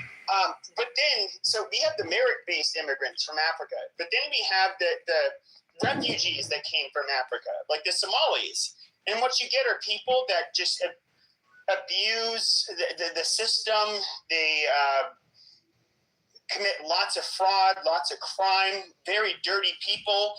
In fact, I would say, if I recall correctly, more of them joined ISIS. The Somali community in America, they had the largest, per capita wise, percentage of their people that joined ISIS in comparison to any other fucking ethnic group in the United States. Very trash people, low IQ people, lots of benefits, lots of fraud. When I say benefits, lots of benefits used, lots of fraud. And you guys are terrorists. Okay. Hey, speaking of benefits, I thought it. Yeah, since 1991, yes, our country has become. They've been committing fraud since 1991, is that? No, you know what's funny about your country is your country had nothing to do with Western imperialism. It had nothing to do with anything, any outside group doing anything to you. You guys had a civil fucking war. And what ended up happening is that you guys ended up fighting each other. It became a lawless country. Then one of your fucking warlords decided they were going to use UN food aid and hold it hostage, and we had to. No, you fucking retard! Literally, you guys had a civil war, not sparked by outsiders. That you guys are completely different than. You cannot blame anything that happened in Somalia on the West. This is fucking retarded. Listen, you already asked. We had our own problem, yes. But the reason we came to the West is because of our own problem. Yes, you are right. 1,000,000%. But you cannot blame the Western problems for our immigration. 1,000,000%. You cannot, because we thrived and we literally made ourselves Americans. 1,000,000%. We are not enemies to America. Never that. So you are literally delusional. You are delusional. Go fuck yourself. How about that? What up? I just need to know. Because of that big forehead. Listen, can I bring up something else? We are not enemies to America. The plan is our message. Why does it sound like you? Bring it up. What's on your mind? No, I'm good, thanks. Somebody brought the word benefits. That's what I brought up the word benefits about how they use them a lot more than other groups of people. Well, I just read that Princess Fergie, Princess Sarah Ferguson, was friends with benefits with Diddy. I just read that. I mean, this woman has had a run of bad luck like I wouldn't believe. I mean, if that's true, just her luck, just her publicity just went from shitty to disastrous. Are you talking about Fergie, the one from Black Eyed Peas? No, Fergie, the former wife of Prince Andrew, she had a relationship. I mean, apparently she had a relationship with Epstein. They're saying there's a book about her now. It says if Epstein had asked her to marry him, she would have married. But she also had a 4-year friends with benefits thing with P. Diddy. Well, wait. So Prince Andrew had a wife before Meghan? What?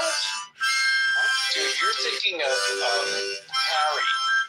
Somebody, Prince Andrew was a lot older. Yeah, you're right. The one who got No, she had a thing with Epstein, but now I'm finding out she had a thing with P. Diddy. I mean, how much betrayal can the public take? You don't think that there are men operate in similar factions that they use different means to do it? You don't think there are like clout chasing, money chasing whores that they exist just in a way climb the ladder? It's not really surprising to me. I know, somehow I thought that Fergie was like, it just, her and Diddy is just one too many things for me to handle right now. I'm having my head, having a problem getting my head wrapped around it. But I guess it's just more about me. Maybe I'm just racist. I don't know. I never thought I was. I don't know why I'm particularly triggered by this. Well, probably because Diddy's he's a rapist. Yeah. Okay.